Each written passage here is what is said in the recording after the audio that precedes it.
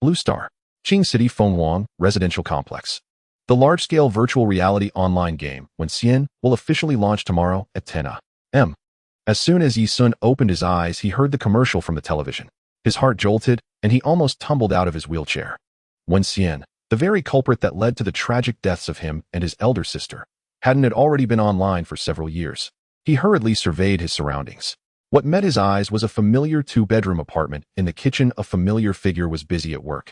On the wall, the electronic clock clearly displayed September 25, 2030. This is 2.5 years ago. I've been reborn. Recalling everything that had happened in his previous life, Ye Xun still felt lingering fear in his heart. No one had anticipated that the virtual reality online game, Wenxian, which had taken the world by storm for years, would actually merge with reality. The demonic beasts and bosses from the game suddenly appeared on Blue Star, unleashing a chain of disasters and upheaval. Soon after, players also began to acquire the abilities they had in the game, able to unleash divine arts and spells in reality, riding swords on the wind, commanding the elements, summoning storms and rain. In an instant, order on Blue Star collapsed. Sin festered across the land, demonic beasts roamed rampant. Reality itself became a purgatory at the end of days. Ye Xun and his elder sister lived every day in trepidation. They did not dare go out lightly, nor even cook with open flame for fear of attracting calamity. Yet in the end, two thugs still broke into their home. One of them was actually their neighbor, someone they had often interacted with in daily life. Those two damned animals. Ye Xun cursed inwardly. At that time, his elder sister perished together with the two thugs. He was left alone, and just when he had no idea where to go or what to do, a multicolored beam of light suddenly streaked past the window and burrowed into his body. Immediately afterward, countless people flew toward the Fenghuang residential complex, shouting about seizing the fortune holy treasure. A man in black struck him with a single palm, smashing him into dust. Could it be that fortune holy treasure that allowed me to be reborn? What exactly is that thing? Ye Xun was somewhat perplexed. After thinking it over, he felt there was no need to dwell on it. What was done, and what he needed to consider now was how to avoid the tragedy of his previous life. There was no doubt that Wenxian would still merge with reality in the future and the apocalypse would still come. Yet he had absolutely no confidence in reversing his fate. When players first entered the game, their DNA data would be scanned to determine their innate aptitude. In his previous life, plagued by illness, his aptitude had been abysmal. In the game, he could only linger at the lowest rung. His cultivation was stuck at the very first realm, the chi condensation stage, never advancing. Even on the day the game fused with reality, he had not managed to obtain much power. Ye Xun was horrified to realize that even if life started over, he was still destined to struggle merely to survive. After all, DNA would not change. What meaning was there in being reborn? Please enter Wenxian and activate the fortune holy treasure. A strange intent suddenly rose in his mind, startling Ye Xun. Was it an auditory hallucination? Only when that strange intent surfaced once again did he become certain. Fortune holy treasure. Ye Xun recalled the scene before his death in his previous life. He had never expected that after being smashed into dust, the fortune holy treasure would still remain on him. At this thought, excitement finally surged within him. Since the fortune holy treasure was still there and was now guiding him into the game, surely it could help him defy the heavens and rewrite his fate. With the understanding of the game from his previous life, the mechanics, he had mastered the information on secret realms and so on. This time, he would surely be able to carve out a different future. Xianxia, come eat. A gentle voice rang out. Ye Xun came back to his senses and turned his head toward the kitchen. The girl in the kitchen was youthful and radiant, her skin as delicate as porcelain, so beautiful one could hardly look away. At that moment, she was standing with her back slightly turned, untying her apron. Seeing his sister alive once more, Ye Xun felt a sting in his nose. In his previous life, she had stood before him without retreating a single step, guarding him until her fragrant life was extinguished. In this life, he would definitely protect his sister and never let her suffer the slightest harm. Ye Xun swore, silently longing to go forward and embrace her. Unfortunately, confined to the wheelchair, his movements were clumsy and constrained. Sis, how about we play Wenxian together? At the dining table, Ye Xun pointed at the television where the commercial was still playing. In their previous life, for various reasons, they had only started playing Wenxian half a year after it launched. But by then it had already been far, far too late. Now that life had given him another chance, he would of course enter the game at the very first moment, and he would bring his sister with him. Ye Xun could hardly wait to discover what the fortune holy treasure could do. This? Xining hesitated a little. The doctor said you shouldn't be exposed to electronic devices too often. It's fine if I just play a little each day. Xining hesitated for quite a while. Thinking of how her younger brother spent every day alone at home, terribly bored, she felt that it might be good for him to have something to pass the time. Her heart softened and she agreed. After the meal, the two of them went out to purchase gaming equipment. Just as they stepped out of their home, they saw the neighbor next door also heading out. Oh, school beauty, see what a coincidence. The neighbor boy's eyes lit up, his expression unusually excited, even the pimples on his face seemed to quiver. His gaze automatically ignored Ye Xun in the wheelchair. Xining gave a cool perfunctory nod and pushed Ye Xun into the elevator. She deeply disliked this lecherous fellow who constantly tried to curry favor with her, but since they saw each other almost every day, completely ignoring him would seem impolite. Pan Hui stuck to them like a piece of dogskin plaster, squeezing into the elevator and forcing idle chatter. With his back to him, Ye Xun clenched both fists, a flash of killing intent passing through his eyes. After the game merged with reality, many people obtained extraordinary powers from Wenxian.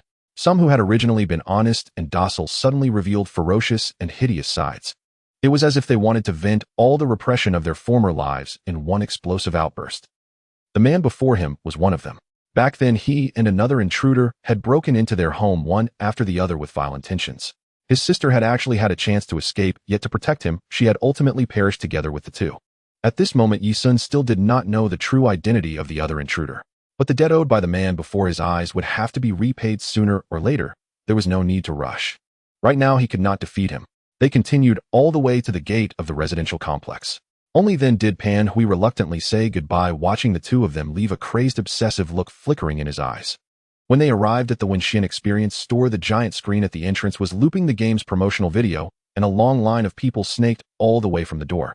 The promotional video proclaimed that this was Blue Star's first fully immersive virtual reality holographic game, with a realism level reaching 99%.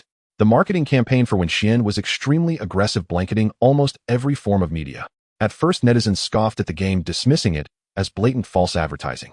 Yet the moment when Xian's offline experience stores opened and announced that everyone could try the equipment for 10 minutes free of charge, public opinion flipped in an instant. Once inside the game, people felt as though they had traversed time and space, personally stepping into another world. Every blade of grass and every tree in the game was indistinguishable from reality, and even the various sensations of touch and smell were virtually identical to the real world. It was utterly inconceivable. The level of technology displayed by the game far surpassed Blue Star's current understanding, and the company behind Wenxian seemed to have appeared out of thin air, unheard of until now. The internet seethed with speculation, with the most popular theory claiming it was based on alien technology. Rumor had it that officials of various nations were considering the same possibility, all becoming highly alarmed and hastily beginning to deploy space-based weaponry. Huaxia was said to be on the verge of implementing a so-called wall-facer plan. The world was moving toward an unpredictable future. Xining stood outside the store, pushing a wheelchair. People around them kept glancing over from time to time, astonished by how strikingly harmonious this pair appeared. Women nearby whispered to one another, "My God, that guy is so handsome. Compared to him, my idol Kai Kunkin looks like a country bumpkin. That face is exactly what I've always imagined the male lead in a novel would look like. It's a pity he's disabled, but he even has such an elegant air about him sitting in a wheelchair. He's so pleasing to the eye. Even if he's disabled, I'd still want to watch over him every day. What a pity. I wonder if the leg in the middle still works." Every time he went out, he attracted a great deal of attention, and Ye Xun had long since grown accustomed to it. His looks were simply too outstanding. There was nothing he could do about that. Fortunately, his elder sister was clever. Whenever she went out, she always wore a mask and hid herself well. "Hello, we'd like 2 wristbands. Do you have a couple set?" Ye Xun's voice cut through the dazed state of the young customer service lady. Oh, we only have black wristbands.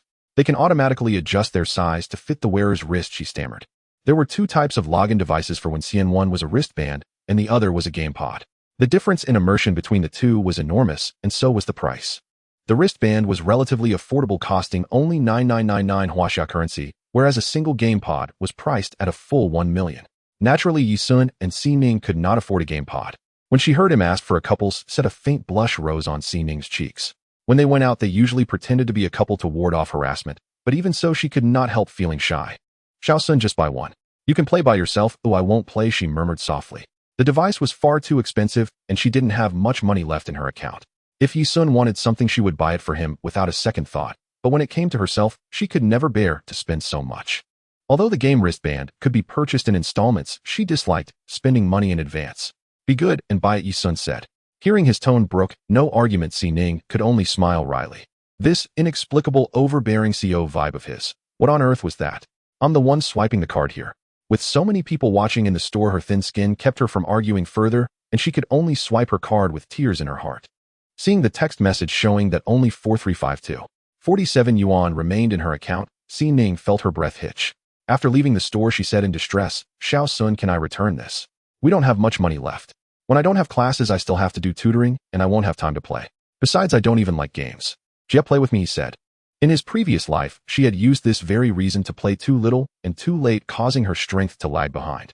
Ye Xun thought for a moment, and then tried persuading her in a way she could accept. The promotional video just now said that nearly 2 billion people around the world have already bought it, and the number is still increasing every day. That means Wenxian is a brand new rising trend. We have to seize this opportunity. There must be ways to earn money inside the game. Well, Ximing hesitated for a while, but she had to admit it made sense. If you stand at the heart of a rising trend, even a pig can take flight, right? It was worth a try. After they returned home, and the time finally arrived, the two of them entered the game together. Although the official launch was tomorrow, they could create their characters in advance tonight. We cultivators. Why should we ever shrink from battle? All conditioned phenomena are like dreams, illusions, bubbles, and shadows, like dew or a flash of lightning. Thus should we perceive them. I possess a single immortal heart long shackled by worldly toil. When the dust is finally cleared and light is born, it shall illuminate 10,000 mountains and rivers. Kill. The 10-minute prestory experience finally came to an end. TSK, this level of immersion. Even though Ye Xun had already gone through it once in his previous life, he still felt deeply shaken now. After leaving the story segment, he slowly drifted down onto the summit of a mountain. Although he could stand within the game, he still felt a powerful weakness throughout his body. Ding. Commencing body scan. Commencing DNA binding. Innate aptitude examination in progress. The ethereal, emotionless system voice echoed continuously through the space around him. Ding. DNA binding successful. Innate aptitude test completed. Your basic aptitude is as follows: possessed limit. Strength 1050 evaluation binding chicken strength. Physique 550 evaluation weak as a breeze. Spiritual law 650 evaluation ants aptitude. Divine sense 550 evaluation dull and confused. Agility 250 evaluation as slow as a dead rabbit. Your special aptitudes are as follows. Comprehension 510 evaluation difficult to carve as rotten wood. Luck 810 evaluation heavenly calamity fate. Charm 1010 evaluation unmatched grace. Training route guidance. It is rumored that in the Qingxiao continent of Ask the Immortal, there is a marvelous beauty hall where both male and female beauties attract the pursuit of many. Recently, there has been a shortage of male performers in the hall, making it a good place to visit. Damn. Seeing the familiar training route guidance again, Ye Xun still felt exasperated. In his past life, he was burdened with such wasteful aptitude that he could only linger at the very bottom of the Ask the Immortal realm. Players' attributes will proportionally increase based on their aptitude. For example, in the early stages, 1 point of strength will increase the aptitude's 10-panel attack power. The higher the aptitude, the more attributes are added. With his aptitude, the attributes gained from leveling up several times wouldn't exceed what others gain from leveling up once. And the most important thing is the comprehension value. If the comprehension value is too low, he won't even be able to break through the realm, remaining stuck at the first stage of chi condensation. The evaluation of innate aptitude is quite special. Usually fitness or martial arts experts in reality have high strength and physique aptitudes. There are also parkour and gymnastics champions whose agility aptitudes are not bad. However, some individuals who appear to have average physical fitness and lead a sedentary lifestyle may possess unexpectedly high aptitudes.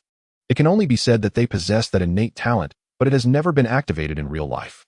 Logically, disabilities shouldn't affect innate talent. Why is it like this? Ye Xun couldn't understand. What about the creation's sacred treasure? Wasn't it said that entering the game would activate it? Ding.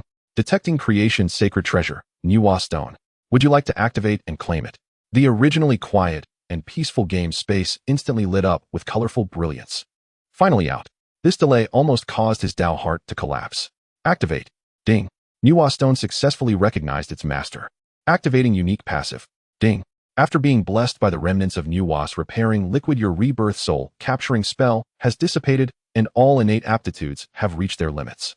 Ding. Blessed by the soul of the creator goddess Niwa, you have gained innate skills, divine grace, divine blessing, emotional connection. Rebirth soul capturing spell. Ye Xun was shocked, realizing that his physical state was caused by a curse. At this moment, he could feel that his physical body in reality was also returning to normal. No wonder. Since he could remember, he had always been frail, unable to walk properly, and could only sit in a wheelchair. Moreover, as time passed, his body became weaker and weaker, his mind hazy, and he never passed any exams. Strangely, however, the hospital could find no ailments. He never expected that all of this was caused by a curse. Are there such deities on Blue Star? What hatred or grievance could lead to this? Before he could think it through, his mind felt like it had exploded. His consciousness surged, automatically organizing countless chaotic memories from the past. Among them were elementary school knowledge, high school knowledge, tutoring processes, plumbing repairs, as well as basic sword techniques and combat experience he had repeatedly studied in Ask the Immortal, etc., with memories incredibly clear. Thank you, Nuwa Stone, for the blessing of rebirth. Ye Xun excitedly paced back and forth, feeling the strength in his body, overwhelmed with emotion. Check aptitude. Ding. Your basic aptitude is as follows. Strength 100100, evaluation power against heaven. Physique 100100, evaluation golden muscle and jade bone. Spiritual law 100100, evaluation celestial aptitude. Divine sense 100100, evaluation divine thought as deep as an abyss. Agility 100100, evaluation chasing stars and lighting fast. P.S. The basic aptitude limit for normal people is 50. Your special aptitudes are as follows. Comprehension 2020, evaluation extraordinary insight. Luck 2020, evaluation supreme fate. Charm 2020, evaluation celestial beauty. P.S. The special aptitude limit for normal people is 10. Training route guidance, grasping the sun and moon to pluck the stars. There is no one like you in the world. Any sect and Ask the Immortal is yours to choose. Huh, wasn't the aptitude limit 50? How did it all change to 100? Ye Xun was astonished and hurriedly summoned the Nuwa Stone. Nuwa Stone, a sacred treasure of creation infused with divine power by the goddess Nuwa, granting it special abilities. This is the last remaining piece used to mend the heavens. Great sacred. Characteristics bound to its master residing in the Dantian. It does not occupy backpack space or equipment slots. Cannot be scrutinized, traded, dropped, stolen, or discarded. Unique passive doubles innate aptitude limit. Heavenly mending liquid 0 description can repair all damage and abnormalities below sacred level, can be transformed using primordial purple chi at a ratio of 1:1. Ye Xun was stunned. The doubling of aptitude was due to the passive skill of the Nuwa Stone. Truly worthy of being the unique passive, it's incredibly outrageous. Innate aptitude influences attribute bonuses, which is crucial for cultivators, allowing them to defy fate. Moreover, the effect of innate aptitude grows stronger in the later stages.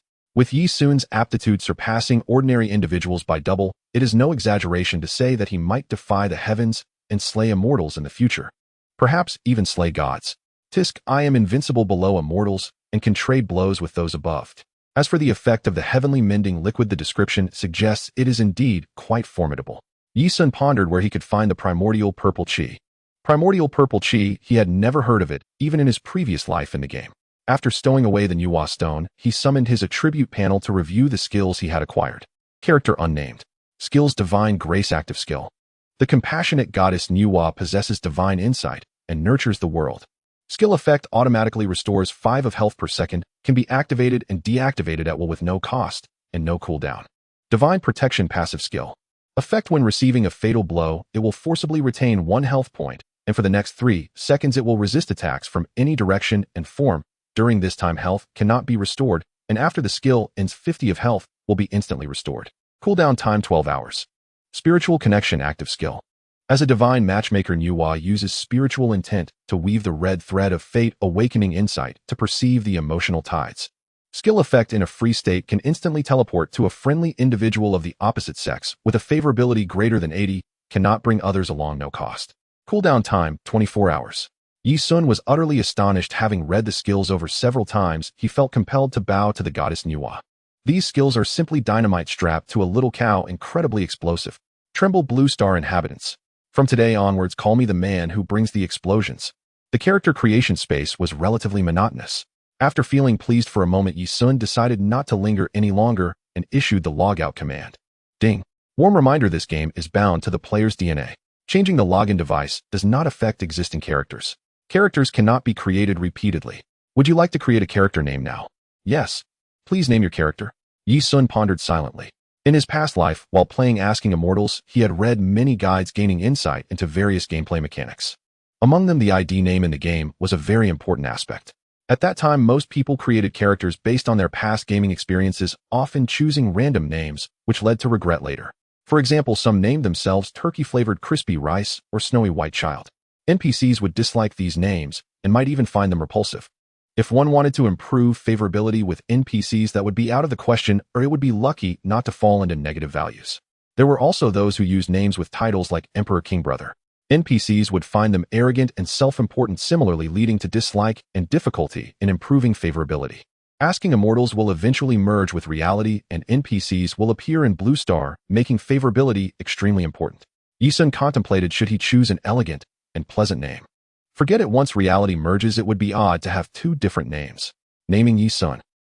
Ding. Character creation completed. Using a real name in the game has a drawback, as it can easily lead to offline exposure. Ye Xun wasn't too concerned. He knew that changing names wouldn't make much of a difference. If he attracted the attention of someone powerful, they could investigate an ordinary player down to their 18th generation ancestry through appearance and subtle clues. Forget about finding the home address. They could even locate ancestral graves. To avoid calamity, one should either keep a low profile and avoid provoking powerful figures, or quietly move to the deep mountains and forests. Hiding one's true name is futile. Log out. The lingering rays of the setting sun poured through the floor-to-ceiling window, casting a golden hue on Ye Xun in the wheelchair, warming him and making him wish that time could freeze at this moment. He opened his eyes slowly, looking around, and the clarity he experienced was unprecedented. Rising to his feet, the feeling of standing firmly was exactly the same as in the game. However, when he tested his strength, he immediately sensed something was amiss. Isn't this too strong? It feels like I could punch through a wall. Has the enhancement from innate aptitude already taken effect? It shouldn't have merged with reality so soon. Ye Xun was uncertain whether he was the only one able to receive the power from the game, or if everyone was experiencing it. I should check the game forum to inquire. The Asking Immortals forum must be bustling with activity due to innate aptitude. As Xining stepped out of her bedroom, she saw Ye Xun pacing back and forth on the floor. Xiao Sunyu. Her eyes were filled with shock. It wasn't until Ye Xun picked her up and spun her around the living room several times that she accepted the fact that Ye Xun had recovered, and she was instantly moved to tears. Over the years, she had single-handedly managed the household, needing to earn money while taking care of her disabled brother, bearing far too much. Is this for real? This game is so magical. Xining's eyes widened and she racked her brain, but could not fathom the scientific principle behind it. She was now very glad to have listened to her brother and purchased the gaming equipment. Sister, this game is not simple. We need to take it seriously. You should ask for some time off from school. Okay, I'll call my counselor later. You created a character, right? I named myself Ye Xun. Ye Xun had previously forgotten to remind her about the game name, due to his poor condition. Just like in his past life, his sister had chosen the name Ye Xun, which wasn't a big issue. What about your attributes? Xining asked, instantly feeling dejected. My charm value is only 9. Ye Xun, a normal person would max out at 10. Is 9 really that low? And is your only focus on charm value? Truly a woman. That being said, Ye Xun couldn't find any flaws in Xining's appearance. She was recognized as the most beautiful campus flower in the history of Qingqing University forums. So where did that 1 point of charm value go? Could it be her figure?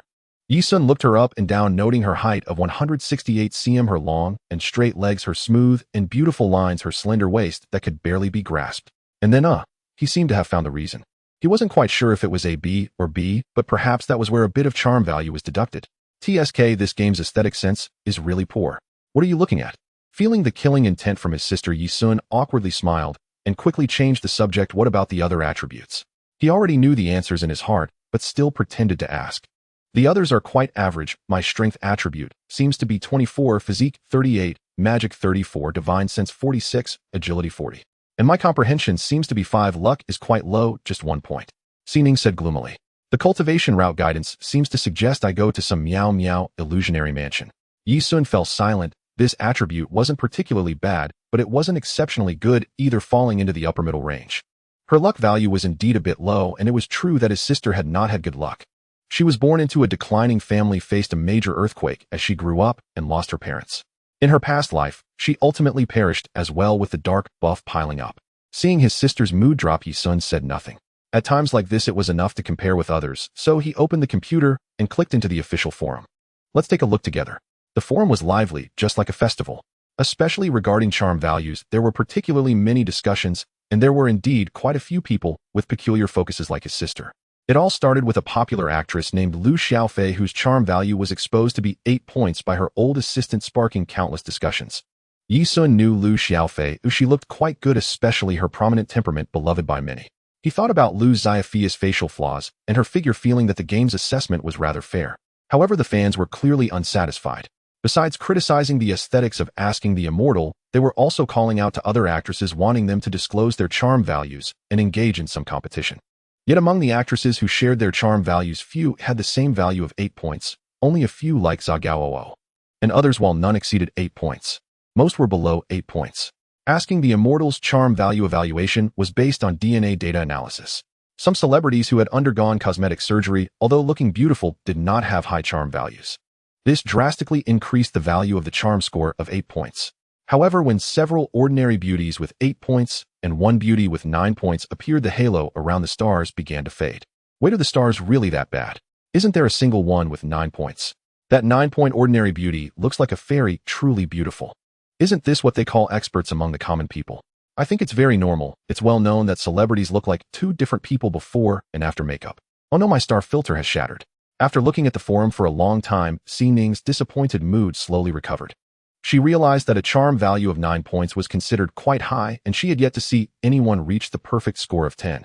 After that, they browsed the male star section and found the situation to be quite similar to that of the female stars, with experts still among the common people. There were numerous disputes regarding charm values in the forum, especially among celebrity fans, with various criticisms. However, looks are inherently subjective, and everyone has their preferences. In contrast, asking the Immortals' multidimensional assessment was quite accurate. Perhaps one person's features are not worse than another's, but if their height falls short, their charm value will naturally differ. For instance, someone may appear decent on the surface with handsome features, but is actually quite thin, which. Besides charm values, discussions around other attributes were also very high. Xining discovered that although her attributes couldn't compare to those with top-tier attributes that had been exposed, her overall performance was still above the passing line. At that moment, those with top-tier attributes in the forum were receiving a flood of private messages, being courted with increasingly high salaries, effectively rising to fame. Asking the Immortal had not even officially launched yet, but it had already impacted many people's lives.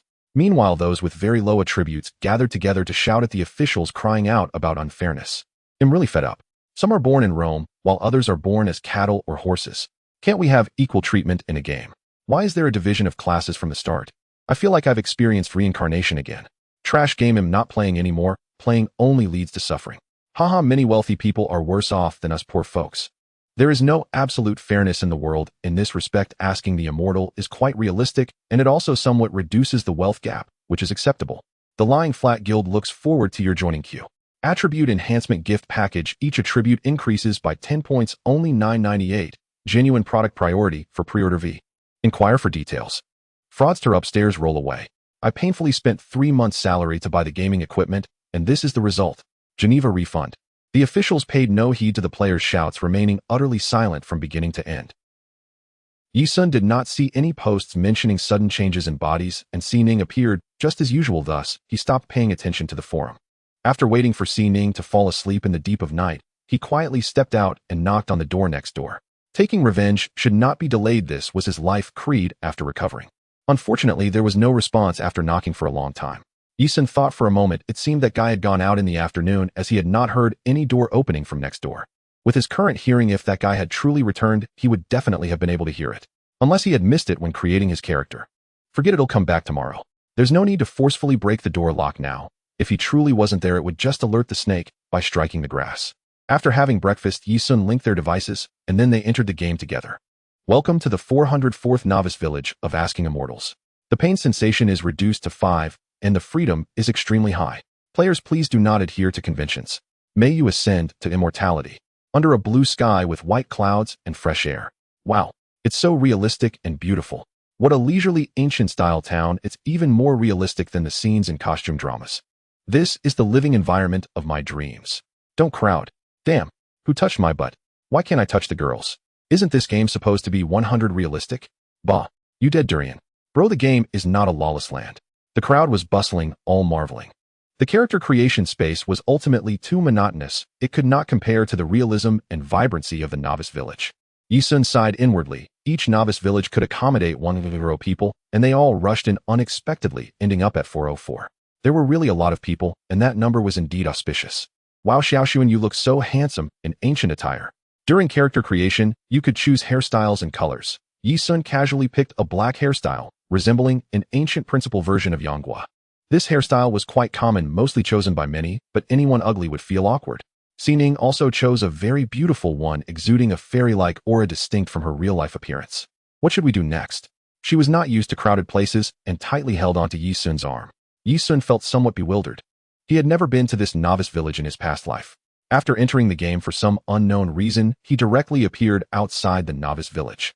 However, his sister's arrival point was indeed in the normal novice village. It was quite strange. Let's go, we should find. Before he could finish, he noticed everyone around was staring at them, whispering, marveling at their stunning looks, and some even wanted to reach out and touch. It seemed that what Xining said about him being handsome was overheard by others. Originally, they intended to sneak a glance at Ye Xun and then start mocking him, but unexpectedly they were stunned by his handsomeness.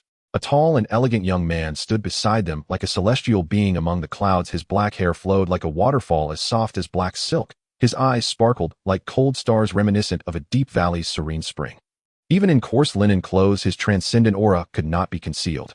Next to him stood a beautiful woman, her features like a painting with bright and clear eyes that seemed to sparkle like countless stars. What a celestial beauty! Ye Xun watched helplessly as a pretty girl walked by, staring at him, and then bumped into a tree, vanishing in a flash of white light. Oh, this damn charm. Let's get out of here. Ye Xun grasped Xining and finally squeezed out of the crowd, running to a hidden alley. Those people looked confused. Why can he touch girls? Why can't I? Bro, don't you read the game mechanics introduction?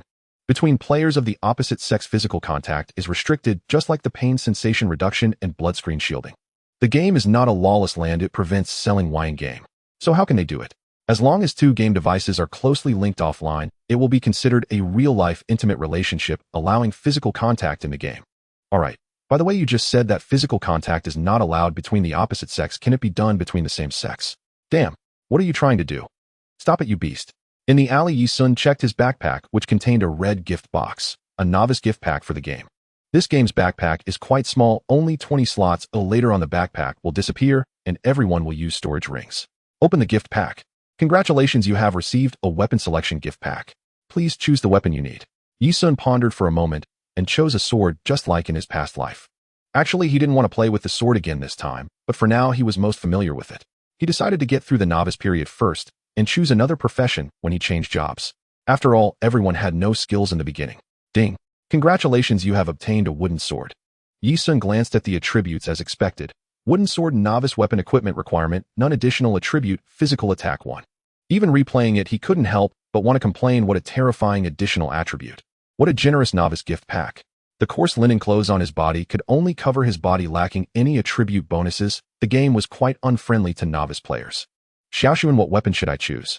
Choose the Guqin. Later, you'll follow the game's suggestions and enter the mysterious illusion mansion. For now, practice with the Guqin to get a feel for it. Xining's aptitude in spiritual sense and agility was quite good, making her suitable for main specialization. The mysterious illusion mansion specializes in spiritual sense, with the first job being the wonderful sound control class, with skills primarily focused on long-range debuffs and control. In her past life, she entered the mysterious illusion mansion, and the profession matched her personality quite well. Okay, as she made her choice, a wooden Guqin appeared in her hands. Wow, what a beautiful Guqin. Xining couldn't keep her hands off it. Ye Xun felt a sense of black humor. In both his past and present lives, it was the first time he saw someone express love for a novice weapon. Check attributes. Character Ye Xun. Cultivation, Mortal Realm 0-1 level 0. Vitality 1. Mana 1. Physical attack 2. Wooden sword 1. Magical attack 1. Defense 1. Special treasure Nuwa stone. Equipment wooden sword. Innate skills Divine Zay, Divine Grace, Protection, Emotional Connection. With an initial vitality of 1 point, even a fall could lead to death. The little girl who crashed into the tree just now is a case in point. She directly died and was revived. Ye Xun recalled the scene, and a smile involuntarily crossed his face. Sigh. It's all because of my life-threatening face, which truly could cost me my life. Why are the attributes so low? Xining asked, somewhat puzzled. Level 0 attributes are the same for everyone. Only when transitioning from the mortal realm to the chi condensation stage, which is level 1, will one gain attributes. Moreover, based on different talents, everyone's attributes vary. Let's go, we should head out. As the two stepped out of the alley, they encountered a girl wearing a white veil. Hello, beautiful, please wait a moment. The girl turned to look at Ye Xun, momentarily stunned. Are you calling me? Yes, may I ask where you got your veil? Ye Xun had never been to the novice village in his past life, and truly did not know this. He hadn't seen any related posts either, probably because it was not worth mentioning. The little girl pointed. You can get it for free over there along with a mask. Let me take you there. Ye Xun was stunned. That place was not far from where they had arrived, and he hadn't noticed it in his haste to leave. No need, we can go there ourselves, thank you. After expressing his gratitude, he pulled Xining to walk in that direction.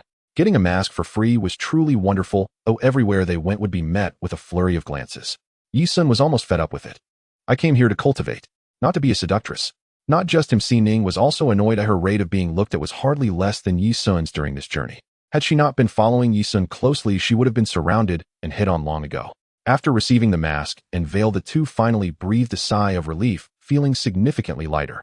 Most players wear this thing when entering the game because it can not only conceal beauty but also hide ugliness. However, it becomes useless once they leave the novice village. Old man, is there anything I can help you with? Ding. Old least friendliness towards you 10, current friendliness 10 initial encounter. The old man giving out masks stroked his long beard and smiled, saying, "You young folks from other worlds are quite enthusiastic. Our village hasn't been this lively for a long time. However, your strength is still quite low. First go to that private school over there and listen to the old codger talk about the path of cultivation. Spend half a tea time listening, and once you've learned how to cultivate, you can come back to help us, no rush." Ye Xun actually knew about this. Going to the private school to learn about cultivation was essentially just listening to that old man talk about how to issue attack commands to level up. Half a tea time roughly corresponds to 5 or 6 minutes, and after listening, one would automatically level up to level 1. Thank you, old man.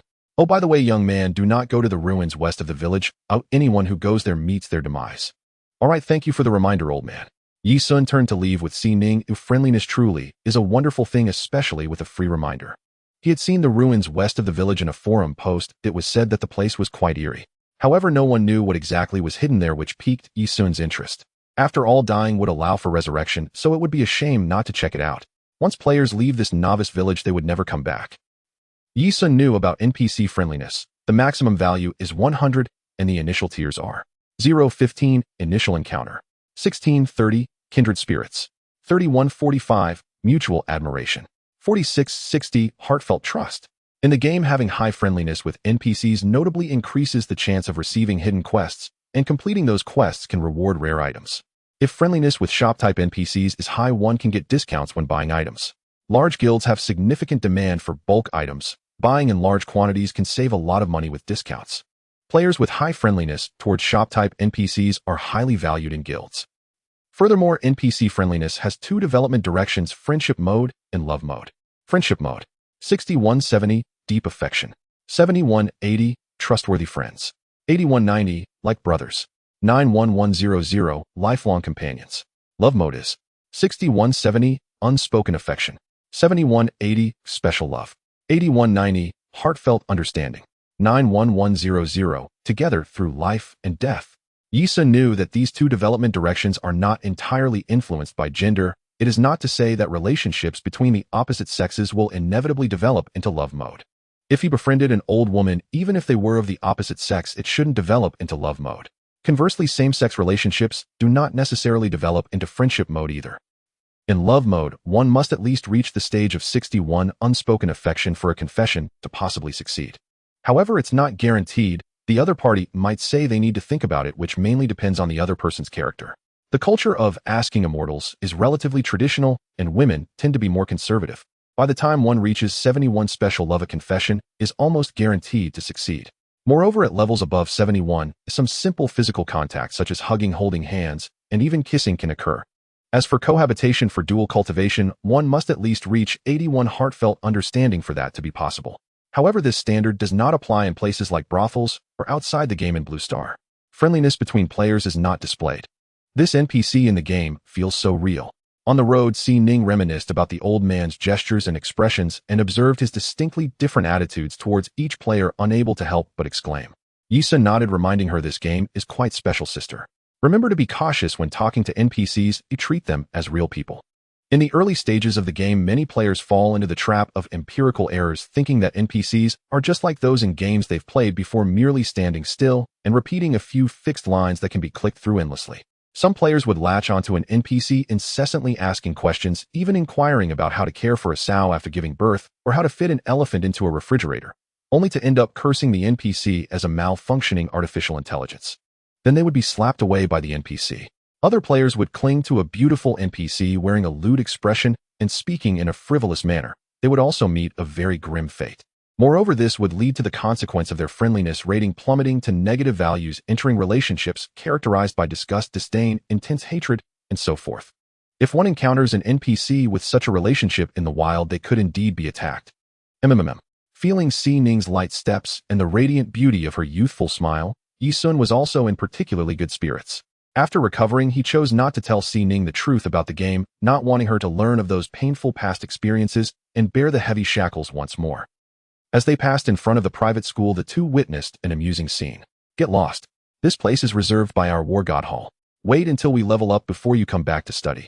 A burly player shouted loudly in front of the private school. The courtyard of the private school was quite large, and it seemed capable of accommodating around 500 people. Ye Xun looked inside and saw an old master explaining something, but due to the game's restrictions, he could not hear the sounds from outside the courtyard. Inside, those seated were either dozing off, whispering to each other, or showing expressions of impatience. Of course, there were also those who sat upright listening attentively. Their eyes resembled those of university students, radiating a clear, foolish innocence. Why can't we go in? Don't you know it's first come, first served? First come my foot. Do you think this is waiting in line to buy a phone? Fists are the law, do you understand? We have over 1,000 brothers waiting to learn. You can come back to study in 20 minutes. Damn, I can't stand cliques. Brothers, most of them are in the mortal realm with only 1 point of health. Only those 5 guarding the door have leveled up. Let's strike together and wipe them out. In the novice village, players were allowed to attack each other. Indeed, they could strike together and quickly take down those at the entrance of the private school. However, the next words from the war god hall player rendered them speechless. You better think this through. We already have over 1,000 brothers leveling up outside. Just a call, and they can come back to surround this place, making sure you can't level up today, believe it. You. As soon as these words were spoken, no one had any other thoughts. Ye Xun chuckled silently. The war god hall was indeed domineering. Most players, after entering the game influenced by their habitual thinking, would obediently follow the game prompts coming to the private school to reach level 1 before going out to fight monsters. In his past life, Ye Xun had researched forum posts from the early stages of the game and knew that a studio had once formed a group to go out and fight monsters after being unable to enter the private school for several hours due to players guarding the entrance. They paid with the lives of dozens of players to finally defeat the monsters unexpectedly, achieving an accomplishment that garnered envious admiration from countless others. This time, Ye Xun was determined to obtain that achievement. After the curse was lifted, his comprehension returned, and the basic sword techniques and combat skills he had learned but forgotten in his past life were now ingrained like muscle memory. Even in an unknown fight, he was confident that with just 1 point in attributes, he could rely on positioning to take down wild monsters. He then whispered, "Sister, let's leave the village and directly fight monsters." Leveling up early is important for you, as the reward for being the first to exit the novice village is significant. The reward for being the first to exit the novice village held little value for him, but it was crucial for his sister. All right. Just as the two turned the corner, they saw an old man ahead angrily kicking a player several meters away, while scolding, "If you want to beg, go learn some manners from that beggar. With hands and feet, why not do something better? Enough.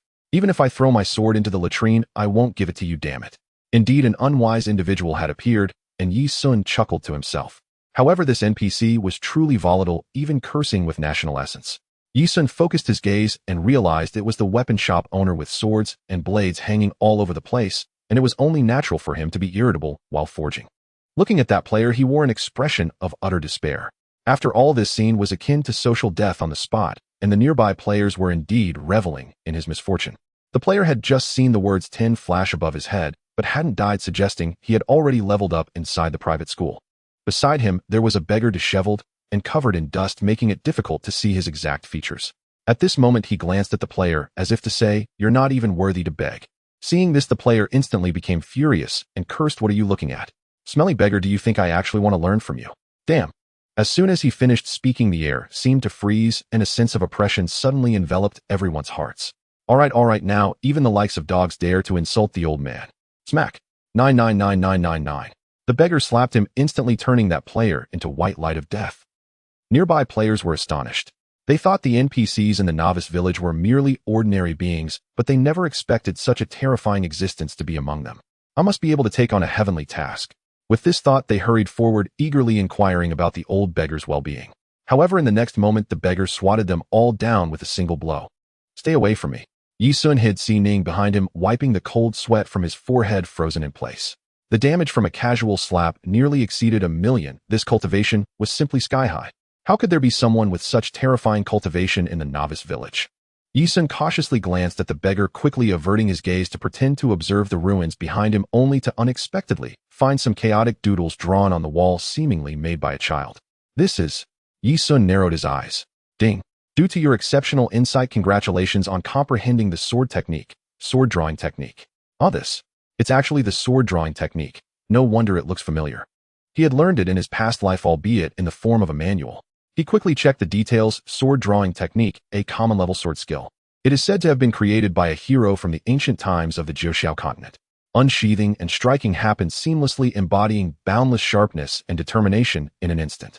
Proficiency 01000 usage restriction can only be activated when the sword is sheathed. Skill effect temporarily increases attack speed by 1, allows for a swift single-handed sword draw that deals 150 physical damage to a single target at close range. Skill consumption, none. Cooldown, none. Indeed, it was exactly the same as he remembered. With his current stats, using the sword drawing technique could deal a terrifying 3 points of damage. However, Ye Xun was puzzled as to why this sword skill was inscribed here. Young man, come here. Hearing the voice, Ye Xun snapped back to reality, noticing the beggar staring at him with an intense gaze as if he had discovered a rare treasure, which was somewhat unsettling. What orders do you have, senior? Ye Xun left Si Ning standing in place and walked over alone. Though he couldn't see the beggar's exact appearance, there was something familiar about his gaze, as if he had seen him before, and even the voice sounded somewhat familiar, yet he couldn't recall where. Young man, you truly possess remarkable insight. Would you be able to help this old man with a task? Once completed, I will definitely reward you handsomely. Ding. Your friendliness with Xianxia has increased by 10. Current friendliness 10. Initial encounter. Ding.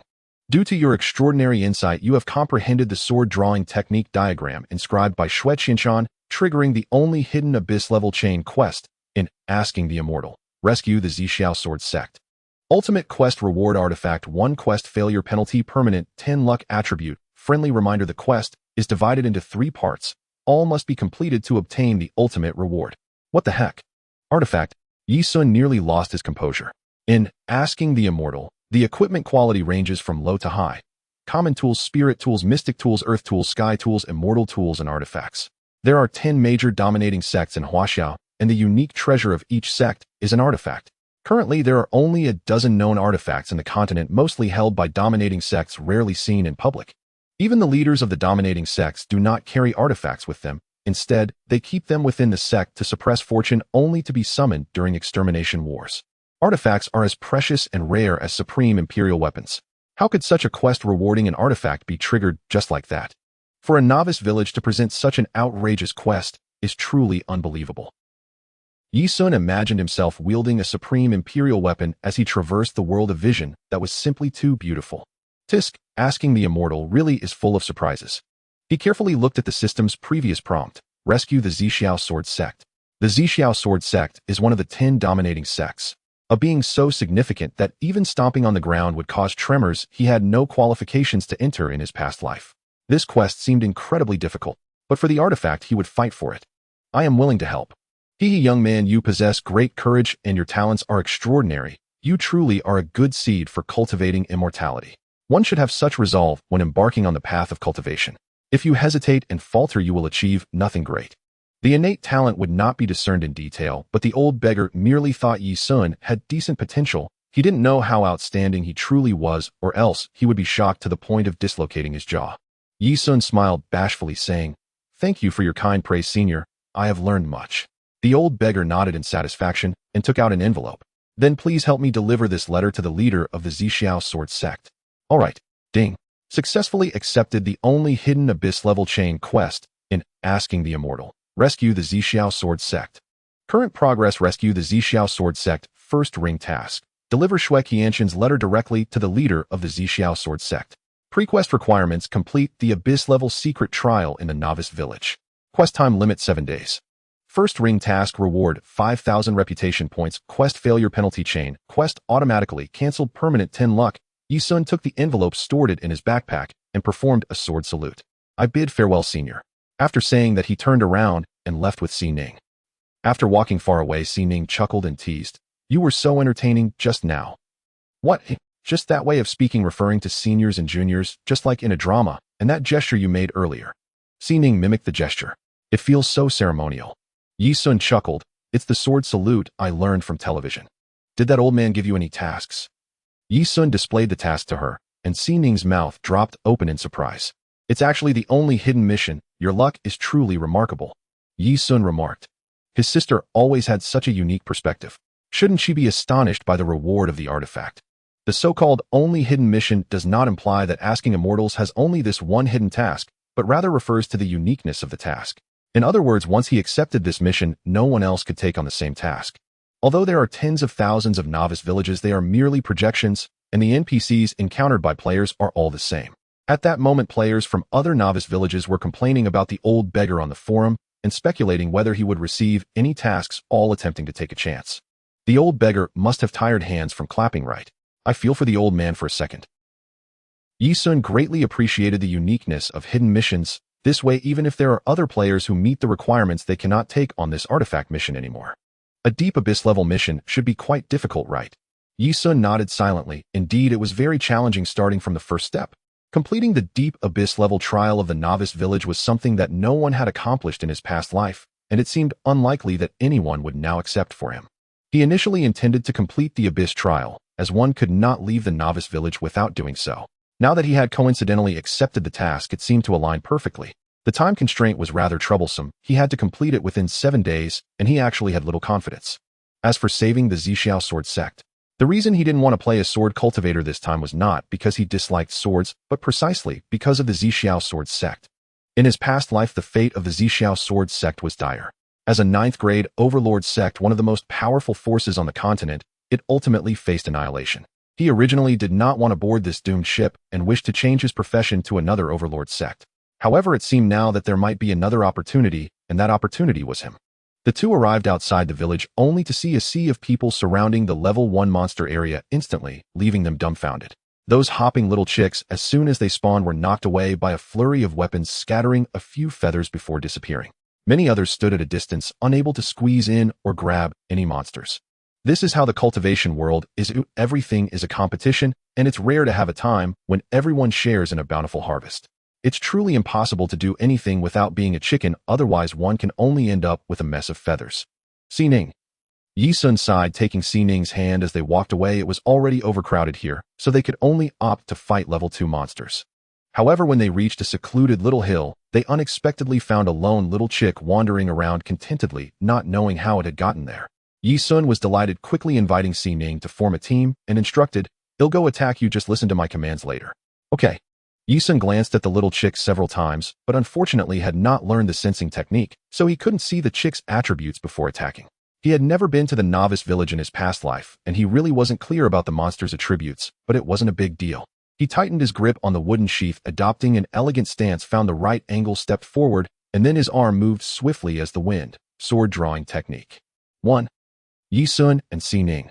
This was truly an operation as fierce as a tiger, yet the result was dismal. The little chick's eyes turned red, and it let out a cry before swiftly turning to counterattack Ye Xun.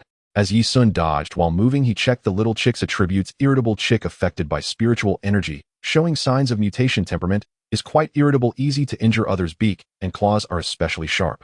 Type ordinary. Demon beast realm. Chi condensation, first layer. Health 80, physical damage 8, defense 3. Skills: sing, dance, rap, basketball, crossed out peck. No wonder even with the sword drawing technique, he could only deal 1 point of damage. It turns out he couldn't break through its defense at all. Ye Xun's expression was impassive as he shifted left, retreated, squatted down, dodging back and forth while also finding opportunities to counterattack.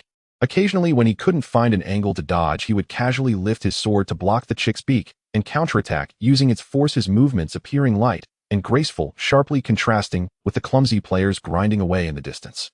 1. Block. 1. 1. Wow, brother is so cool. Ye Xun. It's just a chicken, there's really no need to forcefully boost my sense of achievement. Seeing that the chick had lost over 20 health points, and that Xining would no longer draw its aggro, Ye Xun guided her while dodging. Now try attacking with your zither, lock onto the chick, and issue an attack command. Basic operations are very simple. Xining learned it in a flash, lightly strumming the strings, sending a sound wave crashing toward the chick. 1. In the case of not breaking through its defense, it would only deal 1 point of force damage, and this was true even for divine beasts. However, higher tier monsters had a too high evasion rate, making it impossible for players to hit them. Not bad, keep it up. The game was not like reality. Players could not randomly strum the zither. Their initial attack speed was all 1, allowing only 1 attack per second. 1 minute later, with a shrill cry, the chick scattered 2 feathers and 3 fragments of spirit stones, turning into white light and disappearing. Ordinary monsters do not leave corpses upon death, they dissipate as spiritual energy in the world. For a whole minute, Ye Xun had not been touched by the chick. Other players wanting to master such operations would need to practice for at least 2.5 days. Ding. Your team has killed one irritable chick, and you have gained 1 point of cultivation. Ding. Congratulations. You have successfully embarked on the path of cultivation, breaking through to the chi condensation. First layer, your attributes refreshed, and all basic attributes 1, gaining 5 points to allocate freely.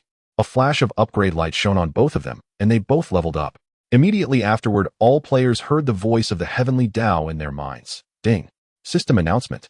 Congratulations to players Ye Xun and Ye Xun for comprehending the method of gathering spirit on their own, breaking through to chi condensation by killing monsters without private tutoring, achieving the unique hidden achievement, entering the Tao. Reward reputation 100, all basic attributes 3, innate comprehension aptitude 1. Ding. System announcement. Congratulations to players Ye Xun and Ye Xun. Ding. Ding. Since your innate comprehension aptitude has reached the limit, the increase in comprehension has failed, and the reward has changed to a drop of essence of soul water placed in your backpack and can be traded. Essence of soul water effect. Consuming it can increase 1 point of innate comprehension aptitude. 3 consecutive announcements left countless players in the moment looking up at the sky, bewildered in the novice village. Are you kidding me? Most of them were still queuing outside the private school, waiting to level up, and a small portion that had already leveled up could only cautiously kill chickens in groups. How could someone defeat a chick without leveling up? Could it be that their initial attributes were not 1? The achievement completed by 2 people should mean they teamed up, right? But teaming up wouldn't work either. With only 1 health point, a peck from the chick would kill them. Those lone wolves must have died once already. These two are truly absurd. Did they turn on a damage immunity hack? Maybe a large group helped whittle it down to low health, and they just landed the final blow. All basic attributes 3, totaling 15 points of attributes, equating to an additional 3 levels, and even 1 point of innate comprehension aptitude reward. I'm so envious. Unfortunately, it's a unique achievement, so it's pointless for us to imitate now. Damn, I have hundreds of brothers. Even at level 0, we could team up to kill a chicken. How did I not think of this? Following the crowd makes one lose intelligence. Isn't this game unreasonable? Damn, they have to guide us to the private school. I wonder which novice village they are from. Wow, there are actually achievements. In the game, the communication tool between players is a built-in sound transmission bracelet, which resembles a sleek tech-inspired design similar to the login device, yet not entirely the same. Even players using the game pod possess the sound transmission bracelet. The bracelet's functions do not end there. In addition to facilitating communication, it allows players to access forums within the game, search for strategies, and publish recordings among other features, making it highly convenient. At this moment, the sound transmission bracelets of Ye Xun and Xining flickered in succession, both indicating friend requests, which Ye Xun rejected entirely. It was obvious that these individuals either wanted to inquire about game secrets or were attempting to win them over. Ye Xun had no interest in either. The little chickens in the valley had not respawned, as if the earlier chicken had quietly hidden there just to await their arrival. Ye Xun opened the panel and began allocating points. Asking immortals does not have a fixed point allocation direction, and each profession has countless ways to allocate points, usually based on personal aptitude. The sword cultivator profession is actually quite challenging to play. Unlike other weapon users such as archers who only need to focus on strength and agility, or mages who can perform well by boosting spiritual technique and agility. Swordsmen require every attribute. Strength increases physical attack, serving as the source of a sword cultivator's normal attack damage. As a top-tier sword cultivator, mastering the flexibility and cunning characteristics of the sword path is essential. During skill cooldowns, one must rely on normal attacks to engage with enemies, making normal attack damage indispensable. Spiritual technique enhances spell attack and mana. Spiritual skills involve condensing the mana within the dantian and releasing it through various meridian pathways to create specific effects rather than relying on physical strength to launch attacks. Thus, the spiritual skills, immortal arts, and divine abilities of sword cultivators for ranged attacks primarily focus on spell damage. Next comes physique, impacting health and defense, the importance of which is self-evident. Fragile sword cultivators are easily kite to death by ranged professions. Then there is agility. The characteristic of sword cultivators is their cunning and flexibility, making agility crucial. Divine sense affects critical hit probability indirectly, enhancing output capabilities, and improves control and resistance to control. A sword cultivator who can be easily controlled faces certain death. Therefore, a perfect sword cultivator requires all attributes to progress in harmony, capable of both offense and defense. However, the consequence of such balanced allocation is that the sword cultivator will be quite mediocre in the early stages and may even be somewhat weak. In terms of attack power, they cannot compete with mages or archers. In terms of defense, they cannot match physique cultivators. In terms of speed, they also fall short against assassins and archers. Only after the second transformation, mastering sword intent, does the sword cultivator's power significantly increase, building up to an explosive potential. In the later stages, a powerful sword cultivator can unleash sword energy spanning 30,000 miles with a single sword strike, chilling 19 continents, nearly invincible. However, to develop attributes comprehensively, the prerequisite is that one must possess excellent innate aptitude. For someone like Xi Ning with low strength and mediocre spiritual technique, a balanced point allocation would be futile, and she could only choose a skewed path. In fact, most sword cultivator players adopt a skewed point allocation strategy. For instance, a sword cultivator focusing on agility plays like an assassin, striking and retreating swiftly. Or a sword cultivator focused on strength, wielding an unrefined heavy sword, can strike so powerfully that even physique cultivators must evade its edge. However, such sword cultivators are simultaneously strong, yet weak, easily targeted and killed. All in all, there is no truly invincible profession in asking immortals. Ye Xun is the exception. With his terrifying aptitude, a skewed approach to sword cultivation would be a waste. He aims to become a truly perfect hexagonal sword cultivator. Thus, Strength 1, Physique 1, Spiritual Technique 1, Agility 1, Divine Sense 1. Ye Xun firmly believed that with his aptitude and skills, even playing as a mediocre sword cultivator in the early stages, he would not fall behind others. Check attributes. Character: Ye Xun. Level: Qi Condensation Stage 10100. Reputation: 100. Faction: none. Profession: none. Innate basic aptitude: all 5 attributes at full value of 100. Special attributes: Comprehension 20 affects characters' breakthrough. Luck 20 affects loot drop rate, etc. Charm 20 affects interaction difficulty with NPCs, etc. Basic attributes: Strength 5 affects characters' physical attack.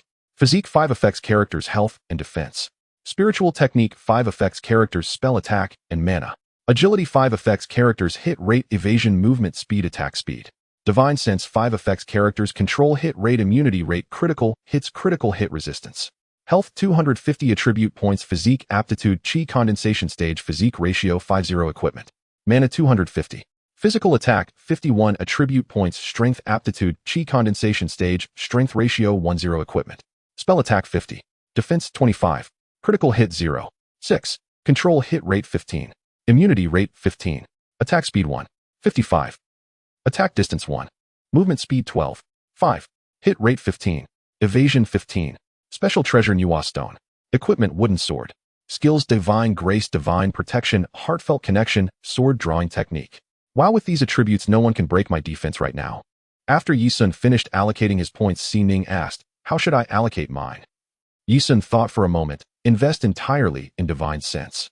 Alright, the profession of the mysterious sound in the ethereal mirage is centered on mental control. For instance, skills like sleep, dizziness, confusion, silence, and other debuffs along with reduced attack and defense effects have relatively low damage.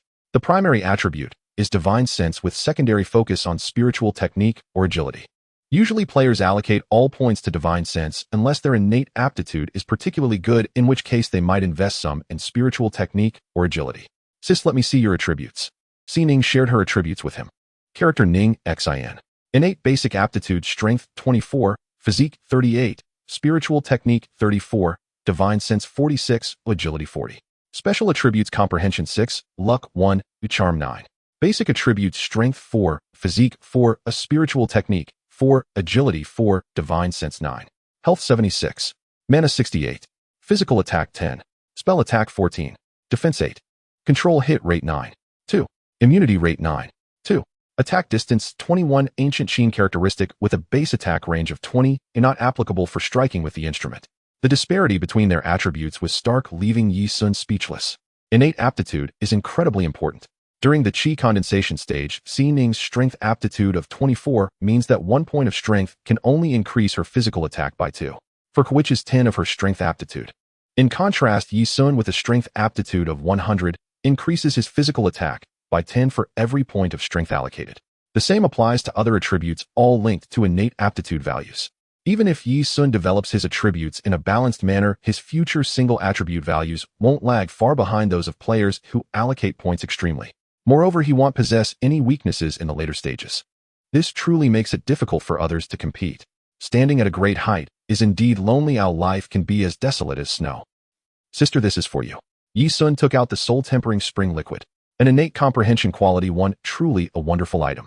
In asking the immortal, each breakthrough in realm has a requirement for comprehension value. For instance, to break through from the Qi condensation stage to foundation establishment, one must possess at least 1 point of comprehension value. Normally, players have a comprehension value greater than 0. Yet in his past life, Ye Xun was an anomaly with a negative value, causing his cultivation to stagnate at the Qi condensation stage. Items that increase one's quality are difficult to obtain, but now Ye Xun is confident that he will eventually max out Xining's quality. It's merely a matter of time. Xining glanced at it and hesitantly said, "This should be worth quite a bit of money, right? It should sell for a few million." Asking the Immortal is different from other games. The Chinese server has at least several hundred million players, and there are many wealthy individuals, so a few million isn't much to them. Should we sell it then? Upon hearing a few million, Xining's eyes lit up. She currently only had a 6-figure balance in her account and felt anxious. Ye Xun shot her a look. "Hurry and eat it. We'll sell the things we don't need after we get them. Don't worry, making money in this game is easy, and soon I'll add another digit to your balance." Under Ye Xun's gaze, Xining reluctantly fed the quality potion into her mouth, increasing her innate comprehension quality to 7. Yet she thought to herself, adding another digit to her balance doesn't seem to make much of a difference, does it? The two walked into the level 2 training area where they found a sea of people. Xining pointed in surprise and said, "Hey, look over there." Ye Xun focused his gaze. Good gracious, it's actually a money player. In that area, nearly hundreds of people were simultaneously fighting monsters, occasionally leading the creatures to the person in the center. Then with a single slash, the creature would vanish in a flash of white light. What kind of superpower is that? Ye Xun laughed. Those people weaken the monsters, allowing that flashy guy to deliver the final blow and gain the experience.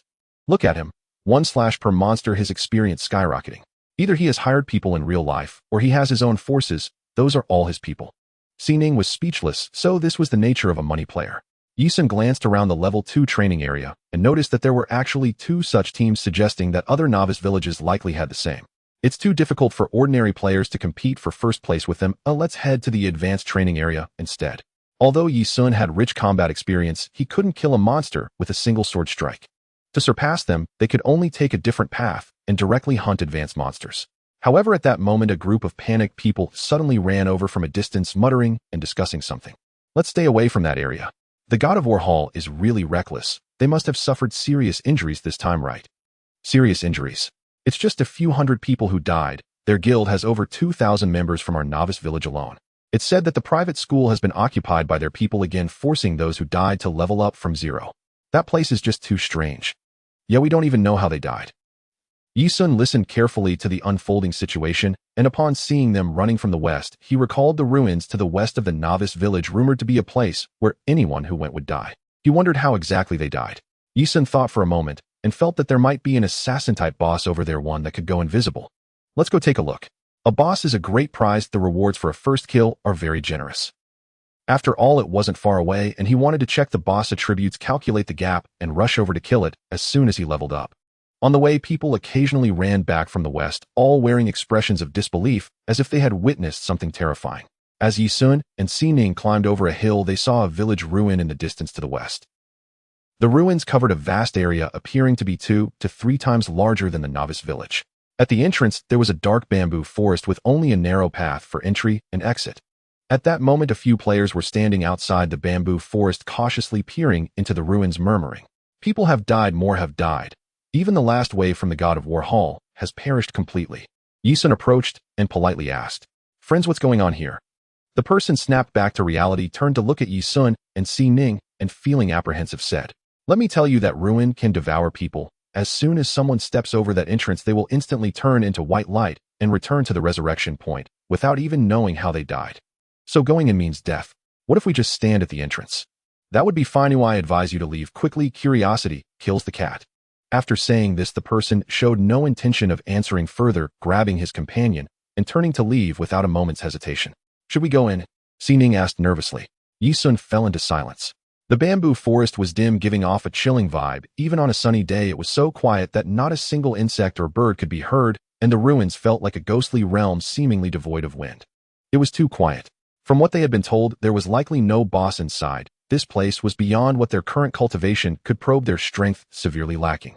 However, as he gazed at the ruins, an inexplicable feeling of calling suddenly arose in his mind, as if something was beckoning him closer, and the feeling intensified. "Sister, do you feel the calling?" "Huh?" Xining looked confused. "What calling?"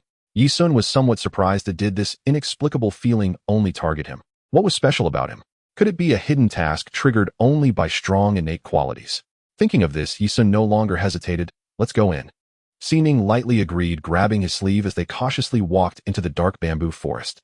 Ye Xun was the same, leaving no inch of land within his sight unexamined. The path was not long, only about 50 meters. As they reached the entrance to the ruins, the silence was even more profound, so quiet that even the sound of a falling needle could be heard. Ye Xun felt as if he could hear Xining's frantic heartbeat beside him. Feeling the increasingly strong calling, he took a deep breath and lifted his leg to step into the ruins. However, at that moment, a deafening voice suddenly erupted in his mind, chilling him to the bone. Do not enter. Do not enter. Do not enter. Ye Xun's hair stood on end and his scalp tingled. It was not only because of the intense warning embedded in the voice, but also because he was already highly focused, and with the surrounding silence, such a loud sound in his mind startled anyone. What's wrong with you? Noticing Ye Xun's suddenly goosebump raising arms, Xining looked puzzled, evidently hearing nothing. Ye Xun wiped the cold sweat from his brow, standing still in deep thought. The calling sensation that had originally emanated from the ruins had vanished. He pondered the voice that had just sounded in his mind. Although it was filled with a strong warning, he could clearly sense that there was no malice in the voice. In fact, there seemed to be a hint of concern. Worry. Perhaps the consequences of entering are far more complex than mere revival. Listening to reason, Ye Xun made a swift decision. Let's go back. With my current low strength and limited understanding, there's no need to act recklessly. It's better to wait until the future for further exploration. Players cannot return to the novice village after leaving, which ultimately boils down to insufficient strength. Ye Xun doubted that once he achieved immortality, he wouldn't be able to return. Let's hurry, Xining said fearfully. She wasn't afraid of death itself, but rather the uncertainty of when and how it would happen, which was the most torturous aspect. Ye Xun turned to leave, but after just a few steps, he suddenly stopped. In the bamboo grove beside the path, a pair of bloodthirsty red eyes were fixated on him. Oh! Xining, startled, immediately hid behind, Ye Xun clutching his clothing and trembling. What kind of terrifying place is this? This is truly frightening, Ye Xun thought, at a loss for words. He forced himself to appear calm and said in a deep voice, esteemed guest, since you are here, please reveal yourself. The bamboo grove was dark. It seemed even light could not escape, and the deeper parts were shrouded in pitch black, evoking fear in those who beheld it. The person concealed in the shadows was obscured from Ye Xun's sight by the scattered bamboo leaves. Could it really be an assassin boss? However, after waiting for a moment, the figure remained motionless and the bamboo grove remained eerily silent.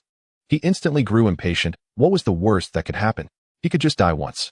So he spoke again, esteemed guest, is it amusing to play tricks? Huh? What's wrong? This seems to be a mask. Ye Xun felt a bit embarrassed. His theatrics were quite excessive. Xining cautiously turned to look at the figure. It's just a person. No, look closely. There's a face, but no body. The eye sockets are hollow, and that dark red glow doesn't seem to be emanating from the eyes. Ye Xun pondered carefully. Could that dark red glow be? No, it doesn't seem to match the descriptions. Xining, upon hearing this, relaxed a bit and scrutinized it, confirming Ye Xun's observation that it did not resemble a real person. Let's go closer. The two approached carefully and found it indeed was a mask. Moreover, the originally dim red glow had brightened, now radiating a vivid red. It must have appeared dark red from afar because the glow was absorbed by the bamboo grove. Upon seeing the exact bright red as described in the records, Ye Xun's hands began to tremble with excitement. He examined it closely. The mask's base was a deep ink color adorned with some bamboo leaf patterns. In another setting, it could be described as extraordinarily beautiful and elegant. Yet here, merged with the gloom of the bamboo grove, it appeared particularly eerie. Strange, how did this mask come to be here? He was certain that when he entered, this mask wasn't there. He had not overlooked a single detail of the bamboo path. Playing a game had unexpectedly led to a supernatural event. At this moment, he hesitated, unsure whether to reach out. It was exceedingly unreasonable for something of this caliber to appear here. Could it be a trap? Forget it, since I'm here, I might as well accept it. Such a treasure laid before me cannot be passed up. Ye Xun reached out slowly towards the mask. Click. The mask was very light, as thin as a cicada's wing. With a chilling touch, with a slight tug, it was easily removed from the bamboo branch. At that moment, the voice of the great Tao echoed in everyone's minds again. Ding. System announcement. Congratulations to player Ye Xun for obtaining the immortal artifact, Ink Rhythmic Bamboo. As the first player to acquire an immortal artifact, you are awarded 1,000 reputation points, all basic attributes 5, innate luck 2. System announcement. Congratulations to player Ye Xun. Ding. Due to your innate luck having reached its limit, the increase in luck has failed, and the reward has been changed to 2 leaves of luck, which have been placed in your inventory and can be traded. Effect of the leaves of luck: consuming 1 can increase innate luck by 1 point. Everyone exclaimed, "What is this? Immortal artifact? An immortal artifact appearing in the novice village. Is there some mistake? The drop rate of immortal artifacts in the novice village of asking immortality is exceptionally low. Very few players obtain equipment, and skills are almost non-existent. Forums are already filled with complaints. Yet unexpectedly, in such circumstances, someone actually obtained an immortal artifact. This is outrageous. How absurd can it get? Once again, it's this Ye Xun. First, he completed the only hidden achievement, and now he acquires an immortal artifact. This person must be cheating. I actually believe he isn't cheating. He clearly knows where the benefits in the game are. He must be an internal player from the game company, a paid shill. This is ridiculous. I encounter shills in every game I play. This shill is too obvious, right? So annoying. It's a struggle for me to kill a chicken, yet he has gained a whopping 25 attribute points and 2 points of luck. Combined with the previous rewards, he already has 8 levels more in attributes than us, and he has an immortal artifact. What is this nonsense? By the way, is this game's immortal artifact really so worthless? One can even obtain it in the novice village. Perhaps it's not considered precious. What a waste of the word immortal. At this moment, the skies above the novice village were filled with envy and jealousy, but the leaders of the major factions' eyes lit up. They often mingled in various online games, familiar with renowned guilds and gaming experts, but they had never heard of the name Ye Xun. Either he is truly a paid shill, or he is an expert from a previous game who has suddenly changed his name. Another possibility is that he is really just a solo player. If he is a solo player, then it's simple. Just take the immortal artifact from him. So they began to inquire where Ye Xun was in the novice village. In no time, players from the guilds were busy contacting and searching through every novice village, too occupied to level up. Indeed, it was an immortal artifact. The red glow is a distinguishing feature of an unclaimed immortal artifact, and Ye Xun was incredibly excited. He had no idea how many people were trying to add him as a friend, so he turned off his communication device and set it to reject any friend requests. Xining's communication device was also lighting up incessantly. Although she hadn't appeared on television this time, she was the only one connected to Ye Xun, and if they couldn't reach him, they could only find her. Ye Xun hurriedly checked the immortal artifact mask in his hand. With the recognition of the immortal artifact, the red glow had already disappeared. He could imagine that many people thought this game's immortal artifacts seemed not very precious. Unfortunately, they were wrong. Very wrong. Immortal artifacts, while not as valuable as divine artifacts, are still exceedingly difficult to obtain. Even the leaders of the major sects find it hard to gather a full set of immortal artifacts. As for the elders, possessing 1 or 2 immortal artifacts is already enough to boast. For lower-tier sects, immortal artifacts could become the treasures of their sect. Ye Xun understood that the reason immortal artifacts and divine artifacts in asking immortality were so precious was that they shared a common trait. There are no level restrictions. He had once thought about what difficulty tasks would yield an immortal artifact, but he never expected he could just walk and pick one up. The ink and bamboo celestial artifact. Equipment type headwear. Description: the mask is meticulously carved from vast sea ink jade, predominantly in dark hues, adorned with elegant bamboo patterns on the forehead, resembling an unfurling ink painting. Its texture is warm, serene, and refined, as if it has accumulated endless poetry and mystery over the course of time, with an unknown origin. Wearing conditions: none. Additional attributes: increases total cultivation layers by 2 times based on the 5 fundamental attributes: life 50, mana 50, control immunity 30, luck 5, a charm 5. Skill 1, bewildering thought, a passive skill. Effect: while worn, it interferes with the perception of all beings below the true immortal realm, preventing them from glimpsing the wearer's true appearance, attributes, or invisibility state. Skill 2, shadow kill, an active skill.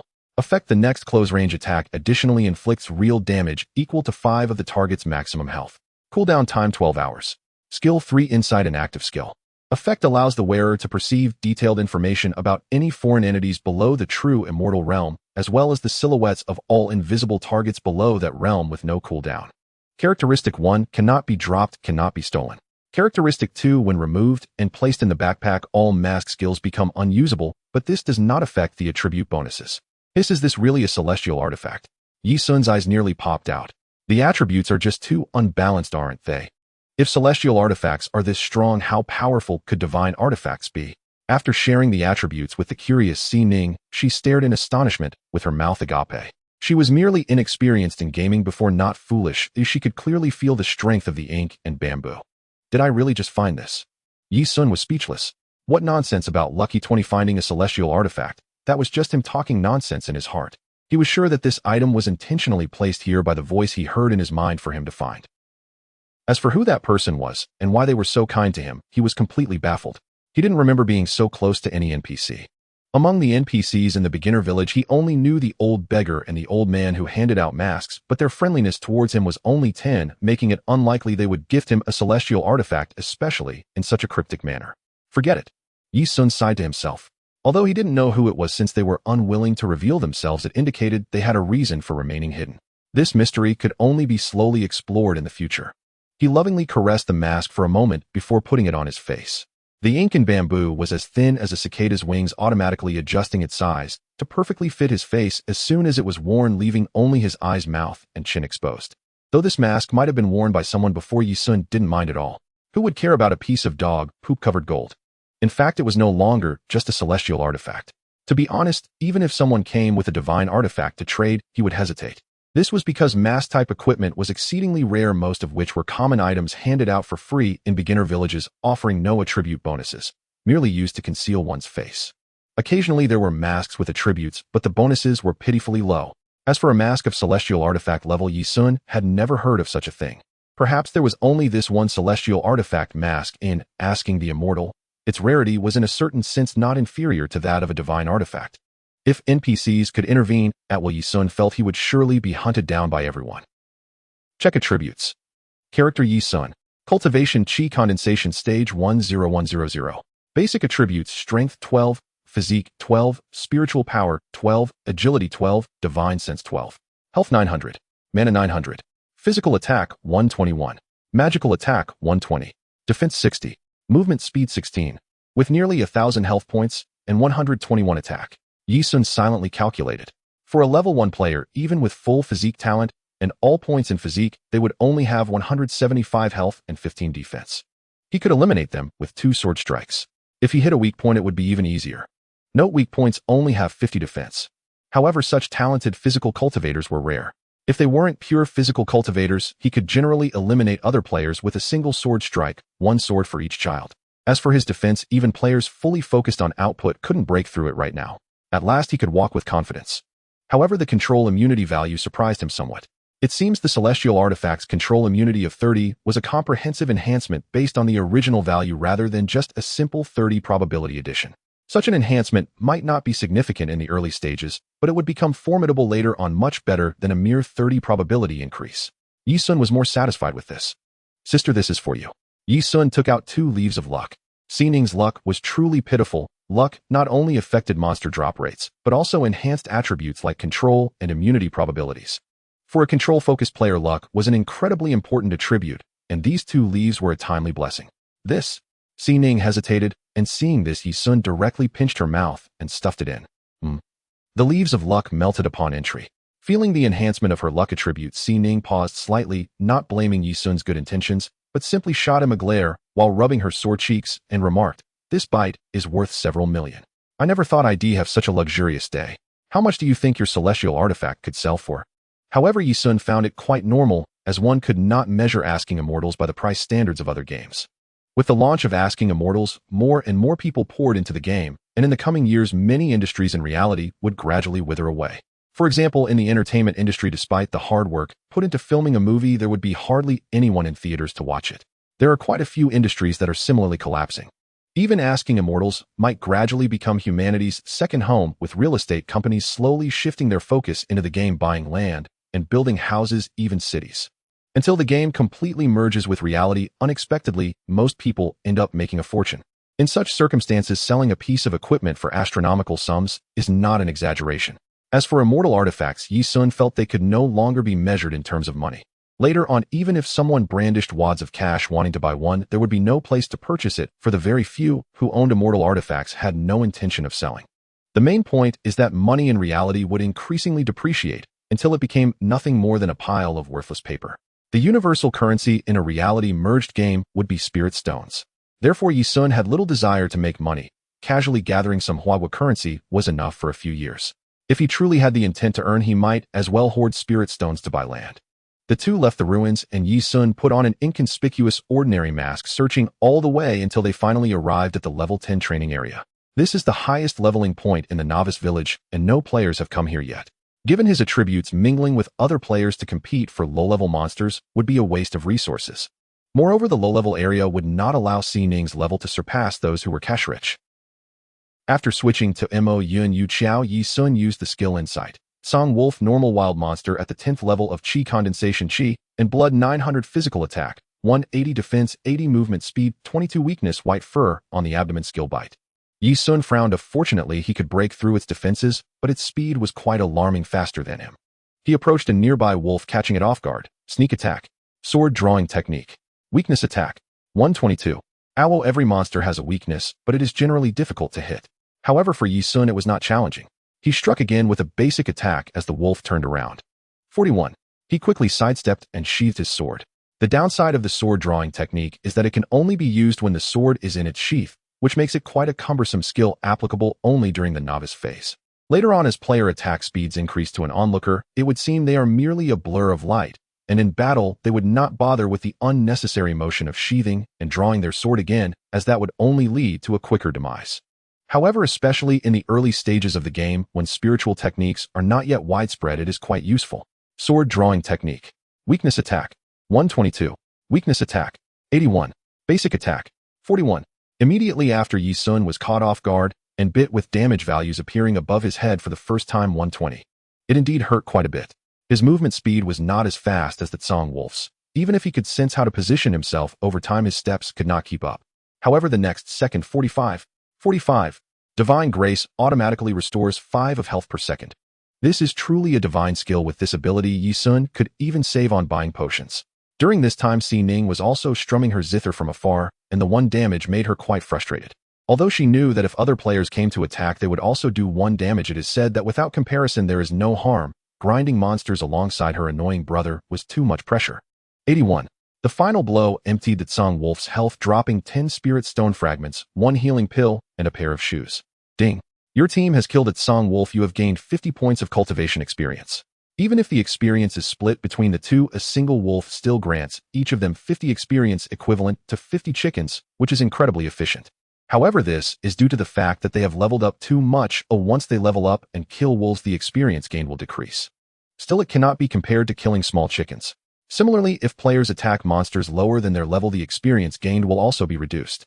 Ye Xun picked up the items on the ground.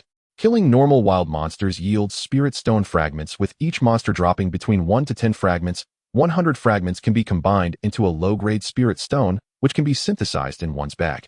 Spirit stones have significant uses. Besides being used for currency and transactions, they are also needed whenever entering or exiting cities, using teleportation arrays, opening secret realms, and setting up formations, and so on. Above low-grade spirit stones, there are also medium-grade, high-grade, and top-grade spirit stones. The initial exchange rate is always 1001, while subsequent exchange rates will be intelligently adjusted based on the market. In other words, currently a top-grade spirit stone is equivalent to 100 million spirit stone fragments. Of course, this is merely a matter of quantity. In terms of value, a top-grade spirit stone is worth far more than fragments. Ye Xun looked at the shoes that dropped. Cloth shoes. Common item. Equipment requirement: Qi condensation. Additional attributes: agility 2, movement speed 6. He decisively discarded the grass sandals that were about to expose his toes and put on the cloth shoes.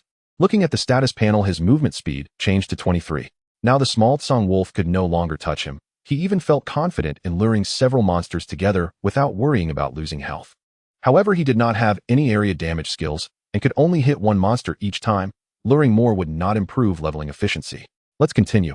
Ye Xun then attracted the aggro of another wolf, engaging it with his sword, moving, turning back, thrusting, sweeping, sheathing. A series of fluid basic moves left the newbies in awe. Si Ning watched his beautifully executed moves, occasionally forgetting to strike. Ye Xun couldn't help but smile. So while fighting monsters, he taught her some common combat techniques. Monsters always have observable signs before they attack. For example, with wolves, if you look closely when they lower their bodies and their tails stop swaying, appearing stiff, that is a sign they are about to attack. The change in their gaze and ears is also a sign they are about to strike, and when their teeth are exposed and they begin to bare their jaws, that is the precursor to them unleashing their skills. Different monsters have different signs before they attack, and their prelude movements when releasing skills also vary. We can react in advance according to their signs, making monster hunting much easier. Sister, you need to observe more. Once you enter the sect to cultivate, I won't be able to stay by your side. The road of cultivation is long, and he was not sure he could always accompany his sister. There would inevitably be times when she would fight alone, so it wouldn't hurt to teach her more now. Si Ning was studying very earnestly, feeling that Ye Xun placed extraordinary importance on asking the immortals. Currently, most players, including her, perceived asking the immortals as an exceptionally well-made game, merely a form of entertainment to enjoy during leisure time.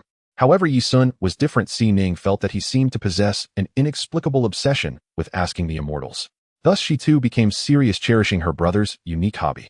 In the past, Ye Xun was always dazed, seemingly uninterested in anything. Now this change brought her great joy. Ding. Your team has killed at Songlong, and you have gained 50 points of cultivation. Ding. Congratulations on breaking through to the second layer of qi condensation, all basic attributes 1, and you have gained 5 points of freely assignable attributes. Ye Xun still allocated 1 point to each attribute, contemplating that Songlong.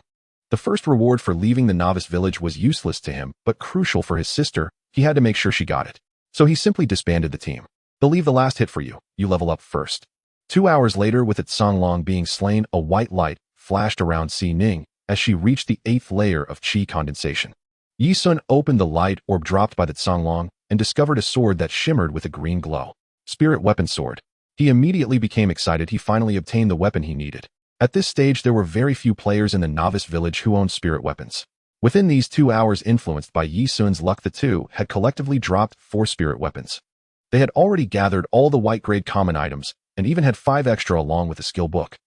One cannot help but say that the drop rate for skill books in the novice village is exceedingly low. Ye Xun couldn't help but want to complain, as there were surely very few players with skills.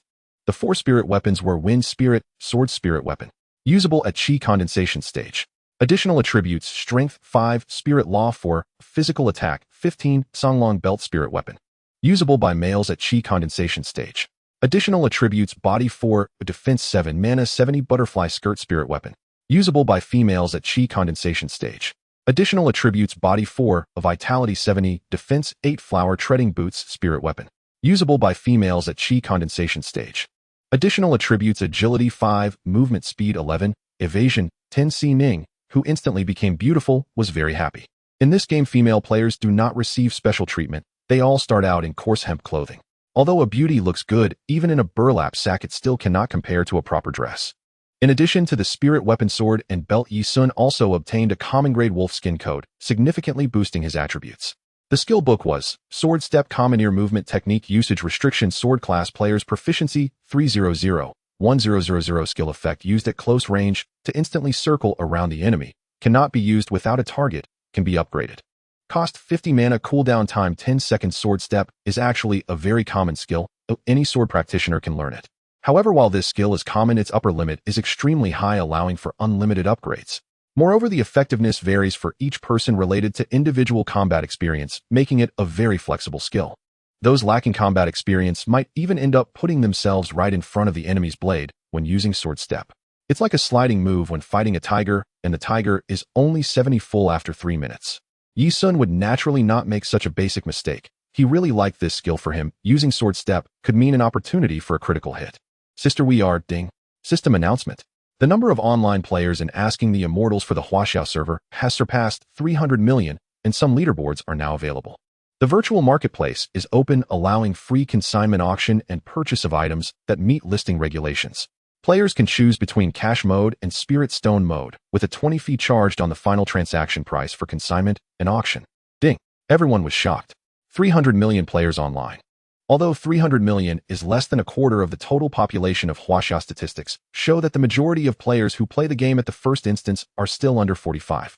The total population in this age range is around 800 million. Now nearly half of them are playing Asking the Immortals. Even though it's the weekend, one cannot deny the tremendous influence of Asking the Immortals. Before Asking the Immortals, the highest number of simultaneous online players was for King's Glory, which had only about 10 million online.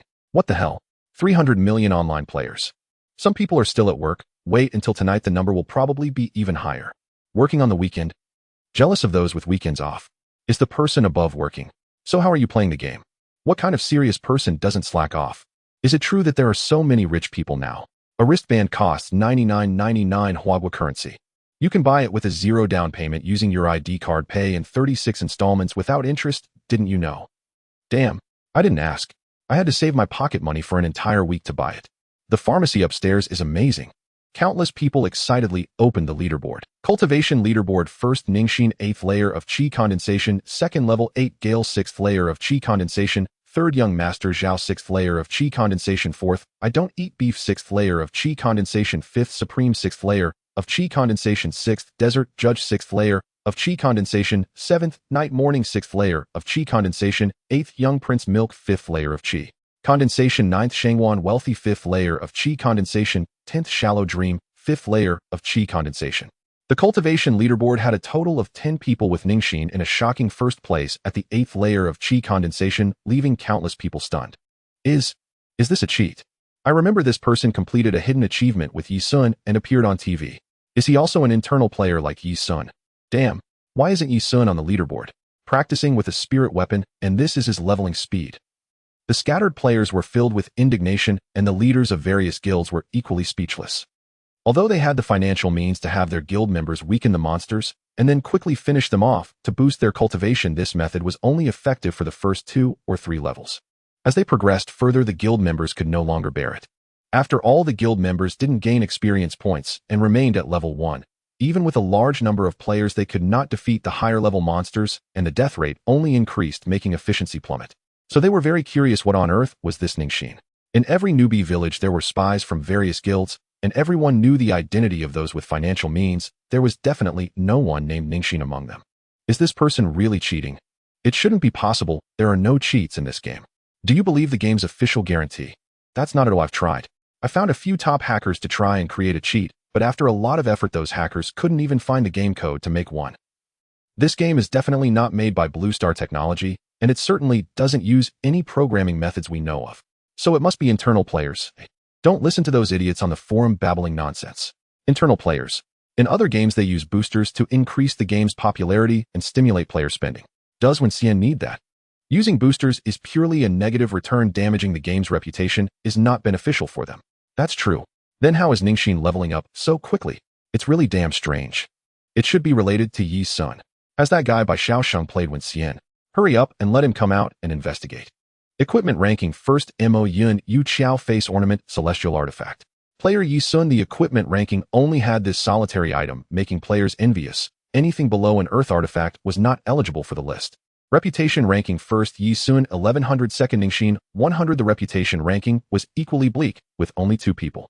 Charm ranking 1st Qianming 2nd Ningxin 3rd Miao Xiao Miao 4th Ni Chong 5th Fa Fu Dai 6th Chao Mei Bing Qing Ling 7th Ali 8th Wahen Shou Dan Wahen Wenro 9th Yi Ling Ho Lao Ae 10th Buku Isei Sei Young Master ranking 1st Ye Xun. Below omitted the charm ranking, also known as the beauty ranking, had the highest discussion on the forum about these 2 rankings, as handsome men and beautiful women always attract attention. Why doesn't it specify how many charm points there are? Could it all be 10 points? Quickly look at the new post. Lu Ru Yin posted a photo saying her charm points didn't make the list even though she had 9 points. TSK Tisk, so pretty. Can't even make the list with 9 points of charm. Probably logged in late. I don't believe there are that many 10-point beauties. I've only seen 2 with 9 points on the forum. I wonder if there are any items in the game that increase charm points. The discussions about Ye Xun and Ningxin were very high on the forum. These 2 people had such high charm points, and it was very likely they knew each other in real life, either as relatives or as a couple, which sparked a lot of curiosity among people. Meanwhile, the theory that they were game boosters had decreased somewhat, because with their charm points their looks must be at the pinnacle of Blue Star, and such people could pursue many more promising careers than being game boosters. For example, debuting as a star model or streamer. Isn't that better than being a game booster? There's really no reason to be a booster. It can't be that being a game booster earns more money than being a star, right? Xining felt a bit depressed. Although her ranking was already high enough to be admired, her brother was ranked 1st on the young master list. In fact, if it weren't for Ye Xun being there, she really wouldn't care about the ranking, but now comparing herself to him made her feel a bit lost. That annoying brother always seemed to undermine her. She hoped that the Qianming ranked above her had a charm point of 9, so she would still have a chance to surpass her in the future. Ningxin's heart was heavy. Ye Xun didn't notice her emotions and just glanced at the leaderboard before closing it. Sister, let's continue leveling up.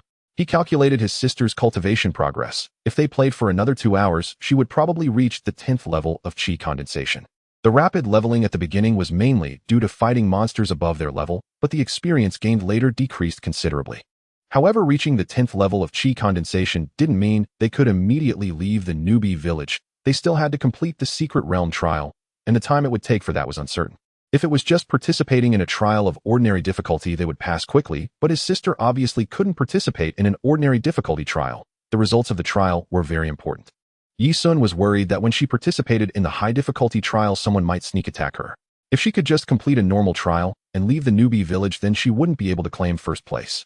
Thus, even though they had already gained a considerable lead over others, they could not afford to be careless. They needed to continue to expand their advantage. However, in response to his call, Xining did not reply, but instead trembled and said, "Brother, I feel a bit unwell." Before she could finish her sentence, she abruptly disappeared. This was forced to log off. Upon seeing this, Ye Xun immediately thought of a possibility and hurriedly logged off. When he opened the bedroom door, he saw Xining gently trembling on the bed, her face pale and a sheen of sweat on her forehead. Looking weak and pitiful, Ye Xun immediately understood, as he suspected his sister had low blood sugar. He quickly found some candy for her to chew and swallow, and opened a bottle of soda for her to drink. This was the downside of the gaming wristband. It was mentioned in the manual that playing the game consumed a lot of mental energy. If played for too long, it could easily lead to low blood sugar, resulting in a forced log-off. Ye Xun had seen related research showing that the energy consumed by an adult's brain daily accounted for about 20-25% of the body's total energy consumption, and this proportion was even higher for developing children. While playing games, the energy consumption of the brain would increase dramatically, making it easy for those with average physical condition to experience low blood sugar. Not just Xining, Ye Xun felt much hungrier than usual, with a strong desire to forage. It seems I need to hurry up and make money to buy a gaming pod. The gaming pod comes with a long-lasting nutritional solution that can be purchased additionally. Once the nutritional solution is added, it will continuously replenish the body's energy consumption, preventing low blood sugar symptoms. After taking care of Xining, Ye Xun carefully felt his physical condition and could clearly sense a faint gaseous energy appearing in his dantian, which was a sign of qi condensation. Indeed, he could now receive the power gained in the game synchronously. There were no similar occurrences on the forum, and his sister's physical condition was the same as usual, basically confirming that this was a unique ability of his. Ye Xun speculated that it should be a privilege granted to him by the Nuwa Stone. However, after a few more years, everyone would likely possess this ability. Now he could finally continue living here with peace of mind, and as he gradually improved his cultivation in the game, his physical condition in reality would only grow stronger. After a while, I guess, even thermal weapons that don't accommodate any carbon-based life forms won't pose a threat to me, right? After checking his physical condition, Ye Xun noticed his phone screen suddenly light up. Upon opening it, he discovered it was the class group from his past.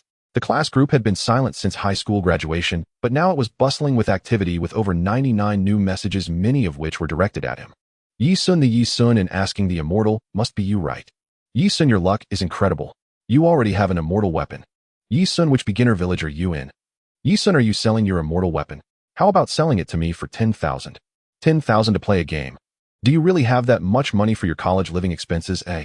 It's okay, I spent over 10,000 camping with my car yesterday. You've even bought a car. Impressive. He scrolled up through the chat records and found the basis for their speculation. It turned out that although he had appeared on television twice in the game, his classmates initially did not associate it with him. They thought it was just a coincidence of names. After all, the Ye Xun they remembered was a physically disabled person with poor academic performance who never played games, making it unlikely for him to cause such a stir in asking the immortal. However, once the young master ranking was released, they understood. With the same name and equally striking looks, combined with the knowledge that he had an elder sister named Xining who picked him up from school every day, their names sounded very similar. Such coincidences ceased to be mere coincidences.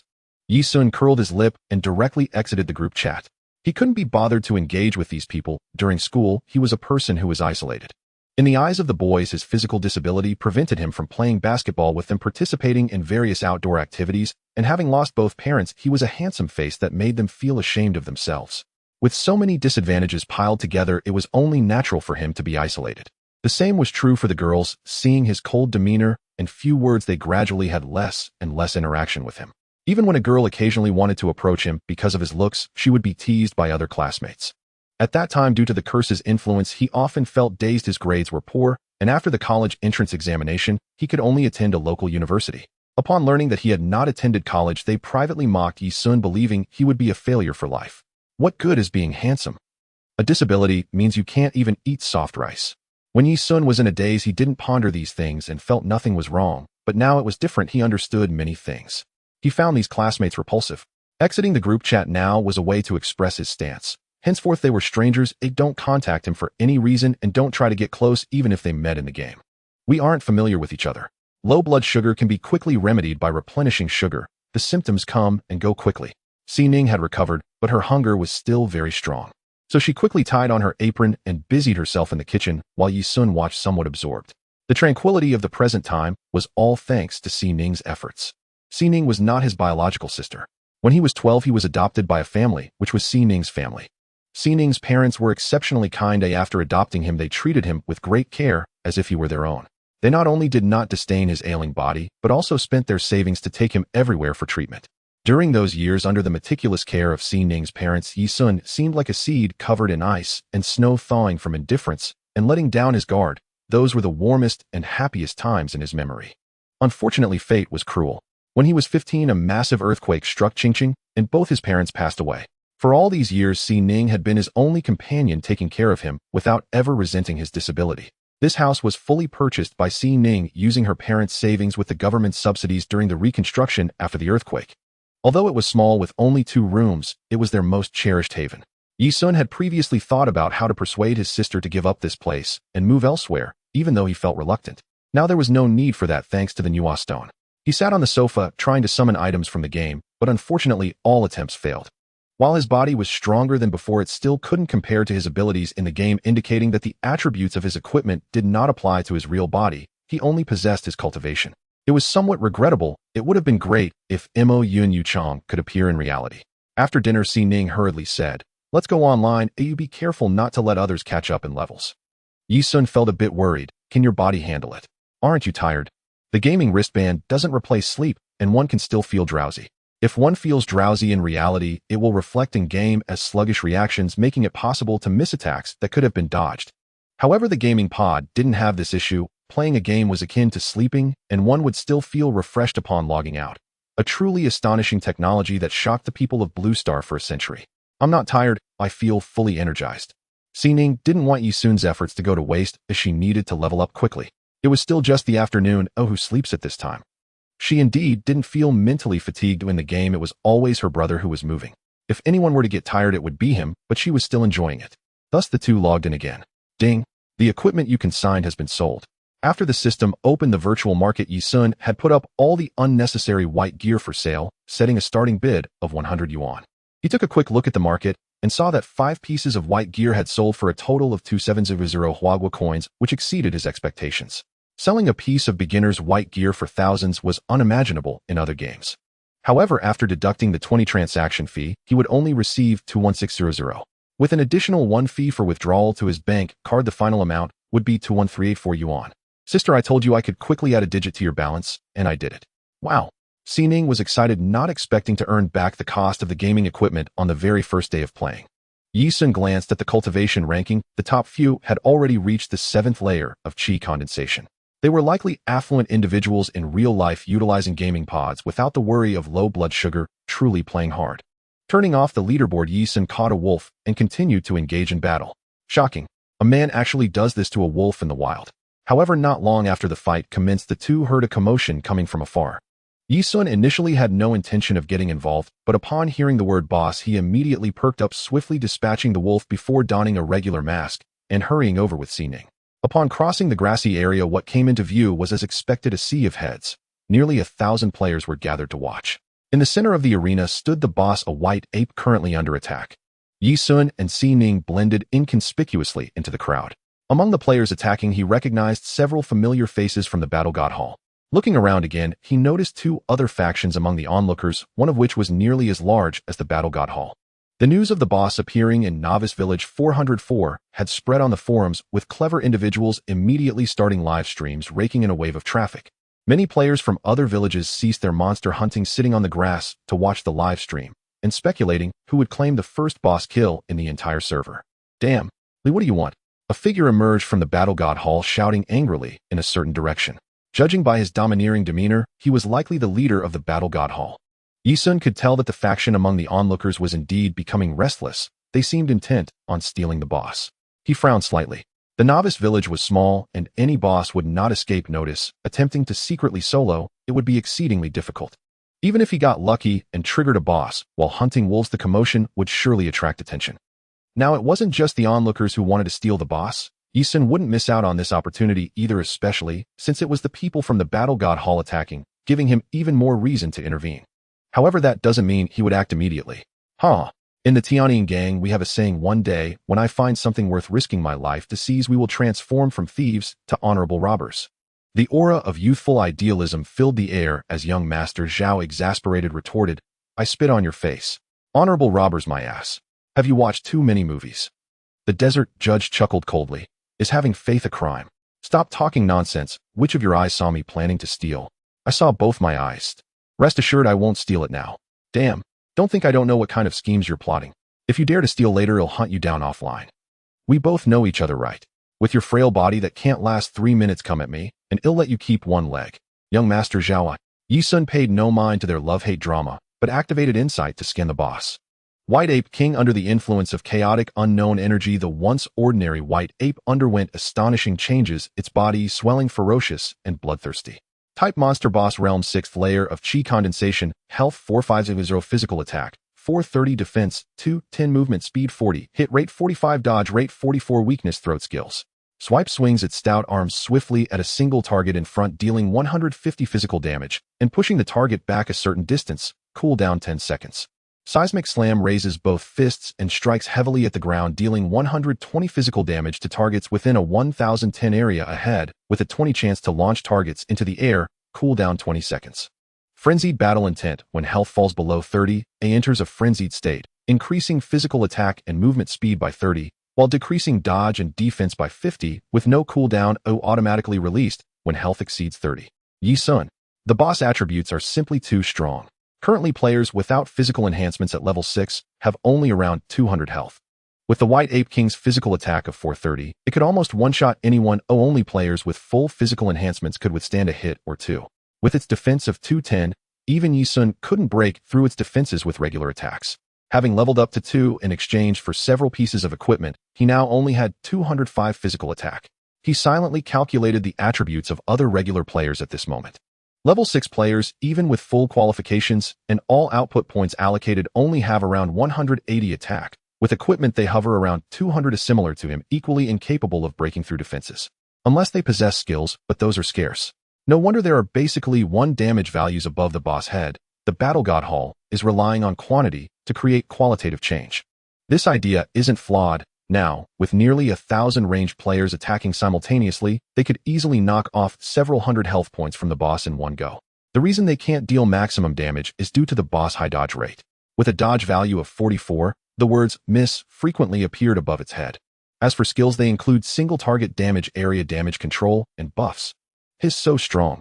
The tactical flaw of the Battle God Temple lies in the fact that the frontline players suffer heavy casualties, making it difficult even for all the body cultivation players who have maximized their vitality.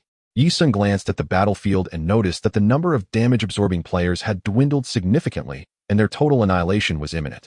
However, the sacrifice was worthwhile, as the boss health had dropped to less than 3000.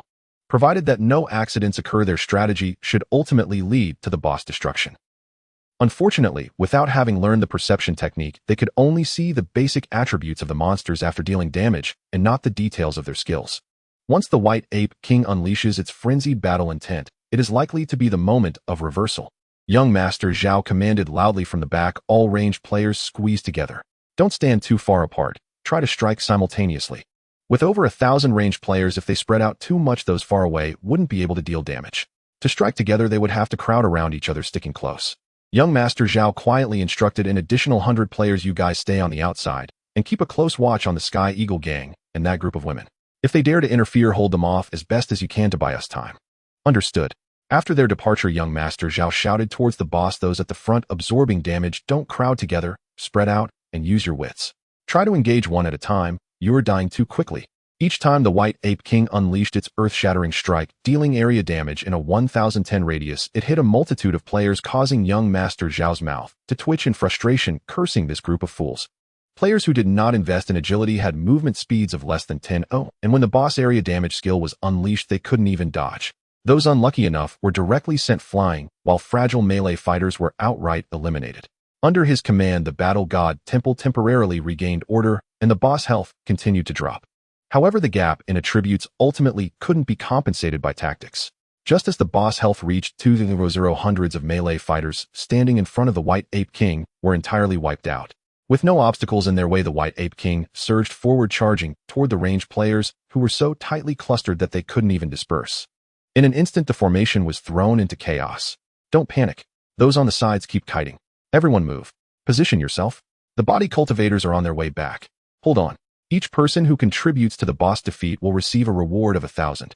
Young Master Zhao shouted anxiously, and the situation managed to stabilize once more. This showcases the terrifying power of money. However, it couldn't last long as the White Ape King easily swatted players down like flies with each strike. Moreover, most ranged classes such as mages and archers have non-target attacks. This means once an attack is launched, it travels along its predetermined path and cannot be redirected. With the White Ape King's irregular movement speed of 40, many of their attacks missed, and only a few could accurately predict its position. Predictive targeting is a fundamental skill for every mage and archer. It requires at least 2.5 months of practice and cannot be learned in a short time. In an instant, the speed at which the boss health decreased slowed significantly. Young Master Zhao could only pray that the resurrected body cultivators would return quickly to finish off the boss on the spot. Unfortunately, contrary to their wishes, when the boss health dropped to 1500, roar, frenzied battle intent activated. The White Ape King's eyes turned red in an instant, its fur bristled, and it launched an attack with a speed that far exceeded its previous movements. At this point, the Battle God Temple could no longer hold on. The members were intimidated by the boss' overwhelming presence. Knowing they should continue to maneuver, they involuntarily retreated in panic, leading to chaotic collisions, drastically reducing their output capacity. The scene was utterly devastating. It's over. The situation is hopeless. Young Master Zhao lamented. At the same time, he secretly resented the Sky Eagle gang for not intervening, clearly intending to let the boss exhaust all the living forces before stepping in. Once that happens, there would be no one to contest them, and they could secure the boss without a doubt. Ye Xun observed the chaotic situation, contemplating the timing for his entry. Now that the boss attack and movement speed had been enhanced, the difficulty of killing it had significantly increased. The good news was that its evasion and defense had decreased, allowing Ye Xun to deal more damage. The most troublesome aspect was its weakness, located at the throat just like a human's, but standing over 3 meters tall, it was nearly impossible for an ordinary person to reach that area when it stood upright. Only when it bent down to attack could he take the opportunity to hit its weak spot, testing his skills to a great extent, and even Ye Xun felt immense pressure. He felt that the final probability of winning was around 90%, which was not very high, but it was still worth a try. Sister, if anyone attacks the boss later, you should join in and deal some damage. That way, if I secure the first kill, you will also share in the experience points. Okay. With the members of the Battle God Temple nearly wiped out, the Sky Eagle gang began to stir, and there seemed to be another force composed entirely of female players preparing their formations. Ye Xun equipped the Misty Bamboo, stepping out from the crowd. If he didn't act now, he wouldn't be able to squeeze in later. He had no ranged skills and couldn't take risks. In the empty valley, a figure slowly approached the boss, unhurried, and seemingly seeking an unknown duel, causing both the players present and those watching the live stream to be momentarily stunned. The figure wore a distinctive mask with smooth and simple contours, resembling a minimalist landscape painting that depicted an extraordinary and ethereal ambience. At the forehead, a pattern of bamboo leaves from the misty bamboo subtly emerged, as if the shadows of the bamboo swayed gently in the breeze, exuding a faint ink fragrance. With a long and upright figure, the flowing dark hair danced lightly in the wind. The footsteps appeared unhurried, yet there was an indescribable sense of serene grace. It was as if a gentle breeze brushed past, ethereal as an immortal. Elder sister, this person, Ye Xun, the veiled leading woman whispered among the crowd of female players in the distance. The mask of the man before her was so striking, it could only be the celestial artifact ornament ranked high on the leaderboard. Imo Yun Yu Huang. I can't believe the renowned Ye Xun is actually in our novice village. He's so handsome. Although they couldn't see Ye Xun's face, just his posture and demeanor, coupled with his exquisitely flawless lips and chin, were enough to stir ripples in their hearts. The top of the young master rankings is indeed exceptional. Elder sister, you're also first. He seems quite well matched with you, though his brains seem a bit lacking, daring to enter alone, especially in such an occasion. Stop talking nonsense. On the other side, boss, this is definitely that Ye Xun actually in our novice village. No kidding, I'm not blind. This guy walks with such flair, damn. He really knows how to strut. Boss, isn't our focus supposed to be on the celestial artifact? Shouldn't we uphold our family motto now? It's time to steal with honor, right? The desert judge stroked his chin and nodded gently. You're right, a low-health boss along with a celestial artifact. It's time for us to act with integrity. Ye Xun's appearance dissipated much of young Master Zhao's unwillingness and anger.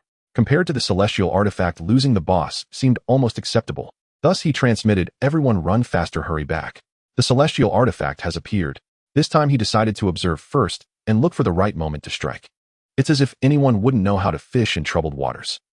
When members of other guilds saw the devastating defeat of the War God Temple in the live stream, they immediately felt a sense of schadenfreude. And when Ye Xun appeared, the live stream's popularity instantly peaked. The barrage, wow. Ye Xun has appeared. What big shot. Isn't he just a lucky brat? Maybe he's just a dog influencer. This mask is so freaking cool. Am I the only one curious why he chose to appear and challenge the boss alone? Does he think he's more powerful than 2,000 players combined? Wealth can puff up one's ego. Perhaps he believes that having a celestial artifact makes him invincible. Maybe the celestial artifact is indeed that powerful, capable of soloing a boss. Ha ha, I can already imagine the scene to come. Look at those people surrounding him, all eager. There must be at least 1,000. Unless he grows wings, he won't escape safely. I wonder who will ultimately claim the celestial artifact. If I were him, I would just hide or simply sell the celestial artifact. Ye Xun, you're so handsome. Handsome? Really? Lady upstairs in broad daylight, please keep your legs together, thank you. Seeing that only 2 or 3 people were left in the war god temple, and that the boss had been drawn to him, Ye Xun wasted no time and directly slashed with his sword. Sword drawing technique. 150. Roar. White Ape King's health 13216. 45000. The boss aggro was successfully drawn to him, no longer pursuing the 2 ranged players, but instead turned to roar at him. The boss aggro target is calculated based on damage. Whoever deals the highest single damage will draw the aggro rather than total damage. Of course, with the exception of body cultivators with taunt skills. What the hell? Ye Xun scoffed internally and took the chance to stab at its belly. 100. The White Ape King's crimson gaze turned to Ye Xun, leaning down to strike. Ye Xun quickly retreated, narrowly avoiding its claws. The wind from the claws slammed against his chest, creating a heavy sense of pressure. As he stepped back, he sheathed his sword, and when the White Ape King's attack missed, he immediately stepped forward and stabbed towards its throat. Swish. Sword drawing technique. Weak point attack. 229. The Wind Spirit sword was made of metal. The sound of it being drawn was far more pleasant than that of a wooden sword. Earlier, when the people from the War God Temple attacked, very few had metal swords, and even those who did had put their sheaths in their backpacks before the fight, so there had been no sound of swords being drawn. Now this clear sound of the sword being drawn left many people in a daze. It was as if they were suddenly pulled from their casual mindset of spectating into a world of clashing swords and iron horses. The sword cultivator's elegance began to show. And regarding his ability to break the boss defense, no one was surprised, even feeling his damage was somewhat low. After all, those ranged players who could only deal 1 point of force damage earlier once the boss entered its berserk state and reduced its defense were already dealing 4 to 5 damage. Ye Xun's damage wasn't much higher than theirs. Is this it? The celestial artifact only adds this little damage. I thought it would be much more impressive. It seems the celestial artifact isn't that powerful after all. Maybe the mass-type celestial artifacts don't add attack power. But his last action was quite handsome. That final sword strike was fierce. He executed 3 sword strikes, each with different damage. He must have at least 2 skills at his disposal. It seems not. The 3rd sword strike should have hit the boss's weak point. It's a pity. If he were in our village, maybe I could snag the celestial artifact. Although the crowd thought Ye Xun's earlier actions were somewhat eye-catching, they felt it was nothing extraordinary. However, what followed was the truly exhilarating part. Ye Xun, with a slight movement of his feet, dodged a basic attack from the boss, then struck nimbly, thrusting his sword like a gazelle's horn towards its throat, his posture incredibly smooth. Then with a swift sword step, he flashed behind the white ape, dodging its earth-shattering blow, while simultaneously thrusting. The ground trembled before the white ape, its fists hitting nothing but air, making it appear incredibly clumsy against Ye Xun. Next, Ye Xun lifted his sword to stab, slash, block, and thrust. As he moved back and forth dodging the White Ape King's attacks, he seamlessly thrust his sword in response, the execution flowing smoothly, without a hint of hesitation. In this way, within 10 seconds of contact with the boss, Ye Xun actually didn't get hit even once. Countless viewers in the live stream were stunned, eager to analyze the footage frame by frame. They reflected on their own monster hunting skills, feeling as if they were shaking old ladies compared to Ye Xun, who was like a champion performing a Thomas twist on the horizontal bar. Bang, block. Ye Xun angled his sword to block, using the force to spin and create a follow-up strike. 100. Sword step. Weak point attack. 153. Boom. Hit. Health 448. Divine Zeal. Health 75. Divine Zeal. Health 75. Finally, unable to dodge in time, Ye Xun was struck by the White Ape King's claw and pushed back several steps. To be able to maneuver at a speed of 24 against the White Ape King's speed of 52 for over 10 seconds before getting hurt was already impressive enough. As time passed, the wind gradually calmed, seemingly unwilling to disturb this magnificent scene. The clear sound of the sword echoed in countless minds. The barrage in the live stream was sparse, as quiet as if no one was present. Is this a sword cultivator? This is a sword cultivator. The sword, like a reclusive hermit, emanates a profound and tranquil aura. The swordsman swung the sword, its sound ringing like a dragon's roar and a tiger's howl, as if he were painting a masterpiece. At times powerful and vigorous like a sturdy pine, at others light and graceful resembling a willow swaying in the breeze. The demeanor of the sword cultivator struck like a heavy hammer resonating deeply within the souls of everyone present. So this is how one wields a sword. In this moment, while no one was in tears, they couldn't hide their yearning hearts. I actually want to see him fight continuously until the final blow. The desert judge muttered to himself, his hand trembling slightly, as if resonating with the sword in Ye Xun's grasp, wishing to have a fierce battle with the boss like Ye Xun. Unfortunately, he knew he couldn't do it. He was acutely aware of his own lack of skill. The Sky Eagle gang did not intervene, for both Ye Xun and the boss were their targets, and since the two targets were engaged in battle, it was only natural to take advantage. Why does he get to have such skills? The younger brother beside him was full of confusion. Everyone entered the game at the same time, most still at the beginner stage. Oh, why was Ye Xun so exceptional? The desert judge smiled and said, "It's simple. This kind of battle experience must have come from the real world like Xiao Wu. Xiao Wu is a member of their gang, and when leveling up he too was remarkably different. When others first fought a chick, it was always hit and hit back. But as soon as Xiao Wu got started, he could dodge the chick's attacks from time to time, and they teased him for his impressive movements. The reason Xiao Wu's skills surpassed others was that he was an exceptionally skilled Sanda fighter in real life, having ranked well in national competitions. I suspect Ye Xun's identity in reality is quite extraordinary. Could he be a soldier king? Or perhaps a killer? This person seems a bit hard to deal with. Should we still go for it?" The desert judge fell silent. After a moment of thought, he spoke. "We have to go for the boss. After all, we are not the only ones aiming for it. Everyone will compete for it, and fair competition is normal. Didn't Ye Xun also take the boss from the War God Hall? But let's skip the celestial weapon for now." "But, Xiaolong, if you had the same attributes as Ye Xun, could you defeat this boss?" Xiaolong was taken aback and awkwardly replied, "I probably wouldn't last 3 hits, right? His strength doesn't just come from the celestial weapon, he is strong by nature. The celestial weapon is merely an enhancement for him. Just think, if someone like him were to join our Sky Eagle gang, how much wealth could he create for us in the future? Boss, are you trying to recruit him?" Xiaolong pondered for a moment and shook his head, saying, "He has set his profile to refuse all friend requests. He likely wants to be a lone wolf and should be hard to recruit." The veiled woman was equally astonished by Ye Xun, but her shock differed from that of the desert judge. It stemmed from Ye Xun's attributes. Originally, she shared the same thoughts as other players, feeling Ye Xun's attack damage was rather average, not fitting for someone who had appeared on television twice. But just now, when the boss struck, dealing 448 damage, his health bar barely decreased by a small segment, not even a third. It must be known that even a fully qualified body cultivator at level 6 has only about 900 health, and only with good equipment can they exceed 1,000 health points. Yet Ye Xun not only had high attack power, but his health was even higher than a tank's. Moreover, his health bar was visibly regenerating, and he hadn't consumed any potions. This is simply unbelievable. The lively live chat room also noticed this point, and after marveling at his godlike maneuvers, the screen was filled with questions. It's ridiculous. Not only is his attack stronger than those who max out their damage, but his health is even higher than body cultivators. And he can regenerate health automatically. Is this automatic healing a skill that comes with celestial weapons? Hey. And his agility is also off. His movement speed is higher than those who max their agility. Wait, are celestial weapons this strong? Does he have no weaknesses? By the way, can you tell how he allocated his attribute points? Can't tell. There doesn't seem to be any particularly strong aspects, but no weaknesses either.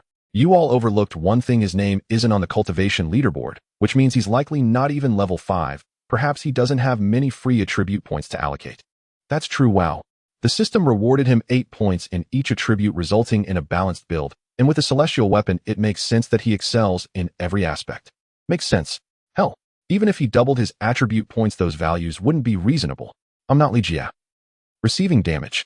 Health 672. Divine Blessing. Health 75. The White Ape King's /skill nearly struck Ye Xun's vital artery. His health was only 1500. After several hits, in a short time his health dropped to the brink. Luckily, he had Divine Blessing to gradually pull his health back. At this moment, the boss health had already dropped to 4526. Young Master Zhao's eyes lit up. This was the moment. Now, quickly strike. Body cultivators, go and hold him down. Everyone else focus fire on the boss. If we take down both, everyone here gets 5,000 bucks. Young Master Zhao waved his hand to issue the order, exuding an air of authority. In truth, he was also shocked by Ye Xun's maneuvers, feeling that offending such a person wouldn't be wise. If they encountered Ye Xun in the wild in the future, with their numbers not being enough, Ye Xun could easily kill them back to the respawn point. However, the arrow was already on the bowstring, but had to be released. He had already notified the gang members, stating emphatically that one of the celestial weapon and the boss must be left behind today. If he suddenly showed fear of Ye Xun now, it would severely damage his reputation. There was no time to worry about that. After some thought, he felt it wasn't a big deal. No matter how strong Ye Xun was, he was just a player. This isn't a single-player game. Personal strength means nothing. If he dared to show his teeth, they could just kill him back to level 0, preventing him from leaving the newbie village. After all, Ye Xun's health appeared to be around 1500, far inferior to the boss. They could deal over 300 damage without breaking defenses. With Ye Xun's health, he wouldn't even survive a single round against them. The desert judge and the veiled woman also began issuing attack orders, but they were not targeting Ye Xun. After all, the war god hall was already there to block him, and there was no need for them to join in on this chaos, so they merely ordered to focus fire on the boss. Seeing this, Ye Xun narrowed his eyes, taking the boss aggro, and began moving in a circular motion around the pillar, easily breaking through the body cultivator's encirclement. However, while this allowed him to avoid the encirclement of body cultivators, he could not evade the countless incoming attacks. Thus, he circled to the side of the boss where attacks were fewer, using the White Ape King's massive body as cover, focusing intently on dodging the multitude of incoming attacks. He blocked unavoidable arrows with his sword, but he couldn't block the mage's beams. 31, 28, 42, 25, 39. He and the boss had similar defenses and were taking hits together, with comparable damage numbers appearing above their heads. The difference was that he had only received a few hits while the boss was being bombarded with damage numbers like falling snowflakes. The White Ape King's health was plummeting.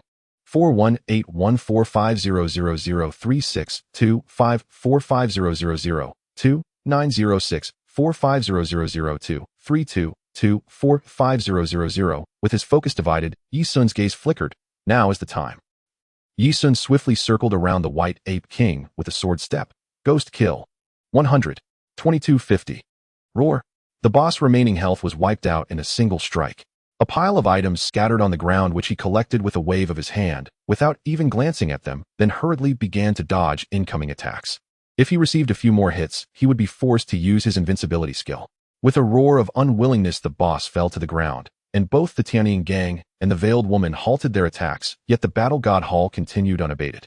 Everyone watched in astonishment as Ye Xun moved with the grace of a dancer, dodging countless fast and slow left and right light and shadow attacks that barely grazed his body, yet not a single one struck him. He was actually strolling leisurely amidst countless light and shadows. Although one could not see his expression beneath the mask, it was surely confident and composed. Is he even human? Ye Xun felt at ease. The difficulty in dodging all the attacks before was due to all three factions attacking from all directions. Now only the battle god hall was attacking from the same direction, making it not difficult to dodge, though it was somewhat exhausting. Live stream. This operation is simply dazzling, blinding my 24K titanium alloy eyes. Is he even human?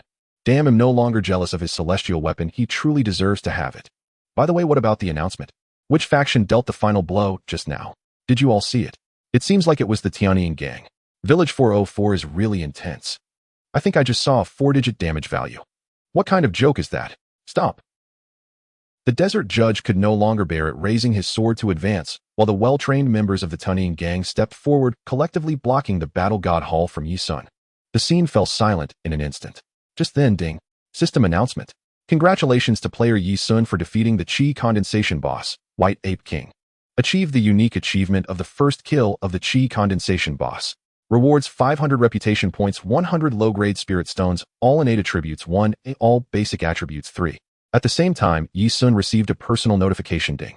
Congratulations, your team has killed the Qi condensation boss, White Ape King. You have gained 3,000 cultivation points. Ding. Congratulations, you have broken through to the 3rd layer of Qi condensation. Ding. Congratulations, you have broken through to the 4th layer of Qi condensation. Ding. Congratulations, you have broken through to the 7th layer of Qi condensation, all basic attributes 1, gained 5 points of freely distributable attributes. Ding. Since your innate qualifications have reached the limit, the reward has been changed to Source Liquid of Strength, Source Liquid of Physique. Celestial Charm Elixir, which has been placed in your backpack and is tradable. Ye Xun was exceedingly excited. In both his past and present lives, this was his first time receiving a first kill reward. One had to say that the first kill rewards in Asking Immortals were indeed very generous. Countless people looked up at the sky, speechless. This first kill reward. Has the game gone mad? In addition to the expected increase in all basic attributes, it even increased all innate qualifications. It truly is a case of droughts causing death by thirst and floods causing death by drowning. Ye Xun was already absurdly strong. How were others supposed to compete now? But that was not their greatest concern.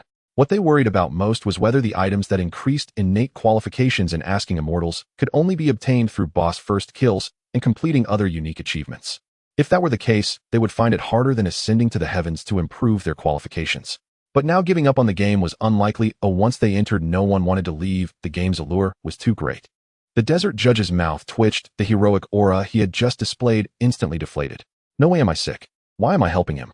The members of the Tianyin gang exchanged glances, thinking why not join forces with the battle god Hall and just kill him afterward.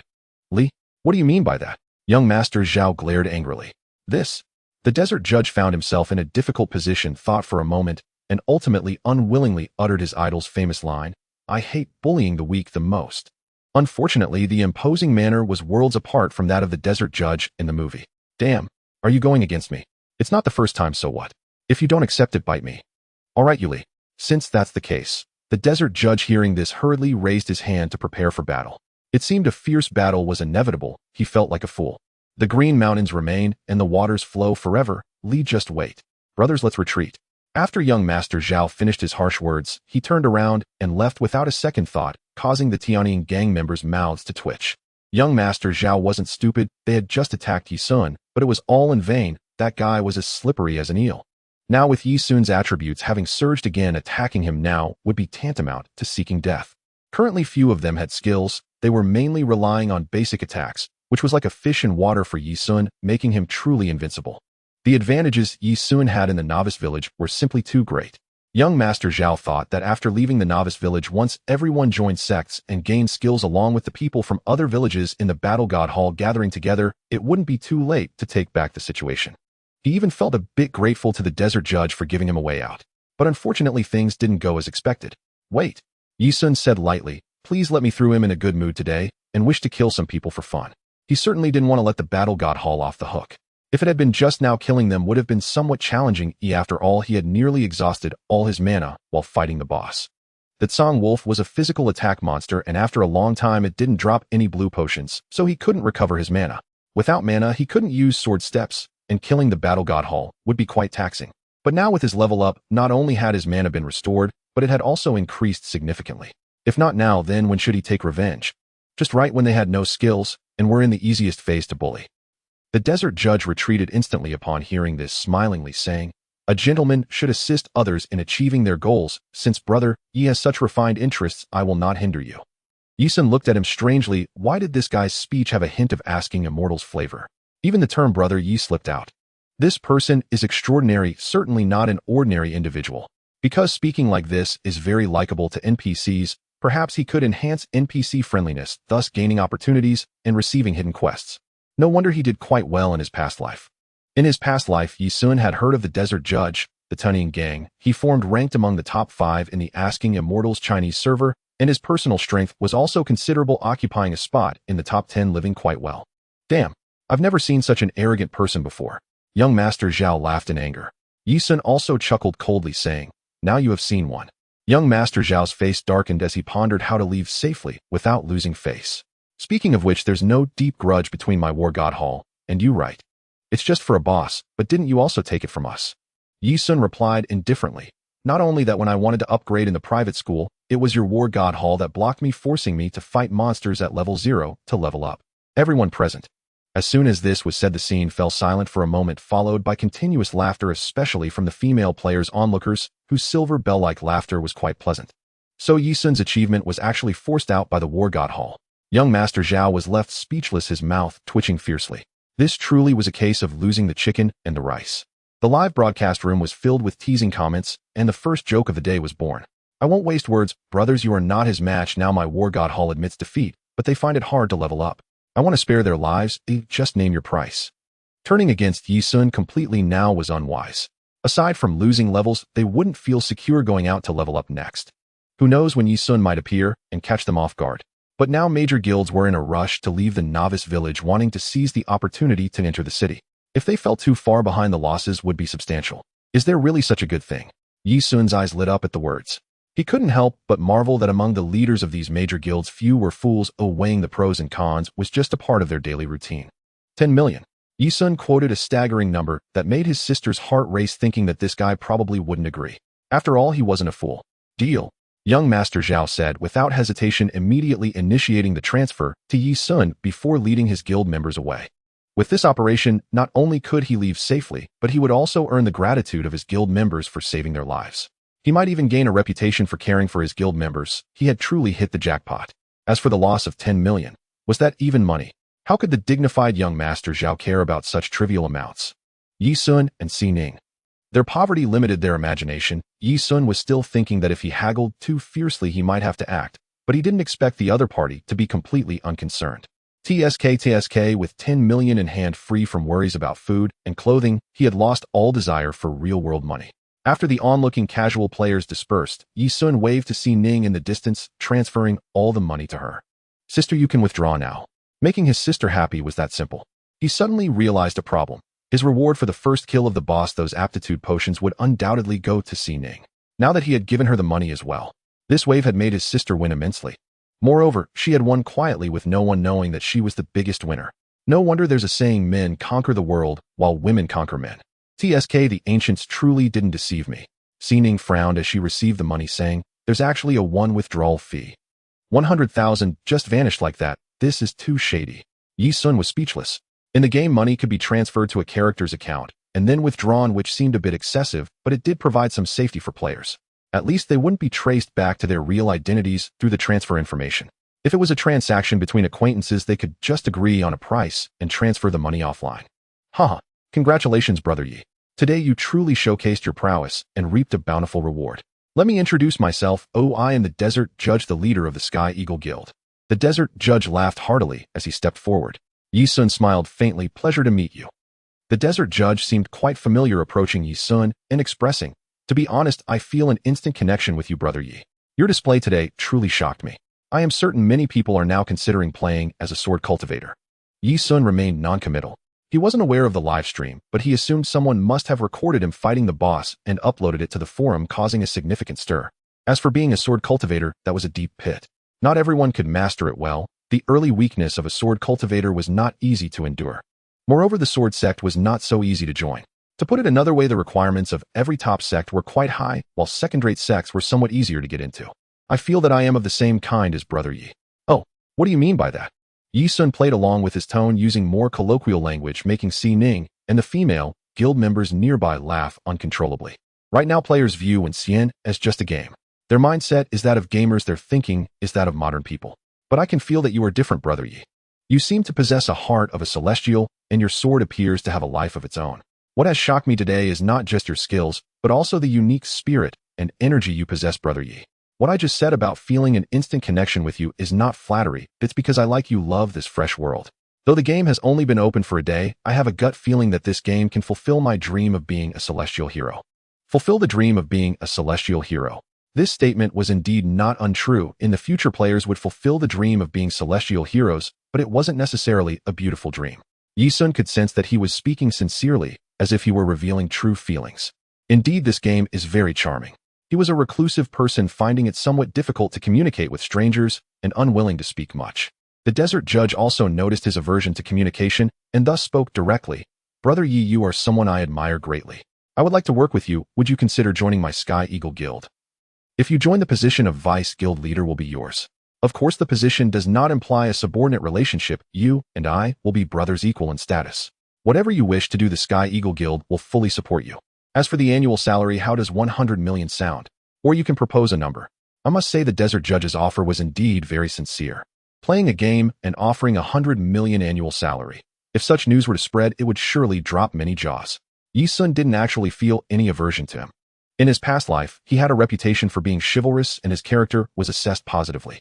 He had just stood up for him, albeit with some self-interest, but a kind act is a kind act. The intent matters more than the action. Ye Xun had just been forced to owe him a favor, although it wasn't one he had intended to owe, and fortunately, it was just a small favor. If he had truly been saved by a single sentence, then it would be hard to refuse now, otherwise it would appear he didn't know what was good for him. Of course, if he had truly been saved by a single sentence, he might not even be worth 100 million annual salary. I'm sorry, I'm used to a leisurely life. If you want to find a power to rely on, the Tianyan gang would be the first choice. The Desert Judge was not surprised by Ye Xun's response. He had already seen some of Ye Xun's character traits earlier. It would have been strange if he had agreed, but it was still necessary to probe. With Brother Yes' words, this trip is not in vain. The doors of the Tianyin gang are always open for you, Brother Yi. If you need anything from the Tianyin gang, just let us know. The desert judge glanced at the nearby female gang and smiled, saying, Miss Lin seems to have been waiting for you, Brother Yi. I won't disturb you further. Farewell, Brother Yi. After adding each other as friends, he left with his gang. After walking a distance, Xiaolong curiously asked, Boss, were you serious just now? The desert judge shot him a glance. What? Do you think I'm a hypocritical person? He sighed again, saying, Ye Xun is straightforward and honest. The saying, gentleman's friendship is as light as water, fits him perfectly. If one could become a friend he recognizes, it would be a very fortunate thing, but he is very guarded, making it hard to become his friend. Xiaolong didn't quite understand and asked, but do we really have to be at his beck and call? The desert judge replied, I wish he would think of our Tianyin gang more, but it's likely that someone as proud as him won't need us often. In return for favors, the more you invest, the more he will repay you. Although I prefer not to think from a profit perspective, that's just how the world works. The desert judge sighed lightly. I somewhat envy his carefree spirit. Xiaolong exclaimed, Ah, boss, you can't just leave us behind. The desert judge shot him a glance and squeezed out a word through clenched teeth. Damn. Ye Xun looked towards the nearby female gang, and the veiled woman in the center stood out remarkably. Though it was a female gang with numerous girls, not all of them were beauties. In reality, how many internet-addicted beauties could gather together? However, that Miss Lin, although veiled in her appearance unknown, still exuded an aura that set her apart from the other female players. Surname Lin. Speaking of which, these second-generation players who often play games know each other quite well. Young Master Zhao is quite straightforward, his name's simple and to the point. I'm Zhao, a second-generation player. The veiled woman gracefully approached, her figure elegant, and when she got close she spoke, Ye Xun, may I add you as a friend? Her voice was melodious and soft, exuding a gentle charm that felt refreshing, embodying the essence of a refined lady. Who are you? I'm Qianming. I formed a small gang with some sisters called the Luotian Pavilion. Qianming, currently the top female player on the Rouge list, left quite an impression on Ye Xun. She ranked higher randomly than her sister. In his past life, Ye Xun had little impression of Qianming, but he had heard of the Luotian Pavilion, which had briefly appeared before disbanding, though he didn't know what happened. He glanced at Xining, seeing her calm demeanor, and agreed to add her as a friend. In truth, he wasn't very eager to add her, but her gentle demeanor made it hard to refuse. Ye Xun's personality was somewhat inclined to being soft-hearted rather than hard-hearted. It was not because she was a beauty that he hesitated to refuse. Not at all. Seeing Xining, Qianming seemed to misunderstand their relationship and explained, I have no ulterior motives. I just want to get to know you, as there may be opportunities for cooperation in the future. Ye Xun nodded, said nothing, and simply sent her a friend request. He had set his settings to reject all requests so others couldn't add him. Is Ye Xun your real name? Hearing this, Ye Xun feigned surprise, saying, who would use their real name to play games? Qianming was taken aback, smiled lightly, and politely bade farewell, leading her members away to hunt monsters. This was a level 6 training area, quite suitable for them to level up, and the Tianyin gang was not far away.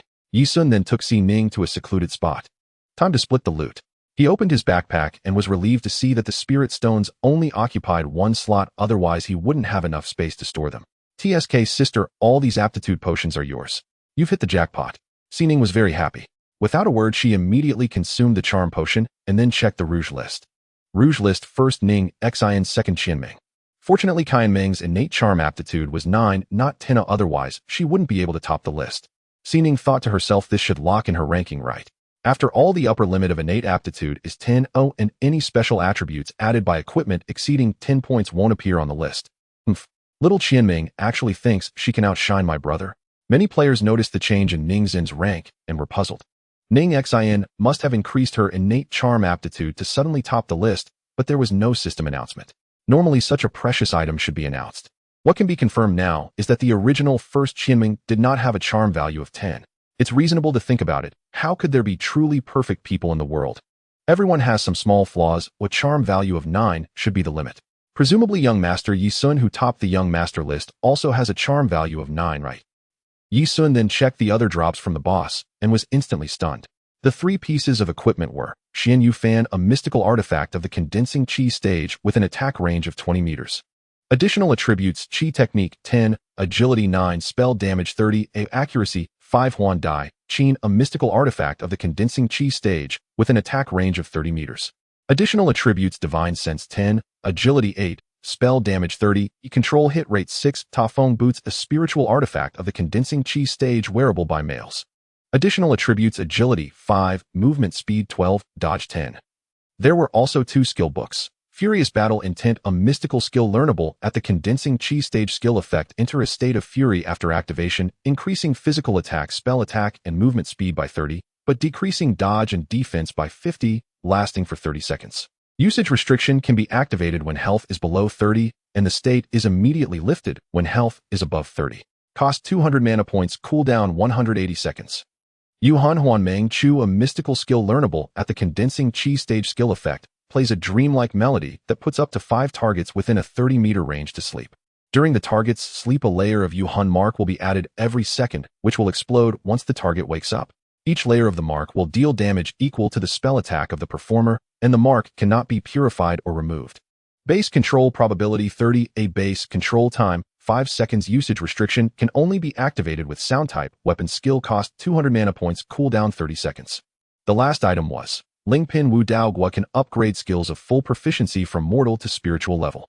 With high luck, he dropped many items, but they may not necessarily fit his profession. This boss was very generous, dropping items very suitable for him and Xining. In questioning immortality, the skill levels are categorized similarly to equipment, also consisting of 7 grades. The first 5 tiers are Mortal Tier, Spirit Tier, Mystic Tier, Earth Tier, and Heaven Tier. Above that are the immortal arts and divine abilities, which can only be learned after the second transition, provided one can acquire them, as they are exceedingly rare. Ye Xun traded the manuals for the illusory Butterfly Zither and Moon Soul Illusion Dream Melody to Xining.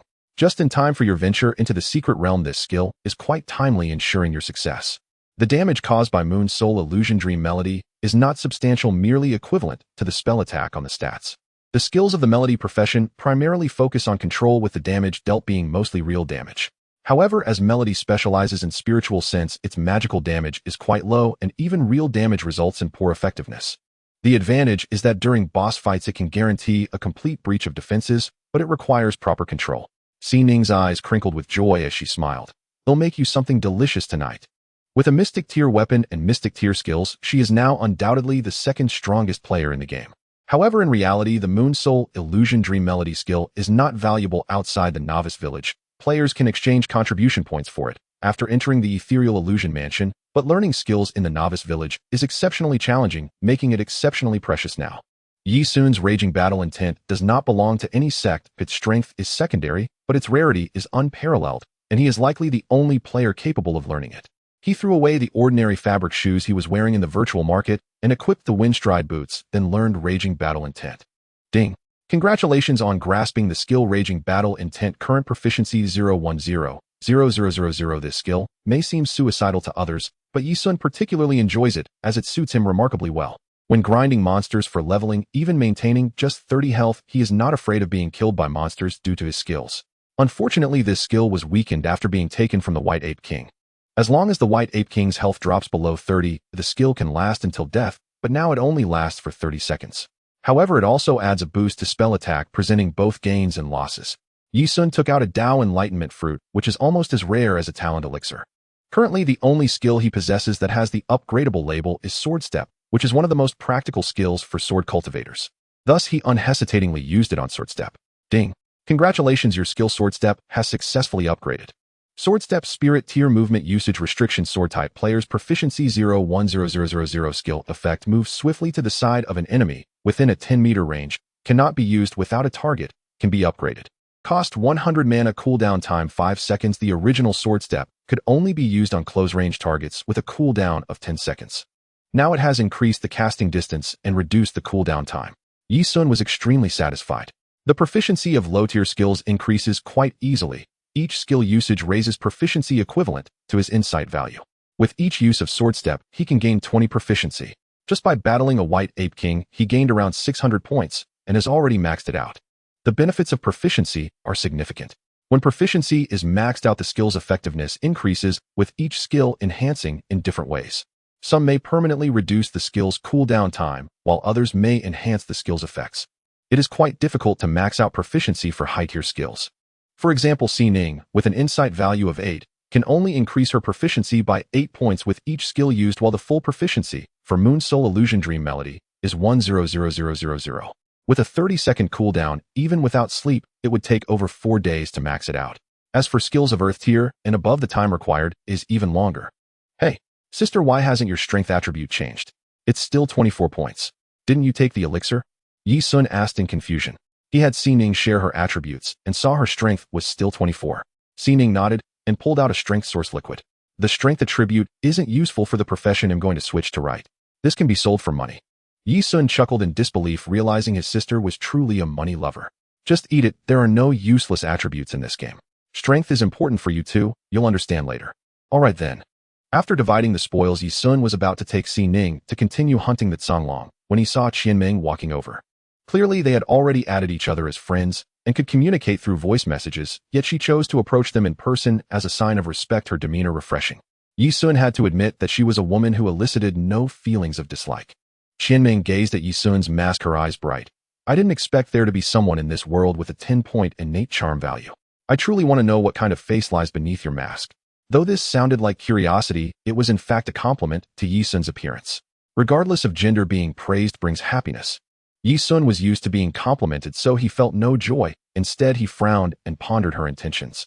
Soon he realized that Qianming must have guessed from the changes in Ningxin's ranking on the Yenji list that she had consumed a potion. At present, only Ye Xun had received the charm value reward. Since Ye Xun could transfer the rewards he gained to Ningxin, it indicated that Ye Xun likely already possessed full charm value, and any additional rewards would convert into transferable items. This woman was quite clever, having guessed earlier than others. So what do you intend? Qianming was somewhat surprised to see that he was reluctant to discuss his appearance. Ordinary men would be unable to take their eyes off her. With a veil covering her face, she exuded a hazy beauty and a unique allure that made one want to lift her veil. But Ye Xun was different, as Qianming could sense it. In their two encounters, there was not a hint of desire in Ye Xun's gaze, only depth and tranquility.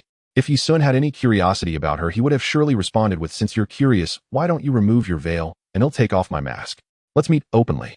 Or he could have simply removed his mask to satisfy her curiosity, rapidly closing the distance between them. Yet Ye Xun did not. He truly was an unusual man. Player interactions do not display friendship levels, otherwise Ye Xun would have certainly heard the notification of an increase in Qianming's friendship level. Ye Xun Ningxin, if in the future you obtain any qualification potions that you don't need, could you sell them to me first? I can offer the highest market price for them. Ye Xun pondered in silence, not responding immediately. He believed that he would still receive system rewards in the future, especially charm qualification potions, which would surely be more abundant since both he and Ning had maxed out their charm values. And Qianming's goal was precisely this, though she hadn't made it explicit. It seemed this item was indeed highly attractive to women. However, Ye Xun had little interest in real-world money. They did not need to buy houses. At most, they would consider purchasing a car and other necessities for daily life. Having accidentally earned 10 million earlier was already more than enough. As for selling spirit stones, players currently had too few spirit stones to sell at high prices. Therefore, Ye Xun said, we'll talk about it later. If I decide to sell, I can come to you first. Thank you. Qianming was quite pleased. Personally, she did not value fame as much, but as a leader of a faction, she still needed to compete for it, as it would aid in the development of her faction. By the way, are you planning to switch to a magic practitioner? Ye Xun noticed that the weapon she used was a paintbrush, which belonged to the category of magic practitioner weapons. In Wenxian, the profession with the most weapon types is undoubtedly the magic practitioner, with about a dozen options, such as fans, scrolls, brushes, seals, and dusters, among others. It is said that in the West, the mainstream weapon is the staff, and the overall variety is quite limited. For equipment below the earth grade, the attached attributes are mostly similar, differing only in appearance. When it comes to equipment above the earth grade with attached skills, the skills will exhibit different characteristics based on the appearance of the equipment. Yes, my spiritual qualification is quite good. According to the strategy, I am more suited for the magic practitioner. Ye Xun nodded and took out the Xianyu fan. Do you want this? An Xian artifact in the Qi gathering stage is only valuable now, but once players leave the novice village, it will be outdated. Selling it now is the best opportunity. Initially, Ye Xun intended to throw it into the market for auction, but since he encountered a wealthy woman, saving on transaction fees was also a plus. Moreover, the market might not fetch a high price now, as very few people can appreciate it. Wow, it's actually an Xian artifact. Qianming was astonished. Among the current players, very few used spiritual artifacts, let alone Xian artifacts. Truly, Ye Xun was exceptional. How much? Ye Xun thought for a moment and quoted 2 million. Without hesitation, Qianming directly transferred the amount. In her heart, she felt that Ye Xun was taking advantage of her. This item would definitely not sell for that price in the market.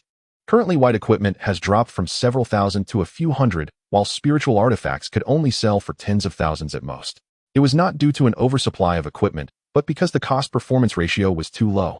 The upgrade speed for Qi gathering stage players is very fast. With a bit of grinding, one can reach level 10, and leave the novice village in just a day or two. Spending big money on chi gathering stage equipment now seems unworthy. Especially now top players are already close to level 10, even in Xian artifact is unlikely to sell for 2 million.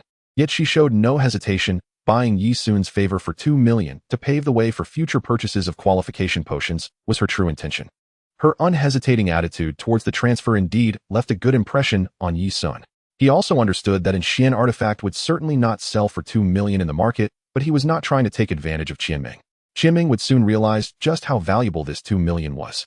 After the transaction concluded, Ye Xun continued towards the Canglong area with Si Ning, while the members of Luotian Pavilion and Tianying Gang were left in shock. Connecting the dots that Ye Xun had killed the boss, yet still did not make it onto the rankings, they finally understood the reason for Ningxin's high level.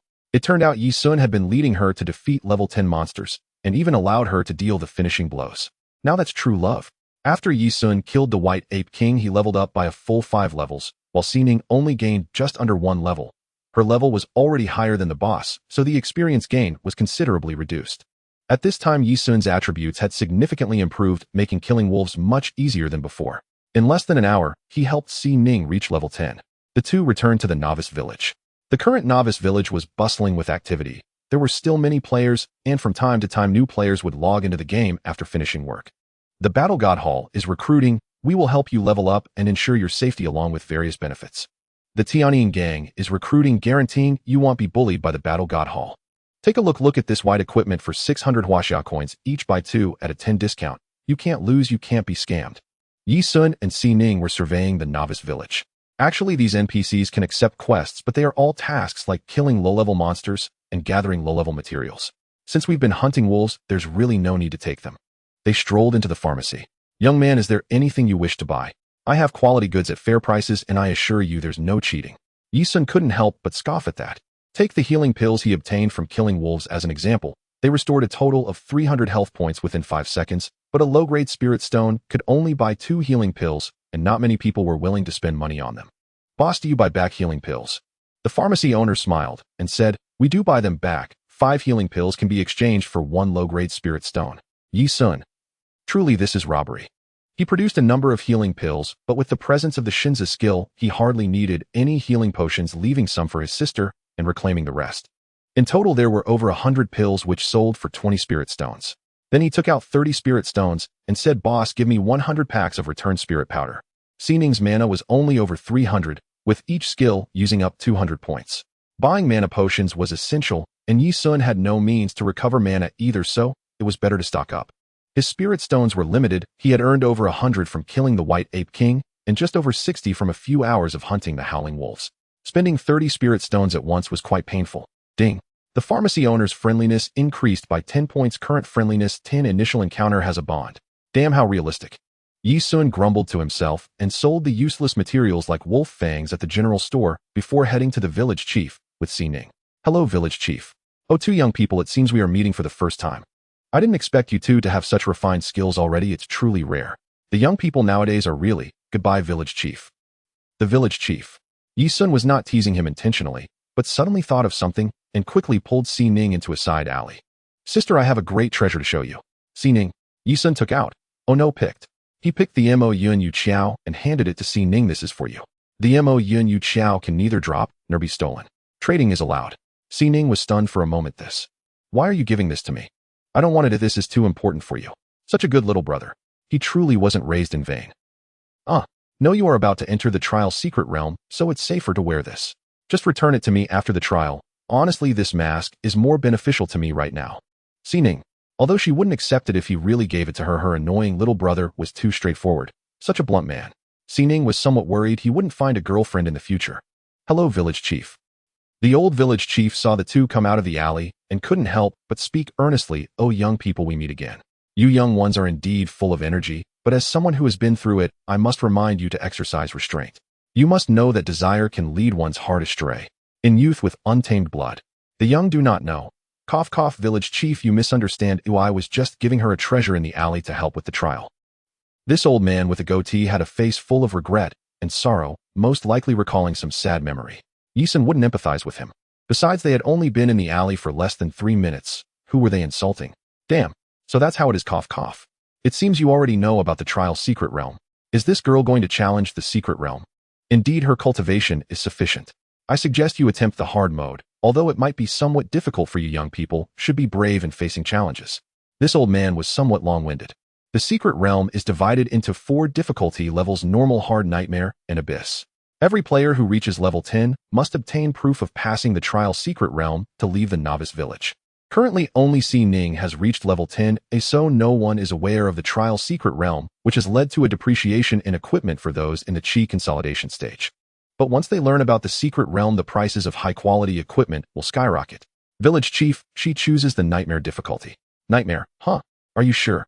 I must tell you the hard mode is relatively easier, but the nightmare difficulty is. I'm sure Ye Xun gritted his teeth. The proof of passing the trial secret realm is crucial relating to the choice of sect. Ye Xun undoubtedly aims to pass the abyss mode not only for the sect choice, but also for his artifact quest. No one has ever cleared the abyss mode in his past life. Ye Xun did not know how difficult it would be, but no matter how hard, he must find a way to succeed since failing the trial allows for re-entry. As for the nightmare mode, if Si Ning had not acquired a mysterious skill, the hope of passing would indeed be slim. Because she specializes in divine sense, her damage is quite low, unable to break the boss's defense, and lacking agility skills to evade attacks, she could easily be killed. But now it's different. With a mysterious skill and an immortal artifact, she should be able to pass the nightmare. Alright young people, your courage is commendable. Since that's the case, you may briefly say your goodbyes and make your final arrangements. Alright, you people from other worlds can be resurrected. That's wonderful. If I had that ability back then, it would have been. Ye Xun had a black line on his face, pulling Si Ning aside to instruct, sister, remember what I taught you. Observe the boss skill release cues and position yourself. Your attack range is 31, perfect for kiting. Try to clear it in one go and be the first to leave the novice village. Okay, don't worry, brother. I feel incredibly strong right now. Ye Xun. The immortal artifact was indeed too brutal. When Si Ning reached level 10, her health was only 480. But after equipping the immortal artifact, all attributes increased by 20 points, adding 50 to her health, directly boosting her to 1,300 health points, an increase of several times. Other attributes also rose significantly, and no wonder she felt so inflated. After paying 30 spirit stones, Si Ning successfully entered the nightmare trial. Ye Xun thought for a moment and decided to log off. After playing for so long, Si Ning might be close to low blood sugar. Now that she couldn't conveniently replenish energy, if she felt unwell during the trial, it would be a wasted effort. At home, Ye Xun indeed saw her face pale again upon waking. He then took out some sugar, crushed it, and fed it to her. He also fed her some milk bread and similar items, which finally restored some color to her face. Subsequently, Ye Xun called the Ask Immortal Company and ordered 2 gaming pods to be installed right away. The weapon he sold to Qianming had yielded 1.98 million, and with the previous sale of white equipment for over 20,000, he could just buy 2 gaming pods. Knock, knock, knock. The Ask Immortal store was not far downstairs. The workers brought 2 gaming pods within 10 minutes. Ye Xun opened the door from his wheelchair. He had been paralyzed from the waist down since childhood, and now that he suddenly recovered, it was somewhat difficult to explain and could attract unnecessary attention, so it was better to continue pretending. Besides, he seldom went out. Mainly because his strength was not yet at a level where he could act without restraint, he couldn't ignore any attention. Sir, where shall we install it? Ye Xun thought for a moment and pointed to his bedroom. Install both in that bedroom. Okay. Over the years, Si Ning had grown accustomed to giving the best to Ye Xun. The master bedroom had always been his. Unfortunately, after knocking for a while, there was still no response from inside the room. Ye Xun listened carefully and confirmed that there was indeed no one inside. With his current strength, he could easily hear a person's breath even through the door. Where could this bastard be wandering on a weekend? Ye Xun logged in again, but without his celestial weapon, his attributes had dropped significantly, making his efficiency in monster hunting quite low. Anyway, the first place in the novice village had to be given to his sister, and there were no rewards for second place, so he wasn't in a hurry. Feeling bored, he started chatting with the village chief. Village chief, you've been standing here for a while. Aren't your eyes tired? Not at all, I can blink. I'm just quite busy these days guiding you all. Once you leave, I can relax and go look for Li the widow. Cough, cough. Village chief, do you know about that large ruin to the west, even bigger than our village? Why does anyone who enters always die? That ruin? Well, that's a long story, but goes back to my grandfather's grandfather. Why is this old man still cursing? In short, no one knows what exactly is in that ruin, and no one knows why people die when they enter. Thank you, village chief. You're welcome. Young people are really polite. Ding. The village chief's friendliness towards you increased by 10. Current friendliness, 10. Initial encounter. Village chief, why don't you all move to the Jiuxiao continent to live? The map of Asking the Immortal in the Huaxia server is called Jiuxiao continent, which is the area outside the novice village. Sigh. It's not easy to survive in the Jiuxiao continent. Let me tell you, that place is filled with powerful individuals constantly scheming and deceiving each other. It's much more comfortable here with no fighting and killing, peaceful and serene. Actually, the main reason is that this teleportation array cannot send anyone whose cultivation exceeds the qi condensation stage. Ye Xun. So much unnecessary talk, only the last sentence is useful. It seems that the NPCs in the novice village are all above the qi condensation stage, making it not very feasible to rob them. Above the qi condensation stage is the foundation establishment stage, which requires foundation establishment pills to break through. The novice village doesn't have such things, so there's no need to worry about someone leveling up and leaving here. Only at the foundation establishment stage can one truly step into the realm of cultivation learning perception techniques, which allow for the external projection of divine sense in a small area. You can also learn techniques like flying on air and controlling magical tools. Flying skills generally require continuous consumption of mana, and with the mana of a normal player at the foundation establishment stage, flying for a few minutes is quite strenuous. Ye Xun was only slightly stronger than them. After all, he wasn't primarily focused on spiritual techniques. He imagined himself flying on a sword in reality. That sensation would be wonderful. Once he reached the foundation establishment stage, he wouldn't have to worry too much about safety in the real world. Low-powered firearms should pose no threat to him. By the way, village chief, do you know about the origin of that old beggar in the village? He seems quite powerful, but his temper is rather foul. Hearing this, the village chief's expression became serious. That old fellow suddenly appeared here 3 years ago. When he first showed up, he still looked normal, but every day he was rambling looking for children, saying he wanted to find a talented kid to help him with something in the Jiuxiao continent. We all thought he was a fraud, perhaps trying to use talented children to practice some evil techniques. Even if he wasn't, once they went to the Jiuxiao continent, they could never return. It would be a lifetime separation, and no family would want to part with their children. Sigh. Speaking of this matter, it troubles me. That old fellow has taken a liking to the child of Widow Li, wanting to send the little one to the Jiuxiao continent as soon as they learn to walk to help him. I can't dissuade him. That old thing is terrifyingly strong. You wouldn't know, but Widow Li has been in tears every day holding the old. In short, I think that fellow is not a good person. The village chief stroked his goatee, looking worried. Still as usual with no useful information.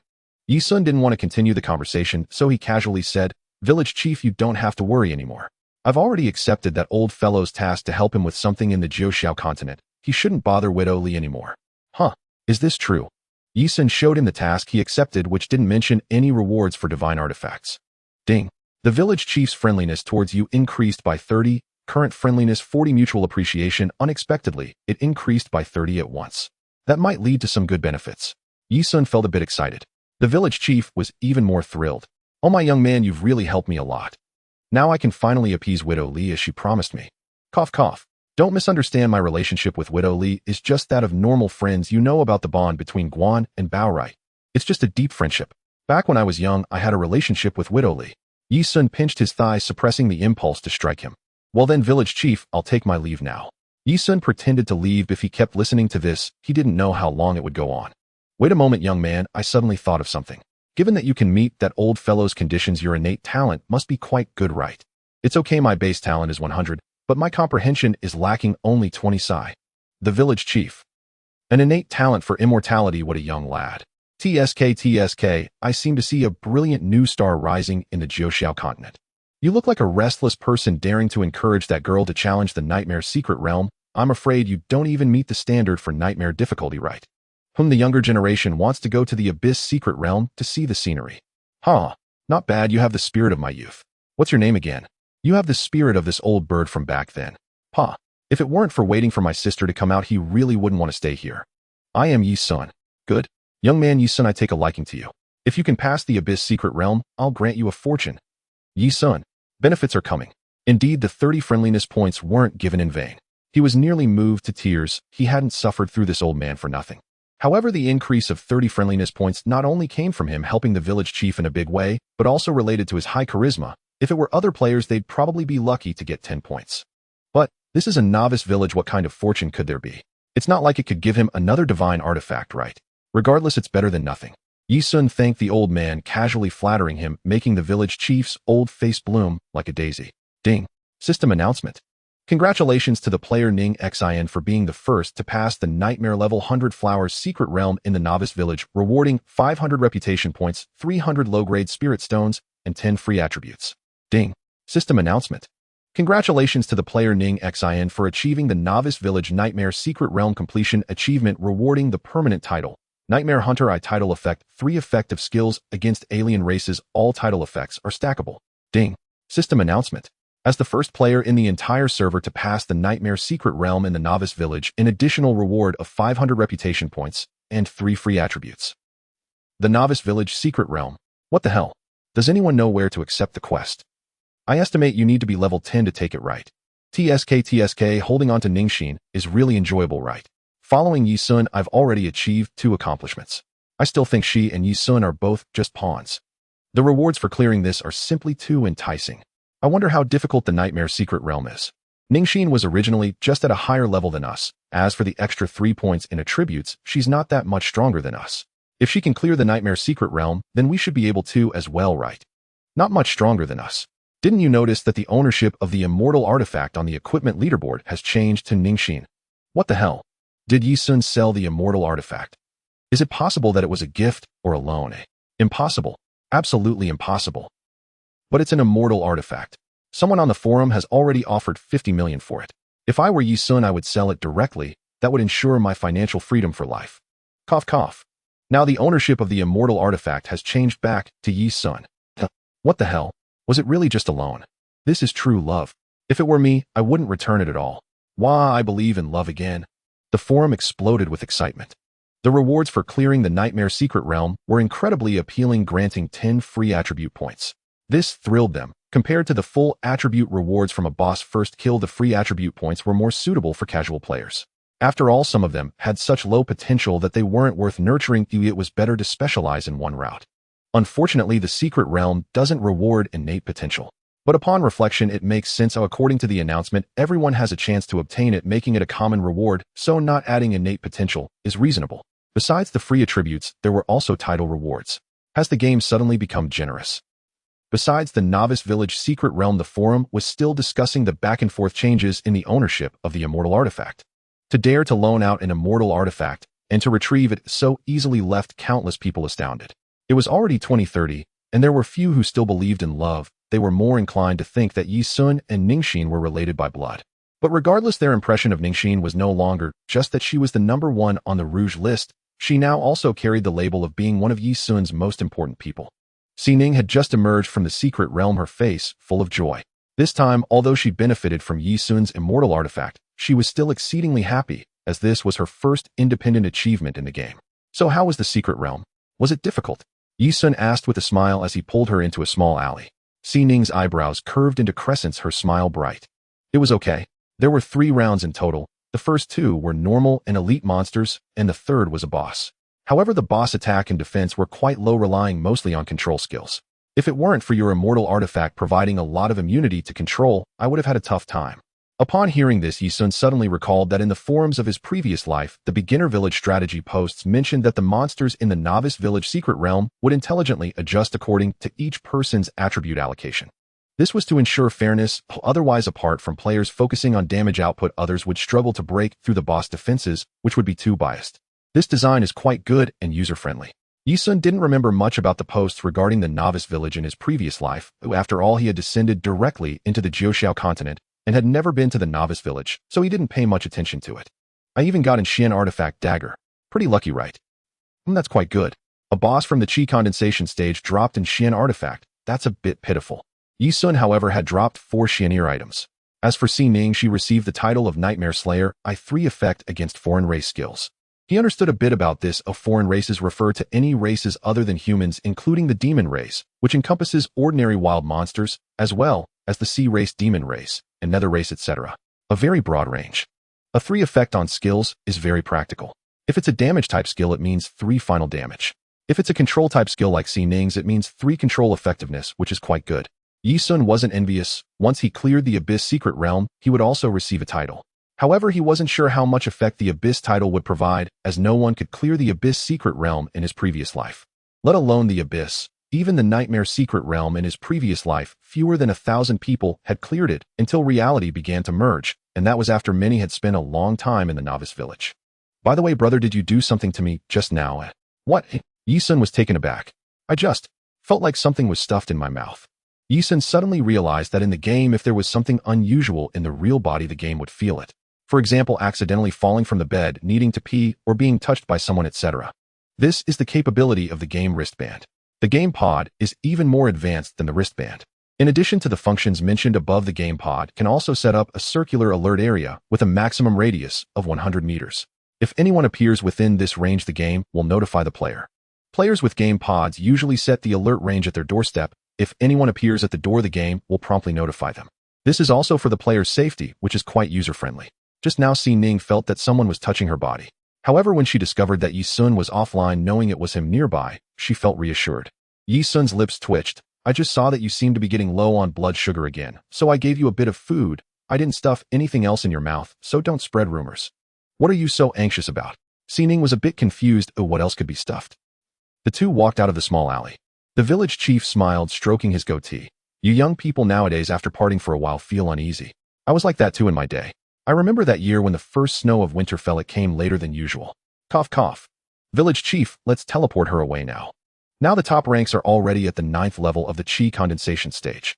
Fortunately, Xining cleared it. Otherwise, if she failed once or twice, she probably wouldn't be able to keep that first place. Some players would definitely choose normal difficulty to be the first to leave the novice village, which would speed up the clearing process significantly.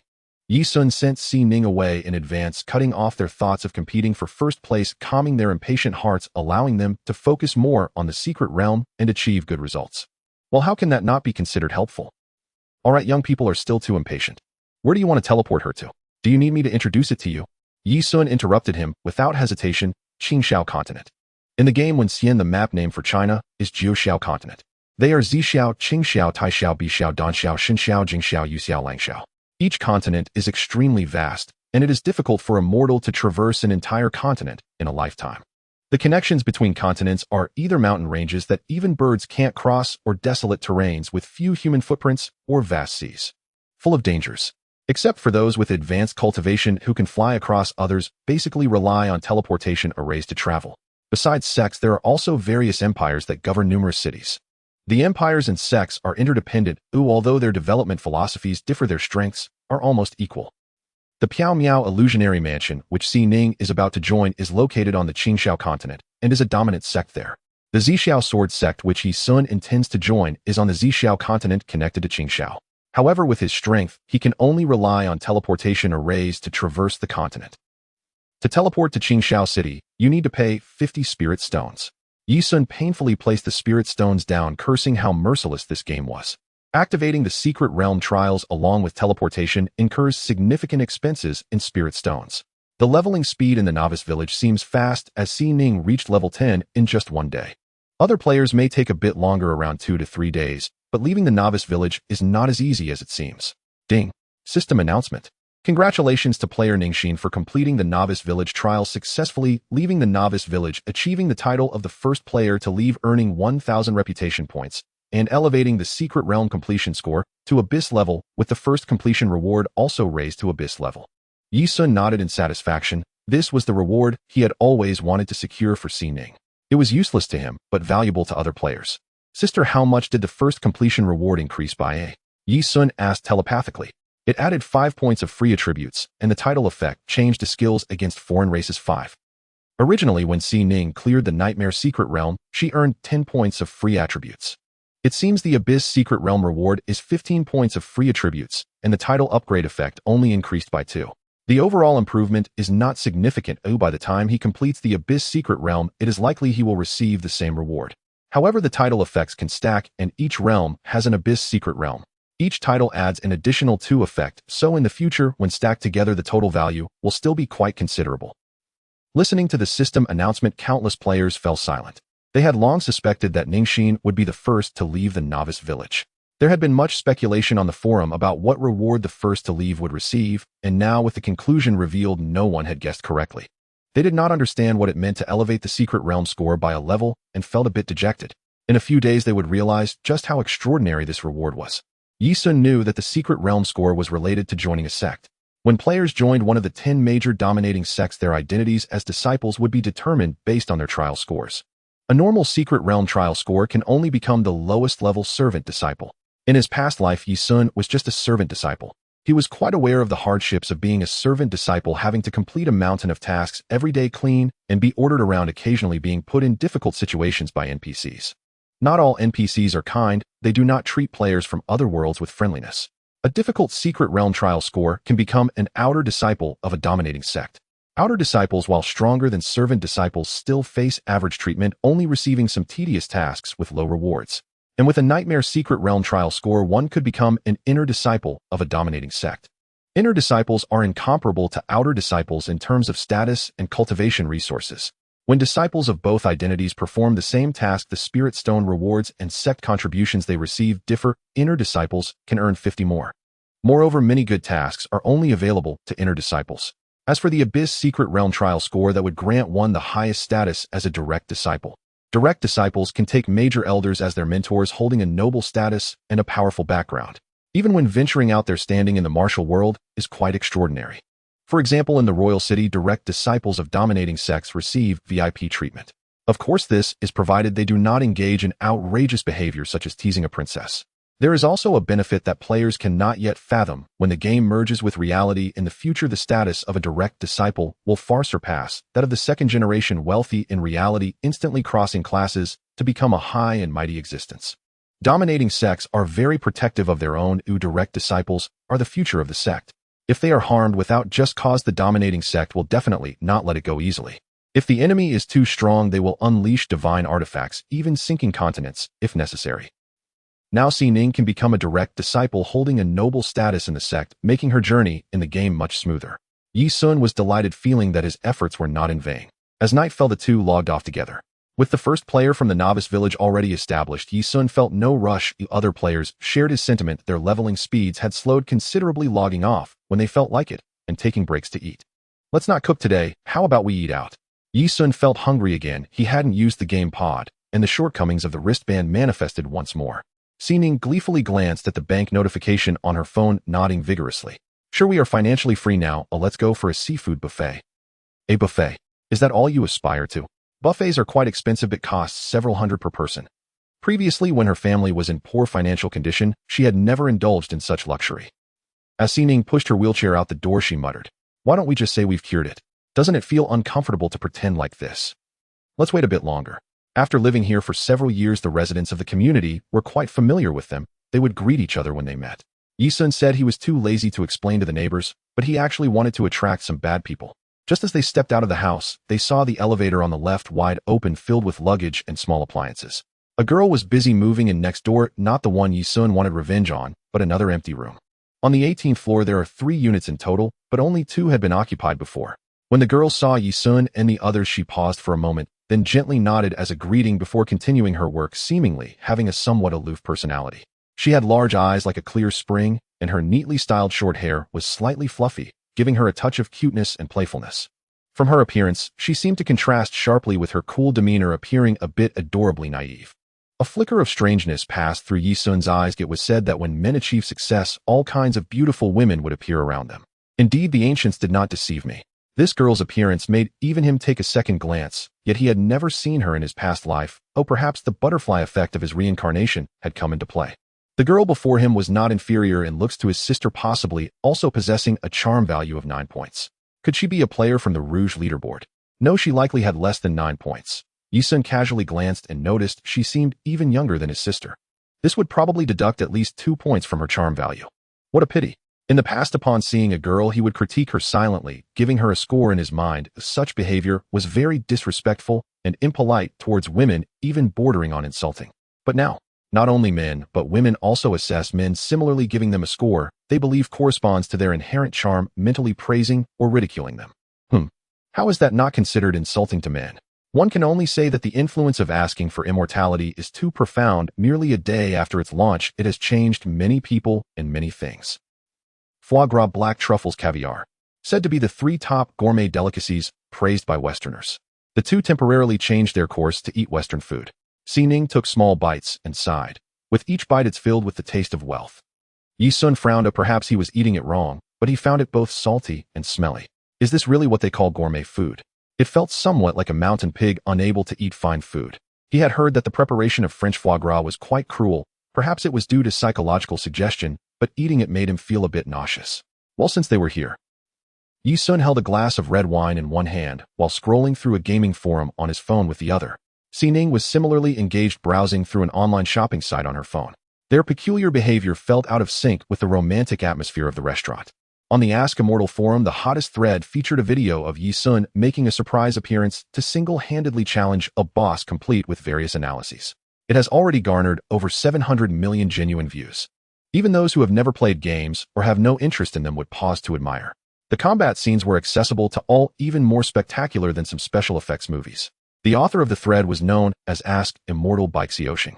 Ye Xun had heard of him in his past life. He was a seasoned veteran in various online games, specializing in theoretical strategies, and was extremely well known with countless fans.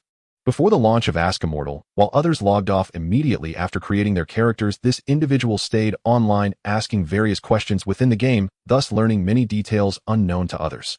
Even Ye Xun wouldn't dare claim to know more about the game mechanics than him. In the video, he occasionally paused to explain, "Everyone look at this move." Ye Xun quickly retreated to dodge a boss basic attack, and just as he intended to move forward to strike, he suddenly withdrew again to avoid the boss area attack, a ground-shaking strike. Such terrifying reflexes are simply astonishing. Many noticed that Ye Xun often sheathed his sword only to draw it again, resulting in a spike in damage. I believe this should be a skill akin to sword drawing techniques. However, I wouldn't recommend everyone pursue this skill. In Xianxia's view, the cost-performance ratio of sword drawing techniques is quite low. Drawing the sword and hitting a fixed target can likely be learned by many after some practice, but quickly sheathing it is much more challenging. For someone like Ye Xun who can accurately sheath his sword without looking at the sheath's position, it is undoubtedly a 5-star difficulty. Those who doubt can try it out, but if you get hurt, Xianxia will not be responsible. I believe Ye Xun must be a sword master in reality.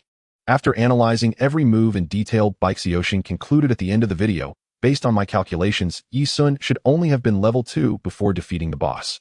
Since the immortal weapon has no level restrictions, its attribute bonuses are linked to levels, and the bonuses at level 2 would definitely not be too outrageous. Even if Ye Xun had the system's reward of 8 points across all attributes, the displayed attribute values are still exceedingly abnormal. I have a bold guess Ye Xun's innate potential must be greater than 50. Of course, it could also be that Xianxia misjudged the attribute bonuses of the immortal weapon. What do you all think? Feel free to like and follow and discuss in the comments. Although the levels in Ask Immortal are categorized according to Immortal Realms, players still tend to refer to them using numeric levels from other games for clarity, which has become somewhat habitual. Most diehard fans believed Xianxia's speculation, resulting in various calls for Ye Xun to reveal his potential and requests to the official sources for clarification. Unfortunately, neither Ye Xun nor the officials made any statements. Ye Xun couldn't help but marvel at the multitude of fools in the world, yet there were also plenty of smart people. Xianxia truly lived up to his reputation, able to analyze so much information from a single battle. One comment was particularly intriguing. It's possible that Ask Immortal is alien technology, so could Ye Xun be an alien? After all, the upper limit for normal people's potential is only 50 points, and Ye Xun's behavior is very reminiscent of an insider from Ask Immortal. Surprisingly, this theory found quite a few believers, until a post appeared titled Ye Xun's True Identity. Ye Xun noticed this post as soon as it refreshed on the forum, and out of curiosity, quickly clicked and let me introduce myself. Oh, I am a graduate from last year's Xianxia 2 middle school. To get to the point, Ye Xun is my high school classmate, a person with a disability who has always used a wheelchair to attend school. His family is poor, and the character Wenxian in the game is his sister. I know many people won't believe that Ye Xun is disabled in reality. Here is the evidence. First, Ye Xun's biggest label in our school was his high appearance, coinciding with his status as the top young master in the game. I must admit that Ye Xun's real appearance is stunning enough to make even me want to shy away from his brilliance. There is a photo of him below. Although Ye Xun did not show his face in the game, if you look closely you will find that the lips and chin of the Ye Xun in the photo are identical to those in the game. Image. JPG. The image is a high school graduation photo with the words Xianxia 2 middle school written on the school building. However, just as Ye Xun refreshed the upper half of the image, and before the character's image could be displayed, it indicated that the post had been deleted. The post was deleted too quickly. Even Ye Xun's reading speed couldn't allow him to see the complete photo. He knew that the post was likely made by a classmate from his high school group, but he didn't know who specifically or why it had been deleted. He quickly refreshed the forum again and found another post with a similar title. Unfortunately, before he could click in, it disappeared. After several instances of rapid deletions, there were no new posts about Ye Xun's identity on the forum. In no time, the forum was in an uproar. Some instinctively took screenshots, but no one managed to capture the images from the original post, as no one even got to see them. My goodness, it was deleted so quickly. Could Ye Xun really be an insider in the game? The forum isn't owned by Ask Immortal, so the deletions definitely aren't by the game officials. But given the technology level of Ask Immortal, wouldn't it be easy to gain administrative rights on the forum? The issue is deleting posts is an obvious sign of guilt. Could what the post said be true? It's definitely false. With Ye Xun's innate potential and game skills, how could he be disabled? I'm waiting for someone from Xianxia No. 2 middle school to come online. Oh, just spill the beans in the comments instead of posting. It's just a game. Why are you digging into someone else's life? That's too dangerous. Exactly, everyone has a responsibility to protect privacy. I think the deletion of the post was a good thing.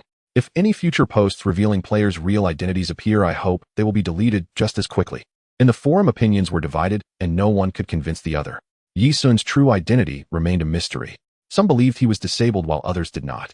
Ye Xun was puzzled as to why the forum would delete posts regarding his identity. Was it truly a rule prohibiting the revelation of players' real identities? That would be rather considerate. If the foie gras Ye Xun mentioned had a spirit, it would surely share his sentiments. Capitalistic greed is quite considerate, truly searching through my insides and laying bare my heart. Can the post be restored? No. Bite Fong said that the forum's management rights have long been taken over by the officials. The post must have been deleted by them just now. The game officials? No, it's the real officials. So the information in the post is all true. Zhao Gongzi frowned and paced, pondering for a moment before picking up his phone to dial a number. Uncle, help me check a person from Qingqing Second High School, named Ye Xun, who uses a wheelchair to get to and from school. As he spoke, he couldn't help but scoff internally. Damn, a disabled person plays the game so well. Did he practice swordsmanship in his mind? What? Top-level encryption. You don't have the authority to check either. On the other end of the phone, you can ask your grandfather for help. His authority is definitely sufficient. Forget it. I'm afraid the old man will break my legs. Zhao Gongzi felt a bit numb. He didn't even have the qualifications to check his uncle's identity. Who exactly is this guy? After hanging up the phone, Uncle Li said beside him, Gongzi, his information is already very transparent. We can check it ourselves. Forget it, Uncle Li. Zhao Gongzi waved his hand, saying, with my identity, if I suffer losses in the game, will I go offline to take revenge? If people find out, where will the Zhao family's face go? The old man would definitely kill me. Moreover, since his information is top-level encrypted, he probably isn't easy to mess with in reality either. Originally, I wanted to find him, but I didn't really intend to deal with him. Speaking of which, he felt a bit schadenfreude. Let those headstrong ones go and try. Not everyone has the ability to check him through official channels. They don't know that Ye Xun currently has a top-level encrypted identity and has no worries. So we just let it go. Let it go. Do you think I'm a coward? This matter isn't over. Once we leave the novice village with our hundreds of thousands of brothers, we can crush him. Uncle Li said worriedly, you are at odds with him, but not truly resolving the conflict. This is a hidden danger. What if he has another identity in reality and comes to find you? Damn. What are you talking about? I Zhao Gongzi am from the Zhao family. Who dares to carry out a revenge killing against me? Uncle Li? The current situation is something Ye Xun can also imagine. The information from Qingqing Second High School has been made public. His old classmates are probably going to have a rough time. The several posts that were deleted just now were not all from the same person, indicating that there is definitely more than one classmate who wants to expose him. This group of people is harmful to themselves as well. Those who want to learn Ye Xun's home address from them will probably resort to unsavory methods. Some of that group has already suffered. However, Ye Xun had a reclusive personality in high school. No classmates came to play with him, so no one should know his home address unless someone had followed him. Ye Xun secretly smiled, thinking that if those classmates encountered trouble because of this, he wouldn't feel the slightest bit of psychological burden. As for those who wanted to come to cause trouble, Ye Xun was even less afraid, especially after he reaches the foundation establishment stage. Whoever comes won't have an easy time. When he got home, Ye Xun had just finished showering and was about to continue playing the game when there was a knock on the door. Seeing Xining looking a bit puzzled, Ye Xun smiled and said, it's that lewd guy from next door. He's finally back. Sister, open the door and let's enjoy a good show. After saying that, he turned back and sat in his wheelchair. He had just heard the noise from next door returning. He just wanted to wait until his sister fell asleep before sneaking over, but he didn't expect the guy to come over on his own. Xining put down her phone, threw on a jacket, and opened the door. Just as the door cracked open, it was suddenly pushed wide open. A glint of cold light flashed first, and then a knife appeared. Cough, cough. The person held a dagger and quickly locked the door. Xining gasped in shock and hurriedly retreated. Ye Xun was speechless. This person was smooth in locking the door, leaving no escape route for himself. What do you want? Hee see, school beauty, Ye Xun, we meet again. It hasn't been a day, and the stir you two made in the game is quite significant. Pan Hui had a weird smile on his face, slowly approaching with the dagger, while Xining retreated again. Ye Xun's expression remained calm. What do you want? The only ones who can guess his identity in reality, other than those old classmates and the officials, are the neighbors next door. With his sister present, he did not strike immediately.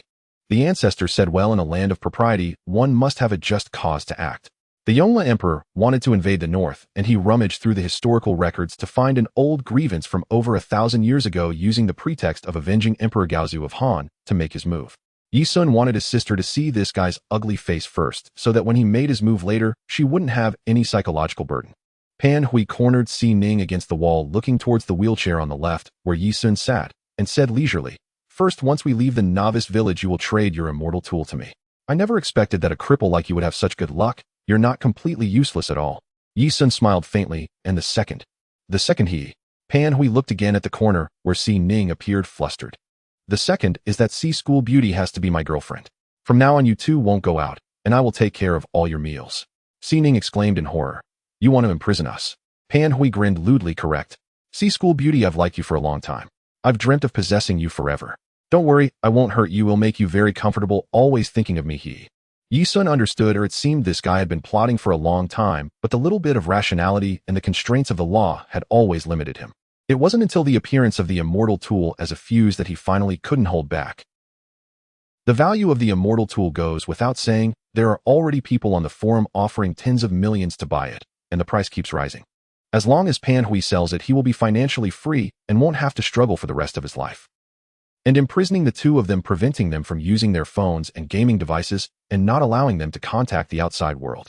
As long as the operation is done properly, it is not impossible to achieve. If Ye Xun were still in his previous sickly state, with his sister being a weak woman, he might really have been successful.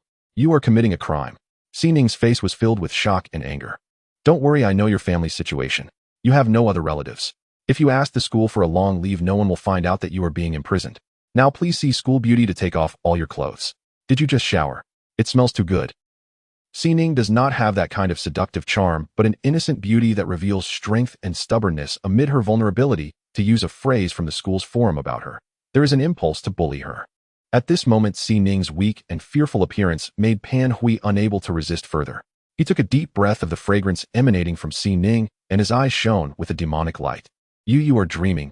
Si School Beauty, you wouldn't want your brother to get hurt, would you?" Pan Hui pointed the dagger at Ye Xun. "Ye Xun?" This sounded a bit familiar. "You?"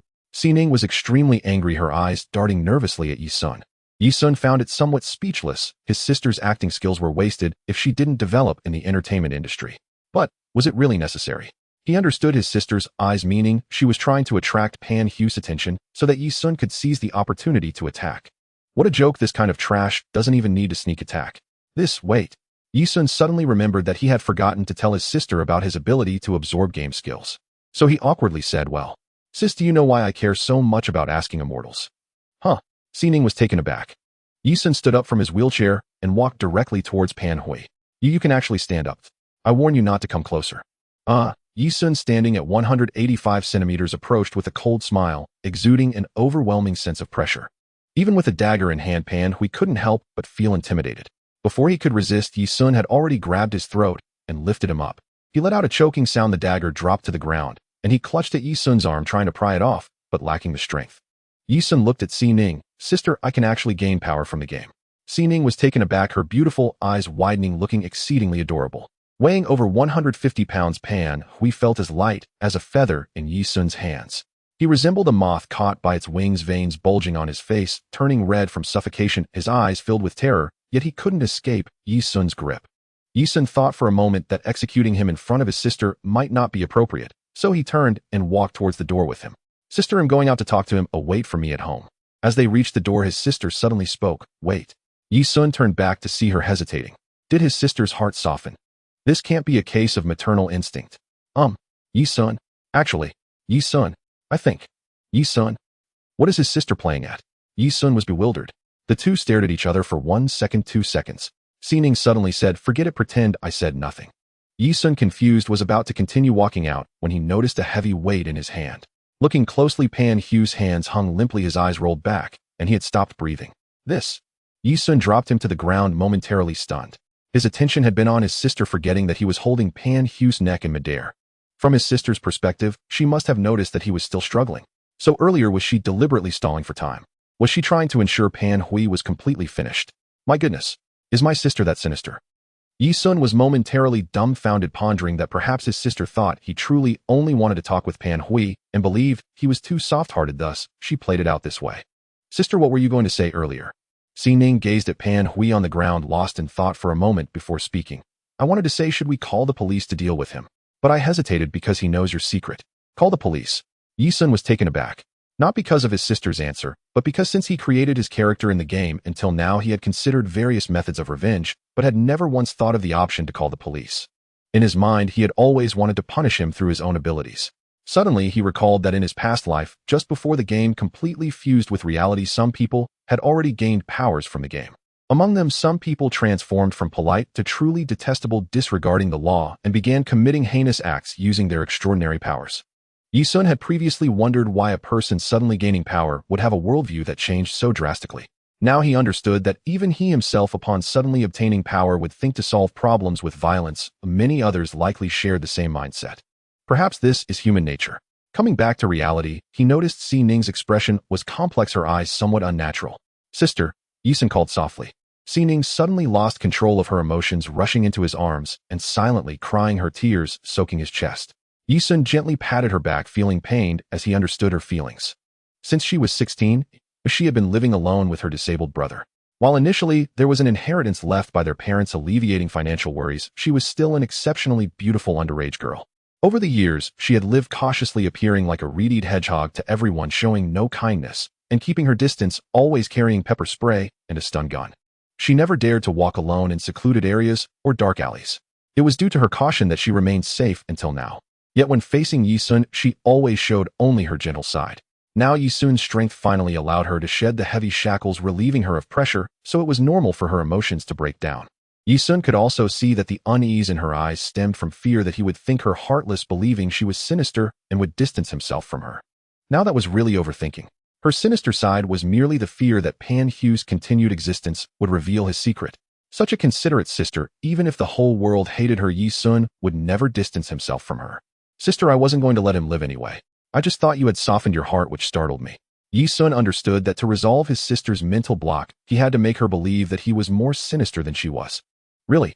Xining's eyes were filled with tears, looking pitiful. Ye Xun wiped away the tears on her eyelashes, giving her a firm gaze. After a long while, Xining regained her composure and spoke. Let's call the police. Ye Xun nodded and dialed the police. A disabled person facing an ongoing unlawful assault desperately intervenes, leading to the downfall of the assailant. From the outcome, this is a perfectly reasonable act of self-defense. Calling the police to wrap things up would be the best course of action. He currently had no way to make a person disappear without a trace. Xining took the phone from the dining table and handed it to Ye Xun. He glanced at it and found that her phone had been recording the entire time. Remembering how she had placed the phone on the dining table stand before opening the door, he thought it was just a casual action, not realizing she had sensed something was off beforehand. His sister was truly meticulous and intelligent. If Ye Xun hadn't spoken up, perhaps she wouldn't have opened the door at all. The recording was complete, capturing Pan Hu's atrocious behavior from the perfect angle. What should we do? Should we keep it? The information revealed in the recording was a bit too much. Ye Xun thought for a moment and deleted everything after he stood up from the wheelchair. He knew that if the police wanted to recover the video, they certainly could, and doing this was just to test a certain hypothesis. Knock, knock, knock. Xining looked towards the door in confusion, or it had only been 2 or 3 minutes since the call, and the police couldn't have arrived so quickly, right? Ye Xun heard that the soft footsteps were coming from the neighboring room, 1803, likely the new girl who had moved in that afternoon. Could she be coming to borrow soy sauce? He sat back in the chair saying, Sister, it's the girl next door.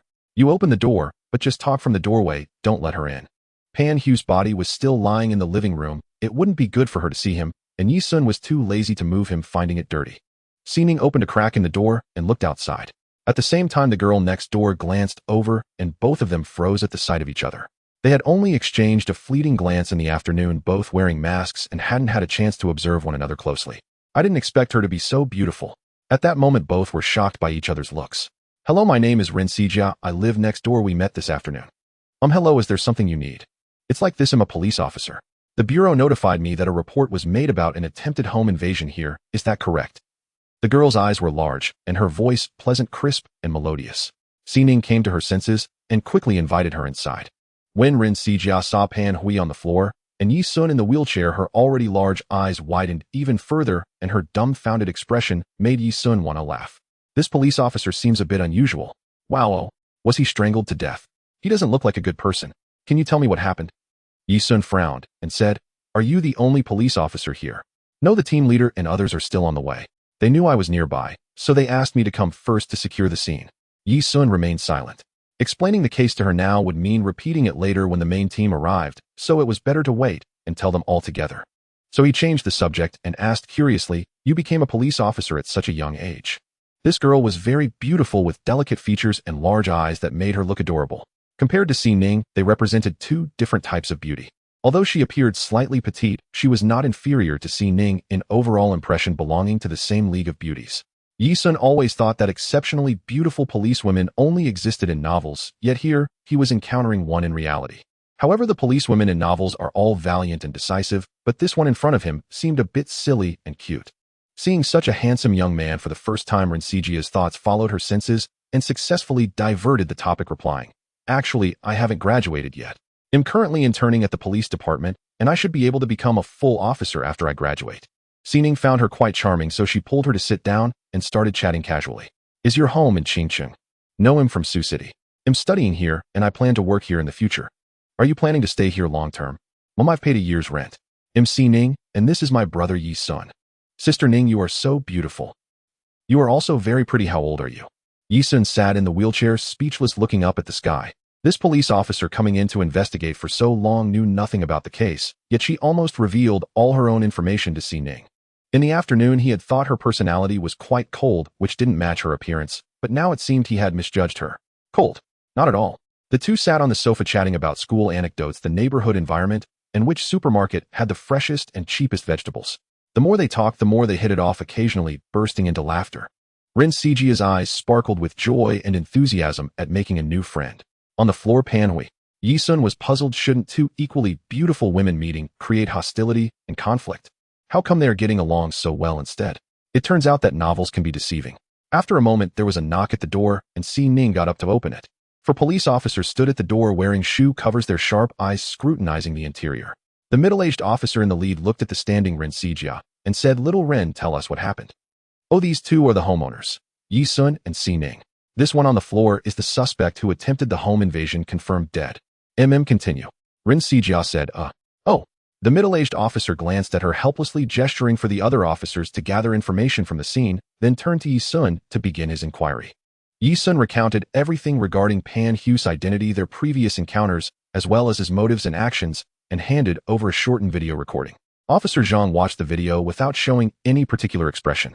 He remained indifferent to the information regarding Ye Xun's gaming identity and the celestial artifact. Ye Xun speculated that it was either his professional demeanor keeping his emotions in check, or that he hadn't followed asking the immortal and didn't know what the celestial artifact meant. Or perhaps he already knew his gaming identity. Coupled with the forum's post-deletion incident, the official's attitude towards him was quite peculiar. Ye Xun vaguely grasped something, yet still felt somewhat in the dark. Why did the video cut off? How did you subdue him afterward? The phone ran out of battery. I took advantage of his unpreparedness to control the wheelchair and ambushed him from behind. Officer Zhang paused for a moment before quickly concluding, it was self-defense. Ye Xun was speechless. Based on his statement and the situation at the scene, many details warranted further investigation. For instance, Ye Xun, a disabled person, successfully ambushed a knife-wielding criminal from behind, without any injuries, and remained impeccably tidy. Pan Hui was the same, showing no signs of having fought back, as if he had never resisted at all. This was very unreasonable. Yet Officer Zhang's investigation was so perfunctory, it was somewhat intriguing. This further confirmed his suspicions. Perhaps he had gained fame in the game, caught the attention of some powerful figure, who then inadvertently discovered that he was the illegitimate child lost years ago.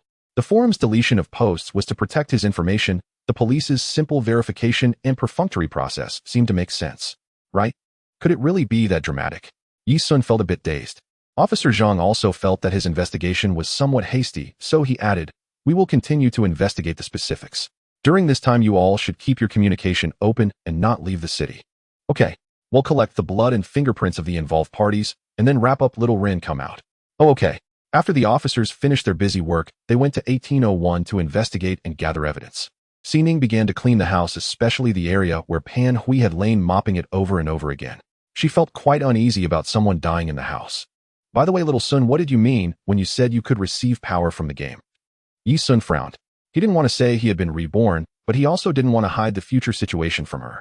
With a flash of inspiration, he spoke. When you entered the secret realm, I was chatting with the village chief. I accidentally raised my favorability to a level of deep trust, and he told me a secret that in the future the game will merge with reality and everyone can have the abilities from the game. It should be true. After all, I was able to receive the abilities from the game from the very beginning. Right now I am special, but you will be the same in the future. Xining was shocked and suddenly took the game more seriously. Ye Xun smiled and said, actually, if Pan Hui were sent to prison, he would suffer more than death. I just don't want to leave any future troubles. What do you mean? With his level of malice, a sentence of 10 or 8 years would be no problem. By the time he gets out of prison, his peers will be soaring through the skies, while he can only look up at everyone living in fear. That feeling would surely be worse than death, right? Even if Pan Hui could start cultivating from scratch, he would still be far behind others, and anyone could treat him like a servant. Ye Xun felt that letting Pan Hui die was actually helping him escape from suffering. How is this not considered doing good deeds? Is it really reliable that the game will merge with reality? Should we report it to the authorities? The earthquake back then was a matter of life and death. It was the soldiers who saved us from the ruins. Over the years, we have also enjoyed many state subsidies, and I believe those soldiers wouldn't be playing asking immortals right. Then wouldn't they be? My sister is a person who clearly distinguishes between good and evil. When facing villains, she wishes they would perish on the spot with no room for forgiveness. And when it comes to those who have helped them, her heart is full of gratitude, always wanting to repay when given the chance. Ye Xun pondered upon hearing this. Sister's guess was spot on. Those soldiers and police in the past life had a very unfortunate outcome. Faced with villains they could not resist, even if it meant risking their lives, they had to protect the powerless civilians. In the end, the order collapsed and the official machinery was paralyzed. It was truly a bloody and tearful history.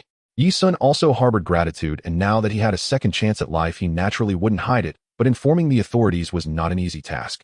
It's not the right time yet, let's talk about it later. Though he was stronger than an ordinary person, now he had not exceeded normal limits. He was merely physically stronger, unable to prove everything he said. Moreover, he currently had no access to higher-ups. If he recklessly revealed the truth to ordinary police officers, they might not believe him, and Ye Xun could end up in trouble, forced to undergo drug testing. Even if he could relay the information upward for someone like him with an unusual body, the higher-ups might deem him a social destabilizing factor, and the possible outcomes could be monitoring, control, or conscription. Regardless of which option, Ye Xun did not have the luxury to refuse at this moment. He did not wish to maliciously speculate about the authorities. He loved this country and wanted to contribute to it, but seeking a precondition for self-preservation was not a despicable act. After all, the game had only been live for a day. The military is a concentrated camp for exceptional talents. With their innate capabilities and discipline, even if they missed some progress in the early game, they would easily catch up later. Xining had played with the game wristband for a whole day and was now exhausted, her eyelids heavy as she went straight to sleep. The game pod could substitute for sleep, but there was no need to push herself too hard. Asking Immortals also has nights synchronized with real time. At night, NPCs would rest, and players couldn't take on quests. Aside from grinding monsters in the wild, there was hardly anything else to do. Xining's cultivation value was already maxed out. Without breaking through to foundation establishment, she could not continue to increase her cultivation, so it was better to sleep. Ye Xun entered the game. Opening the cultivation leaderboard, he found that everyone was already at the 10th level of chi condensation, almost all leaders of major factions. Ye Xun took out the mystic artifact blade, contemplated briefly, and sent its attributes to the desert judge. Actually, hanging the mystic artifact blade in the market might sell for more, but Ye Xun was not familiar with the other factions. It was possible that one of them belonged to the War God Hall, a potential enemy faction, which would only fund the enemy. He wasn't short on money, so it was unnecessary to fund the enemy. It was better to sell to acquaintances. Thank you, Brother Yi, for your favor. Name your price. The desert judge was extremely excited. At first, when he heard that Qian Minghua had bought a mystic artifact at a high price, he had mocked her, questioning why she would buy chi condensation equipment so soon after reaching level 10. Was there too much money to burn? However, ever since the secret realm information was exposed, he had been slapped in the face, so he hurriedly blocked Qian Minghua to avoid being ridiculed. Since then, he had been seeking high-level equipment, but unfortunately, he had only acquired 2 spirit artifacts. Mystic artifacts are hard to come by with no market for them. He never expected Ye Xun to have obtained another mystic artifact, and even took the initiative to contact him, which excited him greatly. Indeed, holding onto a big thigh allows one to go far. 2 million. Ye Xun quoted a price, treating everyone equally. Without a second word, the desert judge directly transferred 3 million to him. I won't let Brother Yi suffer any losses. If you ever have equipment you don't need in the future, you can sell it all to me, and I'll buy at the highest market price. The novice village was already dark. After Ye Xun finished trading the mystic artifact blade, he navigated in the darkness to the level 10 Song Wolf area, only to see various ghostly shadows flickering illuminated by only a few scattered torches. Torches could either be bought during the day in stores or ignited from branches using fire spells, but they wouldn't last long. So most people could only grind monsters in the dark. These people are really dedicated grinding at this hour without fear of being bitten by wolves. Ye Xun found an empty corner, chuckled, and charged towards a pack of wolves with glowing green eyes. Sword draw technique. 563. Normal attack. 375. Ding. You have killed a Song Wolf and gained 40 cultivation points. The environment was too dark and Ye Xun couldn't hit the wolf's weak points, but he still managed to take down a wolf with 900 health in just 2 strikes. He was currently at the 7th layer of Qi condensation. Each level up increased all attributes by 1, distributing the 14 free attribute points he had at level 7 evenly across his stats. After 3 announcements, he received a total of 11 attribute points. The immortal artifact Ink Rhythm Bamboo increased all attributes by level 2, thus adding 14 attribute points at level 7. Plus the spirit artifact Wind Spirit Sword. Ye Xun's strength attribute had now reached 44 points. 44 points of strength is not a lot. Some players who invest fully in strength can also reach this value with gear. However, Ye Xun's physical attack was 455, which was terrifyingly strong.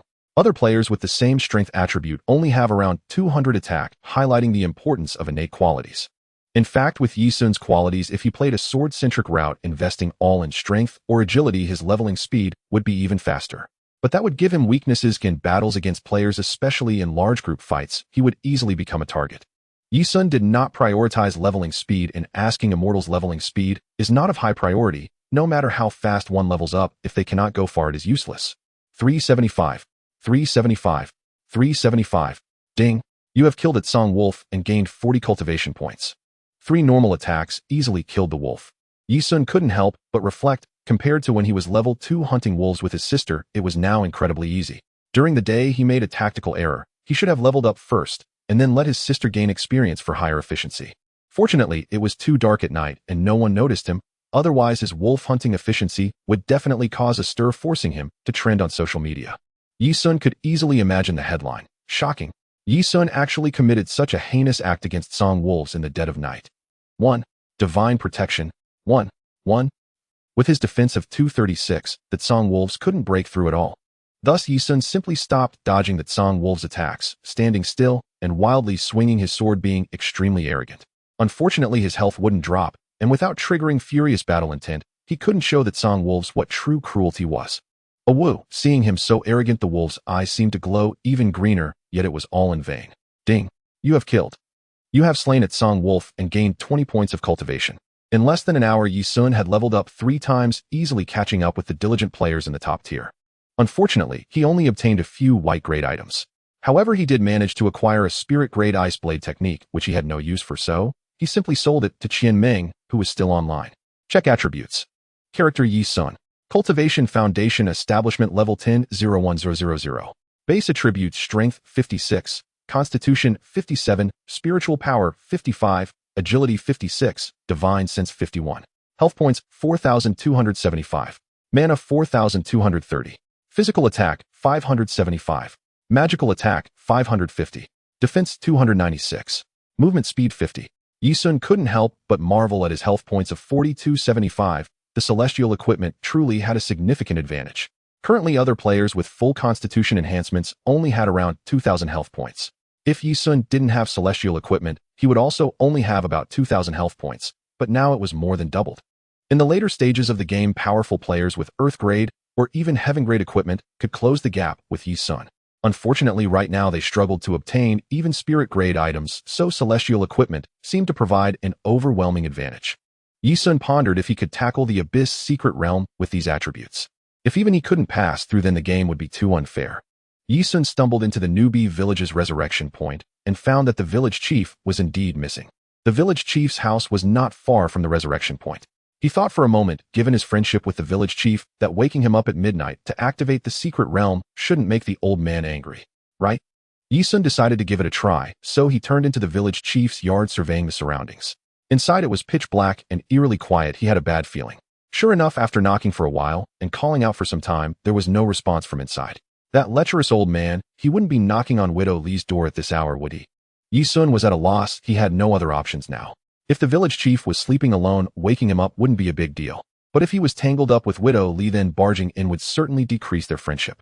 Moreover, Ye Xun didn't even know where Widow Li lived. With no alternative, he logged off to sleep, planning to get back online after breakfast the next morning with his sister, only to find the old man yawning. Xining went to the mysterious illusory mansion to seek a master, while Ye Xun prepared to challenge the Abyss secret realm. However, to his dismay, the village chief was surrounded by players all waiting in line to activate the secret realm trial, with some players nearby looking frustrated as they couldn't squeeze in. Those guys wouldn't be from the War God Temple, would they? It didn't seem wise to engage them here. Ye Xun thought quickly and shouted inwardly, "Village chief." The goat-bearded old man looked outside upon hearing the voice, his face lighting up with joy as he quickly pushed through the crowd and came out. "Ah, it's you, kid, ha." Ding. The village chief's friendship with you increased by 10. Current friendship level 50. Heartfelt. Ye Xun was slightly taken aback. What was this about gaining friendship points just from meeting? Could it be that he had helped him a lot yesterday, and Widow Li had taken good care of him that night? Tisk, after not seeing you for a night, your aura seems to have become considerably stronger. Ye Xun, accompanied by Mo Yun and Yu Chang, concealed his perception below celestial level, leaving the village chief unaware of his cultivation level, merely guessing by instinct. He shyly said, "Yes, village chief, I am already at foundation establishment level 10, and now wish to enter the Abyss secret realm." There was still a fortuitous encounter waiting for him at the village chief's place. "All right, I will activate it for you right now. This will cost 30 spirit stones." "Oh, we're brothers. No need for such formality. Really, just this once, don't let it happen again next time." The village chief pretended to be displeased, but quickly took the spirit stones Ye Xun offered. Ye Xun. Next, under the fervent gazes of those around, he was inserted into the Abyss secret realm out of turn. "Oh, I actually ran into Ye Xun." "Ye Xun, you handsome guy." Why is the village chief so enthusiastic toward him? Indeed, seeing how friendly they were talking earlier, I didn't dare to interrupt. As expected of Ye Xun, he always manages to do the unexpected. I wonder what difficulty of secret realm he entered. Do you think it's the Abyss mode? Oh, it can't be right. I heard that Wu Lao Air we helped yesterday couldn't even beat the hard mode. Oh, I really don't know how difficult the Abyss is. I heard that the leader of the Putua Guild entered the Abyss secret realm yesterday and died within 5 minutes. I really want to go in and see for myself. Be careful, entering it costs 30 spirit stones, and it takes a long time to save up. We can't just choose recklessly. The current players were few who had increased their friendship with NPCs. Especially in newbie villages where at first there would be a large crowd of players around every NPC, it was already a blessing if the NPCs weren't annoyed with them, making it hard to increase friendship. Thus they were puzzled, not understanding why Ye Xun could interact with the village chief to such an extent. Soon the scene of Ye Xun and the village chief having a hearty conversation appeared on the forum. Ye Xun was actually laughing heartily with the village chief, looking as though they were old friends. What hidden secrets lie behind this extraordinary scene? According to insiders, Ye Xun was seen in the wild last night, and then hastily headed toward the newbie village, ultimately vanishing, while the village chief also stealthily left the same night with no one at home. Today the village chief had severe dark circles, unsteady footsteps, and a dazed expression, with a smug smile occasionally appearing at the corners of his mouth. Could it be that there exists a love-hate entanglement between Ye Xun and the village chief that transcends age and gender? NPCs are just a set of data. Ye Xun's behavior is truly unconscionable, worse than a beast. Is this a distortion of humanity or a decline of morality? Fortunately, Ye Xun was too busy to check the forum, otherwise he would have spat out a mouthful of blood. Damn it. Spirit Valley Secret Realm. The Spirit Valley was once a peaceful place next to the newbie village, but now it is shrouded in mist, with villagers disappearing one after another. Secret Realm difficulty Abyss. Secret Realm tip: enter the Spirit Valley Secret Realm, uncover the truth, resolve the calamity, and restore the Spirit Valley to its former peace. Ye Xun stood at the entrance of the Spirit Valley, closing off the useless prompts. Just as he was about to step into the valley, a rustling sound suddenly came from around him. Soon a horde of monsters that could scare little girls appeared in his sight. In asking, the immortal monsters are roughly divided into 2 modes. One is the peaceful mode. In this mode, as long as players do not initiate an attack, even if they walk right up to a monster and turn their back to it, the monster will not retaliate. The monsters in the leveling areas outside the novice village are all of this type. The second type is the aggressive mode, where players will be attacked upon entering the monster's aggro range, such as the various bosses, which default to aggressive mode. The ordinary monsters before him are the same. Ye Xun activated Insight. Mist Spider Ordinary Beast at Foundation Establishment Stage 1. Health 2640. Magic damage 264. Defense 132. Movement speed 41. Weakness abdomen. Skill. Web entangle shoots out a strand of web in the direction of the target with a 30 chance to reduce the target's movement speed by 20 for 5 seconds. Effect stack maximum, hit distance 8 meters. Underworld blood poison centipede ordinary beast at foundation establishment stage 1. Health 1320. Physical damage 528. Others in A. Skill. Bloodthirsty poison fangs opens its sharp, venomous fangs to bite the target, dealing 650 physical damage and injecting poison, causing the target to lose 200 health points per second for 5 seconds. Poisonous moth ordinary beast at foundation establishment stage 1. Health 1260. A. Skill. Phosphor poison fog flaps its wings to release phosphor powder in a fan-shaped area within 10 meters, dealing 528 magic damage to all targets it touches with a 20 chance to paralyze the target for 5 seconds. There are actually only foundation establishment stage monsters. The 3 types of poisonous creatures, a total of 15, are all about the size of piglets, their hideous appearance causing a change in expression as they swiftly surrounded Ye Xun from all directions. Ye Xun, having clarified the attributes of the monsters, took a sharp breath. According to the player's habitual naming, these monsters are level 11, seemingly just one level higher than the novice village's gray wolves, yet a vast realm separates them. The jump from Qi condensation stage to foundation establishment stage represents a significant increase in attributes. It is a challenging endeavor for players in asking the immortal to challenge higher realms. Ye Xun focused intently on the approaching monsters, contemplating feasible tactics. Foundation establishment stage is one thing, but they even have ranged control and poison. And they're surrounding me. No sense of martial ethics. No wonder no one could clear the abyss secret realm in his past life. Even he felt the pressure at this moment. It's not that the monsters in front of him are particularly troublesome, it's just the first stage. He can't imagine how strong the bosses will be later on. Without time to think it over, the 15 monsters surrounded him in a formation. Ye Xun's face darkened as he swiftly stepped behind one of the spiders, raising his sword. Sword draw technique. Weakness attack. 764. Normal attack. Weakness attack. 509. Ye Xun's attack speed of over 2 allowed him to strike twice in 1 second. Squeak. The mist spider shuddered, its leg hairs standing on end. Ye Xun, seeing this, had no time to make another strike and quickly retreated just in time to avoid the centipede and moth attacking from the side. The poisonous moth sprayed a cloud of phosphor powder onto the centipede, but dealt no damage. Damn, why is there such favoritism? Ye Xun cursed inwardly. He had no intention of facing the underworld blood poison centipede's attack. Damage was secondary. With his divine grace, skill being poisoned posed no threat to Ye Xun. Mainly the centipede looked too disgusting, with its fangs dripping with a nauseating green liquid emitting a foul odor. Fortunately, the underworld blood poison centipede's movement speed was slower than his.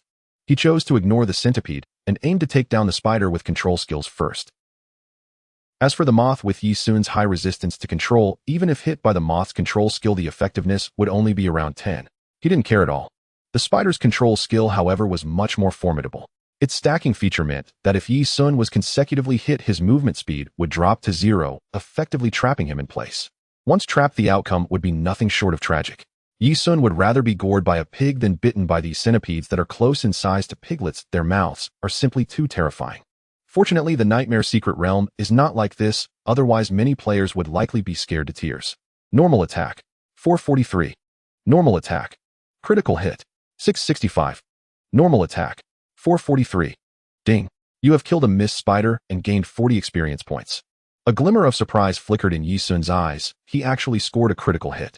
The yellow damage value was truly beautiful. It was his first since the server opened. At this stage, players' critical hit values are still too low. Even he is no exception, making it difficult to achieve a critical hit. Hit. Health 232. Friendly reminder, you have entered a paralyzed state. Divine Grace. Health 214. Divine Grace. Health 18. Ye Xun's face turned as dark as ink. With less than 10 control probability, how could he have been hit so easily? The paralysis effect is terrifying, reducing movement speed, attack speed, and perception by 50, and extending skill cooldowns by 50. As he saw a centipede charging towards him, its mouth wide open, revealing its venomous fangs. Damn! Ye Xun shouted, and at the critical moment, he quickly executed a sword step, appearing behind a moth, stabbing twice in the same spot with force. Normal attack. Weakness attack. 509. Normal attack. Weakness attack. Critical hit. 764. Ding. You have killed a poisonous moth and gained 40 experience points. Having successfully dodged the centipede's attack range, Ye Xun let out a sigh of relief, smoothing out the goosebumps on his arms. Fortunately, his resistance to control is high enough to reduce the moth's 5 seconds of control to just 1 second, otherwise it would have been disastrous. There are no truly perfect individuals in the world, and Ye Xun is no exception. After an hour, Ye Xun managed to slay all 15 vicious creatures, spending most of the time dodging their attacks. The first stage's 15 monsters were nothing short of repulsive. Not only were they disgusting in appearance, but they also did not drop any loot. After replenishing his mana, Ye Xun continued deeper into the valley. At the entrance, he saw 10 monsters guarding like sentinels, deadly scorpions, and rotting bone snakes. All of them were elite beasts at the first level of Foundation establishment. In asking, the Immortals, monsters are classified into 3 tiers: ordinary, elite, and boss. In the wild, defeating ordinary monsters has a chance of spawning elite ones. Only after killing elite monsters can there be a chance of spawning a boss. Ye Xun was able to slay the White Ape King largely thanks to the good fortune of other players who, after defeating the elite White Ape, managed to spawn the boss. Other villages were not so lucky and fell behind Village 404. If it weren't for this, Ye Xun definitely would not have secured the first kill, and even his extraordinary attributes would have been of no use. The classifications of demon beasts, spirit beasts, and immortal beasts represent the potential of monsters. The cultivation limit for demon beasts is the golden core stage, while spirit beasts can break through this limit and continue to cultivate. The same classification applies to pets. Players should ideally choose spirit beasts or higher, as they can keep pace with the player's growth into the later stages. Ding! You have killed a deadly scorpion and gained 0 experience points. Ye Xun felt helpless. His experience bar was already full, and he could no longer gain experience. The second stage wasted over an hour, and still nothing dropped. It seemed that the rewards in the Mystic Realm would be calculated all at once at the end. He looked forward to the upcoming battle with the boss.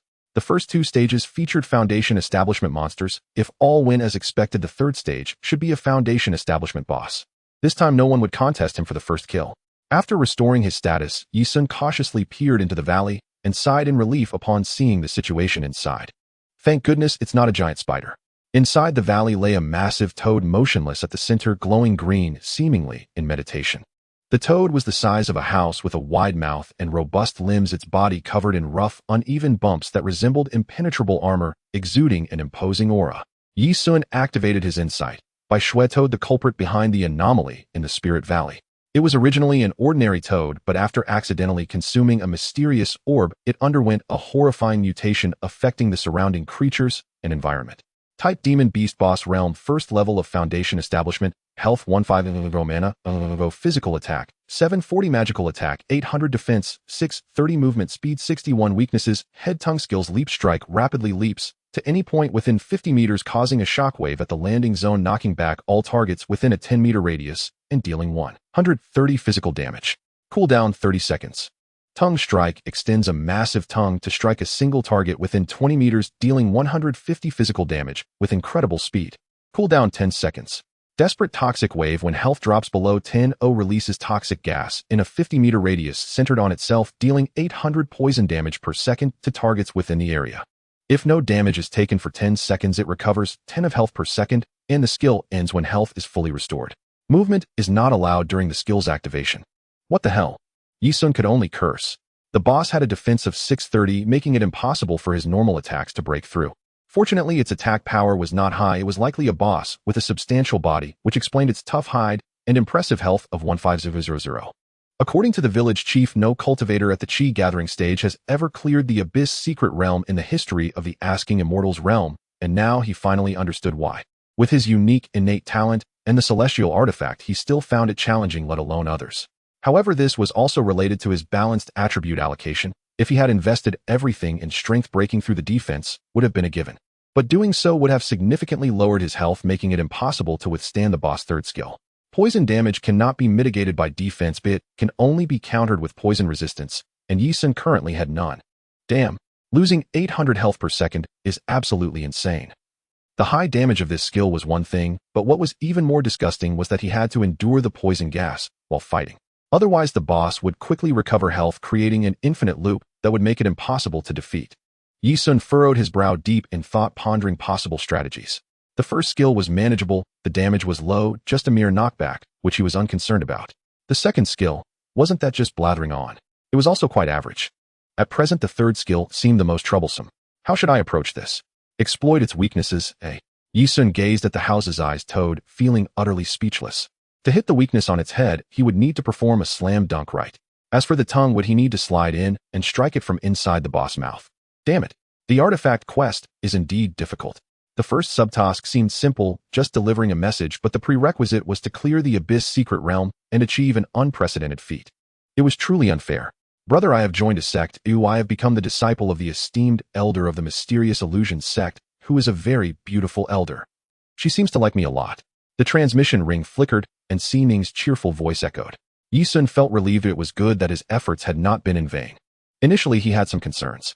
Although his sister had the pseudo-abyss trial achievement, her innate talent was somewhat low, and he was uncertain if it would affect her. Now it seemed he had overthought it. His sister mentioned that the elder liked her a lot, likely due to her beauty. Even female elders would be happy to receive beautiful female disciples. It's truly a world that values appearances. I'm going to cook now. Do you want to log off? Ye Xun glanced at the time and realized it was already noon. In fact, with a gaming pod, he could skip meals as the nutrient solution could sustain bodily consumption, but over time it would definitely be detrimental to health. Ye Xun frowned. He had come this far, and it was impossible to leave the secret realm now. Yet the final stage was a battle of attrition, likely taking several hours to conquer. He was grateful for switching to a gaming pod. Otherwise, even with his superhuman physical qualities, he would likely struggle to endure the consumption in the Abyss secret realm. I'm in the secret realm and won't be able to leave for a while. I won't be eating lunch today. Ye Xun deactivated the Divine River skill and entered the valley with his sword. Sticking my head out is a knife. Pulling back is also a knife. If I crouch down any longer, my legs will go numb. Let's do this. As Ye Xun entered the valley, he was immediately detected by the blood-tinged toad.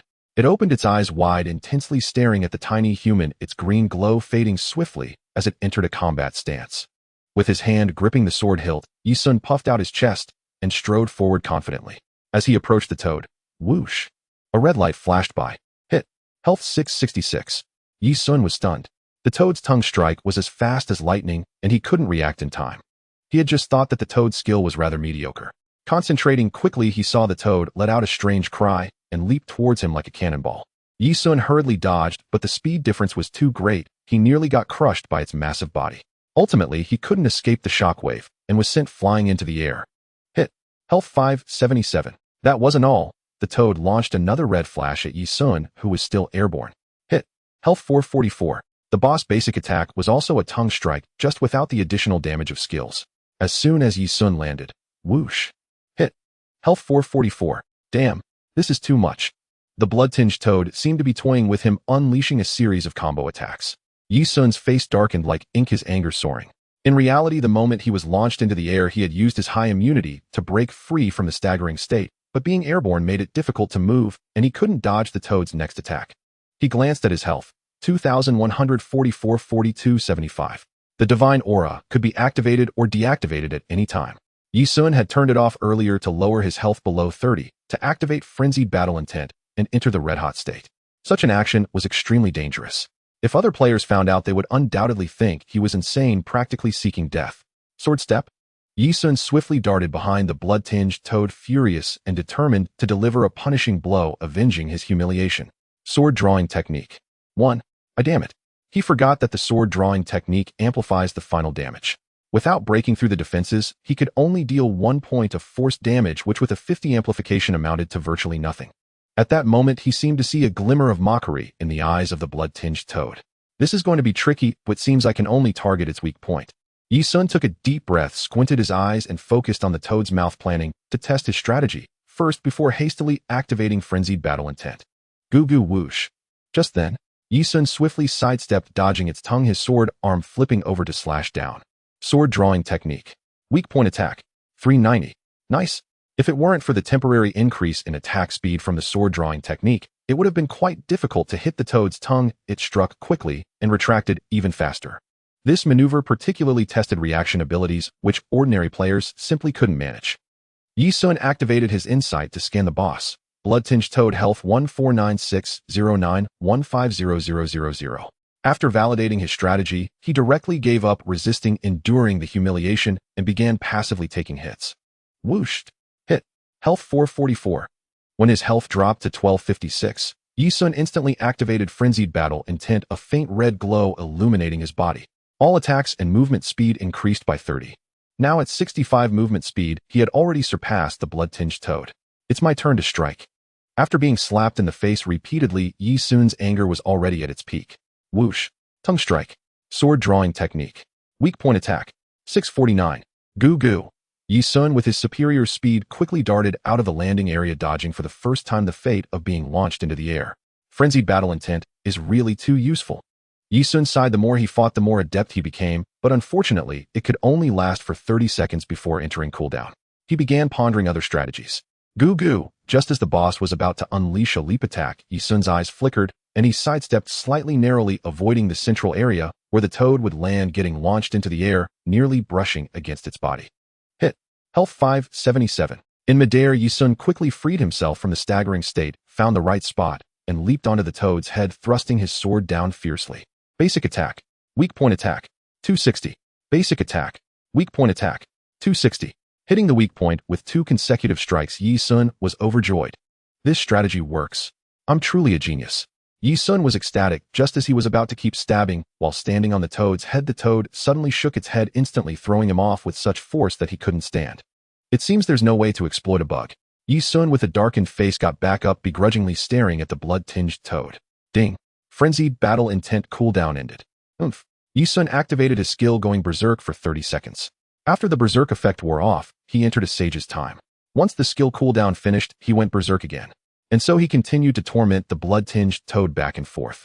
From time to time, he consumed recovery potions to restore his mana. 2.5 hours later. Insight. Blood-tinged toad health 15250. 150000. Ye Xun chuckled gleefully. Next, the blood-tinged toad only needed to take one more hit from him, and the poison would be released. Activate Divine Aura. Health 214. Health 214. The boss poisonous wave dealt 800 poison damage per second, and now the Divine Aura could not be turned off again, or he would die even faster. Once his health was fully restored, Ye Xun continuously dodged, waiting for the boss to use its leap attack. To defeat the boss while enduring the poisonous gas, he had to keep hitting its weak point when it couldn't move. However, he couldn't hit its tongue, and had to choose the weak point on its head. Goo goo. The blood-tinged toad leaped into the air. Just then, Ye Xun's eyes lit up once again, employing the same trick. After being launched into the air, he swiftly leaped onto its face, flipping onto its head. Sword drawing technique. Weak point attack. 390. Blood-tinged toad health 14860. 150000. After one strike, the boss health dropped below 10. It froze in place, its body trembling, green mist pouring out from within. Desperate poisonous wave. Ye Xun gripped the sword tightly, thrusting it down into the toad. Basic attack. Weak point attack. 260. Poisoned. 800. Divine Aura. Health 214. The gleaming sword pierced through its head. Pulled out. And pierced in again. The blood-tinged toad trembled violently, continuously spewing out poisonous gas, yet remained completely still.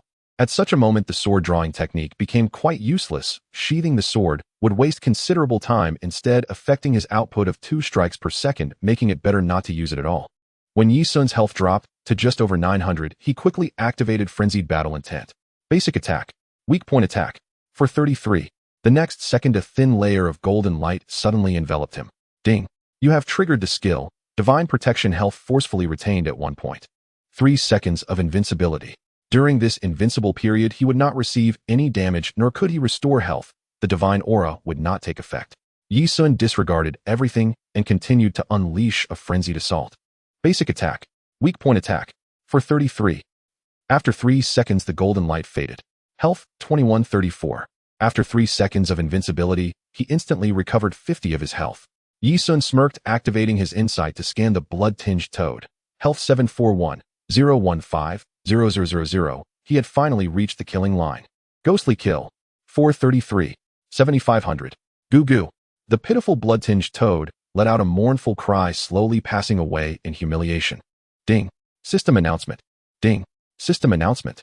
Congratulations to the player Qianming for successfully navigating the nightmarish level of the 100-Flower Secret Realm for the first time, earning 500 prestige points, 300 low-grade spirit stones, and 10 free attributes. Ding. System announcement. Congratulations to the player Qianming for achieving the Nightmarish Secret Realm completion achievement, earning the permanent title, Nightmare Hunter 1, with the title effect 3 effect against alien skills. All title effects are stackable. Ye Xun battled the boss for 3 hours, and was now exhausted, lying on the ground, gasping for breath, unwilling to move, quietly waiting for the system settlement. When navigating a secret realm of nightmarish difficulty or higher, a system announcement will be triggered. Ye Xun was not surprised by the contents of the announcement. His sister mentioned yesterday after finishing the nightmarish secret realm that even without an immortal artifact with her profound weapon and profound skills, she could nearly clear it. Other players, if their qualifications are extremely outstanding, could have their equipment and skill requirements lowered even further. Xianming possessed a profound weapon, or it was unclear what skills she had, but she certainly had spirit-grade skills which were sold to her by Ye Xun. If she could clear the nightmarish difficulty relying solely on spirit-grade skills, her qualifications should be somewhat higher than his sister's. However, although Qianming also cleared the nightmarish secret realm, she did not receive the additional 3 free attributes from the system, since she was not the first in the entire server to clear it. The forum was abuzz with discussions. Many players had already reached the 10th level of the Qi condensation stage, but it had taken so long for the second player to conquer the nightmarish secret realm. This shows just how difficult the nightmarish secret realm is. Wenxian by Xiaosheng had entered the nightmarish secret realm 3 times in a row, all ending in failure. But he did not come away empty-handed. He compiled a relatively complete strategy and completion requirements. 1. Either a profound artifact, profound skills 2, or a full set of spirit artifacts, at least 2 spirit-grade skills. 3. Average qualifications must be above 40 points. Such demands dashed the hopes of most players. Now the forum was curious as to why Ye Xun, the top player in the game, had not cleared the secret realm. At this moment, ding, system announcement. Congratulations to the player Ye Xun for being the first to pass through the abyssal level of the Spirit Valley Secret Realm in the Novice Village, earning 1,000 prestige points, 500 low-grade spirit stones, and 15 free attributes. Ding. System announcement. Congratulations to the player Ye Xun for achieving the Abyssal Secret Realm completion achievement, earning the permanent title, Abyss Walker 1, with the title effect 5 effect against alien skills. All title effects are stackable. Ding. System announcement. As the first player in the entire server to pass through the Abyssal Secret Realm, Ye Xun receives an additional reward of 1,000 prestige points and 5 free attributes. Ding. System announcement. Ye Xun as the first person to clear the Abyssal Secret Realm since its creation shocked the heavens and earth. Reward Heavenly Dao Treasure Void Breaking Talisman. Ding. System announcement. Congratulations to the player Ye Xun for slaying the Foundation Establishment Stage boss, the Blood-Tinged Toad. Achieving the unique achievement. First kill of a Foundation Establishment Stage boss. Reward 1,000 prestige points, 500 low-grade spirit stones, 1 to all innate qualifications, and 6 to all basic attributes. The announcements echoed 15 times, buzzing in the minds of all online players.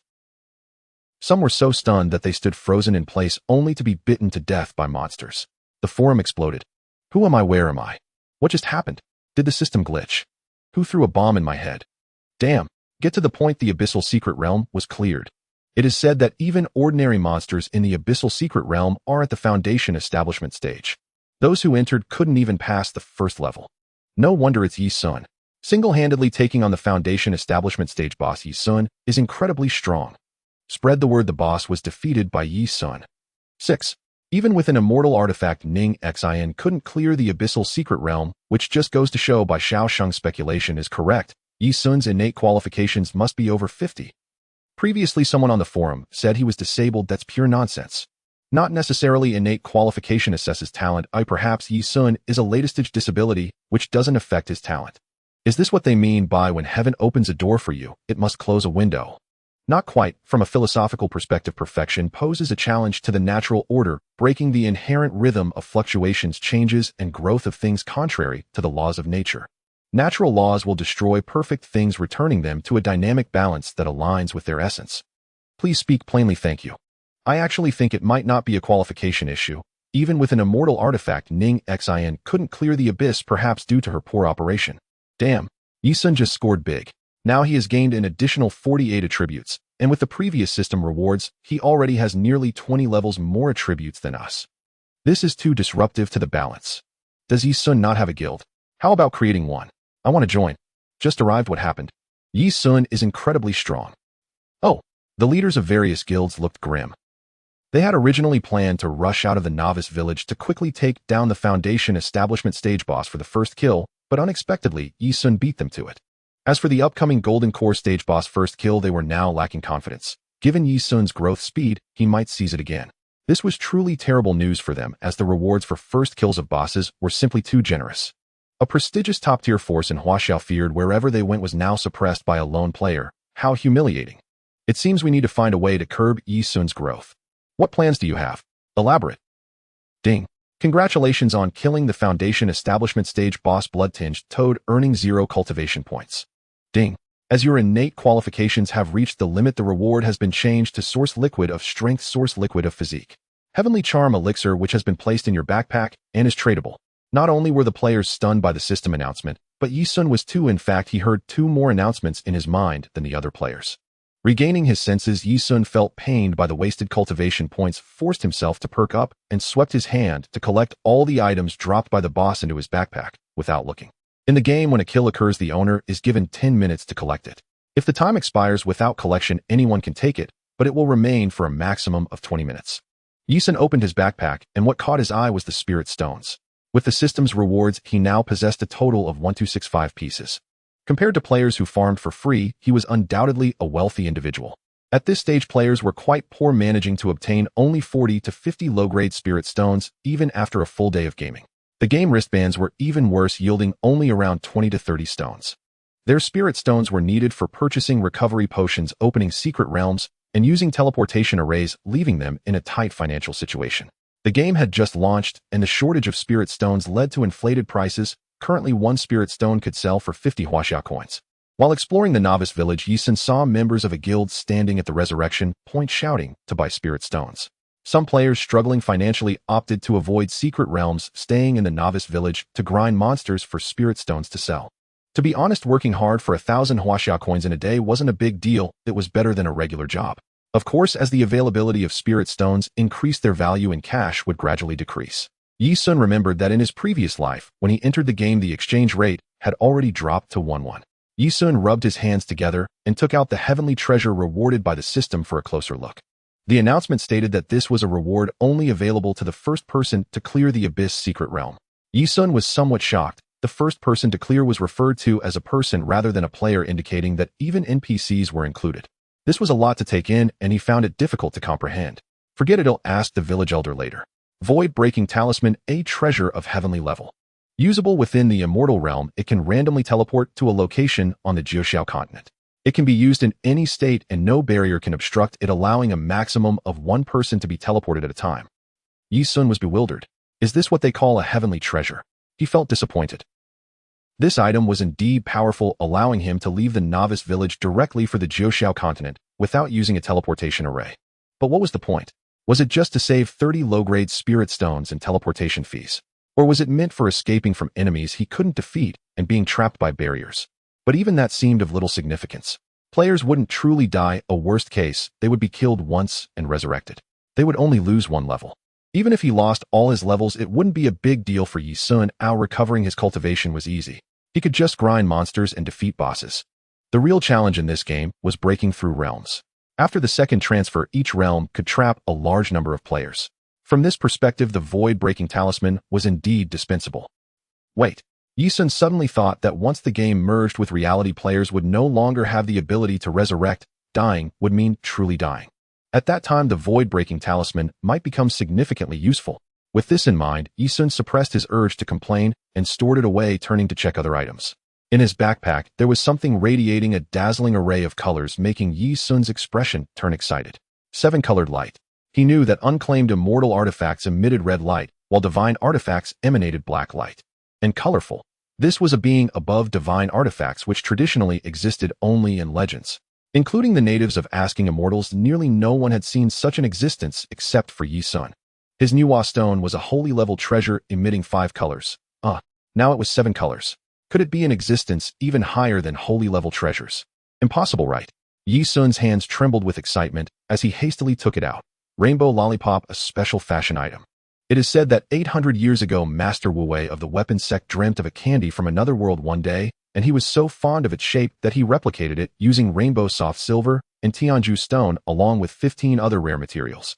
It can be worn as a melee weapon, forcibly changing the weapon's appearance. Additional attributes: critical hit 10, control hit increased 20, target weakness area enlarged by 50. Special effect when used by females, charm 10, when used by males, charm 10. Characteristic: non-removable, cannot be completely destroyed below divine artifacts, and will automatically repair if damaged. Ye Xun. A toad actually has such a peculiar item. The rainbow lollipop can change the appearance of melee weapons such as swords, knives, and spears. He can use it. The additional attributes were also quite valuable. Moreover, it was not an equipment piece, so it wouldn't take up an equipment slot. Having it was equivalent to having one additional piece of equipment, making it extremely valuable. Non-removable. Ye Xun frowned. The non-removable characteristic indicated that it wasn't suitable for use on Qi condensation-level spirit instruments, as equipment would soon need to be replaced. It would be more appropriate for use on unranked immortal artifacts. The special effect also left him speechless. Male users would have their charm reduced by 10. Thinking about it, a big man holding a lollipop would indeed seem somewhat ridiculous and effeminate, so a charm reduction was normal. Sigh. Ye Xun was at a loss as to how to handle it.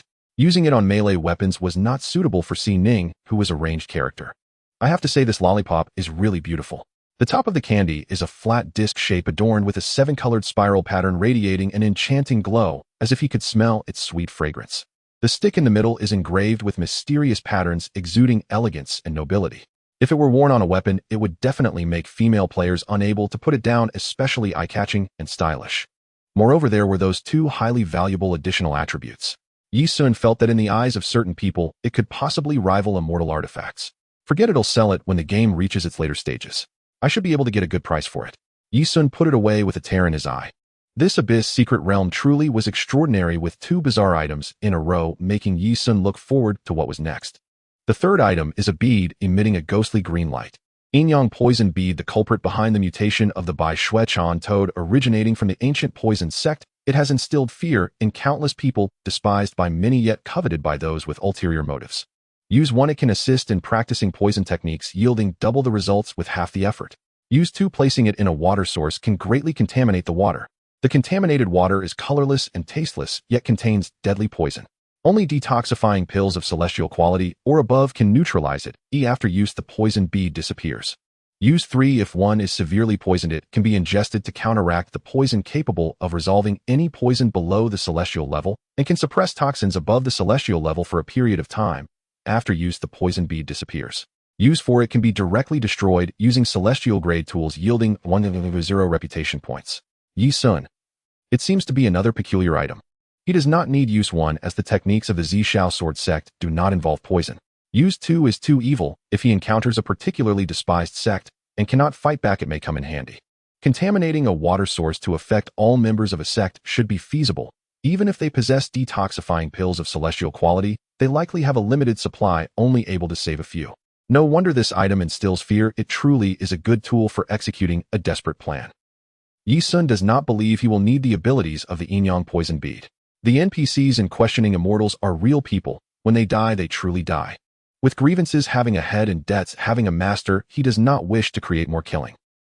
As for use 3, it should be similar to the void-breaking talisman, another ability that might be useful after the game merges with reality and could potentially become a crucial lifesaver.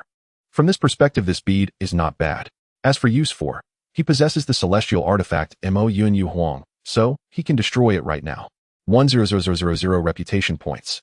In the early game, reputation points are useless, but after the reputation shop opens in the future, they will be quite valuable. Ye Xun remembers that there was a post on the forum in his past life ranking the most important items for players in Questioning Immortals. Players debated endlessly. Some said artifacts were the most important, others argued for comprehension. Among them was a mention of reputation points, which ranked quite high. This shows the significance of reputation points. Ye Xun hesitated for a moment, then put the item back in his backpack. He could decide which of the 4 uses to employ later when needed. Sigh. It's a good item, but unfortunately it can't be used right now. When he took out the 4th item, he was instantly overwhelmed with emotion. Bai Shuechan toad inner pill, ingesting it permanently increases poison resistance by 20. Finally, there's something usable now, and it's very practical. Ye Xun wasted no time and ingested it. Ding. You have consumed the Bai Shuechan toad inner pill, increasing poison resistance by 20. If you were to fight the Bai Shuechan toad again, now its poison damage to Ye Xun would drop from the original 800 to 640. Mystical Comprehension Fruit can upgrade skills at full proficiency from Spirit tier to Mysterious tier. This fruit is a guaranteed drop from boss first kills, and Ye Xun happens to need it. Once the proficiency of the sword step is maxed out, it can be used. Bai Lin Armor Earth tier. Equipment requirements: Foundation Establishment period Male. Added attributes: Physique 24, a Defense 50, a Vitality 500, Critical Resistance 10. Special skill: Slow upon activation, slows all targets within a 30-meter radius by 20 for 30 seconds. Consumption: 500 mana. Cooldown time: 120 seconds.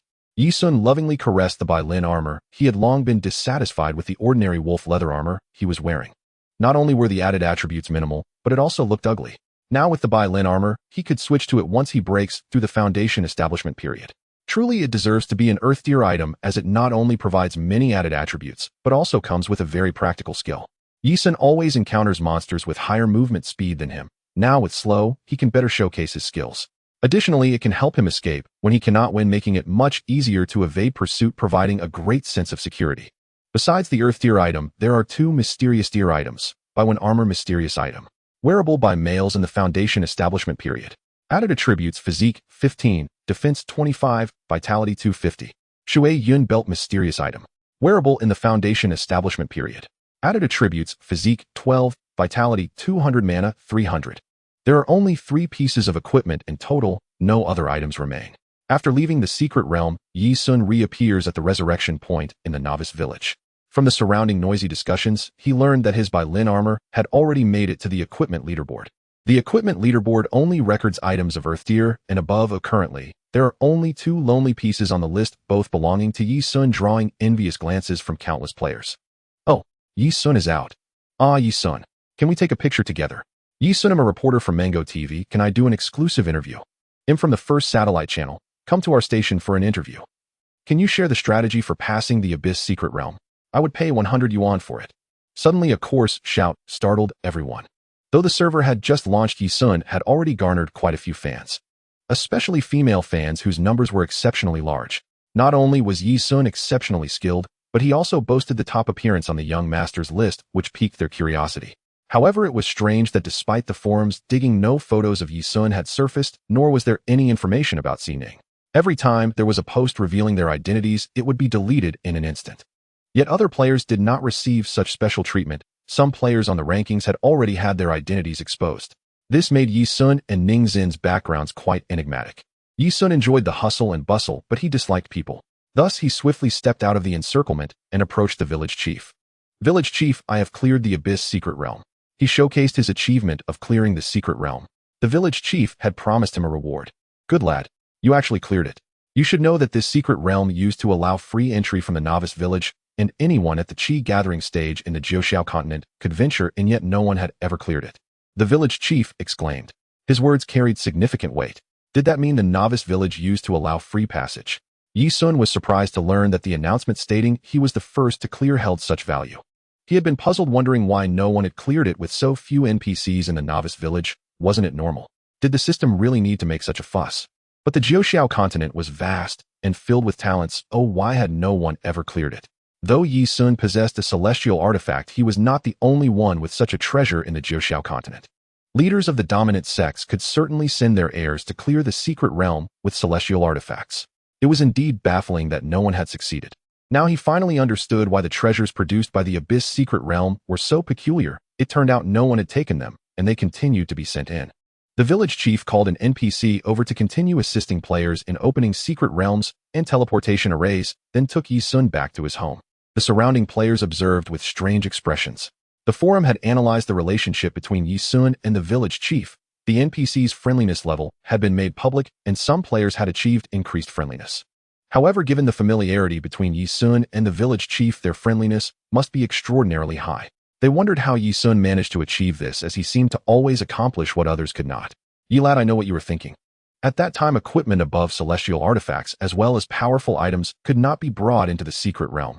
There were many restrictions. Otherwise strong individuals could easily create a talisman for their juniors to clear it, and the secret realm monsters would be obliterated. Ye Xun was speechless. This restriction was indeed reasonable. Since the novice village was isolated from the Jiuxiao continent, the secret realm had remained in a state of neglect.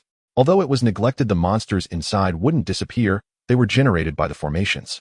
With your kind from another world coming over, the secret realm has reopened and all restrictions have been lifted. Perhaps the secret realm thought that you had no powerful background here and wouldn't acquire formidable treasures, but unexpectedly you lad managed to obtain a celestial artifact and took advantage of it. Ye Xun was taken aback. At that moment, he was not thinking about how the village chief discerned that his mask was a celestial artifact, but rather, if he hadn't brought the celestial artifact, he certainly wouldn't have been able to defeat the Blood Toad. Without the celestial artifact, he would only have had a health value slightly over 2,000, and the Toad's third skill poisoned him for 800 health per second. Even with the Divine Zeal skill, he wouldn't be able to withstand it for long. But this was absurd. He had an innate talent of 100, not to mention the innate skills granted by Nuwa. In the player community, and even among the natives of Asking the Immortals, there might not be anyone as extraordinarily gifted as him. If even he couldn't conquer the secret realm, what was the point of its existence? Ye Xun couldn't help but voice this doubt. The village chief was silent for a moment before saying, "Actually, the secret realm is not screening for talent, but rather trying to find a miracle. After experiencing the ancient glory, the Asking Immortals realm has been in decline for ages, and no true gods have appeared in countless years. Not even celestial-level powerhouses have emerged in nearly 10,000 years. Though the Asking Immortals realm seems peaceful, it is fraught with danger. Perhaps at any moment a brutal invasion from another world may come, and we will all be fish on the chopping block." Throughout history, the Asking Immortals realm has faced several great calamities. Countless powerful beings have fought valiantly against enemies, ultimately perishing. We need the protection of a true god. Ye Xun was silent. These were things he had never known in his past life. At this moment, the village chief had shed his usual frivolous demeanor and appeared more like a hermit sage concerned for the nation and its people. However, no one knows what conditions are required to become a true god. Countless extraordinarily talented individuals have met their demise at the threshold of true godhood. This is what I mean when I say that the secret realm is searching for a miracle. It originally sought to find someone who could clear it without external aid, although we also do not know how one could clear it without external assistance. Ye Xun. He didn't know what to say. He had initially felt a sense of pride, but the village chief's words had struck him like a blow, instantly wiping away his self-satisfaction. If I rely on cheating to clear it, it doesn't align with the original intent of the secret realm. Does that mean I don't possess the qualities of a true god, right? The village chief chuckled and shook his head. Not at all. The screening of the secret realm is just a vision of the predecessors. In reality, everyone possesses the qualities of a true god. Those great beings were not all prodigies in their youth. Some begged for alms, others fought with wild dogs for scraps, and some were so lacking in talent that even small sects looked down upon them. Conversely, there are those who display extraordinary talent from birth, possessing exceptional abilities and noble backgrounds, yet ultimately falter at the threshold of true immortal realms, and some even perish young. In this world, nothing is absolute. One's starting point does not determine one's endpoint. Do not belittle yourself. Oh, with your talent you are destined for great achievements. Ye Xun nodded, taking in the village chief's words. He had not truly lost hope. If the endpoint of life were predetermined from the start, and if someone told him he would definitely become a true god in the future, then life would lose its meaning. What he enjoyed was to explore in the fog, to sculpt himself in the unknown, making each step a deliberate choice of fate, rather than a passive slide along a predetermined path. Ye Xun no longer pondered these matters, but looked at the village chief and asked earnestly, "Village chief, are you perhaps a senior expert with transcendent cultivation? Is your identity merely a source of amusement for you in this game world?" This old man, familiar with ancient secrets and insightful about the current situation, even made meaningful statements while dispensing wisdom. He could see that his mask was a celestial artifact. He must not be an ordinary person. Could it be that his celestial artifact mask was given to him by the village chief? What he just said about being unaware might have been a deliberate disguise. The village chief rolled his eyes and said, "What kind of expert? I have cultivated for decades, and I am only at the golden core stage now." He was somewhat skeptical. Unfortunately, Mo Yun and Yu Qiao could not probe NPC information. Speaking of the mask, it seemed unreasonable for the village chief to give him a celestial artifact without any prior relationship. Perhaps there was someone else involved. "Old brother village chief, you mentioned you would gift me a great fortune, so where is it?" The old man paused, hand on his beard. Ye Xun thought to himself that he had truly forgotten. No wonder the young man was so eager today. "Well, you see, I have an ancestor," the village chief reminisced. "According to ancient texts, my ancestor left behind a few items for the destined ones." Ancient texts? Ye Xun frowned. So the items are not in the novice village. Indeed, many years ago, when the novice village was not yet cut off from the Jiuxiao continent, my ancestor left the items on the Jiuxiao continent. Do you know what those items are? I don't know, my ancestor did not specify. It could be a cultivation method or a divine weapon, it's all possible. Ye Xun nodded, no longer probing further, and directly asked, "Are you planning to tell me where the inheritance is now?" This old man had stayed in the novice village and did not know the current situation of the Jiuxiao continent. It was uncertain whether the inheritance still existed. Moreover, since his ancestor chose to leave the inheritance outside, it implied that he should be a loose cultivator.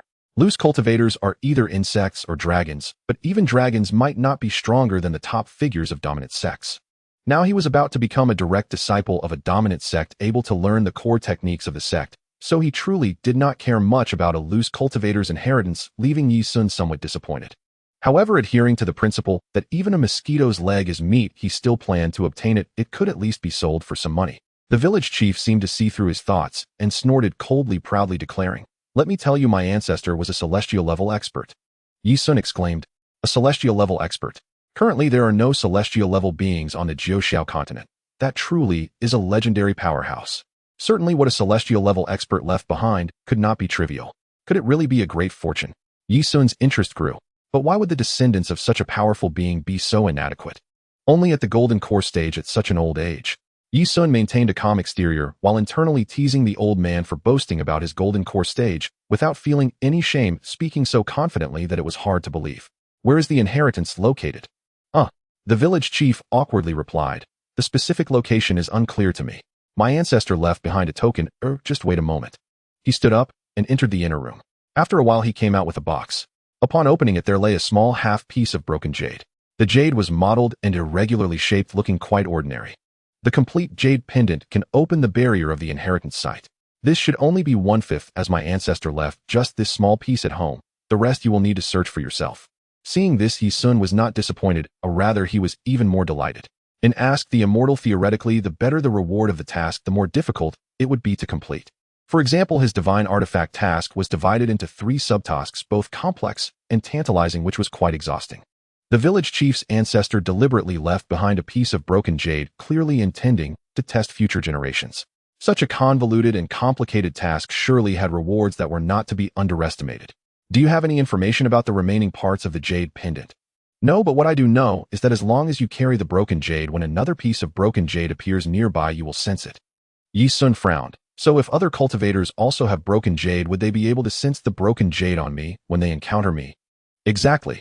The village chief glanced at him with appreciation. "You are quite quick on the uptake, kid." Ye Xun did not want to thank him for the compliment. He merely felt that this celestial-level expert truly knew how to test people. To gather 5 pieces of broken jade, both strength and luck are indispensable. It was like raising a goon, nurturing the most suitable heir to the inheritance. "Here, take it. I wish you could obtain the inheritance left behind by my ancestor." Ye Xun accepted the jade pendant and information flowed through his mind. "Celestial jade, I once an ordinary jade pendant. After being nourished by a celestial being, it seems to have taken on a different mission. It will definitely drop upon death, and upon destruction, it will randomly restore itself somewhere on the Jiuxiao continent." Ding. "Congratulations, you have successfully accepted the abyss-level hidden task, Celestial Treasure. Task prompt: collect the remaining parts of the jade pendant. Current collection progress 15. Task reward unknown. Task penalty none." Indeed, it was an abyss-level hidden task, but it was not the only hidden one. This would imply that someone already possessed broken jade and similarly accepted this task. Furthermore, it was certainly not a player, but an NPC from the Jiuxiao continent. With his current cultivation, if he were sensed, it would definitely cause great trouble. However, with Mo Yun and Yu Qiao around, he could block others' perceptions. He hoped he could also shield the fluctuations of the celestial jade. No wonder it was an abyss-level hidden task. Every single one was incredibly challenging. In his previous life, Ye Xun had never heard of anyone completing such a level of task. It was also possible that someone had completed it, but did not speak of it, although that was unlikely. Take this current task as an example. Even if someone on the Jiuxiao continent had incredible luck and collected 4 pieces of broken jade, how would they obtain this piece from the novice village? Without true immortal realm cultivation, one could hardly enter the novice village. The task's setting was indeed ridiculous. The village chief's family must be quite sly, not knowing how many generations they have been keeping the broken jade in the novice village without letting it go. Ye Xun truly did not know how to evaluate this.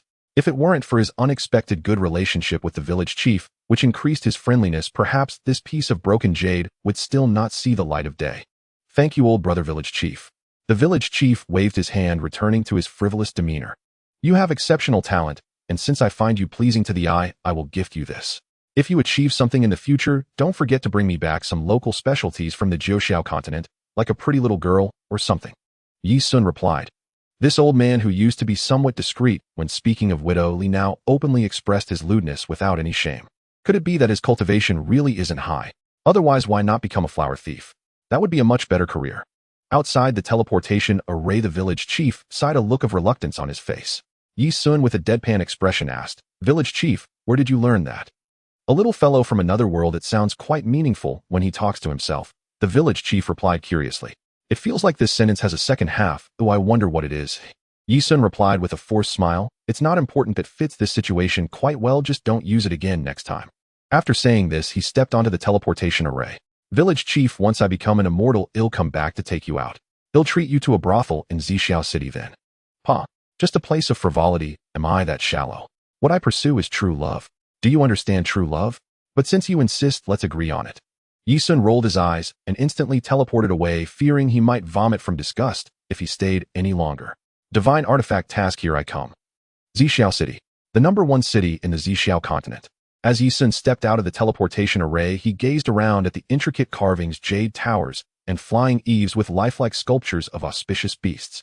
There were even floating jade towers and golden palaces emitting a soft glow, merging with the swirling immortal mist, creating a dreamlike atmosphere. On the wide bluestone street, the crowds surged like a tide, adorned in brocade robes, exuding an air of immortality. Shops lined the sides with a dazzling array of goods, the sounds of vendors calling out intermingling with the clinking of cups in taverns and tea houses, accompanied by the melodious strings of music. A scene of bustling prosperity. Compared to the novice village, this place felt like two entirely different worlds. Although Ye Xun had been in the Xiao continent in his past life, he had only visited Xiao city once. At that time, he had joined a small sect, spending his days doing menial tasks and practicing basic sword techniques, rarely venturing out. Firstly, the journey from the sect to Xiao city was not peaceful. Secondly, he was short on money, and in a place like Xiao city, one could hardly move without funds, rendering a visit meaningless. However, in this lifetime, he would likely be dealing with Xiao city frequently.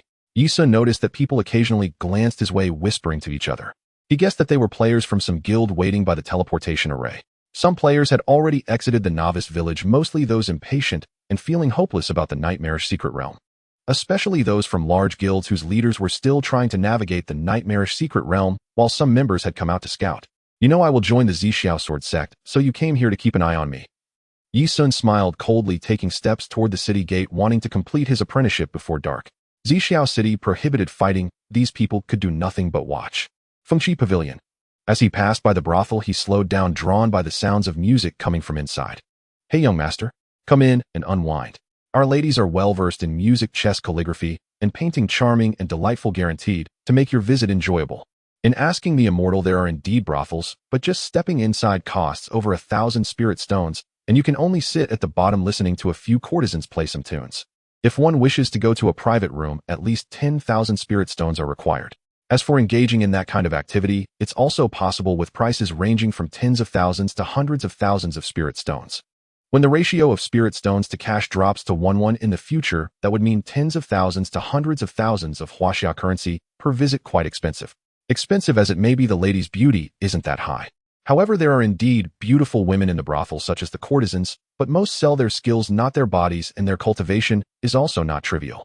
To become a courtesan's regular guest for one night of spring, it's not something that can be achieved solely with money. Therefore, the cost-effectiveness of engaging in such activities at a brothel is very low. The only benefits are that it is legal, and you don't have to worry about diseases. Next time for sure. Ye Xun felt a longing, but unfortunately his pockets were light. However, he wasn't interested in such activities, he merely wanted to broaden his horizons. After all, brothels like this only existed in novels and dramas, making them quite mysterious. In the future, I must go in for a stroll and experience the joy of listening to music in the brothel. Ye Xun made up his mind and turned to continue his journey outside the city. Looking all poor and wearing beast skin clothes don't call for these next time. Understood. As soon as Ye Xun stepped out of the city, he was surrounded. Ye Xun, hello? I am the enigmatic man. The leader approached with a fake smile, greeting him leisurely. Ye Xun found the name amusing. He casually scanned the surroundings and saw approximately 1,000 people. From the God of War Hall. No, we are from the Brotherhood. You must have heard of us. The enigmatic man said proudly. The Brotherhood had dominated various major online games over the years, and nearly everyone who played games had heard of them. They were quite famous.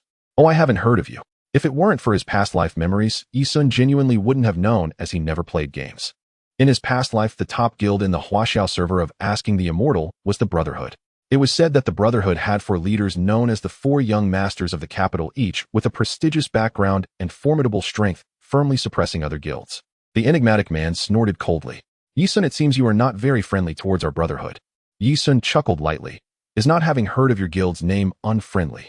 These people were indeed used to being domineering. I won't waste words. Our leader wants to buy your immortal artifact. Name your price. Not for sale. Don't rush you, I haven't finished. If you sell the artifact to us, our Brotherhood can make you a guardian. If you hand it over directly, the position of Hall Master can also be arranged. Ye Xun's expression turned strange, his gaze resembling that of looking at an idiot. In asking the immortal, the guild position structure was quite similar. Beneath the leader are 2 vice leaders followed by the 4 elder leaders, 8 hall masters, 16 guardians, and a bunch of stewards. Becoming a guardian was indeed not low, it was at least stronger than a member or steward right. Compared to the Brotherhood, Ye Xun felt that the Tianyin gang was much more agreeable. The enigmatic man noticed the mockery in his eyes and said unhappily, Ye Xun, our Brotherhood is the top guild. Wherever we go, no one dares to disrespect us. Countless people fight to gain the position of guardian, let alone hall master. You should be grateful. I can see that the Brotherhood is indeed quite imposing, Ye Xun retorted. Most players who had just exited the novice village held relatively low positions in their guilds, while those with higher ranks remained in the novice village, striving for the nightmarish secret realm. The person in front of him was likely just a steward, yet dared to be this arrogant, showcasing the Brotherhood's arrogance. Although the Zhao young master from the God of War Hall was also quite arrogant, he still held certain boundaries, and his reputation in the past wasn't too bad. However, the 4 leaders of the Brotherhood had no boundaries. They acted ruthlessly, gaining a notorious reputation in the past, with many players daring to be angry, but unable to speak out. There had been multiple reports on the forums of players who had offended the Brotherhood, subsequently never logging in again, though each time the posts were quickly deleted, highlighting the depth of the Brotherhood's influence. With the Brotherhood style, Ye Xun would eventually clash with them. He had mentally prepared for this, but he did not expect it to happen so soon. However, he wasn't afraid to wade through this murky water. Ye Xun, are you sure you want to be ungrateful? Don't think that just because you're lucky in this game you're invincible. The consequences of offending our Brotherhood are ones you cannot bear. Oh, I'm so scared. Ye Xun scoffed, disdainfully, tired of the chatter, and suddenly drew his sword, the sound of its unsheathing ringing out at the city gate. 908. The enigmatic man was struck down to white light by a single sword. Ding. You have killed the player. Enigmatic man, evil value 1, current evil value 1. Since you seek death, come at me. What the hell? Over 900 damage with a single sword? The members of the Brotherhood exchanged glances, utterly shocked. What kind of fodder did this beast grow up on? Hee, we came here today to purchase immortal weapons. If the deal doesn't go through, we won't fight you. No need to escalate things. Joking aside, back in the novice village, Ye Xun handled 2,000 opponents with ease. Now they were only 1,000 strong and mostly melee fighters, with the majority still at the chi condensation stage. They had no chance in a fight and would only be throwing their lives away. It would be better to wait for the main force to arrive. For now, entering the sect and breaking through to Foundation establishment was the priority. Oomph. Ye Xun snorted, coldly turning and racing towards the Xiao sword sect. It wasn't that he had a good temper, but he couldn't bring his evil value with him when seeking a master. Killing over 1,000 people would net him over 1,000 evil value points, which would require equal prestige points to clear, or he would have to grind an equal number of monsters of the same level. This would waste a lot of time for melee fighters. On the way, Ye Xun casually killed a wild beast, clearing that bit of evil value. When he arrived at the entrance of the Xiao sword sect, he saw a long white jade staircase stretching endlessly ahead, with countless players climbing it. From a distance, towering peaks stood within the sect, resembling giant swords piercing the clouds. Ethereal spiritual energy swirled around the peaks with clouds and mist, making the palatial structures appear like heavenly abodes, dreamlike and fantastical, embodying the essence of an immortal gate. TSK, no wonder it's a dominant sect that looks far more spectacular than the pictures on the forum. Indeed, it's so grand. Even movie special effects can't create such a scene. I'd rather be an outer disciple at Xiao sword sect than go to a minor sect. Hey, look quickly, wasn't that Ye Xun who just passed by? Ye Xun actually came to Xiao sword sect. Of course, with his sword skills being that impressive, he was bound to come to Xiao sword sect. Ye Xun's performance in the Abyss trial means he will directly become an inner disciple, right? I wonder what privileges inner disciples have. I've heard that the sect has a strict hierarchy with many rules. Offending a senior brother can lead to serious consequences. Yeah, there was a guy on the forum who teased a senior sister and ended up demoted to a servant disciple. Apparently, he has to clean the toilets every day. Ye Xun glanced at the players around him. Thanks to him, the reputation of sword cultivators had skyrocketed, and players wanting to switch to sword cultivator classes far outnumbered those of other professions. However, each sect had a limit on the number of disciples, so if one joined late, they might miss out. This was also to maintain balance, ensuring that the number of players in each profession remained roughly equal. Of course, exceptional performers in the novice village trials, and those with extraordinary talent were exceptions, free to choose wherever they wanted to go. In Asking the Immortal, there were a total of 10 dominant sects corresponding to 10 combat professions.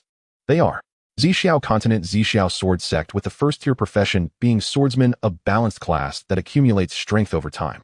Xianxia Continent, Mysterious Illusion House, with the profession being Miaoyin, focused on control skills using various musical instruments such as guqin, flute, and pipa. Taishao Continent Starlight Bao Hall with the profession being Ranger, commonly known as Archer, the class with the longest attack range in the game, highly popular.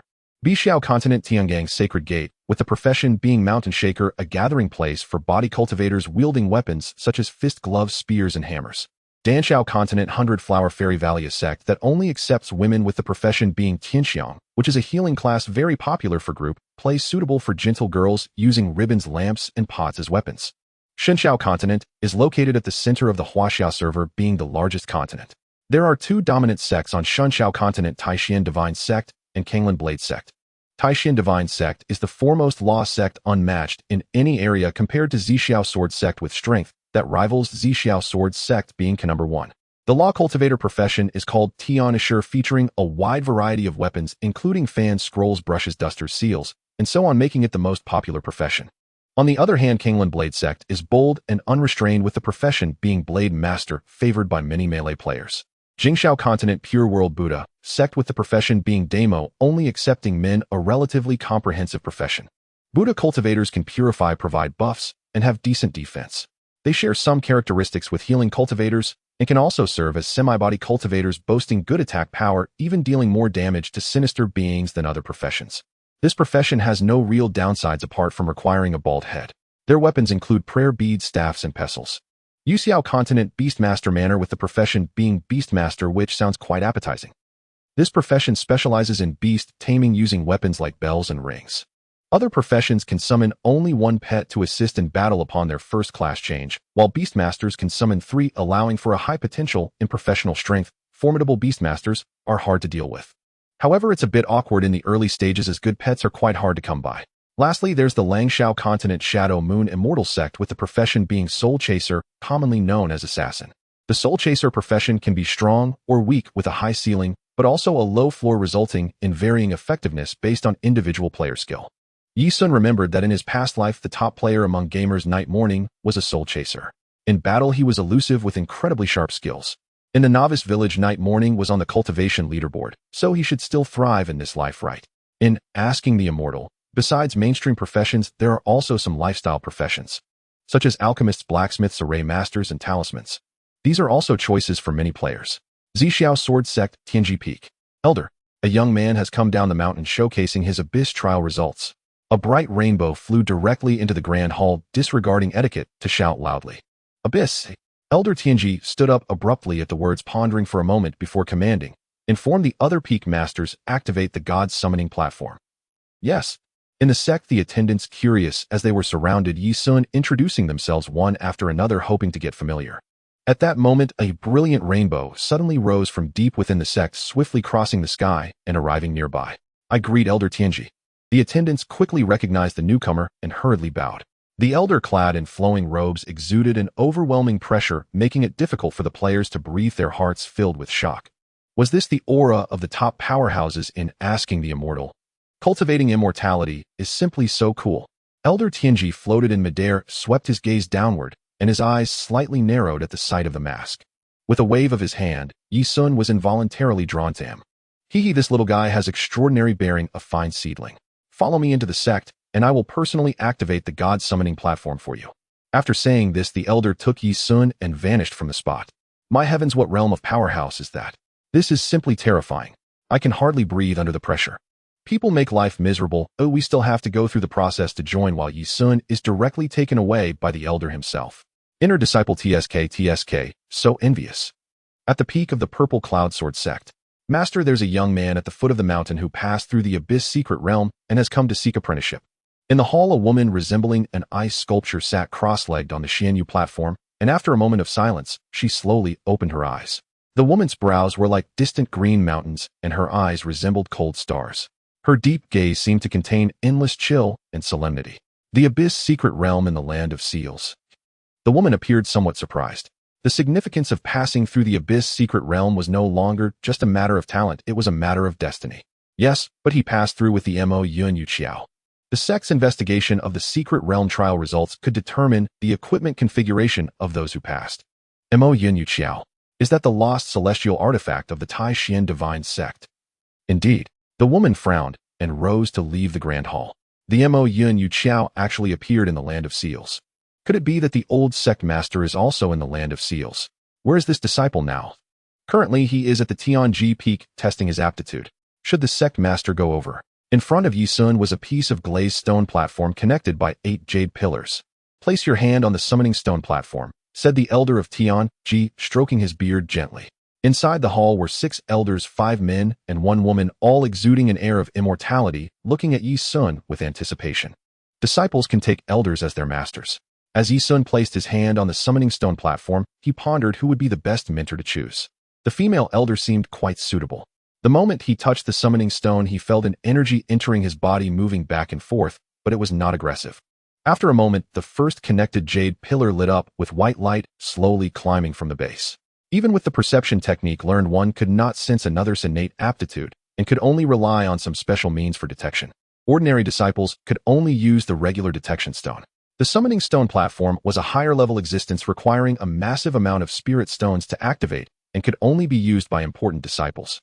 The summoning stone platform could not only assess aptitude, but also baptize cultivators, granting them special benefits, though the benefits received varied from person to person.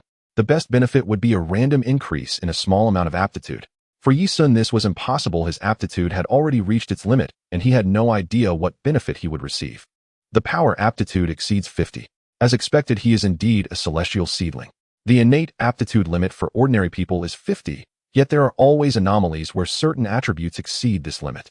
Such individuals, as long as their other attributes are not lacking, are collectively referred to as celestial seedlings. Ye Xun actually suspected that he was not the only one with an aptitude exceeding 50 on Blue Star. For instance, those legendary organizations such as the Special Abilities Management Bureau and the Mysterious Investigation Bureau are said to have existence with special abilities. They probably have innate aptitudes that exceed 50. Moreover, the one who placed the curse on him could not possibly be an ordinary person. However, he believed that even if someone truly had an aptitude exceeding 50, it could never surpass his own. After all, he had been blessed by the Nuwa Stone. The so-called anomalies among humans cannot compare to sacred artifacts. 70. This is a Ancient Century aptitude. It's still rising. 80. A Ancient Millennium occurrence. Unfortunately, if it were spiritual law aptitude, it would be better. The limitations of power aptitude are still too great. 90. It's reached 100. An innate power aptitude at full capacity. I never expected to see the summoning pillar light up to its peak in my lifetime. Indeed, he is someone who passed through the Abyss Secret Realm. Certainly, an ordinary chi condensation cultivator cannot pass the Abyss Secret Realm even with a celestial artifact. Other attributes are beginning to light up as well. I hope they are not too lacking. Ding. Elder Tian Jis friendliness toward you 10. A current friendliness 10. Initial encounter with affinity. Ding. Elder Shui Yinling's friendliness toward you 10. A current friendliness 10. Initial encounter with affinity. 6 consecutive system prompts. Ye Xun's consciousness was somewhat hazy at this moment, and several images flashed through his mind, mostly from his experiences over the years, but one image was quite unfamiliar. The image depicted a warm little courtyard filled with the fragrance of flowers and birds. When he was adopted by Xining's parents at the age of 12, his previous memories were completely blank. Could this be a fragment of his memories before he turned 12? Ye Xun's spirit was lifted, and he hurriedly concentrated, wanting to explore it in detail. However, at that moment, a pair of pitch-black eyes suddenly appeared in the image. The eyes were entirely black, without a trace of white, exuding a ruthlessness that disregarded the world. Suddenly, a dark light shot toward him.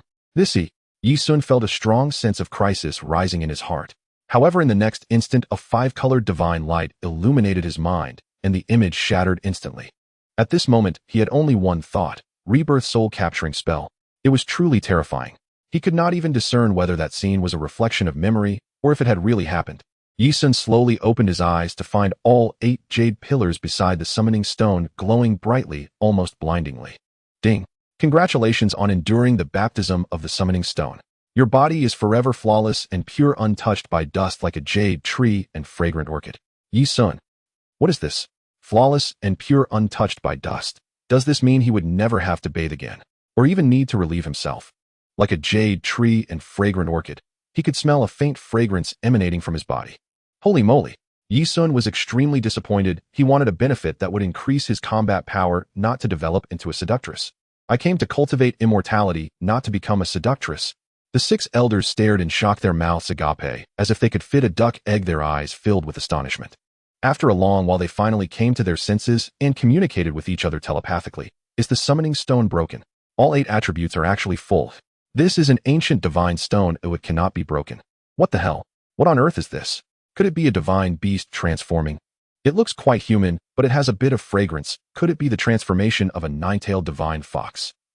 That should be a fox odor instead. No, the fragrance is from the baptism of the summoning stone. It wasn't there before. I observe its aura, it should be a human, but I don't know why it has a body fragrance. In the history of the immortal realm, there has never been such aptitude, right? According to ancient records, there was someone in ancient times who had an aptitude of 100, otherwise the upper limit of the summoning stone's test would not be 100.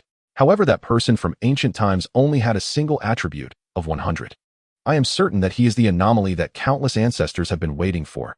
Heaven bless our purple cloud sword sect. Ding. Elder Tian Jis friendliness, toward you 10, a current friendliness, 20 shared aspirations. Ding. Shui Yinling's friendliness, toward you 10, a current friendliness, 10 initial encounter with affinity. Ding. Elder Yu Hang's friendliness, toward you 20, a current friendliness, 20 shared aspirations. Ye Xun was greatly surprised. Just now there were 6 prompts of friendliness corresponding to the 6 elders present. Now it has become 8. This indicated that there were actually 2 more people present in secret, one of whom was surprisingly Shui Yinling. Ye Xun was very clear about this name. She was the sect master of the Purple Cloud Sword sect, a name that resonated in his past life. Ahem, look at all of you are of a certain age, yet your emotions are still so intense. It seems your cultivation and self-cultivation is still lacking. The elder Tianji said with feigned seriousness. The middle-aged beauty glanced coldly. Tianji, are you talking about someone being of a certain age? This. The beautiful woman snorted coldly, then looked at Ye Xun, her expression instantly softening. Little one, from now on the Purple Cloud Sword sect will be your home, and we will be your family and elders. Take off your mask, let us see your face. Ye Xun's aptitude needed no further mention, it was so high that they had never heard of anything like it. As long as he did not perish prematurely, there was no doubt that his achievements would be terrifying. However, they were still unaware of Ye Xun's temperament. One's appearance reflects one's heart. It is not mere talk that one can discern character traits from a person's visage. With their cultivation and experience, they were like human geniuses capable of outshining the micro-expression analysis experts of Blue Star, and they had their own methods of observing people. At this moment, if they let Ye Xun take off his mask, they could satisfy their curiosity while also gleaning some character traits from his appearance. Ye Xun did not resist. After all, it was just unleashing a powerful move. He gently removed the inked bamboo. His eyes shone like brilliant stars, radiating a warm and gentle light. His facial features were well-defined with strong yet soft lines, and the slight upward tilt of his eyes conveyed an inherent noble quality. This face seemed like a masterpiece meticulously crafted by the heavens, outshining even the brilliance emitted by jade pillars. At this moment, the elders' minds raced with various adjectives, yet they felt none were adequate to describe him. The elder Tiangshuan's friendliness towards you has increased by 10, current friendliness 30, like-minded. Ye Xun was dumbfounded. Indeed, the powerful move was formidable. The male elders were only modest, adding just 5 points of friendliness, whereas the female elder Tianxian was much more generous, directly adding 10 points. Unfortunately, the system notification did not include Shui Yinling's name. Truly, as the leader of a sect, her composure was remarkable, rendering his powerful move ineffective. What a handsome young man. I am Tianxuan, the 7th elder of the Zixiao sword sect at the midstage of the harmonization realm. Would you like to join my sect? Midstage of the harmonization realm. Ye Xun was startled upon hearing this. In asking the immortals, the progression of realms from low to high is as follows: gathering, chi, foundation, establishment, golden core, nascent soul, and transformation. These 5 realms require 1 to 5 points of understanding to break, through which most players can achieve. However, the transition from the transformation stage to the first stage of the second transition, Lingshu realm, requires an understanding value of 10, which can halt many players. Furthermore, the requirements for understanding value increase significantly for the great ascension and harmonization realms. Asking the immortals does not provide equipment to increase understanding, and while the game will later introduce ways to raise the upper limits of talent, the difficulty is immense. Every minor realm after the second transition will obstruct countless individuals, making each step feel like climbing to the heavens. Above the harmonization realm lies the true immortal realm, and it has been over 10,000 years since a true immortal has emerged in the asking immortal realm. Currently, the strongest on the continent is merely at the harmonization realm. At this moment, Elder Tianxian is at the midstage of the harmonization realm, already considered an absolute powerhouse on the continent. Tianxuan, could you please stop looking at him as if you were a mother-in-law sizing up a son-in-law? Be careful not to scare the young man. I believe Ye Xun is better suited to be my disciple. Nonsense. Your disciples have all been raised on their own, and you have hardly taught them anything. So what if they have? Talents should be raised freely, or otherwise their nature will be stifled. Which of my disciples is not strong? Hee, everyone stop arguing. Ye Xun, I have a granddaughter stunningly beautiful, a perfect match for you. Old Kaiyong, do you have no shame? Your granddaughter is only 9 years old. 9 years old. So what? We can arrange a betrothal. However, my Xianxia from Tianxian Peak is just the right age. Ye Xun, with his innate 20 points of understanding, is practically assured to break through the harmonization realm. This kind of disciple is rare and can hardly be sought after. Everyone wants to take him in. Ye Xun was momentarily dumbfounded. How should he choose? After some contemplation, he felt it would be more appropriate to join Elder Tianxian. A middle-aged beauty, she seemed very gentle, making her easy to get along with, and he might be able to gain some benefits.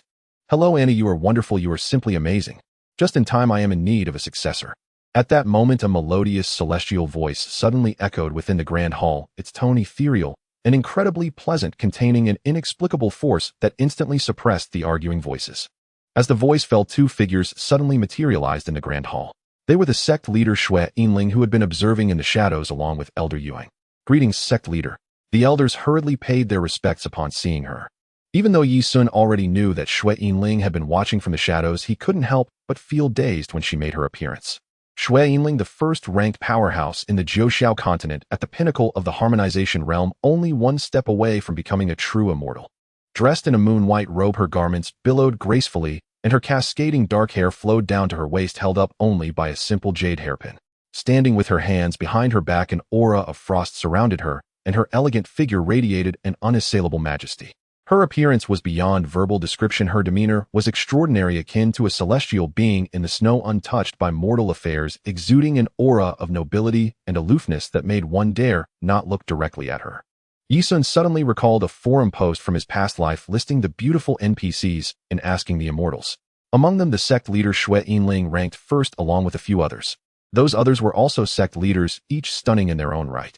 However, the post contained no images, only textual descriptions, so Ye Xun did not have a direct impression. Now that he experienced it firsthand, he could only say the reputation was well-deserved. He even found it somewhat perplexing. How could there be anyone else among the NPCs and asking the immortals who could be compared to Xue Yinling? Is your name Ye Xun? Would you like to take me as your master? Xue Yinling's expression was calm, yet a glimmer of appreciation flickered in her deep eyes. Ye Xun's talent truly astonished her. Beyond talent, her impression of him was also quite favorable. Just now, upon their first meeting, he had shown her a look of awe and admiration, but without any trace of malice. This made her feel gratified. However, what puzzled her was that there seemed to be a hint of complexity in Ye Xun's gaze. Perhaps it was regret. She couldn't understand what Ye Xun was regretting, or perhaps she was mistaken. Ding.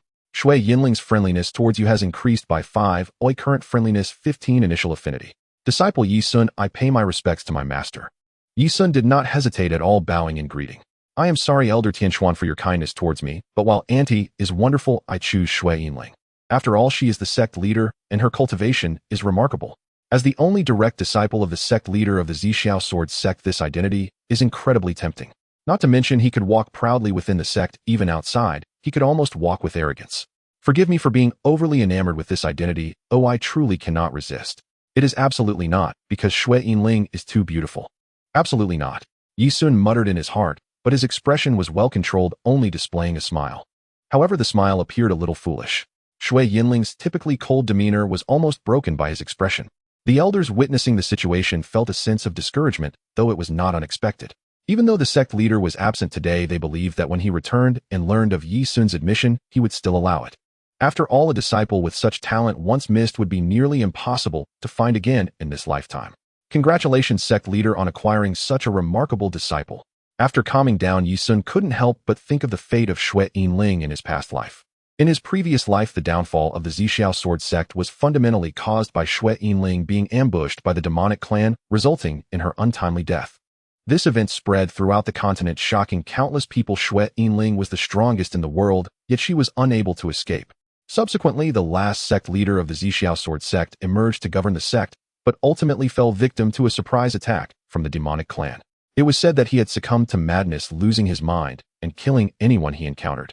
Thus, the Xiao Sword sect became leaderless, losing its 2 top-tier powerhouses, and was eventually annihilated by the demonic clan. Ye Xun actually had some doubts about the authenticity of the rumors. Did the other dominant sects not understand the principle of when the lips are gone, the teeth are cold when the Xiao Sword sect was attacked? Was there no one to help? He even suspected that among the forces that destroyed the Xiao sword sect besides the demonic clan, there were shadows of other dominant sects. In this lifetime, he had received the mission to save the Xiao sword sect, and he had to investigate, write the mission. With that thought, Ye Xun hurriedly took out a letter. Master, your disciple encountered an old beggar in the novice village who seems to have a connection with our Xiao sword sect. He asked me to deliver this letter to you. Oh, Shui Yinling said, puzzled as she took the letter. Ding.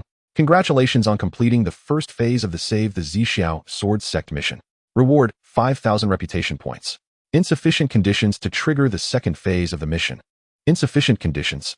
Ye Xun had a vague suspicion in his heart that the second phase of the mission might relate to Shui Yinling's encounter with misfortune. Did it have to wait until just before her tragedy for the mission to trigger? Before he could think clearly, his attention was drawn back to Shui Yinling. The moment she received the letter, her expression visibly shook. This aura. It's the old sect leader. What a... The elders were taken aback. The old sect leader is trapped in the sealed land. After reading the letter, Shui Yinling passed it to the elders and sighed. Over the years, I have searched the continent in vain. Had it not been for the old sect leader's soul lamp still shining, I would have thought he had already met with misfortune. Upon further reflection, aside from the sealed land, in the deep sea, there were no other possibilities. When I learned that my disciple Ye Xun had obtained the Mo Yun Yu Qiao, I deduced this, and sure enough, my speculation was not misplaced. The elders furrowed their brows after reading the letter. Elder Tianji expressed his concern. Sect leader, you wouldn't be thinking of going to the sealed land to rescue the old sect leader, would you? Sect leader, you absolutely must not. With your current cultivation, you cannot pass through the barrier. The cost of forcefully breaking into the sealed land is far too great. The elders hurriedly dissuaded her. Ye Xun's mouth twitched. He never expected that the old beggar he met in the novice village had such a significant background. No wonder he could casually deal nearly 1,000,000 damage. He must be another powerful being at the Dao fusion realm. Moreover, he remembered that the old beggar mentioned in the mission prompt was named Shui Qianshan, sharing the same surname as Shui Yinling. His identity was likely more complex than just the old sect leader of the Xiao sword sect. Could they be father and daughter? Also, when Shui Yinling mentioned realizing he possessed the Mo Yun Yu Qiao, she guessed that the old sect leader was in the sealed land. What could be the connection between the two? Could it be that the Mo Yun Yu Qiao was a gift from the old beggar? And why was the novice village called the sealed land? What was sealed there? With so many questions, Ye Xun felt a headache coming on. He wanted to ask, but found it inappropriate. Master, can we wait until you break through to the true immortal realm before going? He thought that only a heavenly level powerhouse could return to the novice village. He never expected that one could return without reaching the true immortal realm, but he heard these elders mention that the cost was significant, though he had no idea what that cost entailed. Was Shui Yinling's future misfortune related to this cost?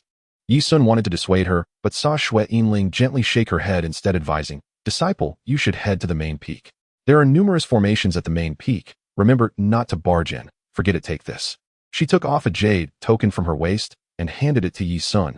With my token, the formations will not reject you. Find Xiaoqing and have her arrange accommodation for you.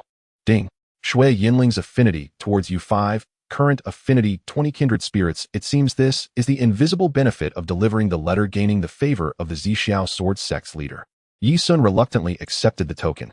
Although being the direct disciple of the sect leader granted him a high status, he had just entered the sect, and his strength and reputation were still insufficient to participate in such significant matters. He couldn't find any reason to dissuade her. If he blindly obstructed this seemingly father-daughter reunion, it would only provoke his master's displeasure. He couldn't exactly say, Master, you will die in the future, right? Little one, your cultivation is overflowing and your foundation is solid. It should be time for a breakthrough, right? I happen to have a foundation establishment pill here. Let me give it to you. Elder Xianxia said with a smile. An exceptional foundation establishment pill. Just at the right time, Ye Xun was overjoyed and quickly accepted it. TSK, and he is so good. The other elders exchanged glances, wanting to take something out, but were stopped by a glance from Shui Yinling. All right, disciple, you may go. Break through to the foundation establishment stage on your own, and I will teach you upon my return. Yes, disciple takes my leave. After leaving the hall, Ye Xun put the Mo Yun Yu Qiao back on. His master had urgent matters to attend to and did not give him any benefits. He was not in a hurry, believing that once his master returned, she would surely provide guidance. Ye Xun glanced at the foundation establishment pill in his hand. Each breakthrough pill for a realm has 4 grades: low grade, mid grade, high grade, and top grade. The grade of the pill does not affect attribute enhancement. It only relates to the success rate of the breakthrough. The success rate for low-grade pills is 20 luck value. Mid-grade pills have a 40 success rate plus luck. Top-grade pills have an 80 success rate plus luck percentage. Currently, a normal player's luck value does not exceed 10 points, which means that most players, even if they consume a top-grade breakthrough pill, will not reach a 100 success rate for their breakthrough.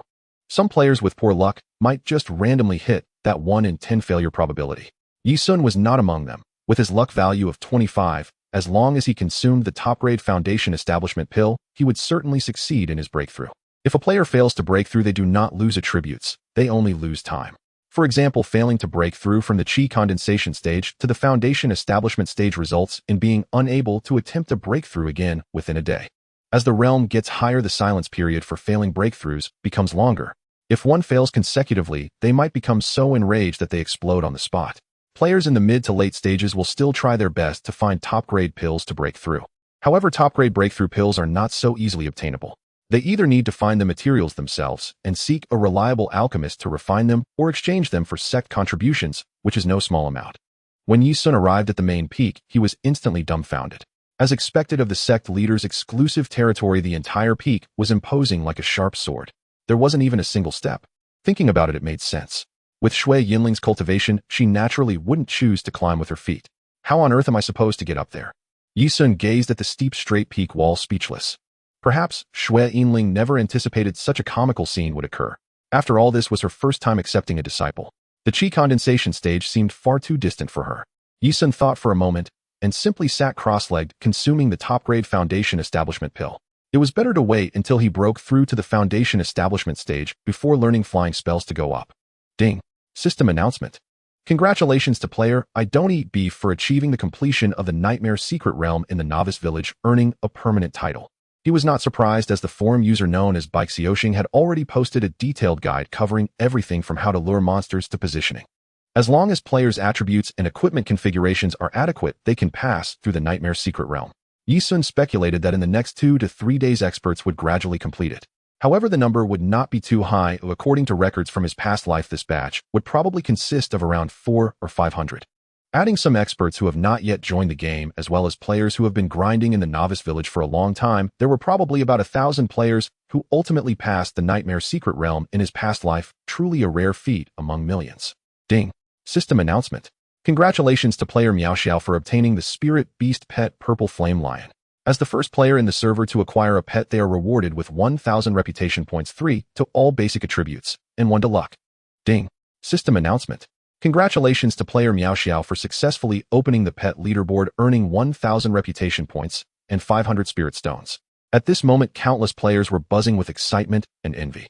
Xianxia was the 7th player to complete the Nightmare Secret Realm and had already gained fame. Now, with another announcement, she was rivaling Ningxin and Qiandream for attention. Ye Xun lightly exclaimed, not surprised that someone was the first to obtain a pet. The Beastmaster Villa, known for its beast taming techniques, was the sect most likely to facilitate pet acquisition. The first player to acquire a pet would most likely be a disciple of the Beastmaster Villa.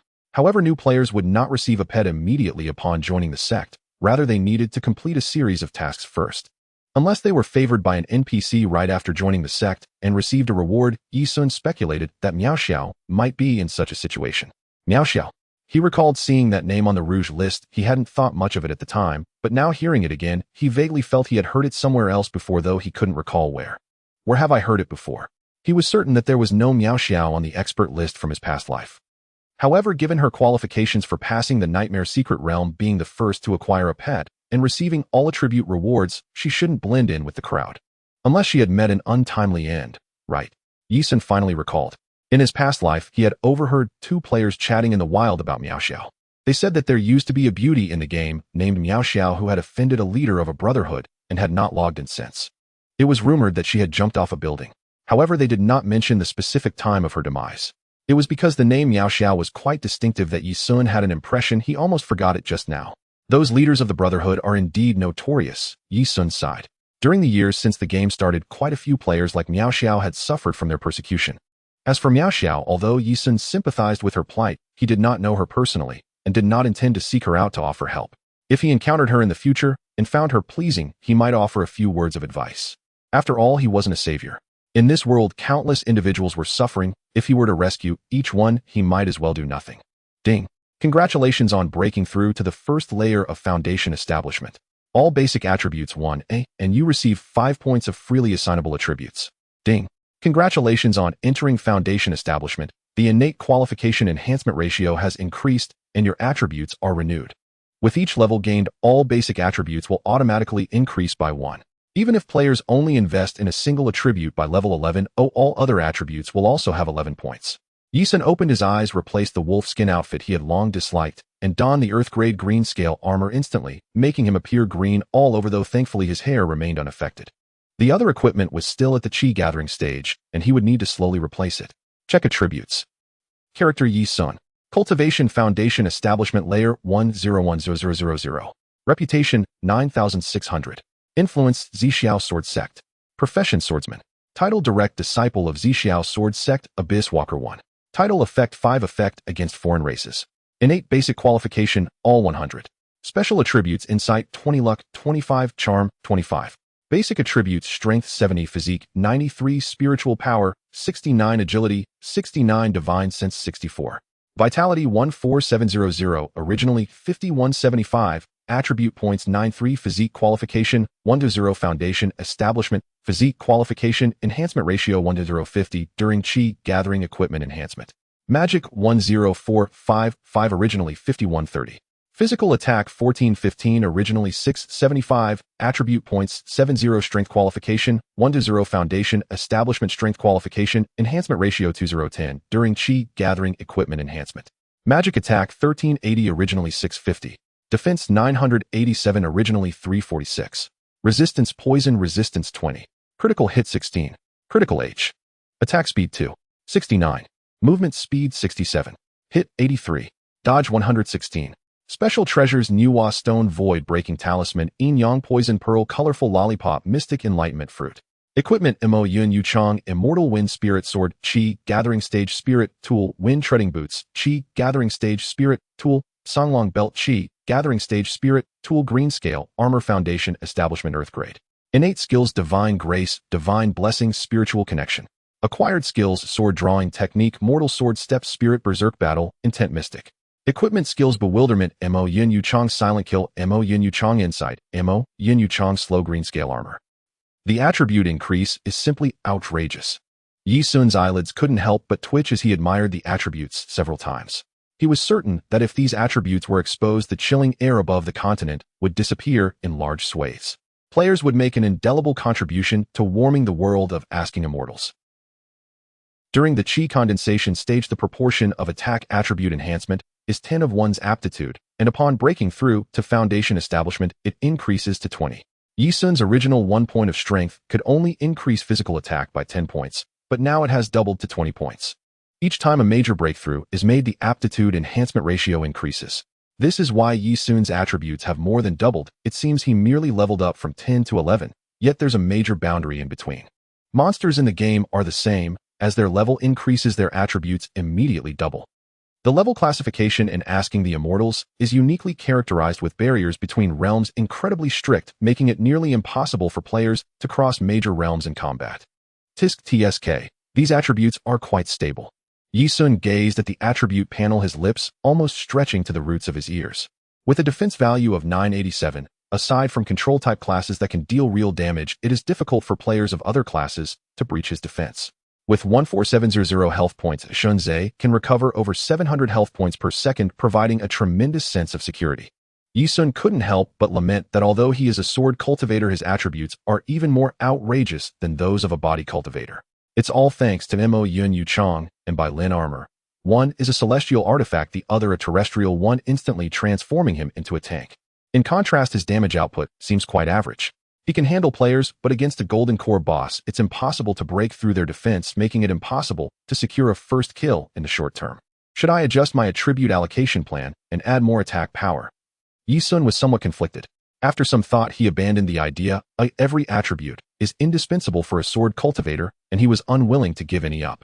Though straying from the conventional path can bring temporary strength, it makes one too easy to target. With his aptitude, deviating from the norm would be a waste of talent, and his master would not approve. Let me be a tank, then. After all, survival is paramount. Otherwise, if I die once, the jade pendant will drop. Ye Xun looked around, just about to find a senior brother to ask where to learn skills, when he saw a girl flying down from the main peak. Excuse me, are you senior brother Ye Xun? The girl, dressed in a Ruchuan, appeared young, around 16 or 17, with a very charming appearance. Indeed, and you are? Ye Xun's eyes flashed with a peculiar expression of for the first time since the dawn of time, he was called senior brother by someone, and it felt quite sweet. In his past life, forget it, too many tears to recount. Even a cat or dog was more precious than him.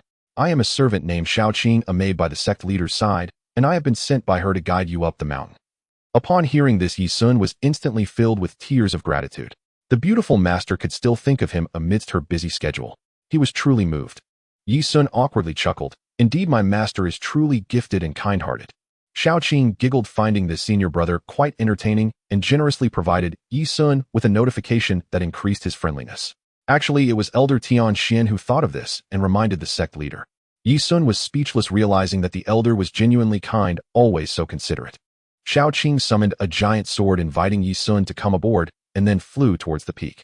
Ye Xun was somewhat astonished. Although she claimed to be a maid, her cultivation was significantly higher than his, and at such a young age, she must already be at the golden core stage. He felt somewhat ashamed to be called senior brother. Xiaoqing, your cultivation is impressive. How did you end up as a maid? Huh, not impressive. Xiaoqing stared blankly. Ye Xun replied, as for me and the other sisters on the main peak, our aptitudes are not very good. Originally, we trained in the outer sect and often faced some grievances. The sect leader happened to see us and kindly allowed us to serve as maids on the main peak. Although we are nominally maids, the sect leader seldom orders us around. Not only does she provide us with cultivation resources, but she also occasionally gives us guidance in our training. The sect leader is particularly good to us. At such a young age, she was already at the golden core stage. Was her aptitude really that poor? He couldn't help but wonder what level of cultivation Shui Yinling had at Xiaoqing's age. Xiaoqing, being very understanding, noticed his unusual expression and comforted him. Senior brother, you just established your foundation not long ago. It's likely that golden core is just around the corner. We, however, have been cultivating since childhood, wasting years of time. We can't compare to you. Ye Xun said nothing. Xiaoqing spoke the truth. Players accumulate cultivation much more easily than NPCs. If he truly wanted to level up, he could reach the golden core stage in just a week. However, correspondingly, players also lack the tempering of time, making it generally difficult to compete with NPCs of the same level in combat. After arriving at the mountain, Xiaoqing arranged accommodations for Ye Xun. Senior brother, do you think this place is suitable? Ye Xun looked around. Xiaoqing had arranged a spot by the cliff on the eastern side of the main peak. Not far away, there was a small stream with clear water flowing and lush greenery all around, a vibrant and beautiful landscape perfect for cultivation and tranquility. The small wooden house by the stream was also quite elegant, simple, yet aesthetically pleasing. Overall, it was nice, though a bit cold. Even though autumn had not yet arrived, Ye Xun felt little warmth. The climate on the peak was quite different from that below. Xiaoqing, is there a warmer place available? Xiaoqing shook her head. Senior brother, this is the warmest place on the entire peak. The sect leader prefers cold. The back mountain is covered in snow all year round. Ye Xun was speechless. Indeed, celestial beings are different. Senior brother, this was left for you by the sect leader, instructing you to cultivate on the peak. Xiaoqing handed him a storage ring and took her leave. Ye Xun couldn't afford to stroll around. He quickly opened the ring to check his new player gift pack. Storage ring, Xian grade. Capable of storing items. A plain and unadorned description. After checking the space, Ye Xun felt quite satisfied. The 1,000 storage slots instantly alleviated his anxiety over insufficient backpack space. Inside were a few items. Qingfeng sword, a Xian grade weapon for foundation establishment. Standard weapon of the Zixiao sword sect. Strength 15, a spiritual power 12, a physical attack 45, spell attack 40, a standard weapon. The description was similarly plain, but only inner sect and personally taught disciples could obtain it for free. Outer sect disciples could only receive spirit weapons. When players reach the foundation establishment stage, they typically possess at least one spirit weapon. The weapons from the Qi condensation stage in the novice village have completely lost their value. Perception technique can sense brief information of targets at the same level, detailed information of lower level targets, and cannot sense information of higher level targets. Each use consumes 200 mana points with no cooldown time. The perception technique is a commonly used skill throughout the continent, which every player can learn upon joining a sect. With this skill, one can gain advanced knowledge of a monster's general attributes while fighting, making it quite practical. In terms of sensing monsters, Ye Xun's Mo Yun Yu Chang is even more effective. As long as one is not at the true immortal realm, they cannot escape detection under Mo Yun Yu Chang. However, the perception technique can also sense player information or NPC information, offering a broader range of use. Skill Zixiao Sword Classic Incomplete. Grade Heavenly Tier Cultivation Requirements. Direct disciples of the Zixiao Sword Sect and above. Attribute 1. Sword Technique Concentration Speed 30. Attribute 2. Sword Technique Proficiency Training Efficiency 30. Attribute 3. Sword Heart Clarity Control Resistance, increase 10 attribute, 4, Sword Chi Piercing the Heavens Final damage of sword technique increased by 10 attribute 5. Comprehension 3 features cannot drop, cannot trade, cannot discard, cannot steal. It's actually a heaven tier technique. Ye Xun exclaimed with delight. Techniques are crucial as they relate to the limits of cultivation.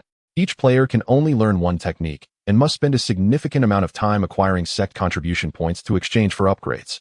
He never expected to start with a heaven tier technique. As the only direct disciple of the sect leader, he was indeed fortunate, while ordinary players could only learn the lowest tier spirit tier techniques upon joining the sect. The Xianxia Sword Classic is powerful, with each attribute being quite practical, making it extremely suitable for sword cultivators. What does this remnant mean? Could it be that my sect's status is insufficient? Ye Xun muttered to himself, puzzled. Unfortunately, his master was not present to ask. He continued to check other items. Sky Soaring Technique Spirit Tier Skill. It allows flight with a maximum flying speed equivalent to one's movement speed. Depending on the altitude, it consumes varying amounts of mana per second, with the minimum consumption being 100 mana points. There's no cooldown time, and it can be upgraded. Finally, I can fly. Ye Xun had been longing for this for a long time. In his past life, he could not establish his foundation and could only envy others flying. But the mana consumption is terrifying, making it somewhat impractical during the foundation establishment stage. After calming down, Ye Xun shook his head. With his tens of thousands of mana points, even flying close to the ground, the sky soaring technique wouldn't last long unless he consumed potions while flying. Other players are in worse shape, especially those without any spiritual law attributes who can only fly for a few seconds. In the early to mid-game, it's better to get a mount both stylish and practical. The flying technique is mostly used in emergencies. Moonlight Attire Sect Clothing. Only direct disciples of the Xianxia Sword Sect may wear it. Crafted from 9 Heavens Cloud Silk, it is free from dust and can change the appearance of armor. Each sect disciple's attire is of a uniform color. Outer disciples wear gray, inner disciples wear blue, and direct disciples wear white. Ye Xun was overjoyed and hurriedly changed into it. The appearance of the moonlight attire was far more beautiful than his previous gear. The moonlight attire is similar to the rainbow lollipop he previously acquired, both being fashion items. However, the rainbow lollipop has additional attributes, making it much more valuable than the moonlight attire. Arriving by the creek, Ye Xun bent down to look at his reflection, causing the startled fish to flee in panic. Only then was he satisfied and withdrew. Tisk, a person is judged by their attire and a horse by its saddle. The ancients did not deceive me. Unfortunately, if I had shown up before the elders like this, my goodwill might have increased a bit. Frostblade's profound tier spiritual technique, created by the Snow Silver Spirit, can be upgraded. Cultivation Requirement Foundation Establishment Stage Swordsman. Skill effect condenses sword chi to slash in a fan-shaped area of 30 meters ahead, dealing 800-100 magic attack damage to all targets within the area, and adds a frost effect that reduces target movement speed by 20 for 5 seconds. If the sword blade strikes the target at close range, it will deal an additional 100 physical attack damage, and has a 30 chance to freeze the target for 2 seconds. Skill consumption, 1000 mana points. Cooldown time, 30 seconds. Finally, I have an attack skill. Frostblades not only has high damage, but also includes area attacks, single target attacks, and control.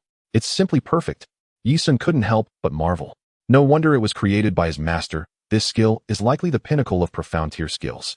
His previous methods of attack were too lacking, relying solely on sword drawing techniques and basic attacks, which made him nearly sick of it. Ding. Successful learning. Current proficiency 0100000.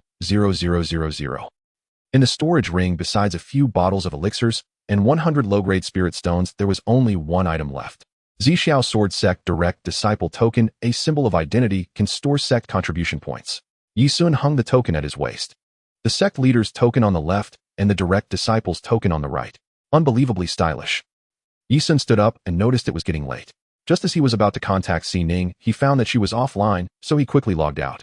Players can only log out when in a free state. If attacked, logging out cannot be used to evade danger. One can only die and return to the revival point before logging out. After logging out, the consciousness in the game would disappear. Perhaps due to the rules, NPCs generally wouldn't actively seek players while they are offline. Ye Xun was not worried that his master would come looking for him. Upon waking from the game pod, he heard the sound of silver bells of laughter in the living room and found Si Ning chatting with the female police officer next door, which eased his mind.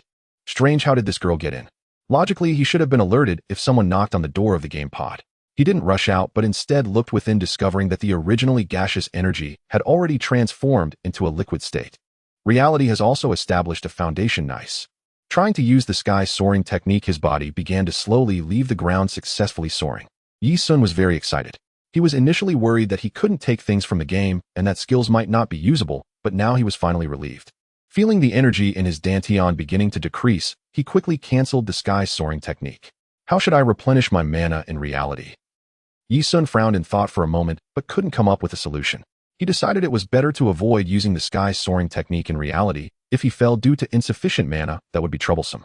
He sat back in his wheelchair and opened the door. Oh, Xiaoxin, you've logged out.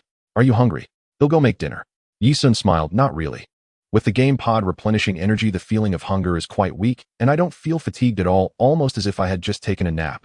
The female police officer stood up and politely said, Hello Ye Xun, my name is Xianxia. Ye Xun glanced at her. I know. You introduced yourself last night. Oh right. Xianxia's big eyes blinked. Why does this female police officer seem so adorably foolish? You don't have to stand to please sit. What brings you here this time? Oh, it's like this. We found quite a few photos of Sister Ning on Pan Hu's phone, all taken from sneaky angles. Seeing Ye Xun frown, she quickly added, Don't misunderstand. There are no exposed bodies, just some candid side shots and back shots. And then, in his browser history, there are numerous adult websites, and he has searched for those types of drugs. According to our investigation, he has been plotting against Sister Ning for a long time. Now that the case is closed, you are indeed acting in self-defense and bear no responsibility. Efficiency is quite impressive. The case was closed in just a day. Ye Xun nodded in satisfaction. Thank you and sorry for bothering you to come all this way. I live next door. Si Ning was busy in the kitchen and Ye Xun didn't say anything further, calmly watching Xianxia. Xianxia also looked at him, the two of them staring at each other. What's up with this girl? Her eyes are big and sparkling. What is she dazed about? Is having big eyes the only thing you have? If there's nothing else, just leave. We're about to eat. Do you expect me, a disabled person, to give you a ride? Xianxia, I think Rin dyed eye suits her better. Ye Xun muttered inwardly. Ye Xun, don't you go to school? No, I don't. Then what is your profession? Professional swordsman. Ye Xun hinted, we might need to eat soon. Xianxia hurriedly got up and rushed to the kitchen shouting, It's all your fault. I almost forgot I came here to learn cooking. I just bought the ingredients with Sister Ning. Ye Xun. Sister Ning. They've only met twice, and she's already so familiar. Women are truly strange creatures. At the dining table, Xianxia praised Sister Si Ning's cooking, lamenting her own inability to cook, then turned to Ye Xun and asked, By the way, Ye Xun, you mentioned being a professional swordsman. Is that a profession? In asking the immortal. This girl really has a leap in thinking, jumping from cooking to games without any transition. Ye Xun nodded. Xianxia continued, I've heard asking the immortal is really fun. Is that true? Haven't you played it? No, our department has regulations against playing. They say the gaming wristbands are too distracting and can affect work performance.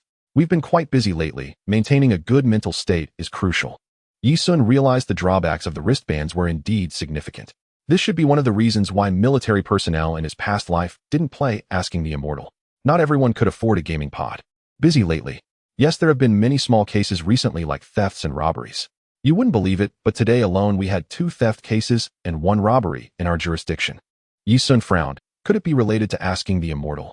In his past life, he had been quite isolated, not keeping up with current events and news. But upon reflection, it was very likely related to asking the immortal. Yes. How did you know? Those who were caught all said they wanted money to buy a gaming pod. Ye Xun was speechless.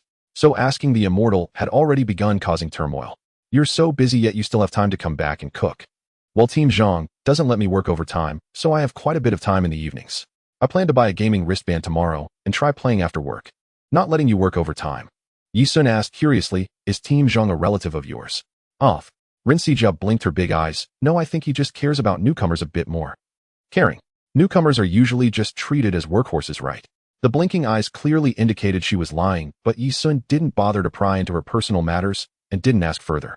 After Xianxia left, he began to interrogate Sister Si Ning. Sister, did you go out just now? Sister Si Ning was packing the dishes and said, Yes, I went out to buy groceries. I happened to run into Xianxia at the supermarket, so we came back together. That explained it. She brought Xianxia, and so Ye Xun's gaming pod hadn't given any alerts. He frowned and said seriously, Sister, don't go out alone next time. If you need to buy groceries, I'll go with you. We can buy more and stock up. Sister Si Ning looked puzzled. Are you worried about safety? Our community security is quite good, and there's a police officer living next door. I can go with her to buy groceries. Thinking of Xianxia, Ye Xun couldn't help but roll his eyes. With her silly and naive demeanor, a criminal would likely feel even more excited upon seeing her. There are plenty of people watching us in the game now. You're safest when you're by my side. Ye Xun's school name had been exposed on the forum, so it wouldn't be hard for someone with ill intentions to find him.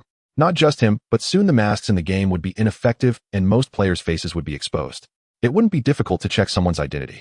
If he offended someone dangerous, it was highly likely that they could track him down through the internet, especially those keyboard warriors who like to talk big. Alright, I'll listen to you. Sister Xining felt that her brother now saw everyone as a potential bad person. He was living too cautiously. Sigh. He really had too little contact with others. She was not a naive little girl. Over the years, she had raised her brother alone, bravely navigating the world with her pepper spray. What kind of scenes had she not witnessed? If she ever encountered a petty thief, the stun baton in her bag would teach him what cruelty meant. However, when Ye Xun walked out of the bathroom, shirtless, looking at his toned muscles and the strong, smooth lines, Sister Xining rubbed her nose. This was indeed a sight she had never seen before. The next day, Ye Xun moved her gaming pod to a corner of the room, ensuring that even if there was a sniper outside the window, they wouldn't be able to aim at her. In fact, the gaming pod was not afraid of most attacks. A million-yuan gaming pod had security comparable to an escape pod, though it could withstand earthquakes and tsunamis. He did this simply to avoid causing his sister panic if the gaming pod were to get hit by a bullet. After logging in, Ye Xun wandered around the main peak searching for his master. With the sect master token in hand, he wasn't afraid of being attacked by the formation. Arriving at the back mountain, he discovered it was indeed a world of ice and snow. From a distance, he could see ice lakes and ice palaces. A wide expanse along with various ice plants covered in pristine white snow resembling blooming white flowers, of breathtaking sight. Senior brother Yi, what brings you to the back mountain? Seeing Xiaoqing approach, Ye Xun nodded in acknowledgement and curiously asked, what is this place? This is the sect master's sleeping quarters. He had just been searching blindly for the sleeping quarters. What a blunder. I'm here to find my master. Is she around? Xiaoqing shook her head. The sect master has not returned yet. Hearing this, Ye Xun felt a bit worried. His master had most likely gone to the novice village to rescue the old sect master. Yesterday, he heard the elders say that the price for Shui Yinling's forceful entry into the novice village was quite high. He wondered what that cost might be. Unfortunately, he couldn't intervene. Ye Xun decided not to wait any longer and simply left the sect, sending a message to Sister Xining. Sister, wait for me in Xianxia City. While passing through the abyssal secret realm of the novice village, he had obtained the first kill of a Foundation establishment boss and acquired a batch of quality-enhancing pills. It was time to deliver them to his sister and level up together. It was quite difficult for his sister to level up alone. She was skilled at controlling and fighting, but struggled against monsters. Ye Xun rushed towards Xianxia City. The sect's teleportation array only opens during critical moments. Usually, disciples of the sect wishing to go to other continents could only teleport to the city, which was to prevent direct attacks on the core area by enemies. Every sect has a city nearby, so it wasn't too inconvenient. On the way, he opened the cultivation leaderboard and took a look. It was all Foundation Establishment Level 3 players, but the names had changed. The previous batch of players were mostly guild leaders, and now most were still in the novice village working hard in the Nightmare Secret Realm, so it was normal for them to be surpassed in levels. He opened the forum again and saw many complaints about the difficulty of breaking through levels, most of them from players who had failed to break through using low-quality Foundation Establishment pills. Failing once means a day of silence. Aside from loafing around, there wasn't much to do. Ye Xun held a moment of silence for them before closing the forum. Looking up, he found himself surrounded by players all around. Ye Xun stopped in his tracks and glanced around, estimating that there were nearly 10,000 players lying in ambush here. It was likely either the War God Hall or the Brotherhood. I thought you, Ye Xun, were someone of significance, yet you are so foolish, not staying hidden in your sect like a turtle, but daring to come out. I love foolish people like you. The newcomer waved a folding fan lightly, looking quite dapper and carefree. Dressed in a blue sect robe, his status as an inner disciple was apparent, but upon seeing Ye Xun's moonlight attire, he suddenly felt a bit uneasy, a shadow flickering in his eyes. Among the many types of weapons favored by spellcasting players, the folding fan is the most beloved, consistently ranking first in popularity. Even when compared to other weapons with similar attributes, its price is generally higher. It is precisely because the folding fan is so stylish that wielding it gives an elegance that rivals that of sword cultivators. Ye Xun used his perception technique to scan character. I don't eat beef. Cultivation Foundation Establishment Level 2 Faction, Tai Xian Divine, Sect Occupation, Celestial Master. Health 1760, Mana 4255, Spell Attack 866, Defense 172. Is that all? Ye Xun felt disdain in his heart, but also understood that this guy's attributes already belonged to the top tier, especially with a full set of Foundation Establishment spiritual artifacts. The configuration was quite luxurious.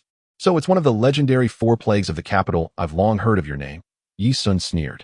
One of the 4 leaders of the Brotherhood, I don't eat beef, had a notorious reputation for bullying men and women alike in his past life, a fact Ye Xun was well aware of. However, the other 3 plagues seemed to be absent. Perhaps they had yet to pass the novice village trial. Upon hearing this, I don't eat beef closed his fan, and a murderous aura instantly filled his face. The 4 plagues of the capital. Many spoke of them behind their backs, but Ye Xun was the first to say it to their faces. Very well, Ye Xun, I was originally thinking of just making you drop your celestial weapon, but I've changed my mind. From now on, whenever I see you in the wild, I will kill you. Oh, whenever you see me, you will kill me, eh? Ye Xun glanced at the 10,000 players surrounding him, and to his surprise, 1/5 of them were control specialists. No wonder this guy was so confident. With so many control specialists, he indeed felt a great deal of pressure. Are you afraid? Ye Xun, if you kneel down. No, I meant to say, what if you can't do it? A dignified leader of the Brotherhood can't just rely on his mouth to survive, can he? He can't, right? Ye Xun knew that there must be someone hidden in the shadows filming the event akin to a war correspondent. Every time he could be streamed live to the forum, it wasn't that the world revolved around him, but that any large-scale event in the game would be broadcasted on the forum platform. Now, the forum streams were diverse, covering boss fights, sect tasks. Even shopping and sightseeing could attract a considerable audience and earn tips. I don't eat beef was instantly incensed upon hearing this. Damn, if I can't do it, I'll walk on my hands in the future. But if you are too cowardly to venture into the wild, then just consider that I never said anything. Perhaps realizing he had spoken too boldly, he hurriedly added a clarification. Ye Xun smiled. The first step in humiliating the 4 plagues had already succeeded, witnessed by countless people, and he was curious to see how it would unfold if he failed to follow through. Charge. Kill him. I don't eat beef stopped talking and retreated. The nearby body cultivators surged forward, aiming to taunt Ye Xun on the spot, while the control specialist from afar moved in to completely incapacitate him. The leader was making a mountain out of a molehill. To deal with just one person, why bother gathering so many control specialists? It was a complete waste of resources. Seeing this, Ye Xun coldly smiled, instantly drawing his sword and launching a frost slash towards I don't eat beef. Bang! 34-38. 21-23. 21-45. 24-34. Ding. You have killed the player. I don't eat beef. Evil value 1. Current evil value 1. A wave of frost energy enveloped a 30-meter fan-shaped area. The leading body cultivator was struck by the sword, and the frost slash added an extra 100 physical damage, instantly dealing a terrifying damage value of 34-38. However, that body cultivator did not die. He was merely frozen. With full health points ranging from 4000 to 5000 for Foundation Establishment body cultivators, the slight variance was due to differences in aptitude and equipment, making it difficult for Ye Xun to eliminate him in one hit. After that one move, the body cultivators collectively lost nearly half of their health, and they were also slowed down, leaving them utterly shocked. What kind of terrifying damage was this? And the most unfortunate was I don't eat beef. Ye Xun locked onto his direction and, taking advantage of his stillness, unleashed a frost slash directly, sending him back to the resurrection point. This was the second step of Ye Xun's humiliation of him. The live stream chat erupted in a frenzy. What the hell just happened? That cracked me up. I heard I don't eat beef claim to be the #1 spellcaster in the server. Just this. With a full set of Foundation Establishment spiritual artifacts and a mystical weapon, and yet the first to die, eh? And he was taken down alongside it. Hilarious. This is simply too entertaining, folks. The key point is Ye Xun's damage.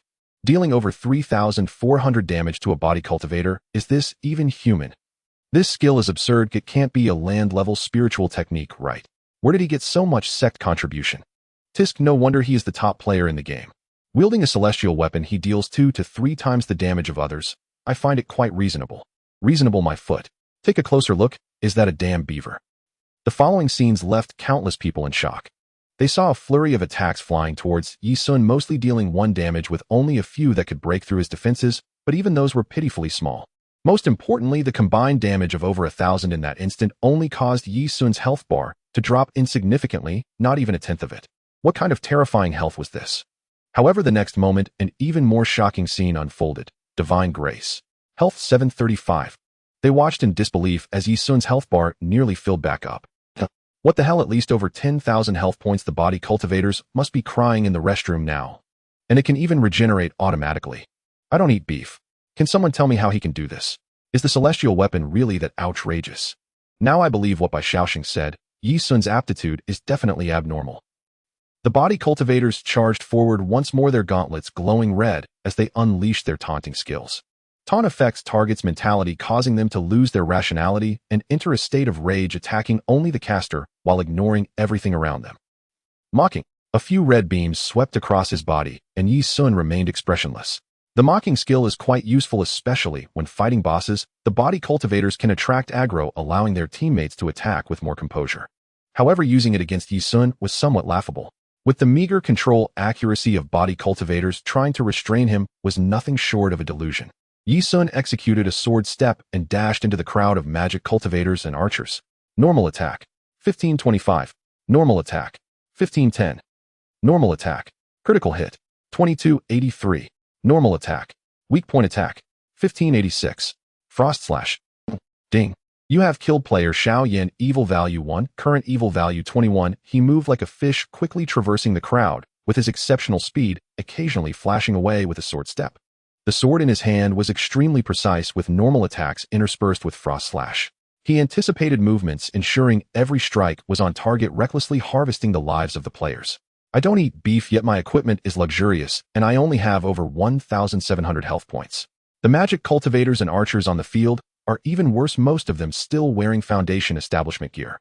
Thus Ye Xun took them down one by one, reviving them in bursts of white light, resembling a one-sided slaughter that left countless viewers in awe. At the same time, he was constantly monitoring the approaching control cultivators, trying to maintain distance and maximize his evasion. Control cultivators, act now.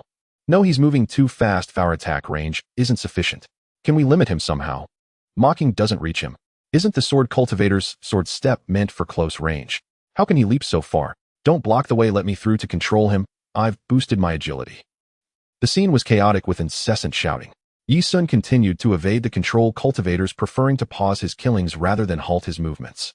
The sound mage class is truly infuriating. Their skills cannot be dodged like arrows through movement. The skills of control cultivators are all sound-based. As long as one has ears and is within range, there is no room for evasion. One can only passively endure. Once controlled, everyone would strike simultaneously, dealing thousands of damage per second. Ye Xun couldn't withstand that. He didn't want to face a horde of control cultivators. He just wanted to eliminate the squishy classes first. Sword step, frost slash, 4112, 2465, 2458. The sound of notifications echoed in Ye Xun's mind as his evil value rapidly increased. In this situation, the previously useful sword drawing technique was completely obsolete. Players typically revive at the nearest city upon death, and at this moment, I don't eat beef was in Xiao City. However, he did not return to the battlefield. Instead, he watched the live stream, remotely directing commands. Control cultivators, use your brains. Spread out and approach him from all directions. Body cultivators, stop mocking. You just charge in and block him with your bodies. Can the dumb archers even aim properly? Magic cultivators, use your agility to dodge, damn it. Are you saving your instant movement for the new year? I don't eat beef was furious. There were a whole 10,000 of them. It was simply unexpected that they couldn't take down a single Ye Xun after so long. This outcome was drastically different from what he had envisioned. At this moment, he was also shocked by Ye Xun's attributes. Not only was his damage high, but his health was also 10 times that of others. Moreover, he could regenerate automatically. This poorly balanced game is ridiculous. The body cultivators, he yelled at, were nearly in tears. They wanted to charge in, but they couldn't catch up with Ye Xun's speed. The disparity was too great. Whenever there was a chance to charge, Ye Xun seemed to have eyes in the back of his head, instantly using a sword step to evade, causing them to collide with their own teammates, completely toyed with. Ding. Consuming recovery pill. Mana 300. Mana 300. Divine Grace. Health 735. The reckless shark man was unable to keep up with the injuries he sustained. His health had dropped by half, and his mana had run low several times. The frost slash required 1,000 mana per use, which was quite costly, but fortunately his master had provided plenty of recovery pills. Ye Xun sheathed his sword, began to dodge attacks, and aimed to wait until his health and mana were fully restored before continuing the slaughter. During this time, the control cultivators also followed my instructions, surrounding him from all directions. Ye Xun had nowhere to evade. Countless sound waves filled his ears, and just as his mind began to fade into slumber, he swiftly used a sword step to dive into a large cluster of control cultivators. Activate slow. Ding. Successfully resisted silence. Ding. You have fallen asleep. Hit. Health 213. Ding. You have been stunned. Hit. Health 207.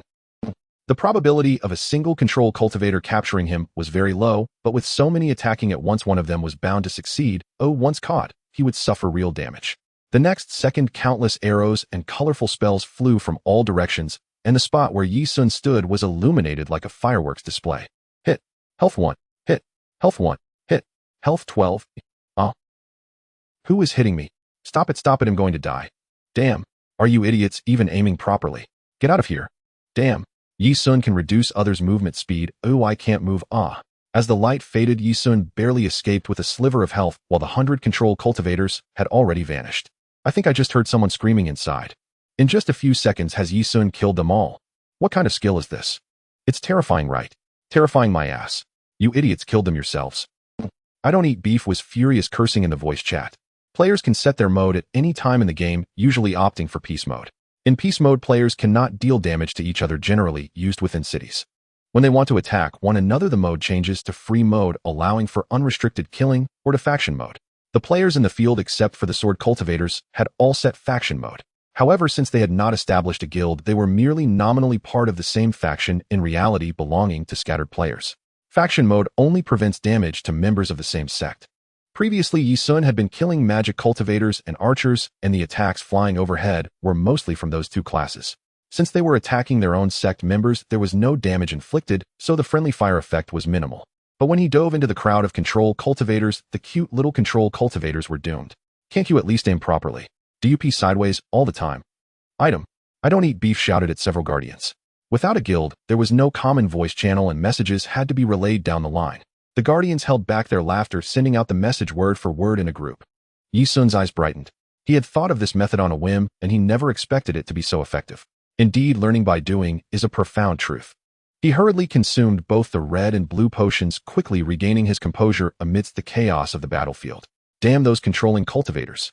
That last round nearly forced him to use his invincible skill. Once he recovered, Ye Xun continued to unleash his sword, aiming to eliminate all the spellcasters and archers. Even if he was immobilized afterward, he wouldn't face death.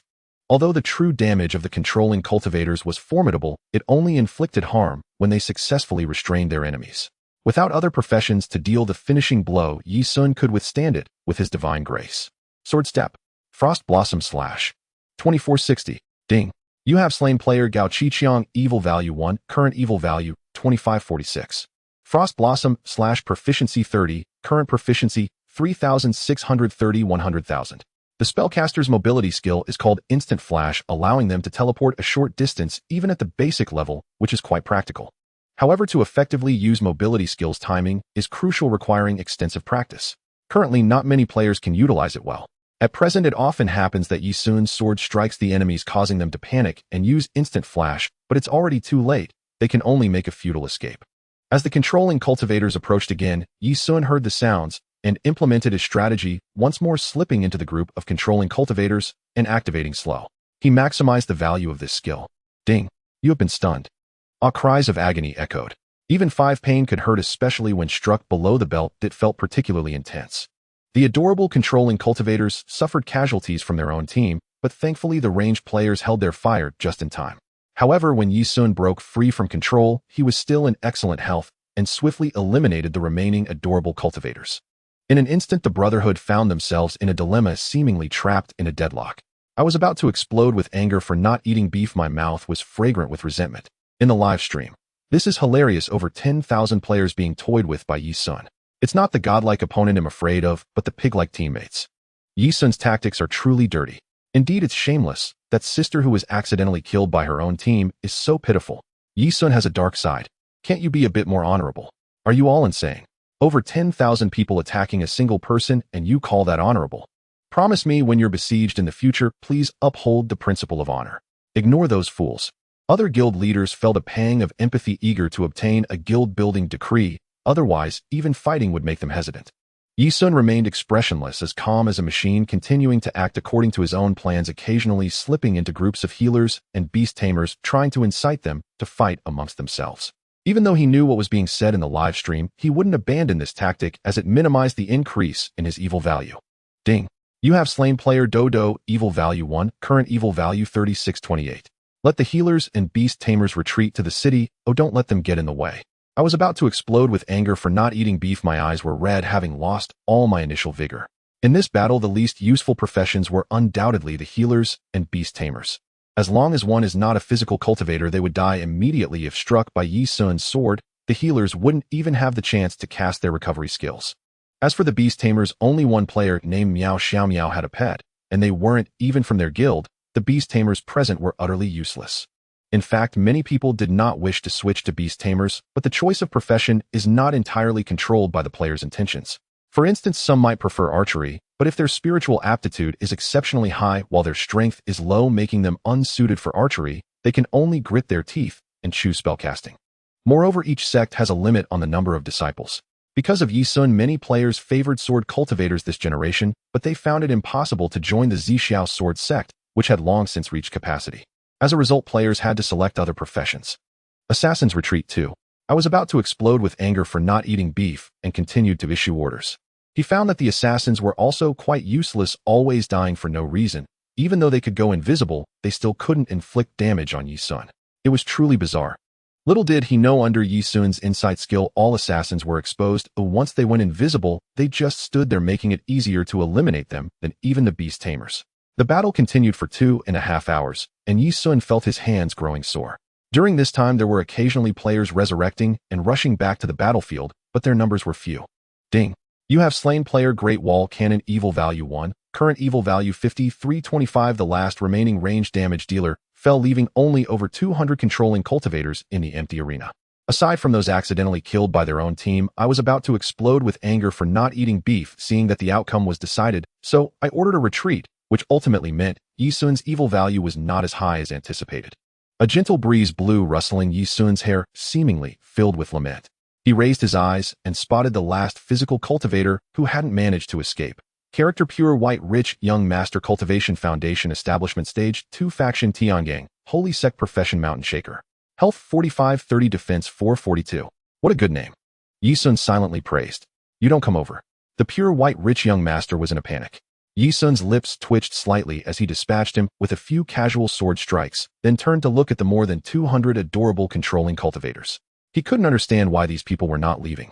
The mysterious illusion mansion did not restrict gender. Both men and women could participate. The ones before him were all female controlling cultivators. The men had already been wiped out. It wasn't that Ye Xun was tender-hearted, but these female controlling cultivators had hardly made any offensive moves. In fact, throughout the battle, the female players had been somewhat timid and occasionally held back. Ye Xun knew that this was due to his high charm value. Charm value not only affects the difficulty of interactions with NPCs, but also influences combat conditions. Especially between the opposite genders, if the charm value disparity is too great, the one with the lower charm value subconsciously finds it hard to attack. If the gap is too wide, they might not even be able to issue attack commands completely unaffected by mental control. Even if they forced an attack at the moment of striking, they would involuntarily deviate their angle. A sword meant for the throat might end up only grazing their hair. Ye Xun felt the same. If faced with an enemy like Xue Yinling, his sword would also be uncontrollable force to show tenderness, which was quite frustrating. In questioning the immortal, every attribute plays an irreplaceable role. However, relatively speaking, the influence of charm value between the same sex is much less significant unless one has a particular sexual orientation. Ye Xun slowly approached the controlling cultivators on the battlefield. These adorable ones were lingering here. Could it be that they had some scheme? Burdened with a heavy sin value, Ye Xun emanated a faint blood-red glow resembling a demon god. Through the hollow eye sockets shaped like bamboo joints, one could see the starlit brilliance in his eyes, seemingly containing a ruthless indifference to all life. Ye Xun is amazing. Facing thousands alone, that's simply incredible. Thank goodness it's not real, or otherwise there would be corpses everywhere. What should I do if I fall in love with Ye Xun? It's just good luck and superior attributes, nothing more. Fool, you're acting like a clown. Ye Xun walked slowly with his sword, the blade as clean and bright as it was at the beginning. What was meant to be a carefully planned ambush ultimately became a stage for Ye Xun alone. I was almost grinding my teeth out of frustration as I angrily closed the live stream and logged off. The female controllers in the arena quietly watched Ye Xun approach. The moonlight gown exuded a cool and gentle glow, its light fabric flowing like a river of stars in the wind. Delicate silver cloud patterns were intricately embroidered on the collar and cuffs, while a sky-blue satin belt accentuated Ye Xun's tall and graceful figure, creating a noble aura that complemented his white attire. The little cuties had stars in their eyes. As Ye Xun approached, one of them exclaimed, "Sisters, let's kill him." In an instant, countless demonic sounds filled the air and hundreds of control skills struck him simultaneously. Damn those controllers. This was the only thought in Ye Xun's mind as he fell into control. When he opened his eyes again, he saw a veiled woman standing very close to him, raising her hands to take pictures. This game setting is so annoying, ew, I can't even wrap my arms around you. Alright, step aside, it's my turn. Ye Xun, can we make a heart together? You smell so good, darling. Can you show your face, darling? Come on, say cheese. Ye Xun. He watched in a daze as one female player after another rushed over to take pictures with him, his sword hand trembling, slightly unable to strike, feeling a bit of a toothache. What was supposed to be a life-and-death battle had turned into a fan meet-and-greet. The players watching the live stream were collectively dumbfounded, feeling an impulse to spit blood. After a moment, "All right, darling, I'm done taking pictures. Come on, be gentle. I'll kill me first, give you some excitement. Darling, can we be friends after you kill me? My name is Annie." Ye Xun wiped the cold sweat from his brow, sheathed his sword, and turned to run. Shocking. The number one player in the game actually fled without a fight, and the Brotherhood emerged victorious. After nearly 3 hours of battle, the Brotherhood members dropped a lot of equipment, yet Ye Xun couldn't even bother to pick them up. If he lingered in place for even a moment longer, he would be controlled. The ladies would occasionally go easy on him, but the male controllers would not show him any mercy. As for those equipments, aside from some that their own people picked up, the rest had vanished. Ye Xun's heart bled. "Sister, come to Xianxia City, it'll take you to level up." He sent a voice message to the damned controller. Originally, he intended to go to Qingxiao continent to find Xining, who was already waiting in Qingxiao City. Unfortunately, he got delayed by the Brotherhood along the way. Now with a full sin value, he dared not enter the city, could not teleport, and could only let Xining come on her own. Moments later, Xining's voice message came through. "Woo, brother, I'm short on money." Ye Xun. Only then did he remember that teleporting across continents required 500 spirit stones.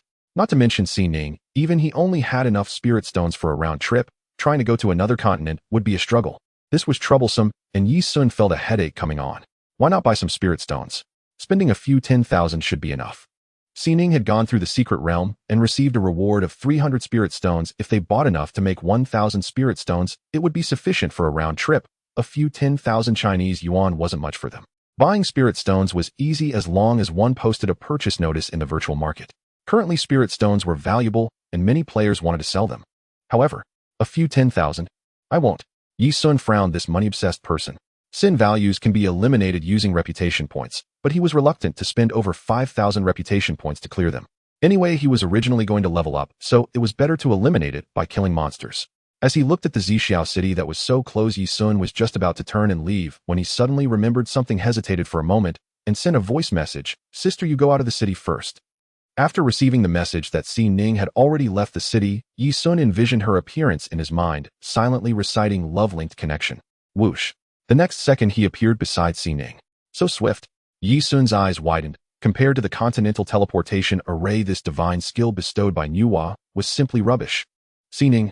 The two stared at each other in astonishment. "Brother, what kind of divine power is this?" You're not wrong, this is indeed divine power." Ye Xun's expression was somewhat peculiar. The love link connection could teleport to a friendly character with a relationship greater than 80. He had always thought it could only be used on NPCs, but he didn't expect it could work on players too. This indicated that there was also a relationship value between players, but it simply didn't show the numerical value. However, that was not the main point. The key was, his relationship with Xining was actually greater than 80. That was the relationship of hearts connected. Love-linked connection, as the name suggests, could only be used in romantic mode. His sister actually, no wait. Ye Xun suddenly remembered something. In the relationship system, 80 was a watershed that couldn't be easily surpassed. If there was a girl who loved him dearly, but as long as Ye Xun didn't like her, her relationship with him would remain below 80. That meant it would stay in the one-sided love stage. A relationship above 80 with hearts connected and life and death together must be mutual. It could only rise above 80 when both parties reached the required feelings for each other. Now with his relationship with Xining above 80, it meant that not only did his sister have feelings for him, but he actually had improper thoughts about his sister. This is impossible. How could I have such filthy thoughts? Although my sister is stunningly beautiful, she isn't my biological sister, and we occasionally hold hands and hug politely. Ye Xun's expression changed repeatedly.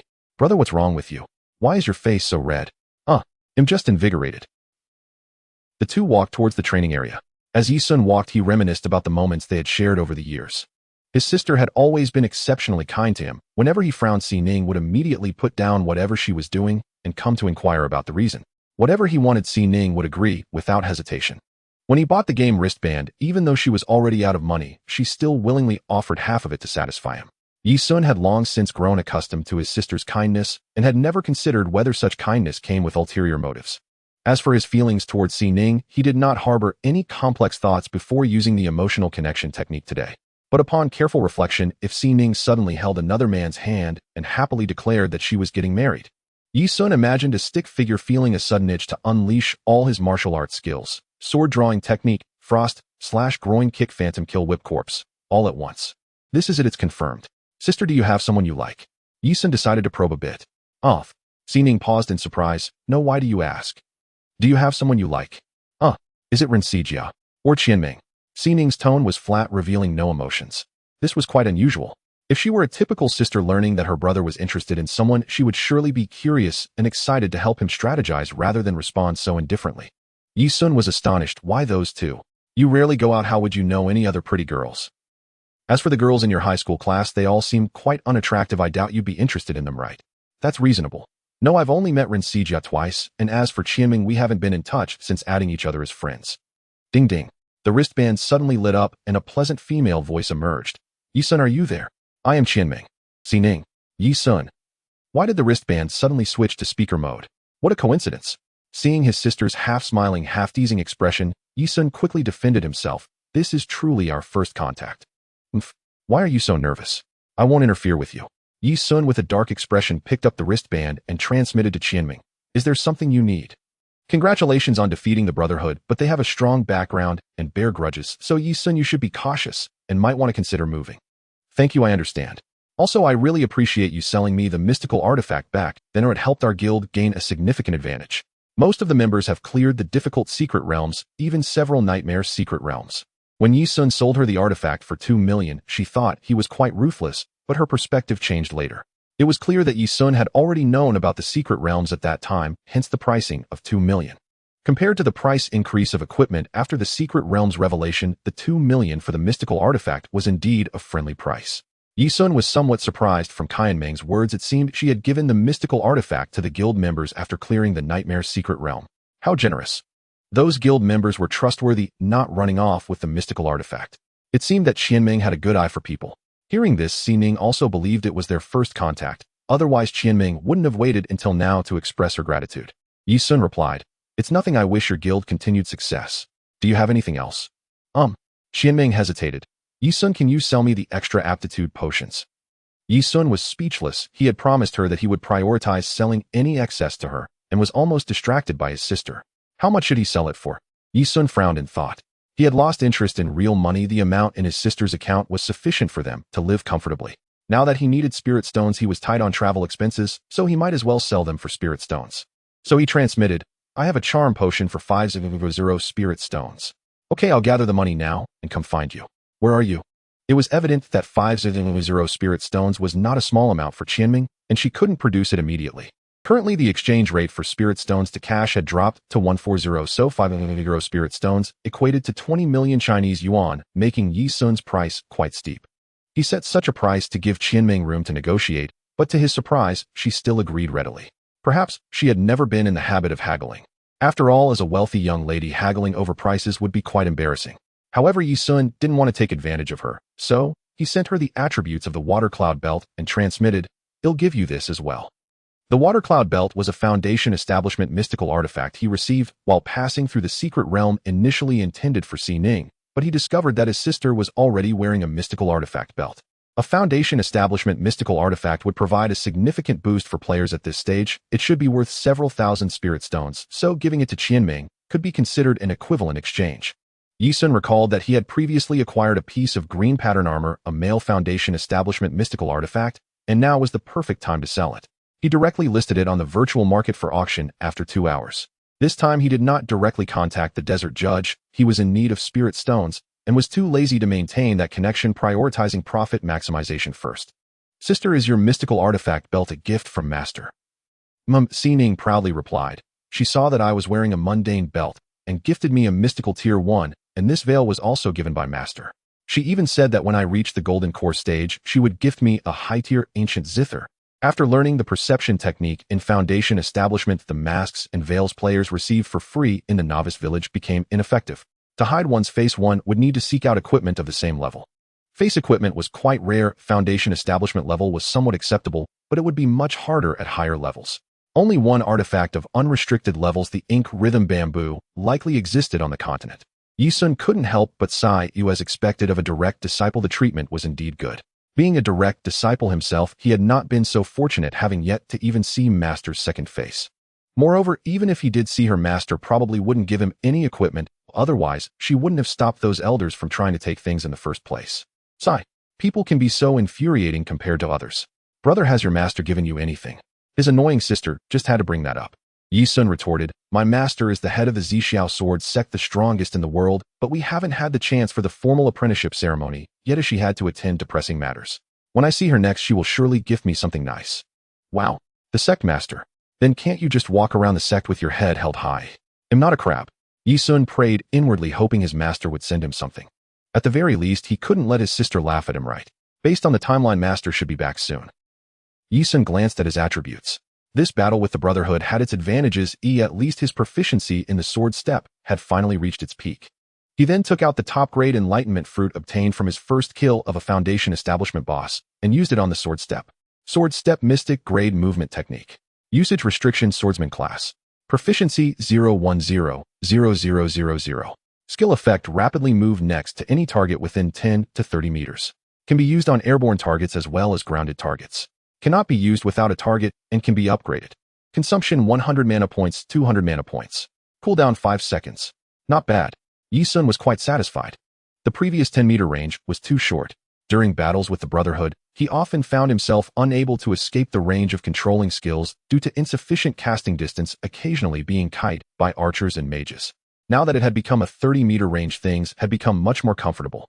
As for the added aerial and terrestrial effects, their practicality was rather average. Players at the Foundation establishment stage generally had low mana and they rarely used aerial techniques during battles. Arriving at the training area, Ye Xun activated Insight. Twisted Trent Common Wild Monster at Foundation Establishment Stage 1. Health 2600. Spell damage 320. Defense 264. Movement speed 26. Weakness fear of fire damage. Skill Twisted Stab.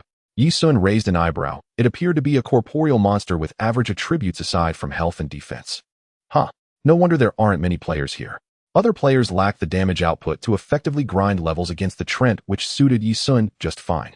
So he found a secluded corner, teamed up with Si Ning, and began leveling up. 3847. 2328. 2328. With a frost / a large number of twisted trants before him, were left with only a sliver of health.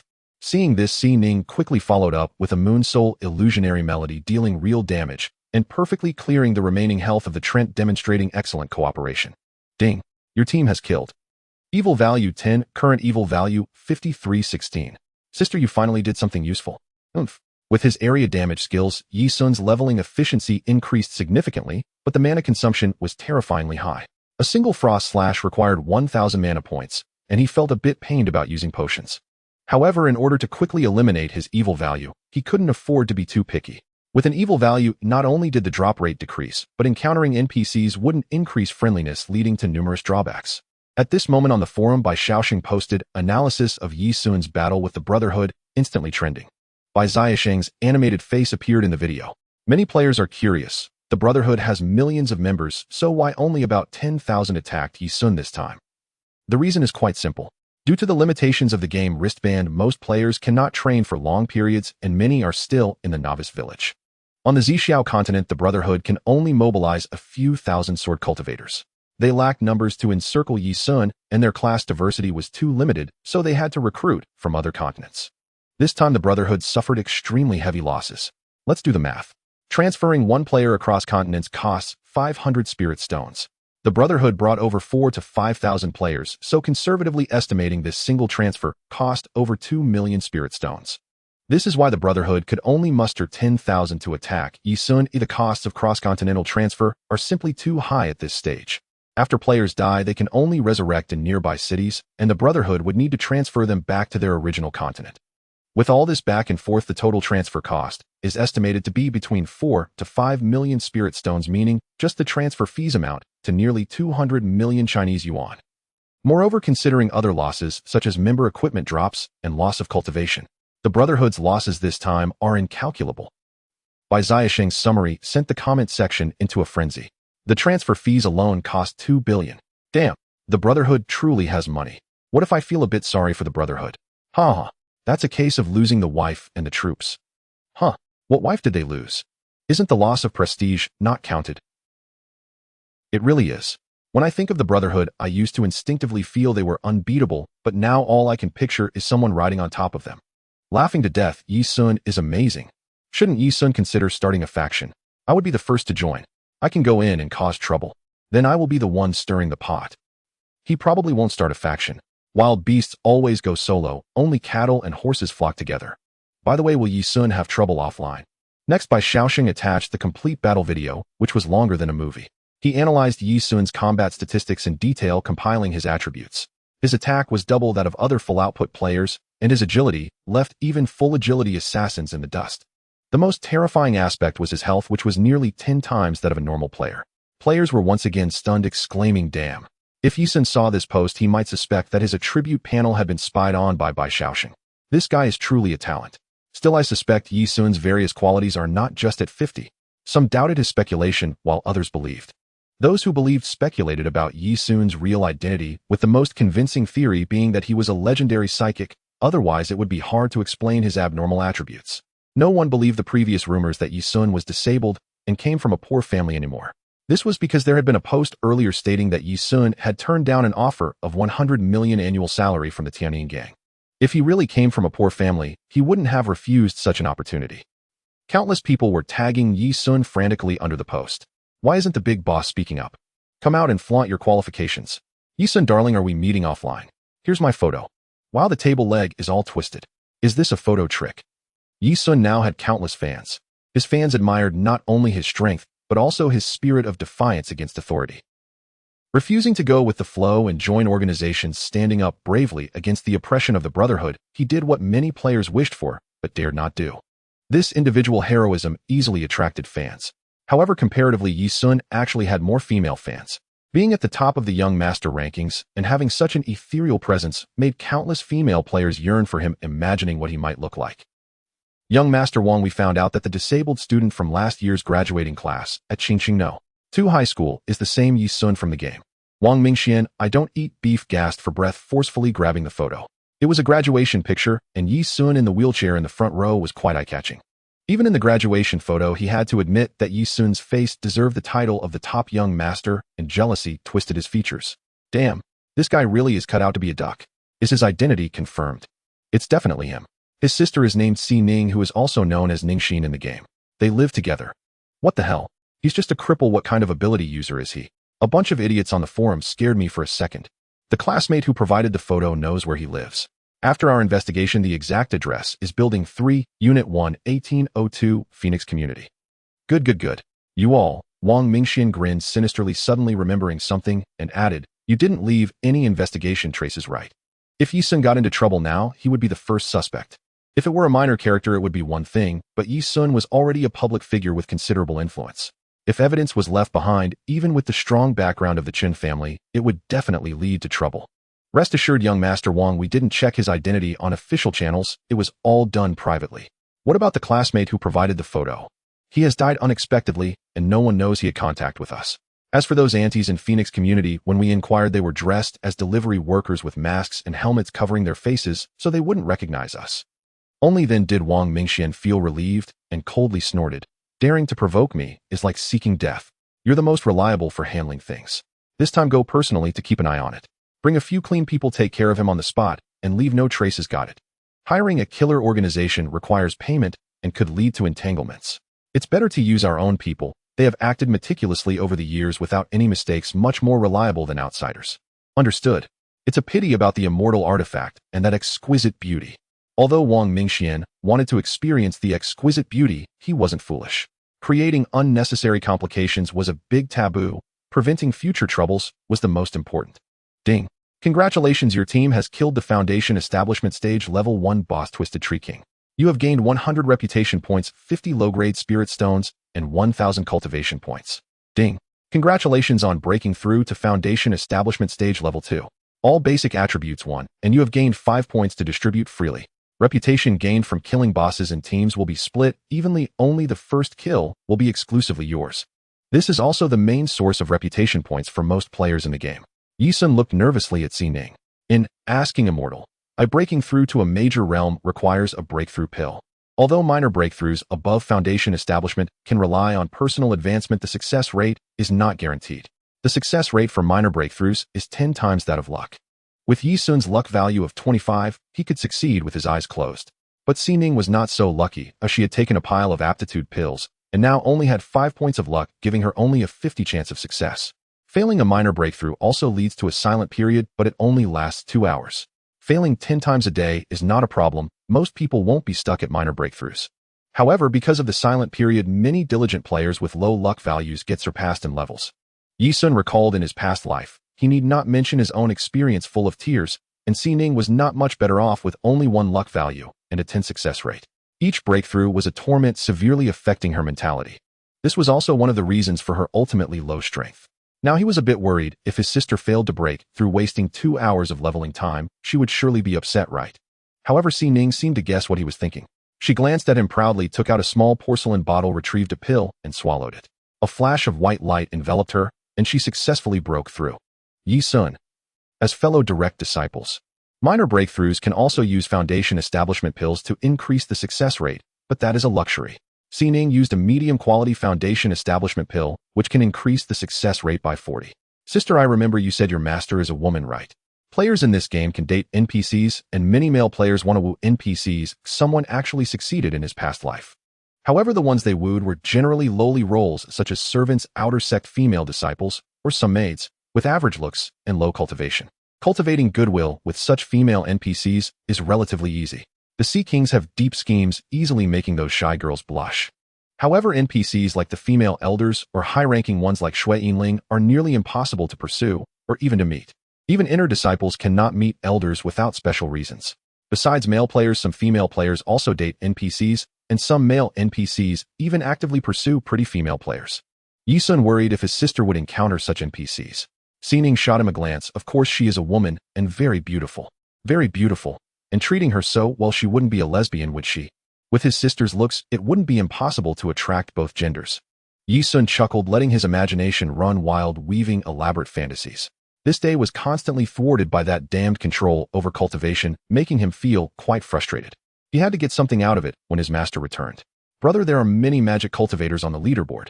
Ye Xun glanced at the cultivation leaderboard. More than half of the top 10 were already at foundation establishment stage level, for mostly players from the Tai Xian divine sect. The magic cultivators don't follow martial ethics and level up too quickly. Magic cultivators have area effect damage skills, giving them a significant leveling advantage compared to other professions. Archers aren't bad either, especially those with high attack speeds who keep shooting constantly. Ye Xun no longer focused on the leaderboard and checked the loot from killing the boss. Purple Xian Ring Foundation Establishment Stage Mystic Tool Spirit Law 12, Spell Attack 36, Critical 7 Cloud Treading Boots Foundation Establishment Stage Spirit Tool Agility, Movement Speed 21, Evasion 20 Cold Iron Blade Foundation Establishment Stage Mystic Tool for Soul Pursuer Class Strength 15, Agility 12, of Physical Attack 80. Accessory Equipment. Ye Xun was very excited. In Asking Immortal, equipment is roughly divided into 9 types: weapons, full body armor, belts, shoes, necklaces, rings, bracelets, capes, and headgear. His Mo Yin Yu Qiao belongs to headgear, and other headgear type equipment includes hairpins, hair clips, crowns, and so on. The drop rate for accessory equipment is very low. Compared to regular outfits, they are significantly more expensive, and there aren't any in the novice village. Among these types of equipment, only weapons, bracelets, and rings can increase attack. The rest belong to the armor type. What Ye Xun lacked now was attack power, and this ring came at just the right time. It's a pity it wasn't a first kill. The drop rate lowered significantly. It would be great if another Earth grade item dropped. One always hopes for more, as is human nature. Ye Xun replaced his original kick-condensing stage shoes with the cloud-treading boots, and his attributes increased significantly again. As for the Mystic Tool dagger, it could only be auctioned off at the market. Ding! Congratulations, your Mystic Tool Bun armor has been successfully auctioned. Ye Xun opened the marketplace and saw that the final transaction price for the mysterious armor was 4520 spirit stones, nearly 2 million Chinese yuan, which was quite impressive. However, when he took out the spirit stones, he found only 36160 left, with over 9000 having vanished into thin air. Damn! Ye Xun felt a sharp pain in his heart. He had worked so hard diligently playing the game and had only accumulated less than 200 spirit stones. Now nearly 5 times that amount had evaporated in an instant. Trash game. The greed is nearly as bad as that of capitalists. Ye Xun cursed for a while before handing 180 to Xining. Sister, let's split it in half. This is for you. However, Xining did not take it all, only accepting 2000. I still have several hundred spirit stones on me. I'll just take this amount for emergencies. You will definitely need spirit stones more than I do.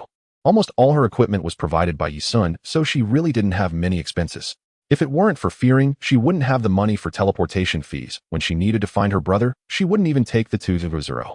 Also, if you ever urgently need spirit stones, I can transfer all the money to you, and you can buy spirit stones.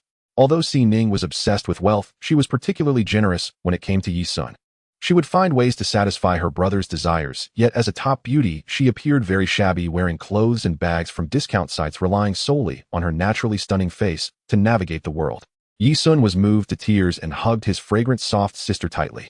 Sister, you're really the best. Though the money Xining had was all given by him, he still felt deeply touched and couldn't help but express his feelings. It was certainly not an attempt to take advantage of his sister. Absolutely not. Xining didn't mind being hugged. She simply said softly, "Can you promise me one thing? You say it as long as I can do it. I'll agree to anything." Anything. Xining's heart skipped a beat, and after opening her mouth, she ultimately said, "When you feel you can go out without a wheelchair, will you accompany me shopping once? I want to splurge a bit and buy some cosmetics as well as face masks." Ye Xun replied. Okay. His sister was truly impressive. With her natural beauty, she already turned heads everywhere. With skin full of collagen, she needed cosmetics and face masks. Well, as long as she's happy. He decided to smash his wheelchair tonight and take the time to fulfill this little wish of Xining's. Sister, I. Just then Ye Xun noticed a gaze upon them and looked up to see a veiled woman standing not far away, quietly watching them. "I'm sorry, I didn't mean to disturb you. It's just that this tree spirit blocked my view." Qianming hurriedly explained. She had crossed this tree to see the scene of the two embracing, and before she could retreat, Ye Xun had spotted her. Ye Xun was speechless. He had previously sent Qianming the coordinates, but he didn't expect her to arrive, so coincidentally ruining the atmosphere. Damn tree spirit. You'll regret this later. Letting go of Xining, Ye Xun casually said, "Long time no see." Xining felt a bit embarrassed and momentarily forgot to greet her. Seeing this, Qianming chuckled, "I used to think you two were siblings. You really suit each other." Ye Xun's heart skipped a beat, but he did not explain. "Here are 5,000 spirit stones for you." Qianming initiated the trade, and Ye Xun also gave her the heavenly charm elixir and water cloud belt. Suddenly recalling that the beginner village's veil was now ineffective and knowing Qianming was at least a top beauty, Ye Xun felt somewhat curious, so he cast a sensing spell, but still couldn't perceive her appearance. She must have also received a foundation establishment veil as a reward from the sect, just like Xining. Truly as a top beauty, she could also encounter such privileges. This damn world is so superficial. Objectively speaking, beauties like Xining and Xianxia, who are among the top in Blue Star, are indeed quite different compared to the first beauty of asking for immortality, Shui Yinling. But the differences lie not in their features. Cultivators refine their essence and marrow, possessing delicate and smooth skin. Even under a magnifying glass, their pores are invisible. Phrases like skin as smooth as congealed fat and icy jade are not mere descriptions. Additionally, when they reach profound realms, they carry a pure, flawless celestial aura, especially Shui Yinling, who also bears the imposing grace developed from years of high status. These are qualities that beauties from Blue Star cannot compare to. However, once they merge with reality in the future, if Xining and the others can cultivate to Shui Yinling's level, the differences will not be significant, as they would essentially belong to the same tier of beauty. Ye Xun, the leaders of the Brotherhood, have respectable identities in reality and a strong background. It's said they are ruthless in their methods. She hesitated, having advised Ye Xun to move before, unsure if he had taken her words to heart, wanting to persuade him again, but fearing he would think she looked down on him. "Do you have their information?" "I don't know their specific identities, but it seems my family has had business dealings with them before." At this point, Qianming hesitated, thought for a moment, and continued, "They'll try to find out for you. Are you wanting to? It's all about reciprocity." Ye Xun didn't elaborate. The leaders of the Brotherhood were all scum, and it would be best to eliminate them as soon as possible to avoid their disgusting presence. He harbored no burden in dealing with such people, hence wanted to know their addresses. Qianming was taken aback.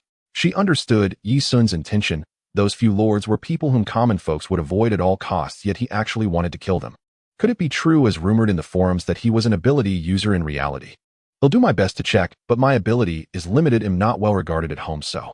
Ye Xun was surprised. How could someone not well regarded still be so wealthy? Moreover, the family could still have business dealings with those people, indicating that this girl came from an extraordinary background. "It's fine, just do your best." Ye Xun thought for a moment and added, "If you ever need my help, feel free to ask."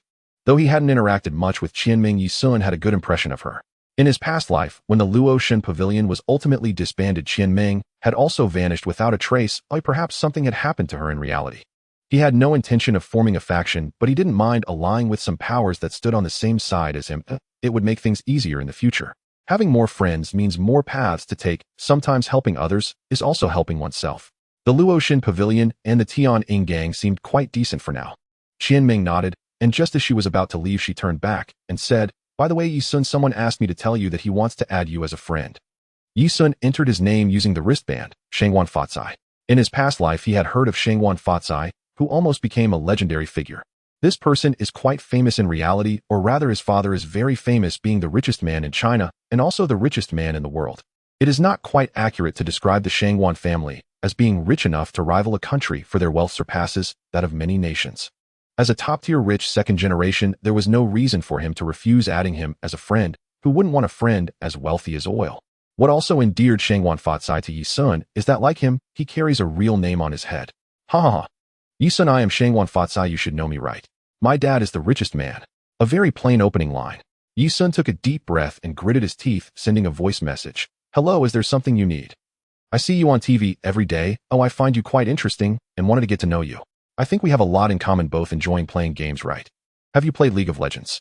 Let me tell you, I play it fiercely. Oh, I am the only APC in the global arena with a 100% win rate, and I casually formed a team to win the world championship.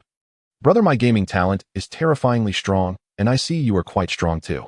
If we join forces, dominating Wenxian will be within reach. Are you interested in doing something big together? Ye Xun gasped in shock. He had never played games before, but he was aware of the global phenomenon that League of Legends had become. How could this top-tier rich second generation possess such strong gaming talent? In his past life, Ye Xun was well aware of his great fame, not because of his gaming skills, but because he was the only player to establish a city in the Chinese server of Wenxian. At that time, the city establishment qualification token was auctioned off, and Shangwan Fatsai, without a change of expression, ultimately bid an astronomical price of 3 trillion Chinese coins to acquire it. Afterwards, he invested a massive amount of money to build the city, creating a sensation. The most famous feature was the residential area, which uniquely combined the housing styles of Blue Star and Wenxian, resulting in high demand. Even some NPCs rushed to buy houses there. However, in reality, he did not earn much from building the city since the initial investment was too large. Had the game developed normally, once it merged with reality, the value of the city would have skyrocketed, and he would have inadvertently become a legendary figure. Unfortunately, while he chose the right path, he selected the wrong location. When the game was operating normally, various monsters under rule restrictions would not easily leave their territories, waiting blindly for players to challenge them. However, after merging with reality, the restrictions vanished, allowing them to invade player and NPC territories at will. Ironically, Shangwan Fatsai chose a city establishment location surrounded by high-level monsters, even having a celestial beast present. The outcome was predictable. The city he painstakingly built was destroyed. The path to becoming a legendary figure was thus cut off. As for whether he was still alive, Ye Xun did not know. Now Ye Xun knows where the city establishment token dropped, and with Shangwan Fatsai's wealth, if the two joined forces and chose a new location for city building, they could indeed achieve something remarkable. However, the city establishment token was not something he could handle with his current strength, and besides, the butterfly effect meant he was unsure if the same location would drop it again in this life. That could only be discussed later. But making friends with Shangwan Fatsai now was definitely a good idea. So Ye Xun curiously asked, how do we do something big? Ye Xun, that piece of mysterious armor from the market earlier was yours, right? I bid an extra 10,000 spirit stones at the last second to win it. How about it? You didn't lose too much on the withdrawal, did you? Hehe, you're really clever. Ye Xun did not deny it, not pretending to be indifferent to the 9,000 spirit stones. Ye Xun, how about I help you deal with high-level equipment in the future? I have wide connections and can bypass the virtual market as an intermediary, directly connecting with those guilds. Currently, the only 2 pieces of equipment on the equipment leaderboard belong to Ye Xun. Shangwan Fatsai had inquired and learned that several of the initial mysterious items in the game were also related to him. With Ye Xun's strength, he would definitely produce more high-level equipment in the future, and he would be able to do so ahead of other players. With rare resources, as long as he could cooperate with Ye Xun, not only would he earn money, but his status among the guilds would also rise sharply, and his connections would become more stable.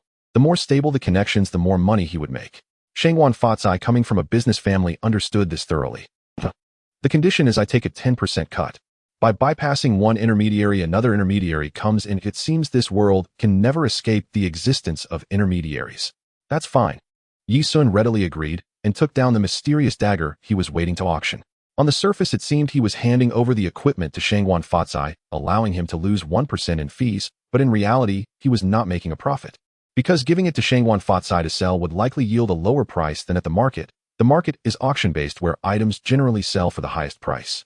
Now the cut is smaller, but the final transaction price is also lower, making it hard to say if he ultimately profited or lost. However, Ye Xun did not mind that little profit. In this world, human relationships and social etiquette matter. When money is not an issue, it is necessary to look further ahead as greater returns await in the future. Haha, straightforward. Then it's settled. I've made a friend in you. If you need help in the future, just say the word. 99% of things in this world can be solved with money. For the remaining 1%, you just need more money. Shangguan Fatsai can indeed resolve quite a few issues. In fact, when he mentioned taking a 10% cut, he was allowing Ye Xun some room to negotiate. However, Ye Xun agreed immediately, which greatly increased his fondness for Ye Xun. Ye Xun suddenly grasped the mindset of Qianming when she traded with him without haggling. Indeed, the world is a gigantic boomerang. Both parties were quite satisfied with this agreement, but Ye Xun still felt confused. How does this qualify as doing something big? Businessmen love to create hype. Ye Xun, do you need me to act as an intermediary to mediate between you and the Brotherhood? No need, don't cause trouble. Shangguan Fatsai. Leveling up, it is time to find a new place to grind monsters. With a grudge, Ye Xun eliminated the tree spirit that obstructed his progress with 2 strikes, leading Xining to seek another leveling point. By evening, both reached the 3rd layer of foundation establishment. During this time, they dropped a total of 5 mysterious items, and 1 belt was just right for him. Xinyun Belt Foundation Establishment Mysterious Item Male. Additional attributes: body 15, defense 27, mana 300. He replaced the Tsong Wolf belt and sighed. In becoming tougher, it's another day of hitting body cultivators. Among the remaining 4 mysterious items, apart from the female skirt suitable for his sister, 3 were weapons for other professions: the medical cultivator's Yunxiao ribbon, the magical cultivator's Tan Hua Pen O, and the physical cultivator's purple gold hammer. Unfortunately, he did not drop any accessories. Currently, players absolutely do not have foundation establishment grade weapons. The quality of weapons greatly influences leveling efficiency. These 3 weapons are not low in value, somewhat compensating for Ye Xun's inability to drop accessories. As for spirit items, he dropped quite a few. Besides the shoes suitable for Xining, there were 8 others which could sell for several tens of thousands of spirit stones. Just as he was about to call Shangguan Fatsai to come and take them away, the game device suddenly notified him that someone was at his doorstep. In reality, I'll go open the door. Xining, saying this, was about to log off. She also received the notification. Wait. Ye Xun hurriedly stopped her and logged off first. Today he had made a deadly enemy with the Brotherhood. Given the nature of those leaders, they would not let him go, and the person at the door could very well be an enemy. After going offline, Ye Xun immediately used his sensing technique to scan, only to feel somewhat disappointed that it was not a stranger. It was also true that only a few hours had passed since the battle with the Brotherhood, and Kyoto was far from Qingqing, so how could they come seeking revenge so quickly? Seeing Xining also getting up from the gaming pod, Ye Xun said, "Sister, please open the door." It's Ren Dai Dai. This girl was carrying a shopping bag filled with groceries in her left hand and holding bowls and chopsticks in her right. She must have come to beg for food. It was the first time he had seen someone beg for food while carrying groceries. The sky was getting dark, mealtime had arrived, and Ye Xun was just about to relax his mind. After all, there were many comings and goings in the building. If the alert range was set too large, the game would keep prompting, which was very annoying. Unless living in a secluded villa, most people wouldn't expand the alert range. As for the sensing technique, which was essentially an outward projection of divine sense, Ye Xun had tried it a few more times and found that the range of perception was larger than the last time he used it. Now the entire floor, including the elevator, was within his perception. The sensing technique was much more useful than the eyes. It was like being in a god's perspective, able to clearly discern everything around him. By concentrating, he could even slow down actions. When the game merges with reality in the future, blind people who have reached the foundation establishment stage would essentially be able to discard their canes. When the divine sense becomes fatigued, it can be restored with just a period of rest. In the game, the sensing technique had many limitations, primarily because many materials had the effect of blocking perception, and most buildings inherently had certain shielding properties. Otherwise, with a sweep of divine sense, one could clearly see how others played cards, every posture and action. However, there were not so many materials that shielded perception in reality. Ye Xun chuckled, used the sensing technique to scan upstairs, and then immediately turned off his divine sense. The scene of someone showering was beautiful, but unfortunately, it was a hairy man. Damn, it's blinding. Upon opening the door, Ye Xun saw Ren Dai Dai sitting on the sofa. Her eyes lit up when she saw him, and she quickly walked over. "I came to help you push your wheelchair. You must be tired, right? Should I help you rub your shoulders?" Why was this girl so enthusiastic today? "I'm not tired. I was playing in the gaming pod." "Oh, then are you thirsty? I can get you a glass of water." "This is my home. I can handle it myself. Do you need something?" "Actually, I came to ask you for advice, just." Ren Sija blinked her big eyes and managed to say, "I think you're really handsome." "Ye Xun, Was she flirting with him? It seemed like it. But was it appropriate to flirt in front of his sister?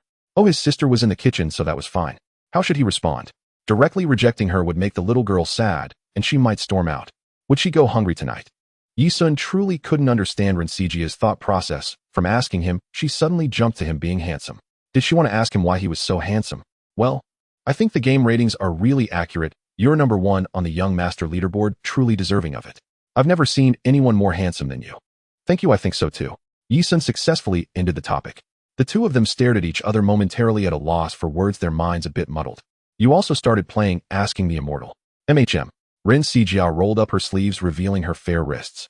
I bought the wristband. Oh right, I came to ask you about the game. Why do you start with a compliment? Are you trying to curry favor with me, or what? Ye Xun thought to himself. How is your aptitude? My charm value is only 9. Boo-hoo, Ye Xun. This sounded familiar. This reaction was also quite familiar. However, Ye Xun was somewhat surprised that her charm value could be 9, considering she seemed a bit younger than his sister, and he originally thought she would lose at least 2 points. This little girl was quite deep.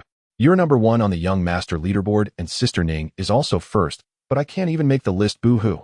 Tears welled up in Renxijia's big eyes, making her look pitiful. Ye Xun felt a bit of a headache. Charm values can increase. You still have a chance to make the list. Huh, how do I increase it? I can help you create an aptitude pill. Oh, I sold one for 6 million today. Since we've met, I can give it to you at a 10 discount. Would you like to buy it? Renxigia. She had bought her wristband in 36 installments. If she really had millions, she would have bought a gaming pod instead. What about other aptitudes? Ye Xun was quite curious. After all, the two families lived close to each other, and they would likely interact frequently in the future. Ning didn't have many friends, but she got along well with Renxigia, finding her easygoing nature quite relaxing. This way they would likely become close in the game, as well casually teaming up for leveling up and such. Ye Xun deemed it necessary to know her aptitude to offer her some reliable advice, preventing her from dragging down his sister. Renxigia pulled out her phone, found a screenshot, and handed it to him. Ye Xun took a glance, and was somewhat surprised. This girl had quite good aptitude. In her basic attribute, strength was 45, agility 46, and the rest were all close to 40. Her special attributes were even better: comprehension 6, luck 8, a charm 9. This luck value was simply overwhelming compared to his sister's. This girl was indeed quite lucky, otherwise how would she come to know someone like Ye? Ye Xun thought narcissistically. Your strength aptitude is surprisingly high. Are you really strong? Even though aptitude is just a talent and doesn't necessarily equate to actual abilities, there are still some correlations. With Renxijia's strength aptitude during her growth, her strength would definitely be greater than that of similarly untrained girls of comparable build. However, looking at her arms that seemed as if they would snap if bent, Ye Xun really couldn't imagine how she could have a strength aptitude of 45. Renxigia replied blankly, I don't know, I never paid attention. Does being able to withstand the recoil of a handgun count as being strong? Do you often shoot handguns? Not really. I practiced a bit in school, but now the captain doesn't let me touch the gun. Touch the captain's gun. Ye Xun forcibly shook off the strange images in his mind and asked, with your aptitude, you're most suitable for 2 professions, melee assassin and ranged archer. Which do you prefer?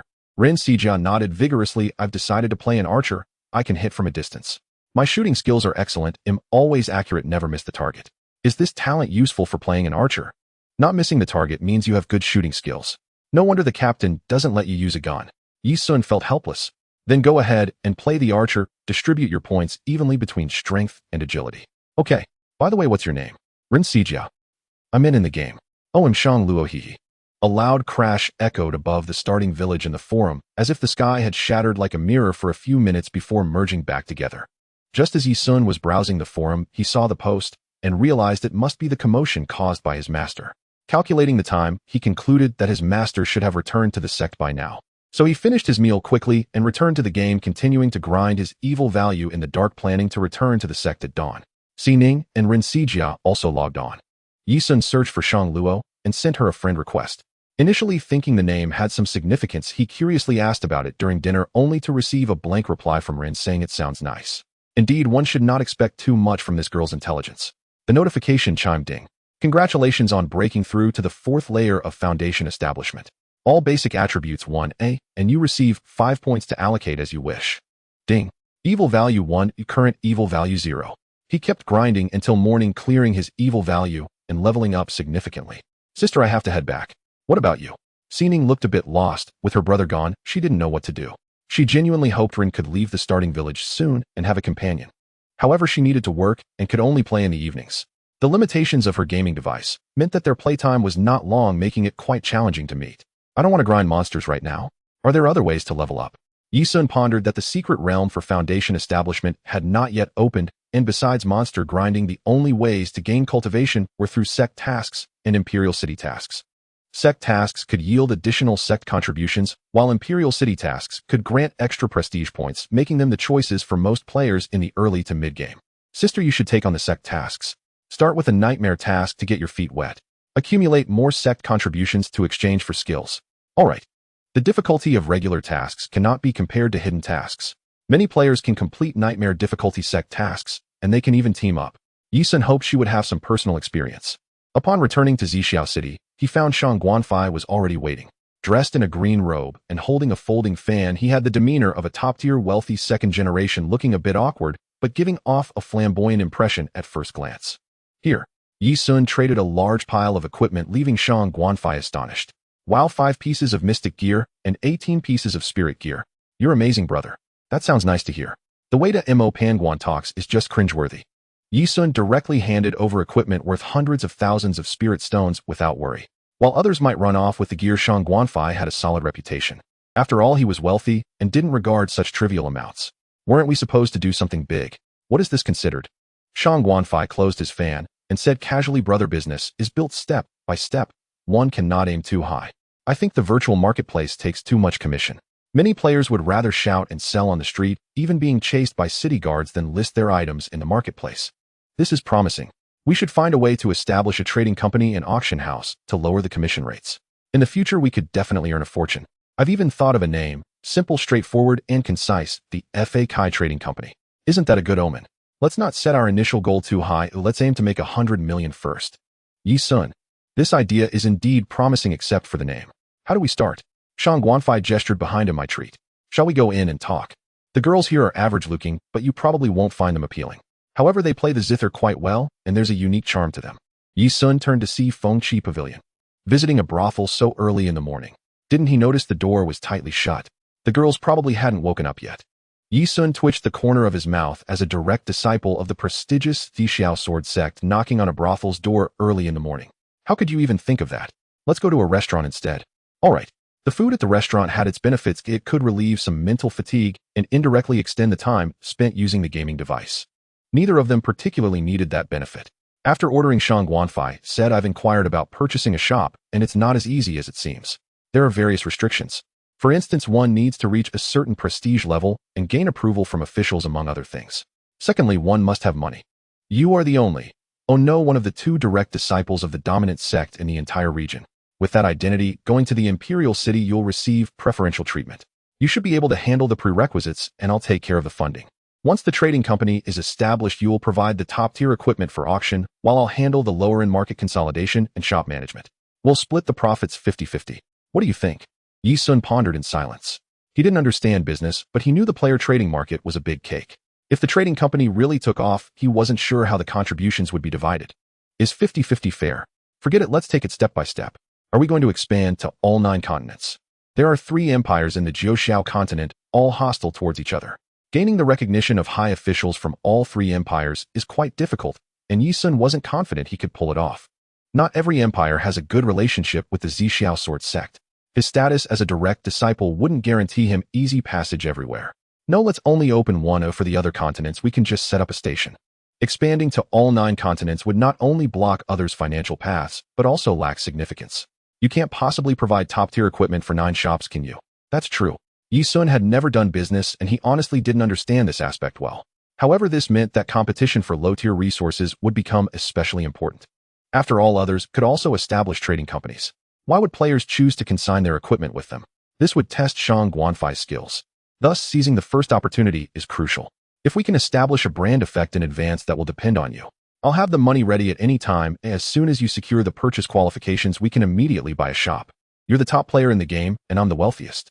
With our reputations and abilities, no one can compete with us, even if they start their own trading company. Alright, I'll speed things up. Cheers. Ye Xun was indeed very interested in Shang Guanfei's proposal. If he had to sort it all out himself, he wouldn't bother. Although wealth is good as the best player in the game, there were many things he couldn't buy even with money. For example, ground artifacts. He could only sell them, and had no purchasing channels. Now being a hands-off manager was both relaxing and profitable, and the prospects looked quite good. This friend seemed to be a good match so far, but as for his character, that would have to be seen in the future.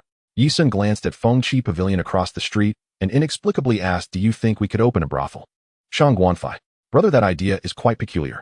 Ye Xun remembered an old man who once promised him that he would gift him a brothel in the future. He wondered if that would ever come to fruition. Help me with something. Ye Xun suddenly remembered an important matter. What? Do you know anyone in the newbie village number 10086? Help me get a good set of equipment for a female archer. The cost will be deducted from the previous gear. Although Rindade's talent is not bad, without good equipment, it's nearly impossible to pass the Nightmare Secret Realm. Ye Xun didn't want her to hold back her sister in the future. After all, as an archer, her leveling ability shouldn't be worse than that of a control cultivator, right? But how should he recover the cost of this equipment? Shangguan Fatsai activated his wrist device to make contact, and after a moment he spoke. No problem, leave it to me. Who should I give the equipment to? Let her add me as a friend. Okay. After dinner, the two left the tavern. I say we are brothers in the same trench. Now, isn't it fair to be open with each other? Ye Xun's expression was emotionless. I'm not interested in men. I meant the mask, damn it. Ye Xun glanced at him, reluctant to hurt his feelings, and casually replied, definitely next time. After speaking, he turned around and headed towards the sect. As for Shangguan Fatsai, how to describe his appearance? It seems a bit rude to say he only had the semblance of a human, so perhaps it's better to say he was hard to look at. Ye Xun took off his mask as it might make him feel inferior. Upon returning to the sect, he saw that the square in front of the hall had tens of thousands of players practicing martial arts in an orderly manner, which was a mandatory lesson for the outer disciples. At the front, a disciple in a blue robe occasionally shouted, loudly correcting their movements with a stern tone, and even kicked a few times. The players dared not express their anger. Damn it. Playing a game, yet being reprimanded variously by the characters in it, this experience was simply bizarre and unheard of. Ye Xun chuckled inwardly, seeing how obedient the players looked. Now some troublemakers must have been dealt with. At that moment, the blue-robed disciple noticed Ye Xun's sudden appearance and was about to scold him when his eyes suddenly brightened. So it's senior brother Ye, have you just returned to the sect? Ye Xun nodded calmly. He had seen this person when he first entered the sect, the deacon responsible for receiving new disciples whose surname seemed to be Zhang. Inner disciples who stagnate at a certain realm for too long will become sect deacons, busily handling internal affairs daily, or be transferred to subsects. When they see a direct disciple, regardless of age, they must respectfully refer to them as senior brother or sister. Senior brother Ye, where are you headed? I am familiar with the sect, I'll lead you there. No need, you all stay busy. The players in the square stared wide-eyed. The brother who had just scolded them like they were children was now showing such a fawning side in front of Ye Xun. Both were new players entering the sect, yet their treatment was so vastly different. The players felt indignant. What are you all standing there for? Why aren't you quickly greeting senior brother Ye? You have no awareness at all. Brother Zhang shouted loudly at the players. Damn, this is simply too much. The players' faces twisted, but in the end they reluctantly bent over towards Ye Xun and feebly shouted, greetings senior brother Ye. They dared not disobey. Previously some players who had shown disrespect to senior brother had already been locked up in the back mountain for reflection and could not move for 24 hours. Ye Xun couldn't help but secretly laugh, feeling a mix of sourness and delight. Among these people, many had attacked him just yesterday, and today they were being slapped in the face again. Just as Ye Xun was about to teach them a lesson, a clear and ethereal voice suddenly rang in his mind. Disciple, return to the peak. Master is indeed back. Ye Xun's eyes brightened. He no longer lingered and elegantly used the air control technique to leave. With his black hair flying and robes fluttering, the players watched enviously. Although everyone could learn the air control technique, just like the sword steps, it wasn't something everyone could master in the early stages. In the initial stages, players would awkwardly rise into the air, many losing balance and falling down, and there were those who couldn't control their direction, crashing into walls or trees. The most pitiful ones were those with acrophobia, who hardly dared to fly. To fly as smoothly as Ye Xun, one would need to practice for several days. Brother Zhang, which elder's disciple, is Ye Xun? Other direct disciples had also appeared in the square.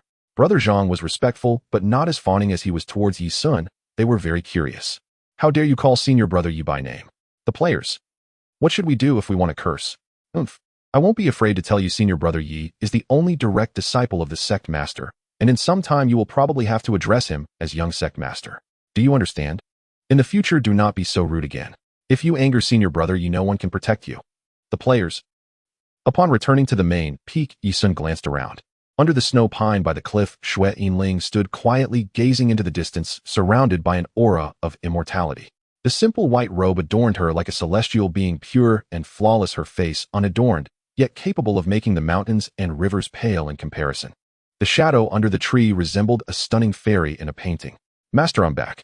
Shui Yinling turned around, assessed him with a few glances, and a hint of appreciation flashed in her eyes. Foundation establishment level for a solid foundation and a long-lasting aura. Very good. For a foundation establishment cultivator relying solely on one's strength, it is practically impossible to fly back to the main peak from the square in one go.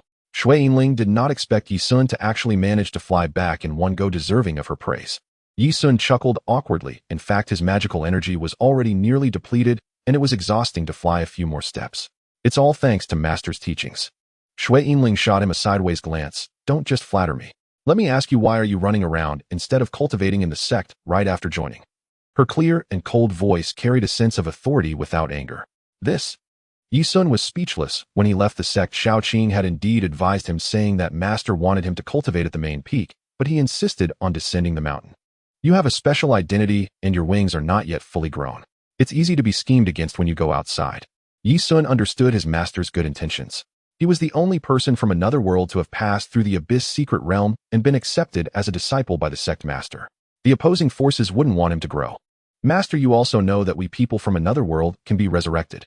Shui Yinling gently shook her head. Disciple, your mindset is not right. To become strong, you must treat every battle with your utmost effort.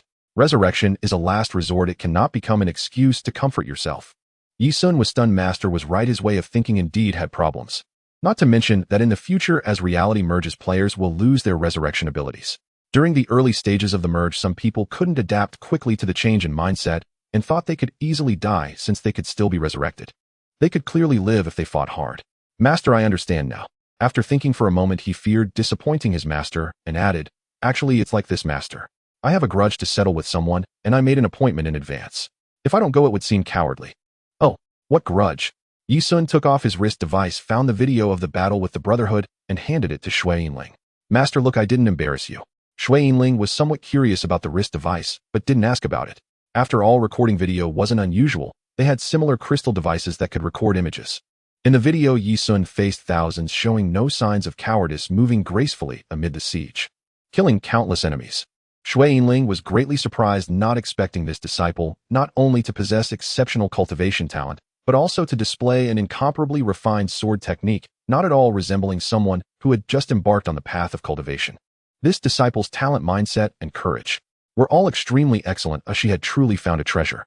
With more than 10,000 attacking you and not a single helper, disciple, are you not favored among the people of another world? Ye Xun chuckled awkwardly. If one is not envied, they are mediocre. Ding. Shui Yinling's friendliness towards you 5, current friendliness 25, like-minded. Ye Xun, being unappreciated by others, Master instead found her disciple more pleasing to the eye. What kind of logic is this? Returning the sect master's token to Shui Yinling, Ye Xun asked, Master, was your trip to the sealed land successful? He casually adapted to the local customs by referring to the novice village as the sealed land. I have rescued the former sect master. His cultivation has greatly diminished, and he is severely injured. He is currently in seclusion in the west, and you must not go there. Ye Xun looked in the direction she pointed and saw that the space to the west of the main peak was somewhat distorted, obviously wrapped in heavy formations. He could hardly imagine what the disheveled old beggar would look like when he reappeared. That said, he was somewhat acquainted with the former sect master and had a bit of goodwill towards him. Now, as the only disciple of the current sect master, this identity would surely bring great benefits in the future. However, the premise is to protect the Xiao sword sect and not let it repeat its past mistakes. I heard from the elders that your trip to the sealed land would come at a great cost. I wonder. Upon hearing this, Shui Yinling was taken aback, pacing to the edge of the cliff and remaining silent for a long time. Gazing out beyond the cliff, the undulating mountains appeared hazy in the mist like a dream. A gentle breeze brushed through her hair, causing strands of her dark silk to ripple, her eyes cold and lonely. Shui Yinling said calmly, I have sustained injuries from the Tao, and in this life I may never reach the true immortal realm. Disciple, you must practice diligently. I will teach you earnestly, for in the future you may need to take on the responsibility of guarding our sect, preserving the prestige of the Xiao sword sect. Ye Xun was greatly shocked. Shui Yinling was recognized as the strongest person on the continent and one of the most likely to break through to the true immortal realm in a century with boundless prospects. How could her future be ruined like this? Did his delivery of the message put his master in danger? No. Even if he hadn't delivered the message, someone else would have, like the son of Widoli. In his past life, the former sect master of the Xiao sword sect also left the novice village. At that time, he had no idea that the beggar was the former sect master, nor did he know that his intention was to leave the novice village. Otherwise, he would have given him the void-breaking talisman, and the situation wouldn't be what it is now. Was this a twist of fate? Ye Xun thought for a moment, and vaguely felt that this must be Shui Yinling's destiny, that she was meant to face this calamity. Master, what is your current strength? It's fine as long as I don't exert all my strength. I won't trigger the backlash from the Dao injuries. In this world, the only one worthy of making me exert my full strength is that woman from the Tai-Xian divine sect. Shui Yinling's expression was calm. She appeared distant and indifferent, like an ice doll, seemingly impervious to joy or sorrow, while Ye Xun felt a heavy heart. Sustaining injuries from the Dao, unable to break through her realm, and unable to exert her full strength. Without a doubt, in her past life, she had died due to those Dao injuries. Ding. Successfully triggered the Abyss-level hidden chain task. Save the Xiao sword sect second ring. Save Shui Yinling. Task prompt none. Task time limit unknown. Second ring task reward 5000 reputation points. Ultimate task reward divine artifact. Task failure penalty chain task automatically cancelled permanent 10 luck. Indeed, he received a task just as he had previously speculated. As for the rewards, the first ring was 500 reputation points, and the second ring directly increased tenfold. The time for the reputation shop to open was not far away, and the effects of reputation points were about to manifest, the more the better. However, Ye Xun knew that the subtasks appeared to reward only reputation points, but in reality, there were hidden rewards that were not explicitly stated. For instance, the hidden reward for the first ring task of delivering the message was to enhance Shui Yinling's goodwill and elevate the sect status. The hidden reward for the second ring task would likely be substantial as well. But now was not the time to think about rewards. What troubled Ye Xun was that this task had no prompt, and the time limit was also unknown, which made it quite tricky. In this life, the former sect master left the sealed land earlier, already deviating from his past trajectory. The butterfly effect meant that the time when Shui Yinling would encounter danger was truly unknown. Ye Xun wanted to give her the void-breaking talisman directly, but it seemed that a voice in the void was telling him not to do so. This left him troubled. After thinking for a moment, he chose to trust his intuition. Perhaps keeping the void-breaking talisman in his hands would provide Shui Yinling with a glimmer of hope. But the prerequisite was that he had to know Shui Yinling's movements at all times and be able to rush to her aid when she was in danger. After all, Shui Yinling was not like his sister, who would allow him to fly over with just a spiritual connection. Unless he could win over Shui Yinling. Ye Xun glanced at Shui Yinling's cold demeanor and instantly felt deflated. This was likely countless times harder than the divine artifact task. No, wait, what am I thinking? I must respect my master and the Dao. I cannot let my sister down. Speaking of which, my sister could now. Disciple, what are you thinking? Ye Xun's face turned red, thankfully hidden behind his mask. I was thinking about how to heal master's Dao injuries and what materials are needed. The disciple will definitely fetch them for you in the future. Shui Yinling shook her head. Your intentions are enough, but Dao injuries likely can only be healed by legendary sacred artifacts, and such treasures have never appeared in the realm of asking immortals. Sacred artifacts. One word awakened the dreamer. Ye Xun had long forgotten that the Nuwa stone also had the function of the sky mending liquid. The sky mending liquid can repair all damage and abnormalities below the sacred level, so healing Dao injuries should certainly be manageable. However, he had used up all the sky mending liquid and needed Hongmeng purple qi to replenish it. Master, do you know where there is Hongmeng purple qi? Hongmeng purple qi. Shui Yinling pointed with her hand. It is over there. Ye Xun followed her finger and was instantly speechless. She was pointing at the horizon.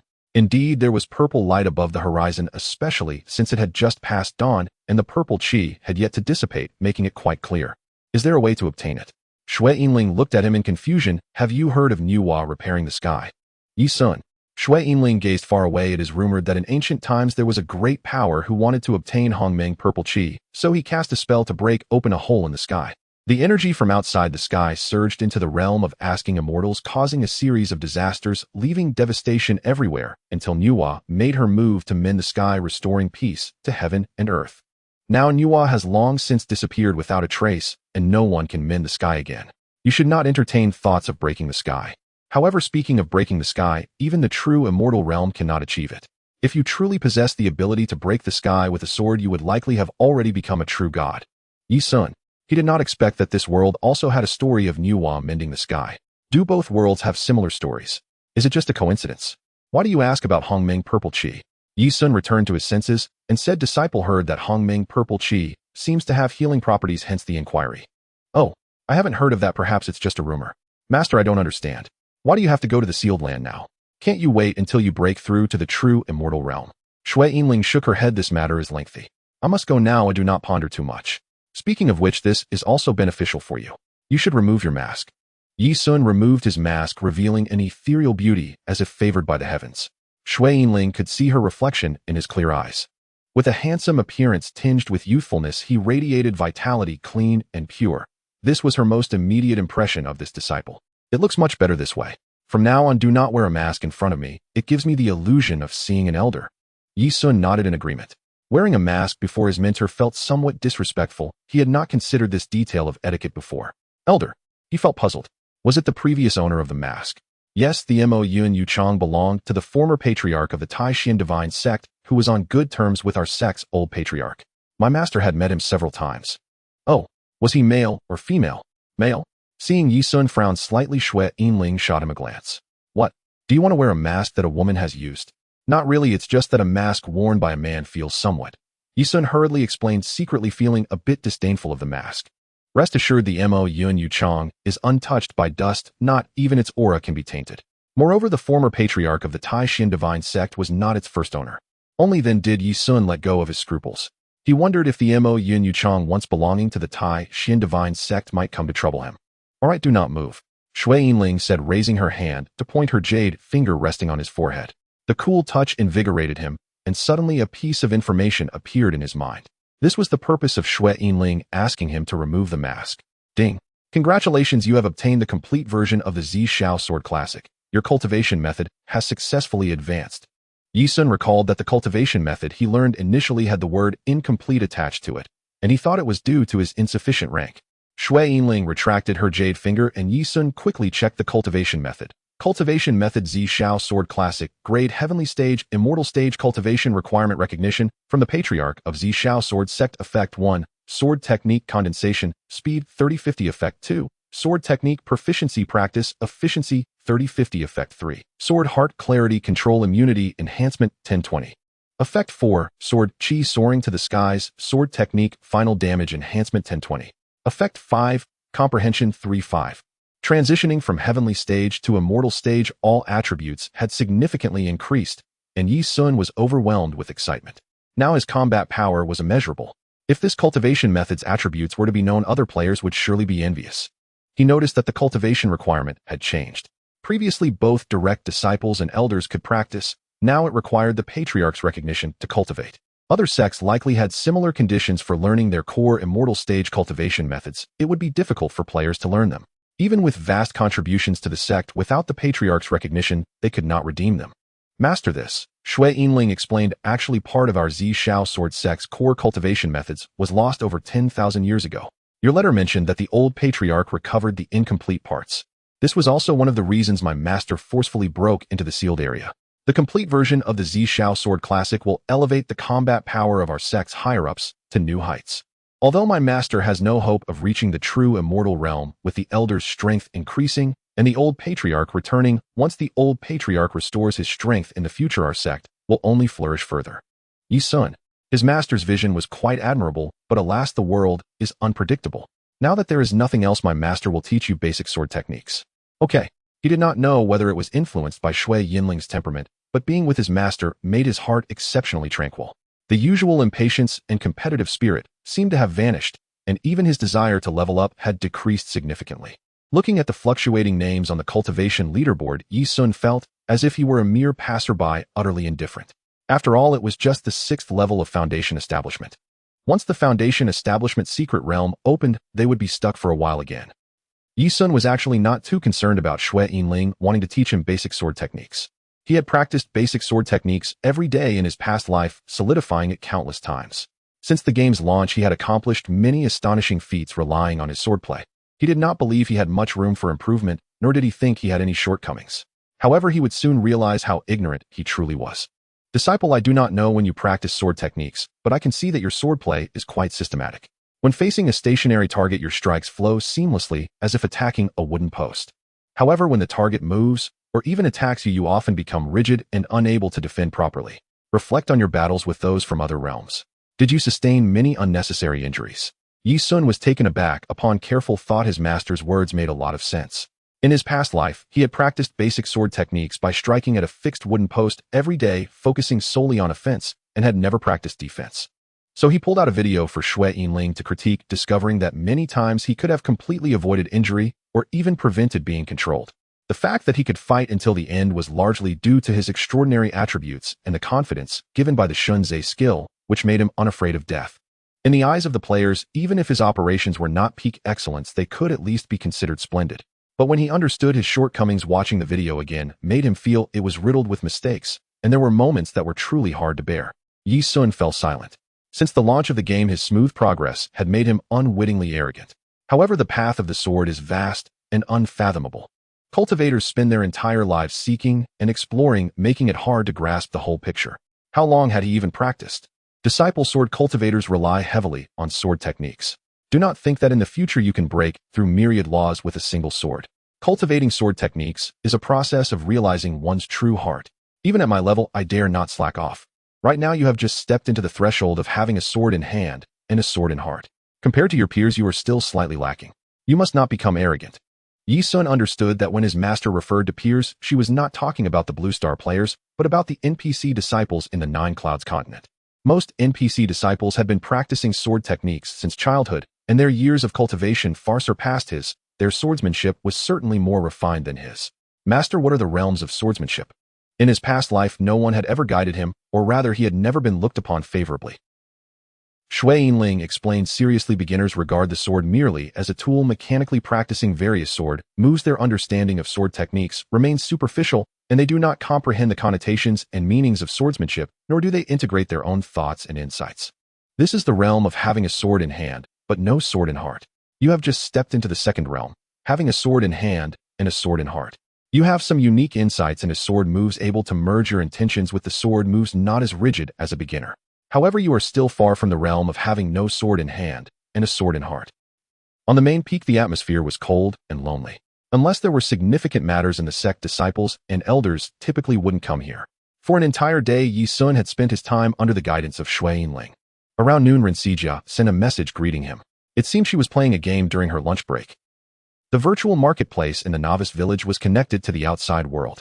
Shangguan Fatsai had his associates from village No. 10086 by the equipment and sent it to Xianxia. As the number of players in the novice village dwindled, the value of foundation establishment equipment plummeted. Now 3 spirit artifacts and 1 mystic artifact cost less than 20,000 spirit stones. Out of consideration for his sister, Ye Xun didn't want her to feel burdened. Thus he took no money from her, simply stating that she could repay him after she left the novice village. He didn't worry about her further, as the forum had detailed guides on the secret realms, and she could figure it out herself. However, she was only level 5, far from challenging the secret realms. Ding. Ye Xun's friendliness towards you increased by 5. Current friendliness 30. Like-minded. Ye Xun was delighted, feeling that the entire day spent together was worthwhile. Spending time with NPCs and going through a process of mutual understanding could also enhance feelings. However, everything has its duality. If after getting to know each other one finds the other's behavior and character crude and lacking the friendliness, may actually decline. Moreover, it's not easy to maintain a long-term relationship. Even among personal disciples, most elders wouldn't take in just one disciple, making it hard to spend time alone together. Presumably his sister was in such a situation, and her friendliness towards her master could not be high. Sister, what's your friendliness level with your master? Ye Xun quietly transmitted, curious. I was bored today, so I mentioned some things about the Blue Star to my master and shared some interesting stories like Liang Shambua and Zhuangtai. Now my friendliness is 35, quite mutual appreciation. What about you? Ye Xun. Damn, that control cultivator, she's hitting him where it hurts again. One could only say that his master's nature was simply too cold. Coupled with the fact that it was inherently difficult to enhance friendliness between different genders, it was already a miracle that he had managed to reach 30 so quickly. Master Ye Xiao, Xiaoqing, and another maid brought tea and snacks, placing them on the stone table in the pavilion, then quietly stood behind Ye Xun. Both girls focused their gazes entirely on Ye Xun, not wanting to look away. Ding. Xiaoqing's friendliness towards you increased by 20. Current friendliness 30. Like-minded. Ding. Xiaohong's friendliness towards you increased by 20. Current friendliness 20. Like-minded. Earlier, Ye Xun had worn a mask, and Xiaoqing had not sensed his charm directly. Now, with the mask off, Ye Xun's charisma struck her heart, causing her to sparkle with admiration and not want to leave. Hearing the system prompt, Ye Xun was dumbfounded. This was his normal performance after revealing himself. The lower the NPC's status, the easier it was to increase friendliness. Master, I feel like I've never seen you smile. Are you dissatisfied with your disciple? After a day of cultivation, Ye Xun was also tired. Now it was evening, and he sat with Xue Yinling in the pavilion to rest. Ye Xun planned to make an effort. Not to mention continuing to enhance friendliness, he at least wanted to obtain something, otherwise when he next saw that damned control cultivator, he would surely be teased. Xue Yinling gently shook her head. That's not it. I have been attuned to the power of frost since childhood, primarily mastering the laws of frost.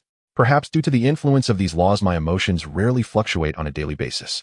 Ye Xun disagreed with her reasoning. Laws are laws, and people are people. The 7 emotions and 6 desires, joy, anger, sorrow, and happiness, are innate to humans. It may be that Master does not enjoy interacting with others. Perhaps so. Ye Xun thought for a moment and hesitated. How about this disciple tells you a joke? Since his sister had increased her friendliness by telling stories to her master, Ye Xun wanted to try something similar. Oh, what is a joke? Xue Yinling asked curiously. It's something that can make people laugh. Xue Yinling thought to herself that this disciple's personality was entirely opposite to hers, with a more lively and free-thinking approach. Perhaps it was due to youth, making their interaction rather easy. If the disciple were also a dullard with a wooden personality, teaching would be very boring. 2 ice blocks together might make the peak even colder. You can go ahead and tell it. Ye Xun pondered for a moment and began. One day a little rabbit was hopping through the forest and suddenly saw a turtle moving slowly. Unable to help himself, he mocked, "You crawl so slowly, when will you reach your destination?" The turtle was not angry and replied calmly, "I don't like to rush. What men fear most is, cough cough. Though I crawl slowly, as long as I persist, I will reach my destination." The rabbit scoffed, pointing to a large tree in the distance. "Since that's the case, let's have a race and see who reaches that tree first. Do you dare?" The turtle unhesitatingly agreed, and then, At this point Ye Xun was dumbfounded. He had never told a story before. He originally intended to tell a joke to amuse his master, but accidentally turned it into a fable. Was he digging his own grave? Once his master finished listening, he was likely to use the story to teach him a lesson. Seeing Xue Yinling and the 2 maids looking at him expectantly, Ye Xun could only brace himself and continue. The race began, and the rabbit shot ahead, quickly disappearing from the turtle's view. The turtle continued to crawl leisurely as always. On the way he encountered a snail, and seeing it struggle, he offered, "Shall I carry you for a bit?" The snail agreed and climbed onto the turtle's back. The turtle continued forward, and on the way he encountered an ant offering to carry it as well, to which the ant also agreed. When the ant climbed onto the turtle's back and saw the snail, he politely greeted hello. The snail, noticing this, nervously shouted, "Don't talk. Quickly hang on tight, this turtle is fast." Poochie. Haha, the 2 maids doubled over in laughter, quickly trying to contain themselves, their delicate bodies trembling from the effort. Ye Xun stared at Xue Yinling, hoping she would also smile. However, she remained expressionless. Is this a joke? It's very well told and quite meaningful. Disciple, you are like that turtle, while those people from the other realm you are fighting against are snails. As for me, I am the rabbit. In the eyes of the snail, you crawl very quickly, leaving them far behind. Yet in my eyes, you still need to strive to grow and cannot be too self-important. Xue Yinling shot a sideways glance at the 2 maids who were holding back their laughter, continuing. You 2 must remember this principle: there is always someone better. Never become arrogant and look down on everything. Yes, I will heed the teachings of the sect master. Ye Xun. He had told a fable plus a joke. Xiao Qing and Xiao Hong had only heard the latter half of the joke. Yet the master had interpreted even the joke as a fable. Trying to amuse her was simply too difficult. What about the outcome of the race? Who won in the end? The master was still thinking about the turtle and rabbit race, and Ye Xun weakly spoke out that the turtle ultimately won. Xue Yinling praised. Not bad, it should be this way. Cultivation should embody perseverance and persistence. The starting point's height is not the key to reaching the finish line. This joke is excellent. Disciple, your ability to tell this story indicates you have understood its meaning. I hope you can be as steadfast as the turtle and eventually surpass me, reaching the pinnacle of cultivation. Once the teaching was complete, Xue Yinling waved for the 2 maids to leave. Ye Xun felt like crying. His plan had failed. He still hadn't managed to enhance friendliness or gain anything. After some thought, he came up with another idea. Ice Gold Master, do you want me to show my true strength? If I don't manage to get something from you today, I vow not to give up. Master, your disciple has survived countless life and death situations and obtained a precious item. Ye Xun gazed intently at Xue Yinling. Fortunately, he managed to control his expression well. If he had exerted himself just a bit more, he would have appeared overly sentimental. Currently, his friendship level with Master is only 30. If he were to act inappropriately, it would surely have the opposite effect, and the friendship level would undoubtedly decrease. Seeing the confusion in Xue Yinling's eyes, Ye Xun continued, "This is one of my most treasured possessions. After obtaining it, I always felt that no one in this world was worthy of it until I met you, Master." Xue Yinling's expression was peculiar. She had just embarked on the path of cultivation and had already faced life-threatening challenges. Yet he was exaggerating this treasure so flamboyantly. Given her status, there were few treasures that could catch her eye. She did not believe that a Foundation establishment stage cultivator could possess anything worthy of her attention. Could it be the Mo Yin Yu Chang? Master, the moment I first saw you, I felt that only you are worthy of this treasure. I wish to present it to you. Shui Yinling remained expressionless. Oh, let me have a look. In truth, she had already guessed Ye Xun's intention. He merely wanted to gain something from her, pretending to use the Mo Yin Yu Chang as a means of retreat. This brat with a multitude of schemes. She wasn't stingy. Taking out a celestial artifact was no trouble at all. However, since her disciple already possessed a celestial artifact, adding another treasure would only limit his comprehension of basic swordsmanship. She intended to gift him a celestial artifact in the future. Ding ding ding ding. Ye Xun pulled out a lollipop. It was palm-sized with exquisite sugar patterns painted in silver, shimmering with a dreamlike array of colors. This, a strange glint flashed in Shui Yinling's eyes. The appearance was simply too beautiful. Could it be a hairpin? Curiosity piqued, she used her perception technique to examine it, only to be stunned. Rainbow lollipop changes the appearance of weapons. Critical hit 100, control hit rate increased by 20, target weakness area enlarged by 50, a charm 10 when used by a female. This kid actually spoke the truth. It truly was a rare treasure. Master, since I became your disciple, I haven't properly honored you yet. Consider this item a gift for our first meeting. Ew, I hope you won't mind the timing being a bit late. No way, this item is too precious. It might even rival a celestial artifact. I cannot accept it. Fashion items are already rare, especially weapon-type fashion items. Weapon fashion items have extremely stringent material requirements, as they must endure the circulation of spiritual energy and withstand clashes between weapons. Toughness and resilience are indispensable, making them exceedingly rare. Shui Yinling rarely displayed emotional fluctuations, but her fondness was clearly visible in her eyes. However, she would not breach her principles by accepting such an expensive gift from her disciple. Ye Xun pretended to be disappointed. Master, do you look down on me? No. Master, do you not like me? Do you wish to expel me from your sect? Of course not. Master, could it be that you? Alright, I will accept it. Ding. Shui Yinling's friendship level with you increased by 10. Current friendship level 40, mutual recognition. Ye Xun's eyes lit up. Aside from the initial 10 points gained during their first meeting, this was Shui Yinling's most generous moment yet. The lollipop truly was extraordinary. Ye Xun was not distressed. The lollipop's inseparable nature meant it could only unleash its maximum efficacy in the hands of a master like Shui Yinling, who wielded celestial artifacts. If someone with lower cultivation used it on a spirit weapon or a mystical weapon, it would be a waste. Although keeping it until the later stages of the game would certainly yield a good price, some things are far more precious than money. Moreover, by the later stages of the game, he likely wouldn't care about the trifles anymore. With Shangwan Fatsai around, the two of them would likely make a big score together, earning a fortune. Master, you should try wearing it. This. Shui Yinling hesitated. The appearance was quite appealing, and she did indeed like it at first glance, but using it felt somewhat embarrassing. Originally, she wielded a long sword with a cold demeanor. Wherever the sword light passed, the world trembled. But if she were to hold a lollipop, what a picturesque scene. Don't hesitate, Master. A short pain is better than a long one. I just wanted to say that your strength will definitely reach new heights. Shui Yinling shot him a glance, no longer hesitating, and directly used it.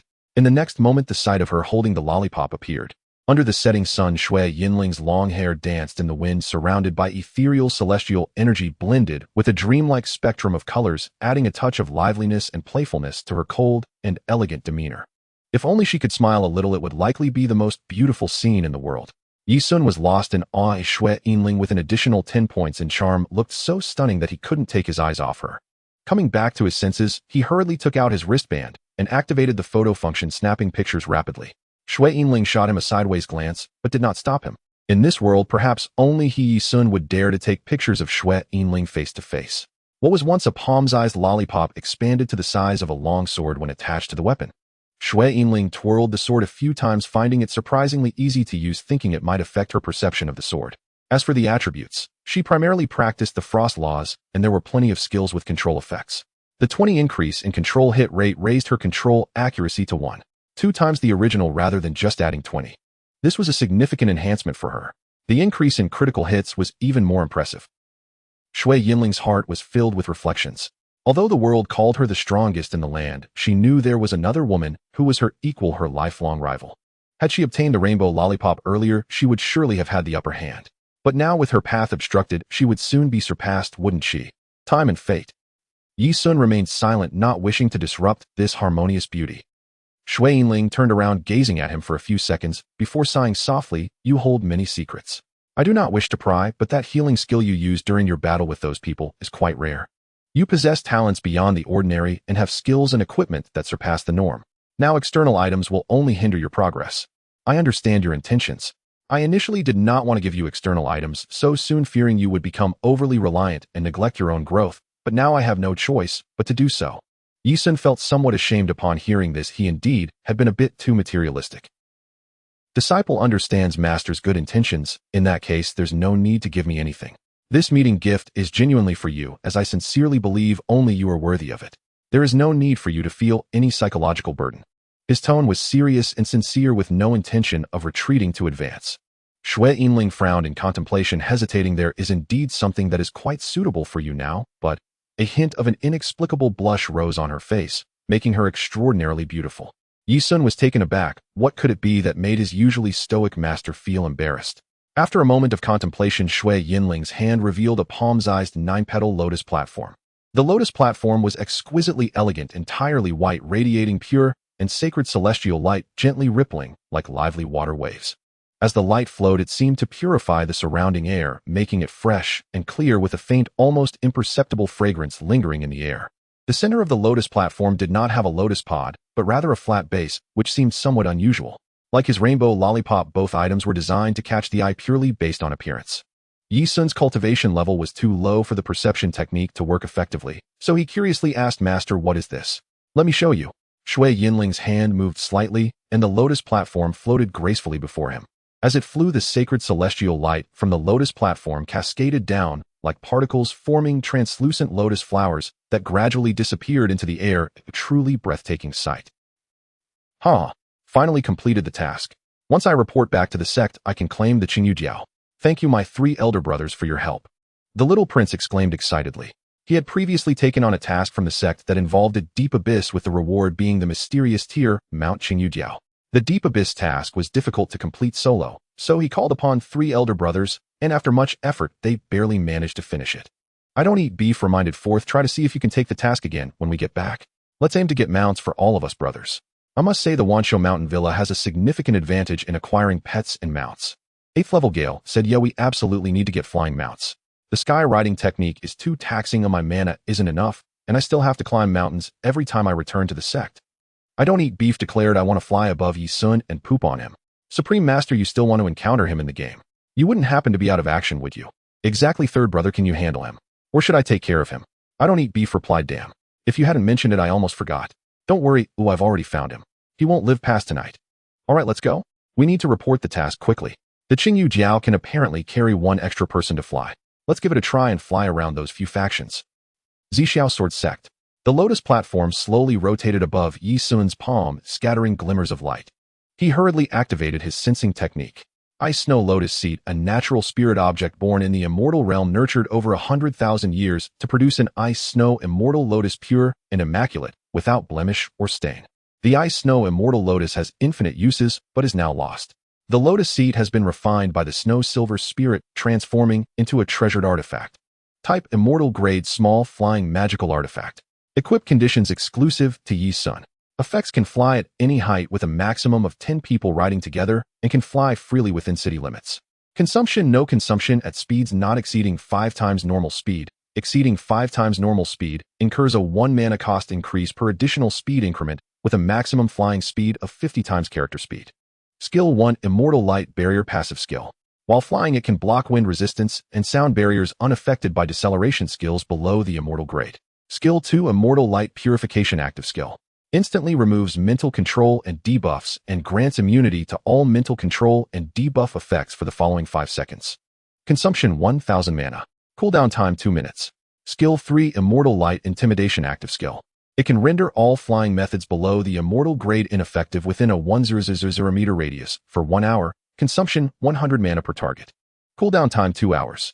Characteristics can be enlarged or reduced to a certain extent, cannot drop, cannot be stolen, cannot be discarded. Can share control permissions with teammates with the Snow Silver Spirit, holding the highest usage authority. An immortal grade flying magical artifact. Ye Xun was extremely shocked, and then he heard the voice of the great Tao. Ding. System announcement. Congratulations to player Ye Xun for obtaining the immortal grade flying magical artifact Ice Snow Lotus Seat. As the first player in the entire server to acquire a mount, he receives a reward of 1,000 reputation points, all base attributes 3, and innate lucky aptitude 1. Ding. System announcement. Congratulations to player Ye Xun for unlocking the mount leaderboard, receiving a reward of 1,000 reputation points and 500 low-grade spirit stones. Ding. System announcement. Congratulations to player Ye Xun for reaching 1,000 reputation points, successfully unlocking the Xianxia server reputation shop, receiving an additional reward of 5,000 reputation points. Any player can exchange the required items in the reputation shop, and new items will be added from time to time. Immortal grade mount. What the heck? Ye Xun received another immortal grade treasure. Damn, what level of task can reward an immortal grade treasure? Seriously ridiculous. My Abyss level sect task only gives mysterious tier equipment. Mysterious tier. My Abyss task only gives spirit tools. You didn't join a hegemonic sect, did you? Yeah, I don't want to be a servant disciple in a hegemonic sect. Ew, I heard I have to clean the toilets. Player Little Prince Milk sent a server-wide message. Ye Xun. I grass. Player Little Prince Milk sent a server-wide message. Ye Xun. I grass. Player Little Prince Milk sent a server-wide message. Ye Xun. I grass. The players were bewildered. Oh, what happened to this guy? A server-wide message, commonly known as a server trumpet, costs 500 low-grade spirit stones to send once. 3 trumpets would cost a whopping 6 million Huaxia coins at the current exchange rate. Spending so much money just to curse someone.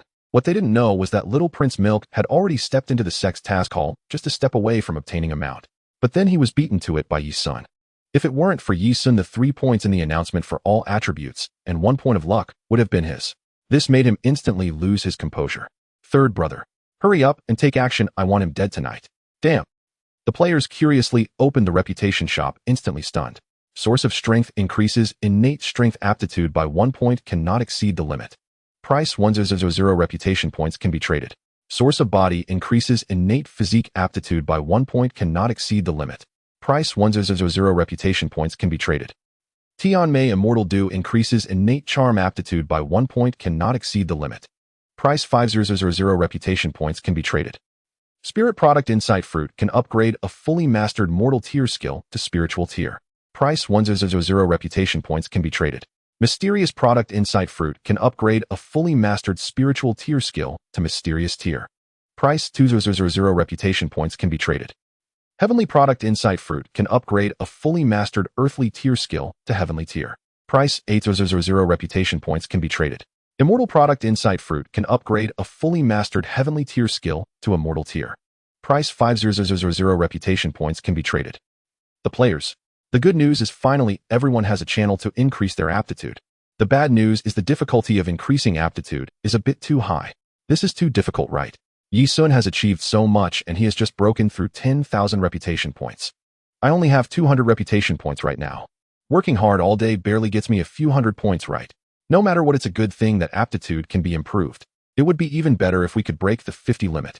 According to Xianxia's speculation, Ye Xun's aptitude is not just 50 points, which means our finish line cannot even reach his starting point. Life is tough. Brothers, don't be so pessimistic. It's hard to raise all aptitudes to the limit, but getting just 1 aptitude potion is quite easy. With a month of effort, we should be able to get it. A single aptitude potion can sell for a good amount, right? Edge. Blind guy, you discovered a shining point. 666. Maybe we can make money for a game warehouse later, and then the speed of earning reputation points will be even faster, a positive cycle. Let's go for it. This thing is definitely like spirit stones, initially expensive, but will depreciate later. Is there anyone willing to team up to fight the boss? I'm a physical cultivator, I have free time looking for a long-term fixed team. Xiaoxing quickly reacted and created an analysis video. Xiaoxing believes that the emergence of the reputation shop is the greatest fairness in asking the immortals, as everyone can reach the same height through hard work. At the same time, the qualification pills will become a new industrial chain impacting certain industries in reality. Xiaoxing boldly predicts that in the coming months, the number of companies experiencing personnel loss, funding chain breakage, and eventual bankruptcy will significantly increase. It is no exaggeration to say that the best sideline job right now is moving bricks and crafting qualification pills, that it could even become a main job. Family, we have better choices now. If our salaries don't increase, let's fire the boss. Now on to the main topic. According to big data statistics, players' average basic qualification is around 35. Taking 35 as an example to raise all attributes to the limit of 50, a total of 75 qualification pills are needed, which equates to 750 reputation points. Additionally, with special attributes included, it is estimated that a total of 2 to 1, 5 million reputation points will be required. If using a game pod calculating at 1 to 0 reputation points gained daily, it will take 34 years to fully elevate qualifications to the limit, assuming no breaks throughout the year. If using a wristband, this time would be extended further, of course excluding Ye Xun and the wealthy. Currently, many players are unaware of the various sources of reputation points. Today, Xianxia will clarify this in a video to help us on our path. The first source is killing outdoor bosses. Killing a boss of the same rank can yield 200 reputation points. Finding a fixed respawn point, a boss typically respawns every half hour, and one could kill about 20-30 a day. However, it's challenging for one person to kill them. At least 35 skilled players need to team up, and a game pod is required to sustain a full day of kills. If evenly distributed, ideally, each person could earn around 1 to 0 reputation points in a day.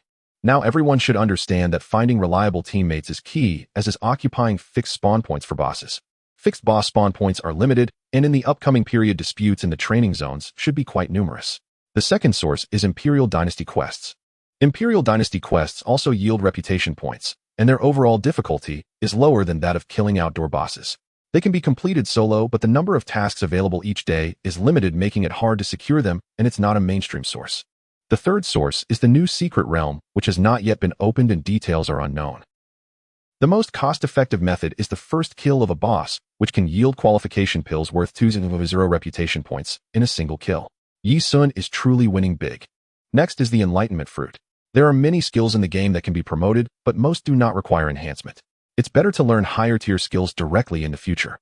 However, there is only one skill that must be enhanced, and that is the agility skill. For instance, Ye Xun during battles is able to cover a distance each time he uses the sword step, indicating that he has at least promoted his agility skill once with significant practical effects.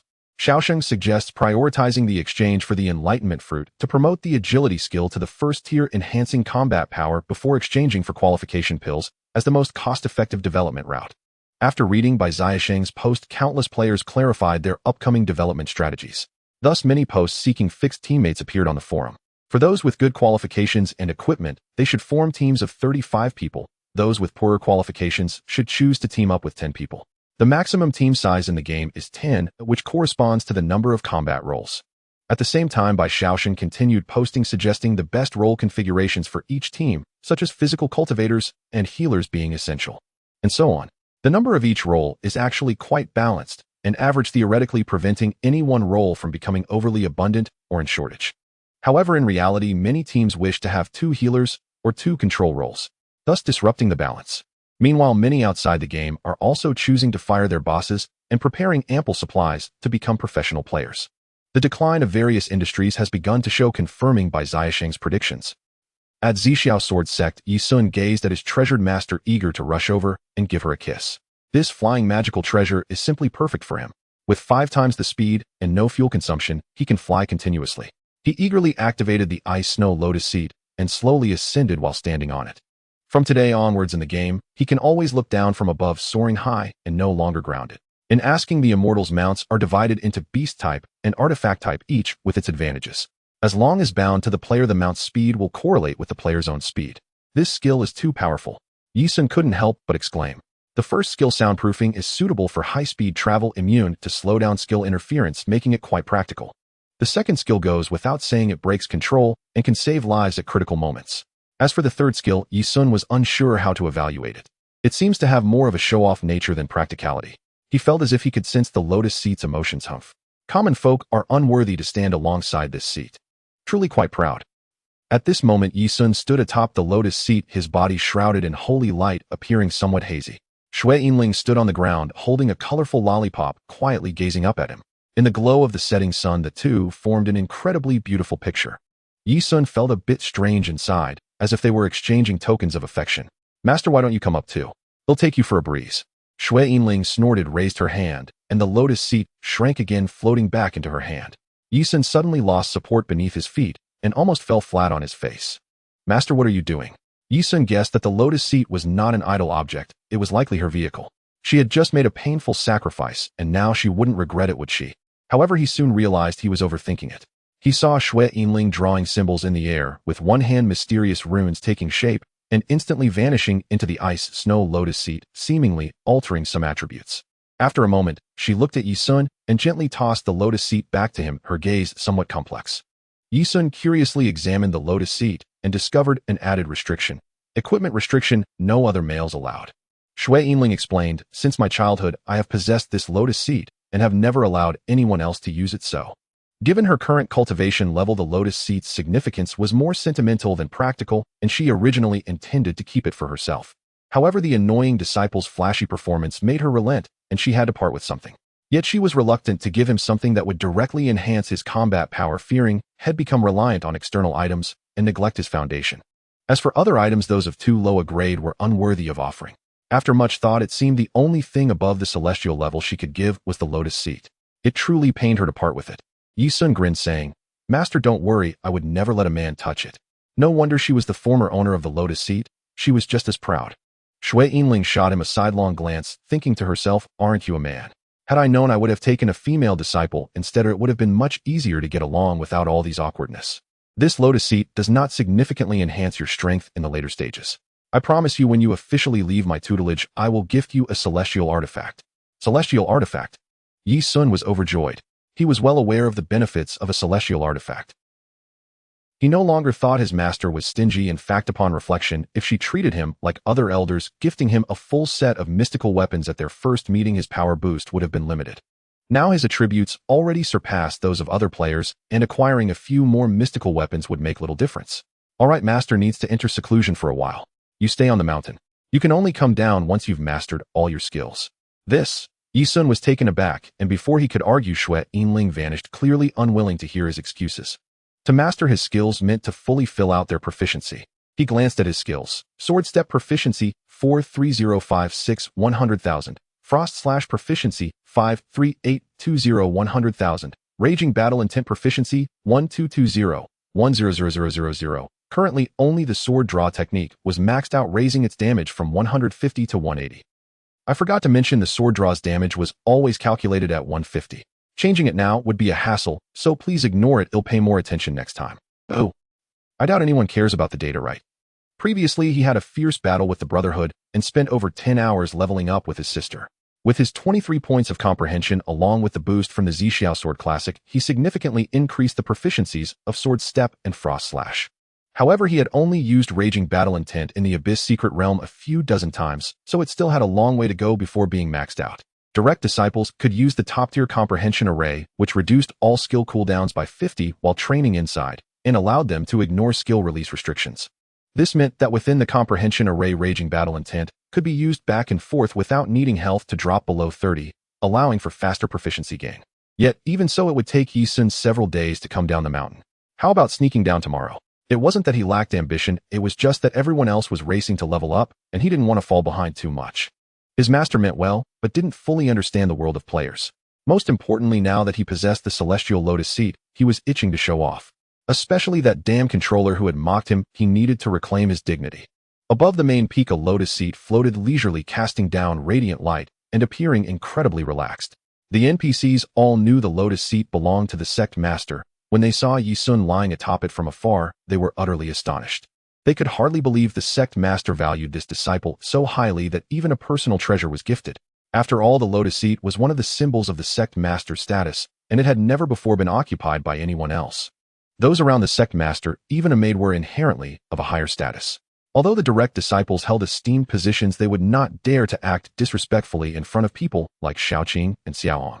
Let alone Ye Xun, the sect master's only direct disciple, who now possessed a personal treasure from the sect master, ensuring a bright future ahead. Among direct disciples, there were also factional divides. Witnessing this scene, many felt inclined to befriend Ye Xun, but they did not dare to approach the main peak recklessly. As for the players, they gazed enviously at the magnificent lotus seat, likely understanding how this celestial-level flying treasure came to be. Truly, comparisons could be infuriating. Not only was he the sect master's disciple, but he was also rewarded with such a grand treasure. Meanwhile, they hadn't even met the sect master and were constantly being ordered around by NPC seniors living humbly. Damn it, being a person is hard. Ye Xun comfortably enjoyed the evening glow, knowing it was almost dinner time and that his sister would likely summon him soon. He felt too lazy to head to the comprehension array. Having once been confined to a wheelchair unable to touch the ground, now he found himself back in the same state as before, which was quite amusing to think about. Perhaps the air of otherworldliness his master exuded was cultivated while sitting on the lotus seat. Bored, he opened the leaderboard, wanting to admire the figures of the big shots. Cultivation leaderboard. First, Qianming Tai Xian Divine, Sect Foundation, Establishment 7th Layer Celestial Master. Second, Ye Xun Shadow Moon, Immortal Sect Foundation, Establishment 7th Layer Soul Chaser. Third, Ye Xun Starbright, Bao Hall Foundation, Establishment 7th Layer Ranger. Fourth, Fanwu Qiankuan Tai Xian Divine, Sect Foundation, Establishment 6th Layer Celestial Master. Fifth, Can You Shoot Li Mian? Starbright, Bao Hall Foundation, Establishment 6th Layer Ranger. Sixth, Miao Xiaomiao, 10,000 Beasts Manor Foundation, Establishment 6th Layer Beastmaster. Seventh, Damo Guanjian Kanglin Sword Sect Foundation, Establishment 6th Layer Swordsman. Eighth, Zhao Gongzi Starbright, Bao Hall Foundation, Establishment 6th Layer Ranger. Ninth, Shangguan Fa Kai Tai Xian Divine, Sect Foundation, Establishment 6th Layer Celestial Master. 10th, Ice and Fire Dew. Qianming quickly reached level 10 after buying a mystical weapon early and became the second to clear the Nightmare Secret Realm, firmly holding the top spot on the cultivation leaderboard.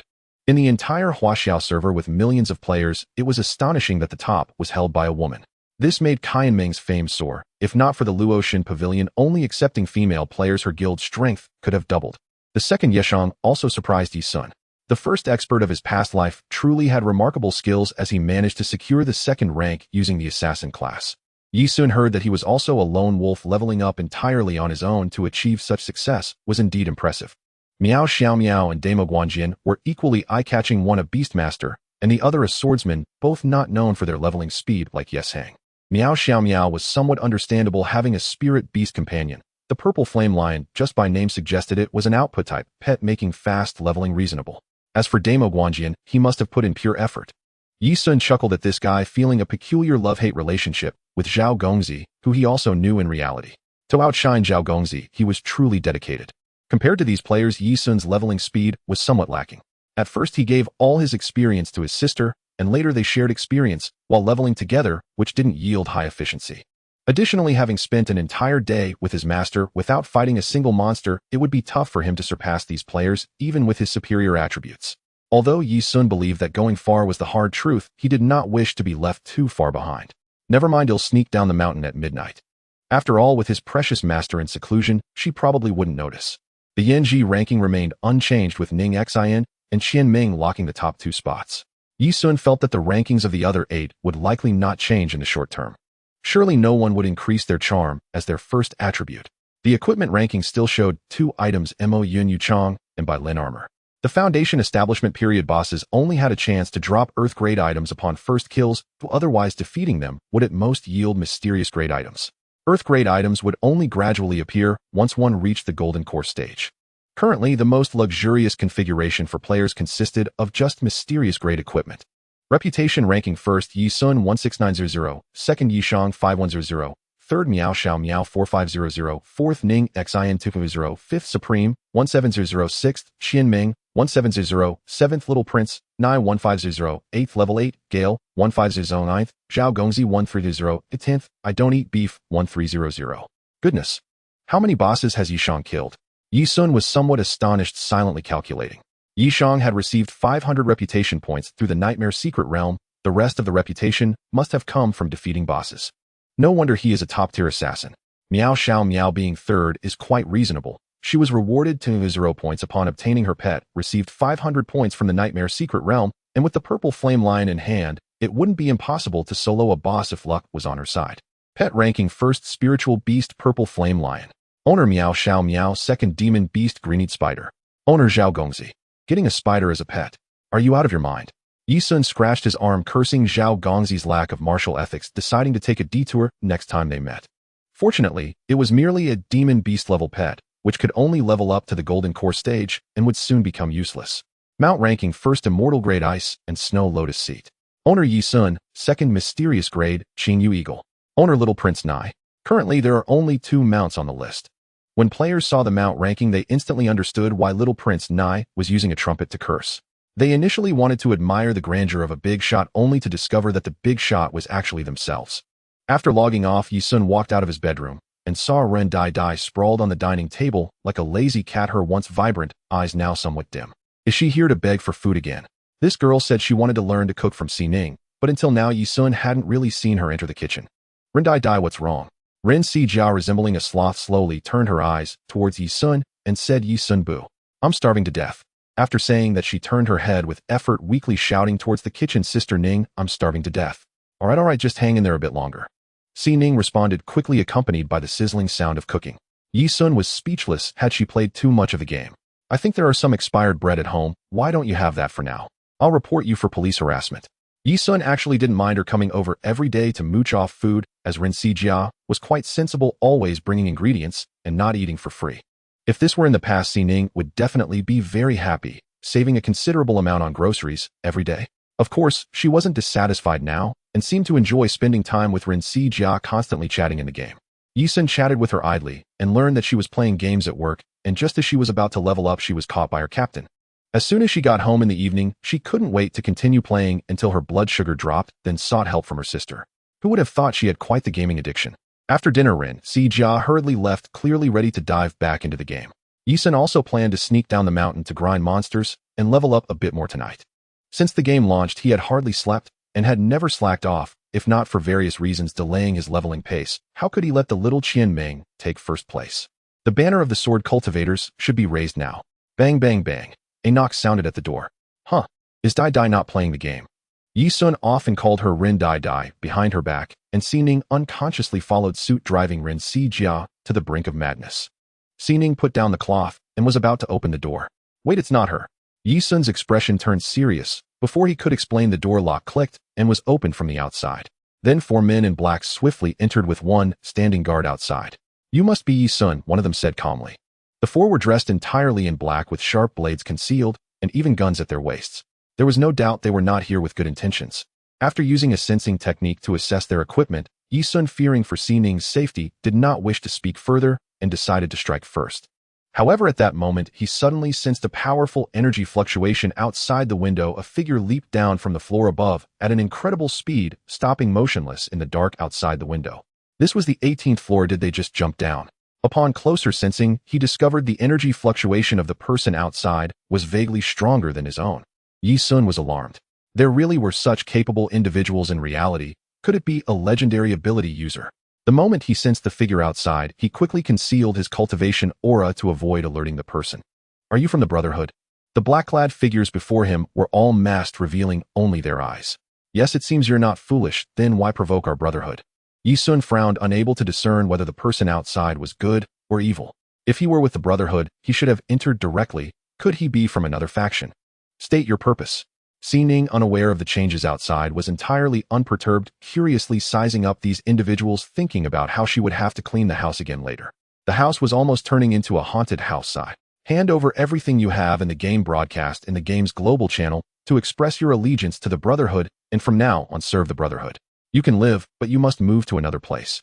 The black-clad man glanced at Xining, momentarily lost in thought. No wonder, she was the #1 in the games. Yanji, ranking her beauty, was truly exceptional, rarely seen in a lifetime. Originally, they intended to eliminate the 2 directly, but received new instructions to bring Ye Xun and Xining back. After all, Ye Xun had obtained an immortal-grade treasure. Giving up 2 pieces of immortal gear would be too regrettable. Moreover, keeping this #1 player in the game tethered like a dog seemed to better quench their thirst for revenge. Sister, wait for me to hold you. Don't move around.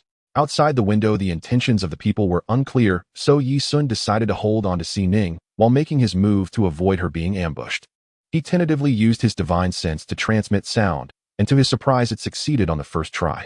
Xining was taken aback. Although she didn't understand the reason, she still subtly nodded. Just as Ye Xun was about to act, a female voice suddenly rang out from outside the door. Hey, who are you? What are you doing here? Oh no, it's Ren Dai.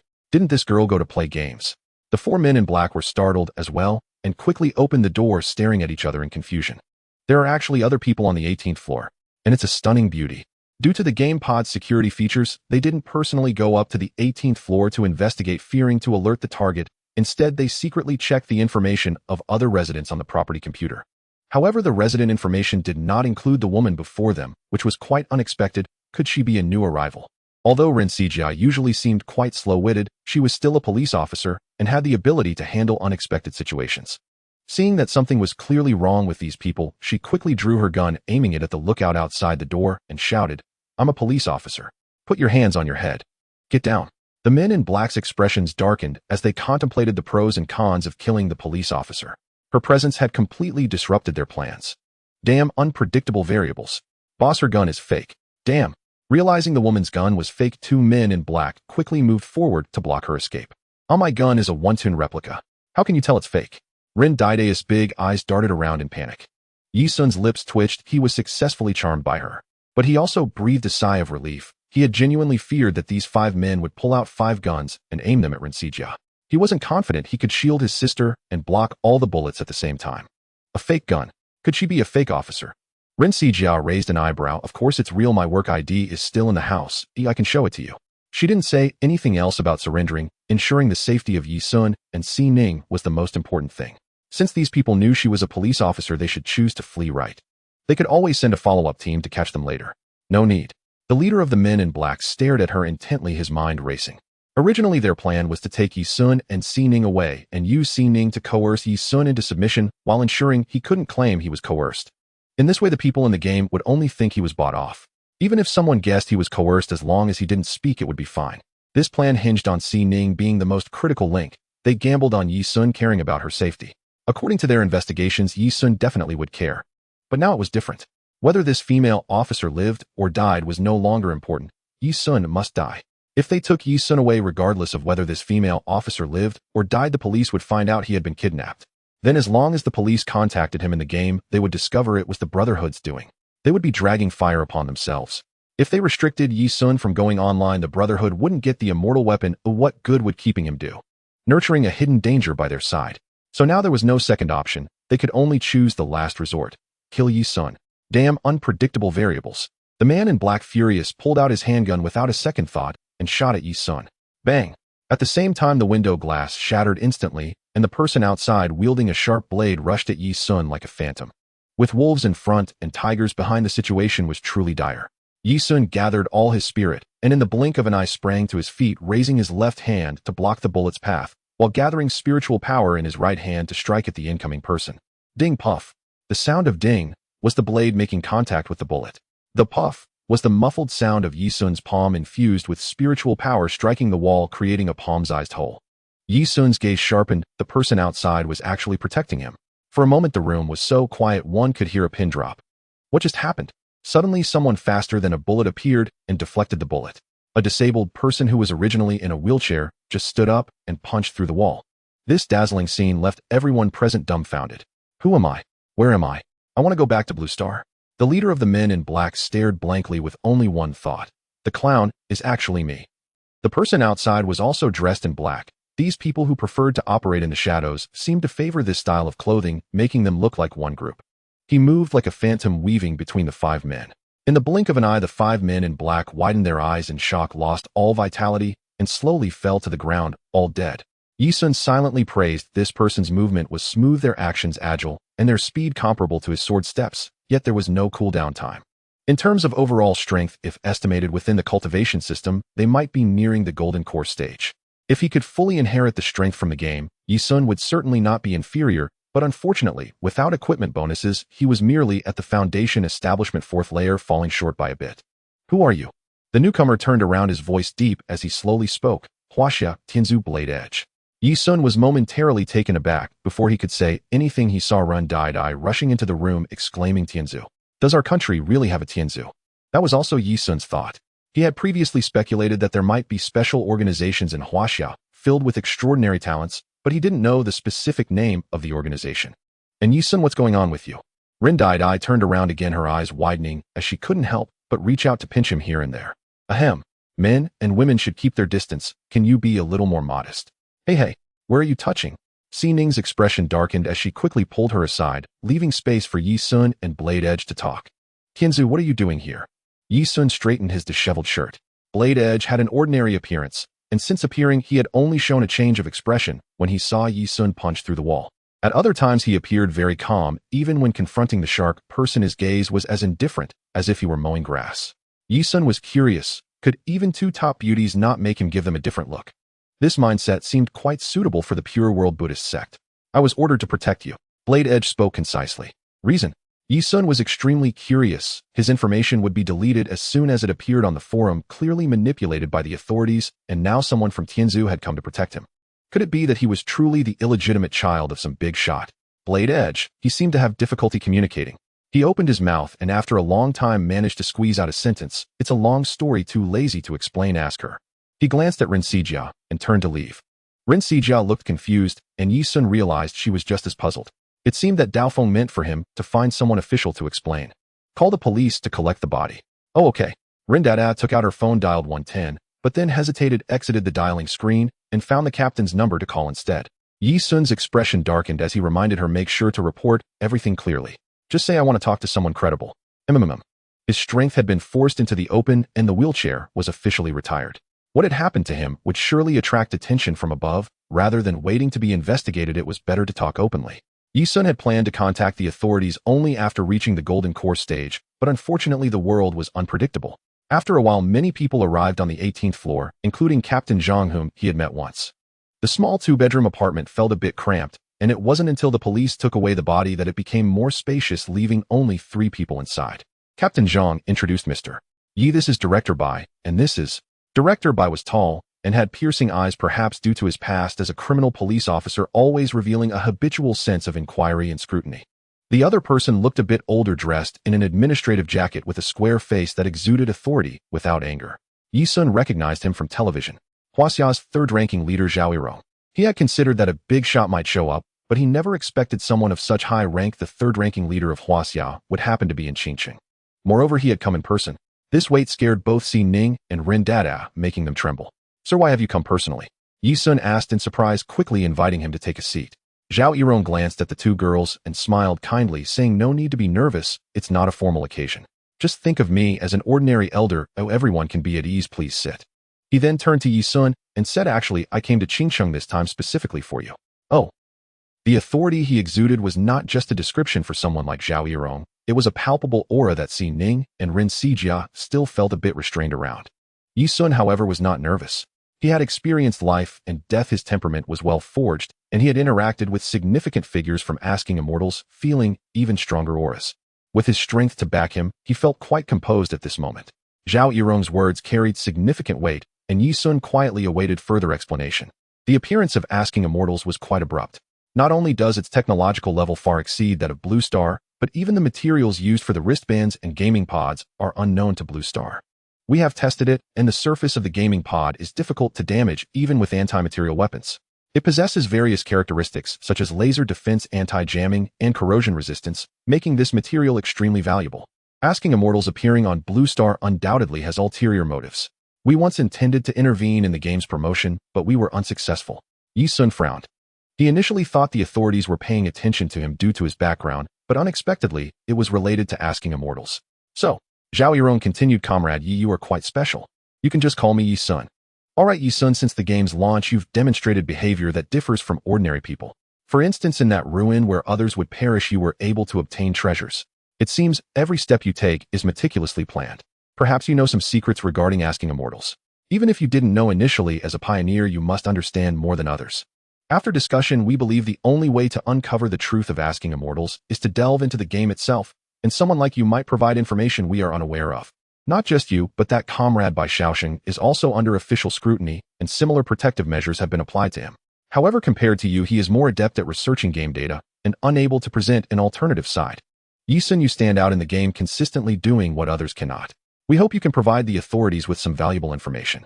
Zhao Yirong had yet to mention that his investigation into Ye Xun revealed some peculiarities about his background, which was one of the reasons for their ongoing interest in him. Ye Xun marveled at how keen the authorities were. If it weren't for the authorities choosing the wrong direction in his past life, focusing solely on game development outside of the game, attempting to enhance military strength to face potential alien crises, they wouldn't have ultimately faced destruction. Ye Xun curiously asked, so, is the reason for deleting my identity exposure posts on the forum because of this? Creating such a big fuss shrouded in mystery simply because he played the game well. Isn't that a bit dismissive? Indeed. We investigated your family circumstances to provide you with a stable gaming growth environment, allowing you to quickly uncover the secrets of the game. Not only did we delete posts on the forum, but we also encrypted your information. Perhaps in your view the authorities' actions seem trivial, or even an overreaction, but understanding the small details is crucial. This is a matter of national security, and the authorities must act cautiously. Speaking of which, even if nothing had happened at your home today, I would still have come to understand some circumstances. This is the main reason for my visit to Qingqing. To Zhao Yirong, Ye Xun encountering danger was expected, and it was even a good thing. He initially thought that Daifeng's protection of Ye Xun's family would foster a sense of trust towards the authorities in Ye Xun, ensuring he wouldn't resist providing valuable information in the future. However, he did not anticipate an unexpected gain. Ye Xun, can you explain your abnormalities? Rest assured, the authorities harbor no ill intentions towards you. If you have any needs, they will also meet your reasonable requests as long as you do not threaten national security or disrupt social order. Ye Xun remained silent. He stared into Zhao Yirong's eyes, trying to analyze the authenticity of his attitude, but Zhao Yirong's eyes were as deep as the ocean, leaving Ye Xun with nothing. As expected of the people's leader, he truly was inscrutable. Zhao Yirong did not speak further, and the room fell into silence for a long time. Ye Xun contemplated the authorities' attitude and protective measures towards him during this period, and ultimately chose to trust them now. So your analysis is accurate. I do know some secrets about asking immortals that pertain to the survival of the nation, but I fear you might not believe me if I speak. Pertaining to the survival of the nation.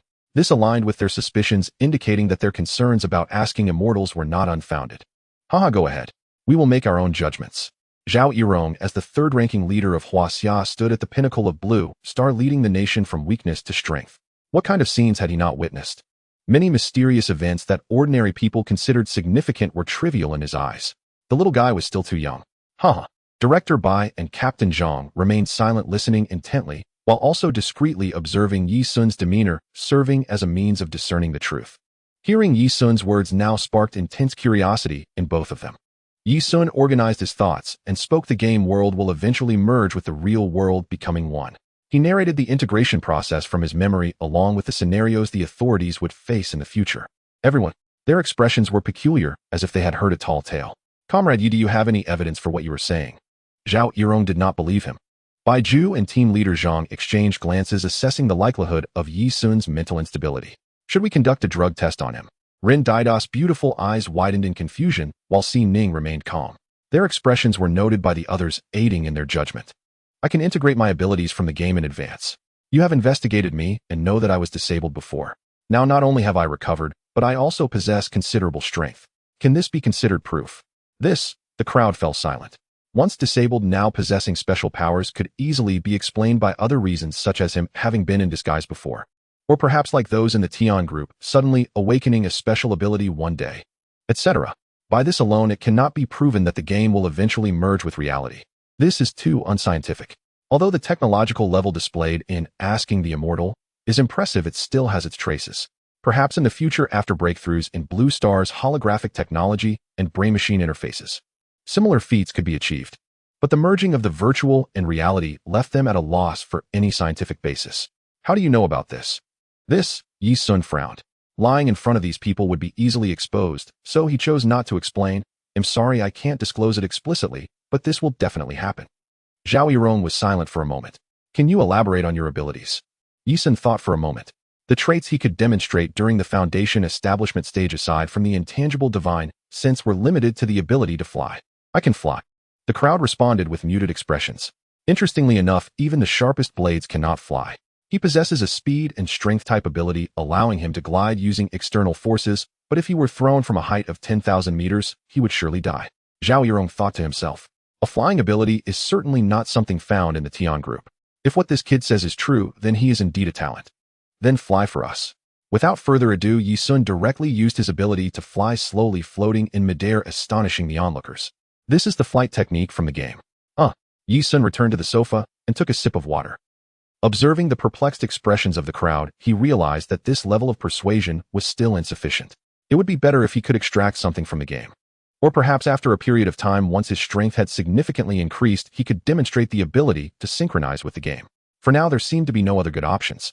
Ye Xun thought for a moment and sighed. Sir, I am a person from Xianxia.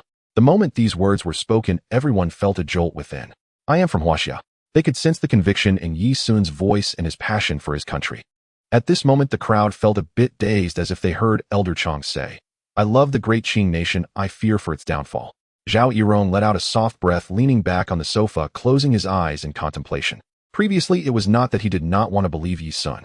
In fact, he could see that there was no hint of deception in Ye Xun's words and demeanor.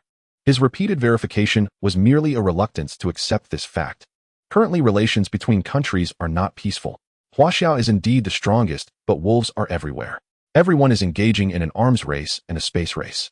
At this moment, if Huaxia suddenly halts its progress and turns towards an unknown realm, the resulting economic losses and social unrest would be incalculable. If they stray even slightly, they will fall behind again. But it seems that there is no other path available at the moment. This generation has been looking forward to the future since their youth, striving for what lies ahead. Now that they have finally achieved something, they haven't even had the chance to enjoy the present before they must suit up for battle again. It is truly difficult. Zhao Yirong opened his eyes and inquired further about the details of the future, such as the extent of social unrest and the specific integration process of the game. Ye Xun shared everything he knew. Comrade Yi, thank you for your warning. We will deliberate carefully. Ye Xun nodded, knowing that such a significant matter would not lead to an immediate decision by the state. It would require thorough verification. For now, this was all he could do. Zhao Yirong patted his shoulder, a glimmer of appreciation in his eyes. In such matters, Ye Xun could have chosen to remain silent, distancing himself from the issue. By speaking up regardless of the truth, he would invite many troubles, at the very least facing various interrogations and surveillance, yet he chose to speak. Such courage and responsibility are indeed worthy of a good son of Huaxia. Is the fusion time confirmed? Ye Xun pondered. It should be between 2 to 3 years. Anyway, it was about this time in the last life, in this life. He really couldn't say for sure. Perhaps there would be some butterfly effect or other variables. Zhao Yirong thought carefully for a while before deciding to leave. Seeing his worried expression, Ye Xun smiled and said, Chief, don't be so pessimistic. The fusion of the game with reality is not entirely a bad thing. Cultivating can extend one's lifespan anywhere from hundreds to thousands of years. What the first emperor could not achieve, we are able to do. Isn't that a blessing? Zhao Yirong was speechless. There was indeed some truth to this. Comrade Yi, if you need any official assistance, feel free to speak up. I don't need anything, just repair my window and wall, and I don't need protection. Let the people from the Tian group withdraw. Zhao Yirong glanced at the slightly cramped 2-bedroom apartment. How about you all go to Kyoto? I can arrange a manor for you. You can stay wherever you like. As soon as he said this, Baiju and team leader Zhang became anxious. If the future world was truly as Ye Xun said, then wherever he was would be the safest place. Such talent is not something Qingsheng would want to lose. No need for that, I'm fine here. I've gotten used to living here.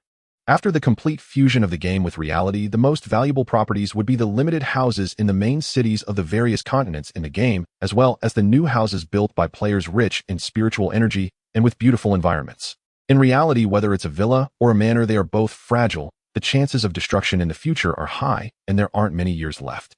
Ye Xun didn't want to go through the trouble of moving. Baiju and team leader Zhang let out a sigh of relief.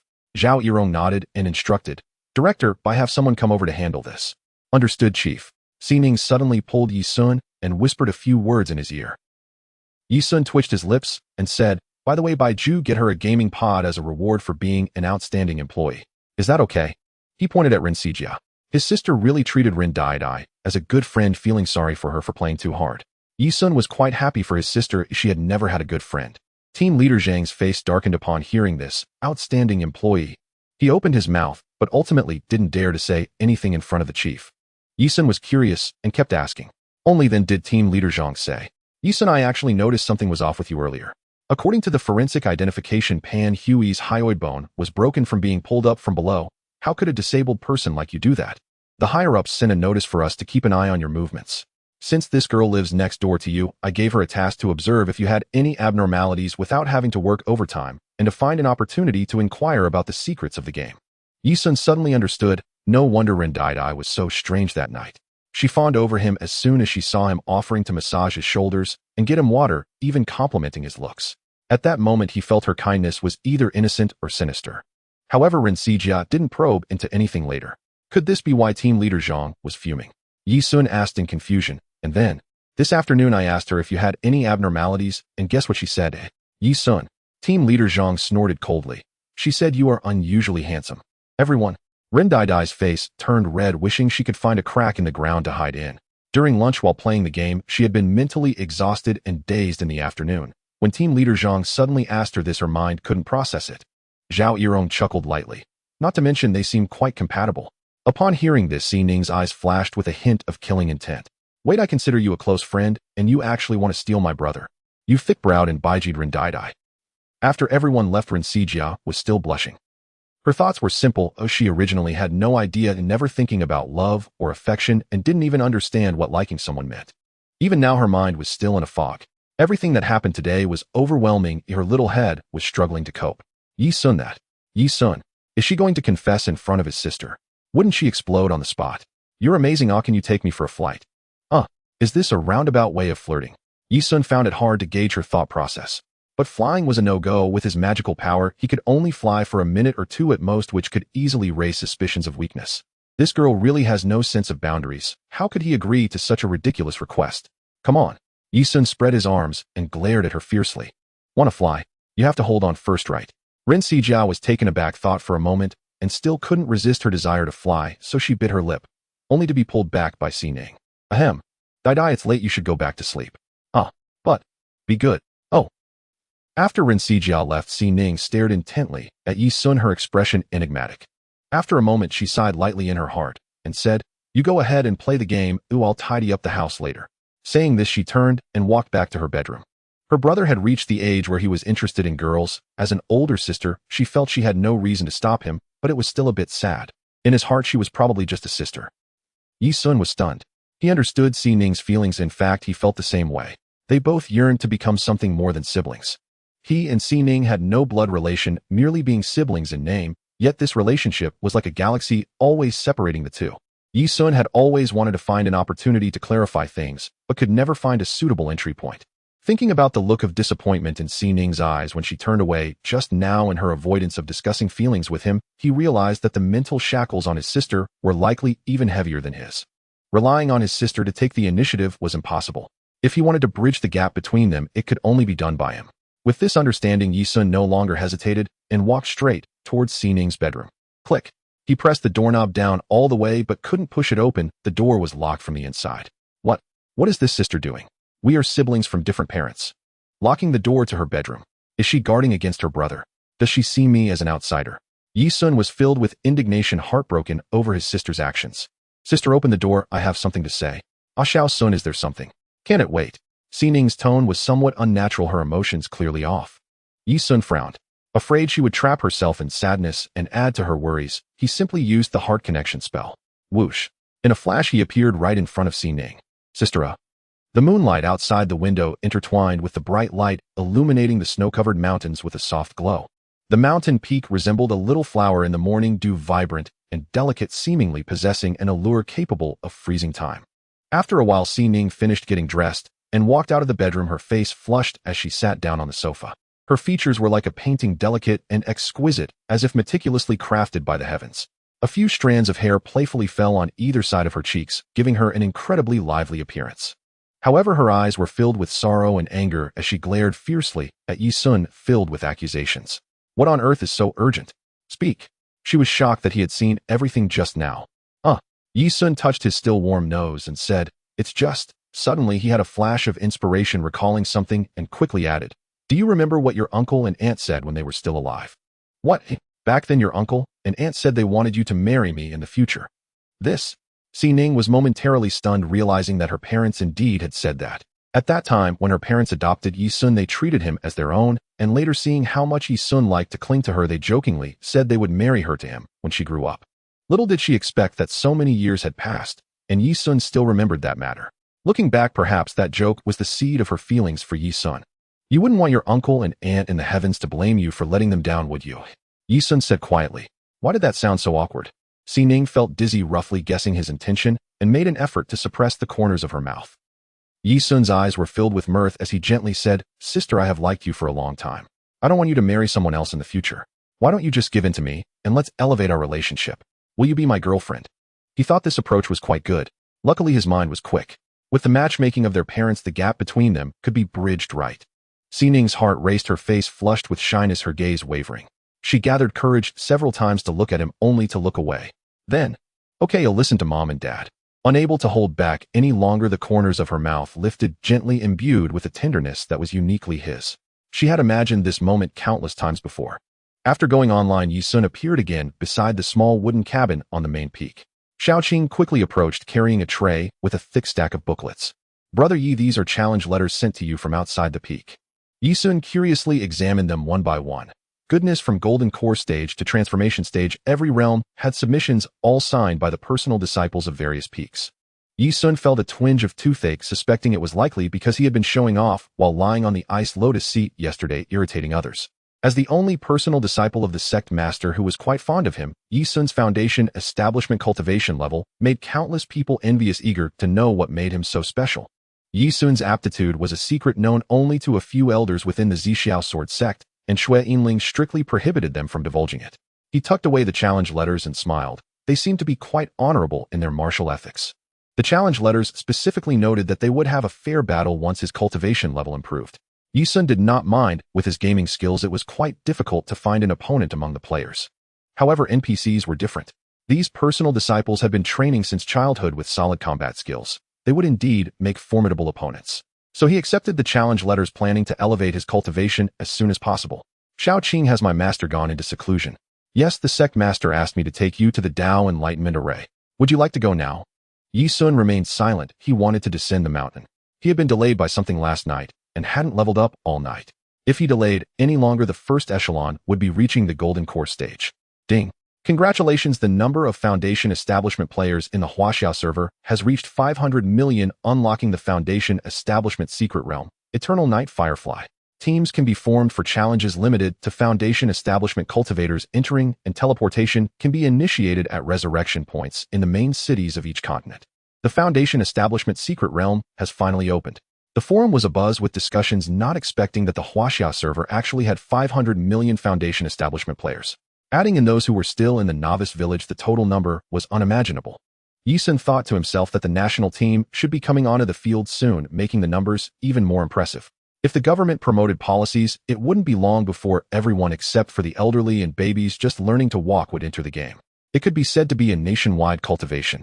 Without the influence of sect powers in the future, Huaxiao would solidify its position as the world number one purely based on its numerical advantage.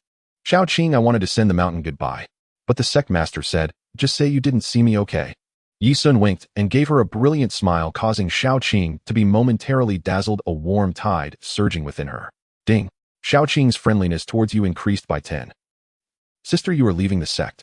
In the secret realms above, Foundation Establishment teams can challenge together, and Ye Xun wants to take her along. Once Xining leaves the sect, Ye Xun uses the heart-linked spiritual sense. Beep. Skill is in cooldown. Ye Xun. He forgot that he had used it last night through a door. Recalling the scene he witnessed last night upon entering the room and the subsequent chain of events, Ye Xun felt that using this skill last night was quite worth it. He practically hit the jackpot. But now he could only fly to Zixiao City to teleport. The ice snow lotus seat rose into the sky in an instant, sweeping across the sect, attracting many gazes, and then it soared over the wilderness, causing a stir. Wow, what a beautiful lotus platform. It's simply gorgeous. It even scatters light along the way. This must be Ye Xun's celestial mount, right? Damn, I'm so jealous. Wah, I really want a flying mount. Isn't he using up mana flying at such speed? Celestial mounts, it's hard to say. Even if they require mana to activate, the consumption is likely minimal. The gates of Zixiao City loomed majestically, towering over 100 meters in grand splendor. Standing beneath the city gate, a person felt like an ant overwhelmed by a sense of suffocating pressure. Ye Xun disregarded everything and flew directly into Zixiao City. You dare? Zixiao City prohibits flying. Shut up. Are you trying to get yourself killed? Huh. What's wrong, Captain? Fool. That's the mount of the leader of the Zixiao sword sect. Who dares to stop it? My goodness. The leader of the Zixiao sword sect. The legendary supreme powerhouse of the world. Isn't she a woman? Then why is there a man on that lotus platform? Never mind the details, just don't stop it. Xining was racing through the wilderness, heading towards Qingxiao City. At that moment, she suddenly saw a stunning lotus platform flying from afar, descending rapidly towards her like a dragonfly, touching the water, swiftly scooping her up and soaring into the sky. Xining exclaimed in surprise, and after regaining her composure, she groped around on the lotus platform, her eyes filled with stars. Wow, it's so beautiful. Ye Xun said proudly, what do you think? My master is amazing, right? The first move is a celestial artifact. He didn't mention having given her a lollipop first. Wah, your master is so nice. Let me see its attributes. What a load of nonsense. Have you learned to be bad from Rendaidi? Ye Xun rolled his eyes and showed her the attributes of the lotus seat. Heavens, it doesn't even consume mana, and it can fly indefinitely. Xining wiped the tears flowing from the corners of her eyes. Ye Xun finally felt at ease. A mere control cultivator let you be smug all day? Hey, Sister, don't you feel pain in the game? This morning she had limped out of bed hissing in pain, yet in the game, she moved freely. Upon hearing this, Si Ning's pretty face flushed, and she glared at him fiercely. Don't say that. Don't call me sister. I don't have a brother like you. Si Ning felt both angry and embarrassed. They had just established their relationship last night, and within the span of a meal this guy had seized her, and everything had happened, and she even. It was all too fast. Poor her with only a congenital strength aptitude of 24, facing Ye Xun's overwhelming power, she simply couldn't resist. Ye Xun was left dumbfounded. What kind of wolfish words are these? Looking at Si Ning's expression, which was both joyous and resentful, he couldn't help but be entranced. In just one night his sister became even more beautiful, her skin delicate and smooth as tenderly white as egg whites, seemingly emitting a faint glow, her rosy lips like brilliant camellias, lush and dripping. Now if Si Ning could cultivate celestial charm one day, she would definitely reach the same level of beauty as his precious master. Ye Xun couldn't help but think, if his precious master were to experience a battle like last night, wouldn't she become even more beautiful? Ahem, respecting the master and valuing the way, respecting the master and valuing the way. Let's go, we will venture into the secret realm. Ye Xun turned the vehicle towards Xianxia city. Si Ning hesitated and said, Little Sun, do you think anyone can pass the abyss mode now? Upon hearing this, Ye Xun began to recall the posts from the previous life forums during this time. The secret realm of the Jiuxiao continent is much easier than the beginner village secret realm. The ability to team up to challenge it is a significant change. In his previous life, many teams managed to clear the Foundation Establishment Abyss secret realm. However, it requires at least 10 players at Foundation Establishment level 10, appropriate profession combinations, and full sets of mystical equipment along with teamwork. Only then is there a chance to pass the abyss. Some players upon reaching Foundation Establishment level 10 do not break through their realm, deliberately gathering all conditions and spending a lot of time only breaking through to Golden Core after clearing the abyss secret realm.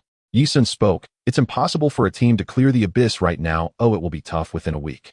Right now on the cultivation leaderboard, the 3 highest levels are only at Foundation Establishment level 9, while everyone else is at level 8, and the professions are very singular, either cultivators or archers. To form a balanced team with at least 10 Foundation Establishment level players, it would take at least 3 to 4 days. And once their cultivation is sufficient, they also need to ensure their equipment is ready and that they have trained their teamwork, etc. A week is already a conservative estimate. In his previous life, the first team to pass the abyss mode after the Foundation Establishment secret realm opened appeared 10 days later. Upon hearing this, Si Ning immediately felt relieved and hurriedly said, Then should we wait for Daidi? She was about to reach Foundation Establishment soon, and she needed to challenge the secret realm, so it wouldn't take long. After all, no one can obtain it first for now. Ye Xun asked in surprise, Have you two become that close? If I hadn't lost my memory, it seems you two haven't known each other for long, right? And you've already become such good friends. Last night, she asked him to request the game pod from the officials, gets one thing, but now she's actually thinking of her. You two must be true love, huh? She is really a good person, carefree and innocent, just like a little sister, making it very pleasant to be around her. I quite like her. Moreover, as you know, the future situation is quite severe, and I hope her journey in the game can be a smoother one. Ye Xun thought for a moment and roughly understood his sister's feelings. She has never had many friends. During her time at school, her beauty made other girls feel pressured around her. Those from wealthy families envied her, always flaunting their economic superiority in front of her. Those from ordinary backgrounds didn't want to be the ugly duckling beside her. It seemed that all the girls around her were scheming, speaking in a sarcastic tone. Over time, Si Ning grew increasingly indifferent, and the more indifferent she became, the fewer friends she had, creating a vicious cycle. Not all relationships deepen over time, as some people upon first meeting seem like the missing piece of one's life puzzle. It felt as if an invisible thread in the depths of their souls connected them. Si Ning's bond with Wenxian was of this nature. Compared to other girls she had encountered, the carefree and innocent Ren seemed particularly special. Even though they hadn't known each other for long, they had already established a deep friendship. Not only Si Ning, but Wenxian was the same, visiting her daily and doing so with confidence. The kind of reliance she showed towards Si Ning felt like an innate and natural dependence. These two were truly remarkable. Ye Xun thought for a moment. Wenxian lived next door and was his sister's close friend, almost like a half-family, as they saw each other every day. Moreover, that girl had decent talent and was a good candidate for an archer. If she developed well, she would have a significant role in the future and was worth nurturing. Thinking of this, Ye Xun decided to take her through the abyss. Hasn't it been several days? She still hasn't left the novice village. Si Ning said helplessly. The hand ring slows down progress, and she's working all day with insufficient gaming time. This is actually the condition of many working individuals. Ye Xun often saw complaints about this while browsing forums. However, recently many workers have resigned, and with the launch of the reputation store, the in-game gold farming industry suddenly became extremely popular.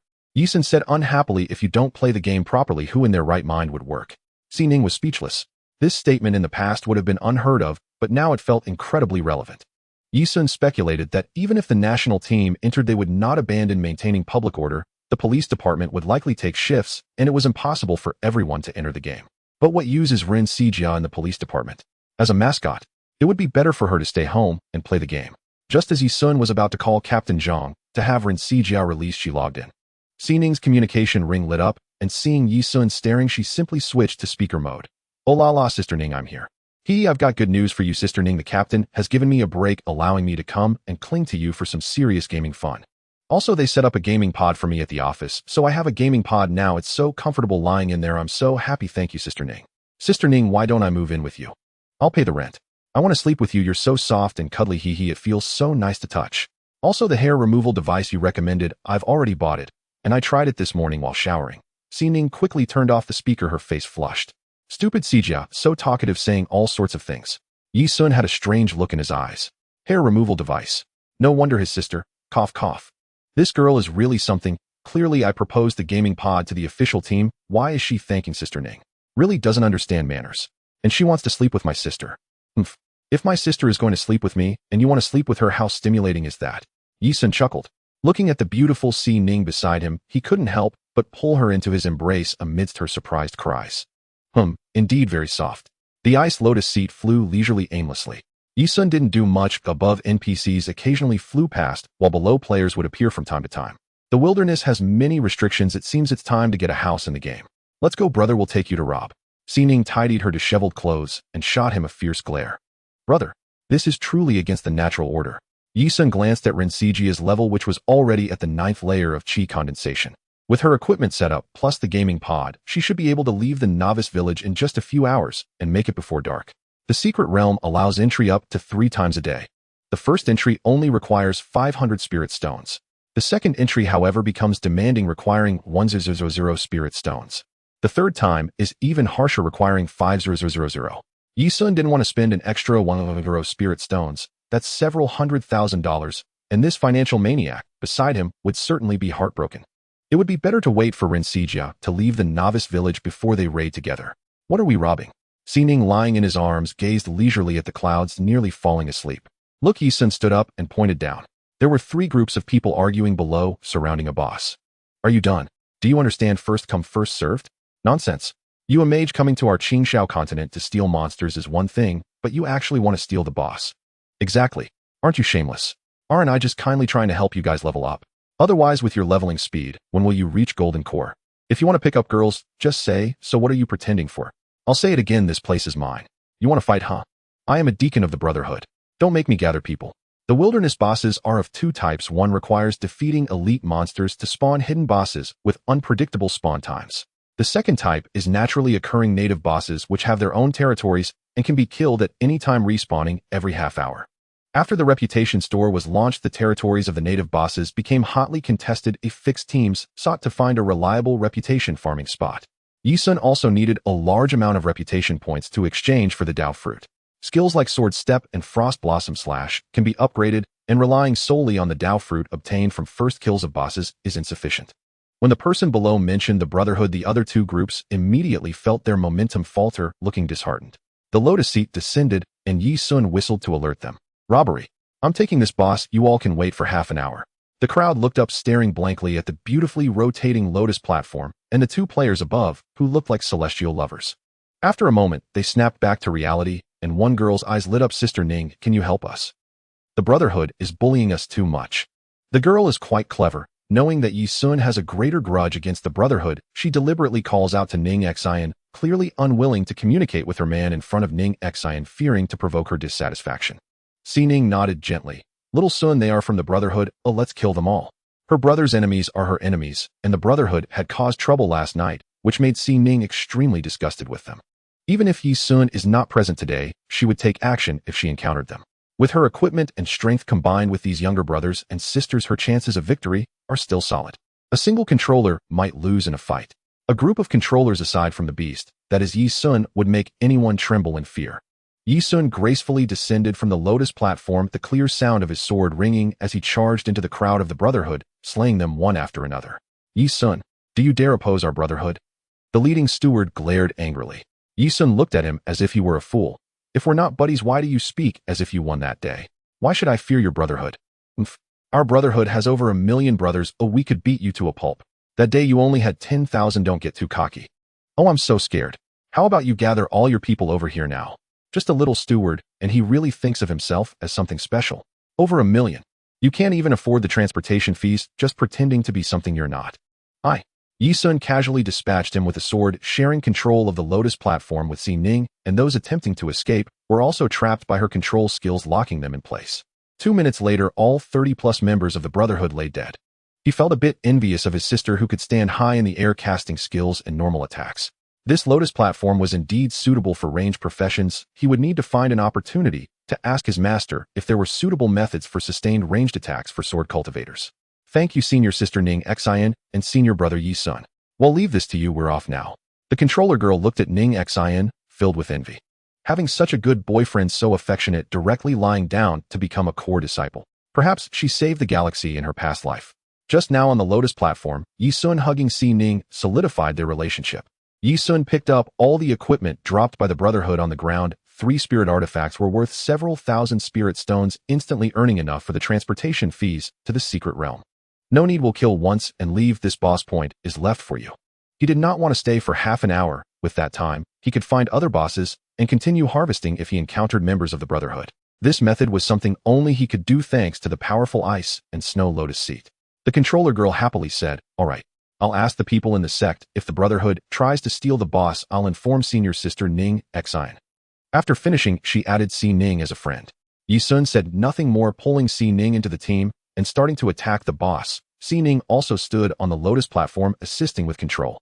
Last time they battled the Brotherhood, a wave of controllers turned against them, causing many female players to empathize and leave the Brotherhood. Now among the Brotherhood members on the Xianxia continent, aside from male controllers, there were players from other sects, mostly male players, who came under the guise of leveling up to flirt. There were even many other factions trying to flirt, not just the Brotherhood. The female players of the Misty Illusion Mansion didn't reject this phenomenon. In the game, there can be no physical contact between unfamiliar sexes unless, like Ye Xun and Xi, they are connected through offline equipment. Those looking to flirt only wanted to gain the favor of the controllers, either pulling them into their own faction or engaging in an online romance, seeking opportunities for real-life meetings. For female controllers, this was akin to having someone take them shopping for bags and jewelry in reality, without needing to book a hotel or play poker, avoiding being taken advantage of. Who would refuse such a good deal? You homicide. Ding. Congratulations, your team has killed the Foundation Establishment stage boss Xianxia. You have gained 3,000 cultivation points and 100 reputation points.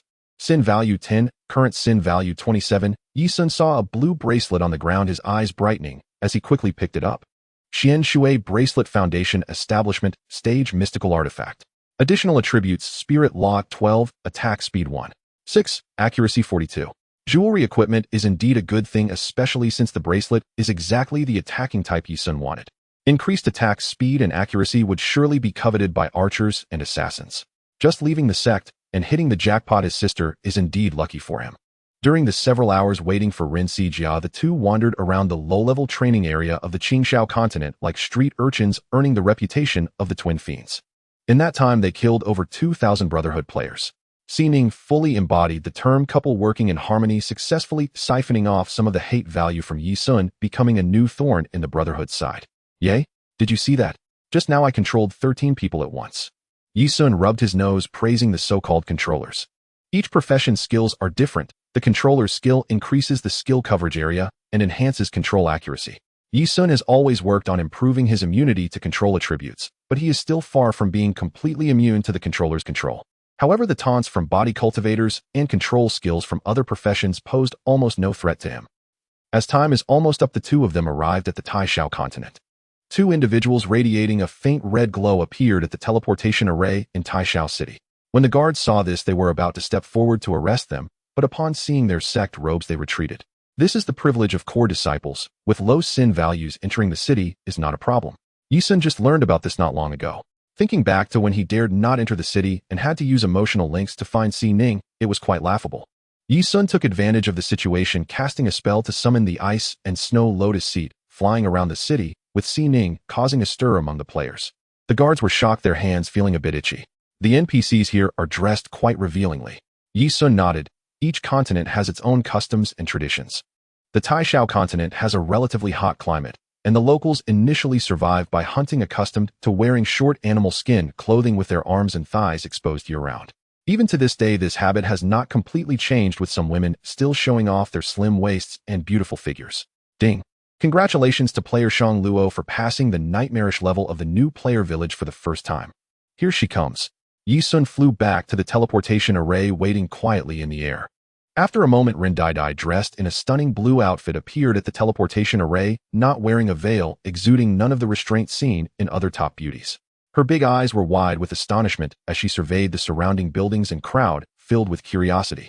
Wow! The players around were momentarily stunned, then their eyes lit up, rushing forward. Beautiful lady, is this your first time in Taishao City? Would you like me to show you around? Are you going to visit a master, beautiful lady? The road to the sect is not peaceful. There are monsters that eat people everywhere. I can protect you. Add me as a friend, beautiful lady. Oh, I can help you level up. I have a foundation establishment stage spirit artifact bow here that I can give you. This girl is simply more beautiful than a jade girl star, probably, with an innate charm value of 9, and she has a naive look, making her easy to fool. Ye Xun twitched his mouth. A spirit artifact bow. This thing can be obtained for free just after entering the sect. How could he have the audacity to say that? Ren Dai, however, was unfazed, as if she had long been accustomed to such scenes. She proudly declared, "Humph. You know Ye Xun, right? I'm his real sister. Everyone step aside." The crowd. Ye Xun's face darkened, asking, "Who is older between us?" As the lotus platform descended, he cleared his throat and said, "Come here." Ren Dai stared at the beautiful lotus platform, her mouth agape, her eyes sparkling with stars. Hearing this, she shifted her gaze from the platform to Ye Xun and asked, "Who are you?" Ye Xun gritted his teeth and declared, "I am your older brother." The lotus platform glided through the air towards the starry bow hall. Xianxia and Si Ning embraced each other, sharing heartfelt words, and then began to explore the lotus platform. Ye Xun grinned sinisterly and said, "Your dear sister. Humph. Take off your clothes." Xianxia exclaimed. "Oh." She covered her chest in shock, stepping back slowly. "What nonsense. Hurry up and take it off, or he'll throw you down. You'll end up bruised all over." Initially, it was agreed that once we left the novice village, her equipment would be returned. Si Ning shot him a glare, coldly huffing as she pulled Ren Dai behind her. "He's just joking. He doesn't actually want to take advantage of you." Ye Xun thought, "You might as well not explain. I didn't really have that intention." "Right," he added, "when we go to pay respects to the master, dress a little shabby. Who knows, some kind-hearted NPC might give you something." Ren Dai, realizing he wasn't trying to take advantage, pretended to take off her clothes, but was stopped by Si Ning, who wore a dark expression. "Turn around, no peeking." Ye Xun replied. "What's there to be afraid of? There's still a belly band and underpants left, right?" They flew all the way to the entrance of the starry bow hall, and before they landed, a bright rainbow shot up from inside and quickly approached. The visitor was a woman, extremely beautiful, appearing to be of similar age to Elder Xianxia of the Zixiao Sword sect. She glanced at the three of them with a look of surprise and asked, "Are you a young hero with the surname Ye, the highly esteemed disciple of sect master Shui?" The reputation of Shui Yinling's ice lotus seed was well known, and her news of accepting disciples had reached even the major sects. Her disciple Ye Xun was the only person in countless ages who had passed through the abyssal secret realm of the Sealed Land. Though he had the assistance of an immortal weapon, he was not to be underestimated, and his name had long spread. Ye Xun clasped his fists politely and said, "I am Ye Xun from the Zixiao Sword sect. May I ask for your esteemed name?" "I am Ling Yuan, the 5th elder of the Starry Bow Hall. Please come in." Upon entering the reception hall, Ye Xun said, "I have long heard of Elder Ling Yuan's great reputation, unmatched in strength and beauty. Today, seeing you in person, it is indeed as the rumors say. Hee, this little guy knows how to speak well." Ding. Elder Ling Yuan's affinity towards you has increased by 10. Current affinity 10. First encounter, a high charm value, makes it easy to gain favorable impressions upon first meeting. However, the premise is that one must behave appropriately. If one makes a distasteful move upon first meeting, no amount of charm will help. Conversely, if the charm value is too low, even graceful behavior upon first meeting will struggle to improve NPC affinity. To NPCs, such individuals appear as flamboyant clowns, drawing unwanted attention. This world is unkind to the ugly. The difficulty of progressing beyond the first encounter stage increases significantly, and even with Ye Xun's charm, it would be impossible to surpass this stage immediately. Ye Xun remembered that in his past life, very few players managed to reach a 30 or above affinity of mutual admiration with the elders, and none exceeded 45 for sincere friendship. It's not that players were incapable of socializing, but aside from the charm value, there were also challenges in spending prolonged time with elder-level figures. Currently, only 2 players in the entire server could meet the sect elders at any time. Xining also stepped forward to bow, and Elder Ling Yuan nodded with a light smile. And this is my younger sister Shang Luo. After some pleasantries, Elder Ling Yuan inquired, "May I ask young hero Yi what brings you to our hall this time?" Elder Ling, my sister, has a passion for the ranger profession. Looking across the continent, only the Starry Bow Hall is suitable, and I wish for her to join your sect. I see. Elder Ling Yuan examined Xia and nodded in approval, saying, "The little girl is clever and cute, very likable. If you don't mind, how about she joins our hall?" Xia heard the prompt about increasing affinity ringing in her mind. Ye Xun cleared his throat to interrupt her daze. Daitai quickly stood up and bowed earnestly, her bright eyes sparkling and indeed appearing quite adorable. Elder Ling Yuan nodded in satisfaction, signaling her disciples to continue attending to Ye Xun and Xining while she led Xia to register. Ye Xun was not surprised by this outcome. Originally, with Xia's performance in the Nightmare Trial, she could only become an inner disciple, but having him bring her here changed the nature of things. As the sole heir of the Zixiao sword sect bringing his sister to pay respects, it would be inappropriate not to grant her the status of a direct disciple. Not to mention, even if Xia's qualifications were not great, she would still be granted the status of a direct disciple and would not face cold treatment in daily life. However, Ye Xun's identity could not always be leveraged like this.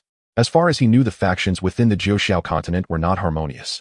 The only friendly factions standing with the Zixiao sword sect were the Starry Bow Hall and the Menghua dynasty. In other sects, they might grant her a direct disciple status out of courtesy, but whether she would face difficulties or cold shoulders within the sect afterward was uncertain. "Ye Xun, where are you? Have you been to the secret realm?" Hearing Shangwan Fa Kai's voice through the transmission, Ye Xun smiled and replied, "Not yet. Why?" "Take me with you.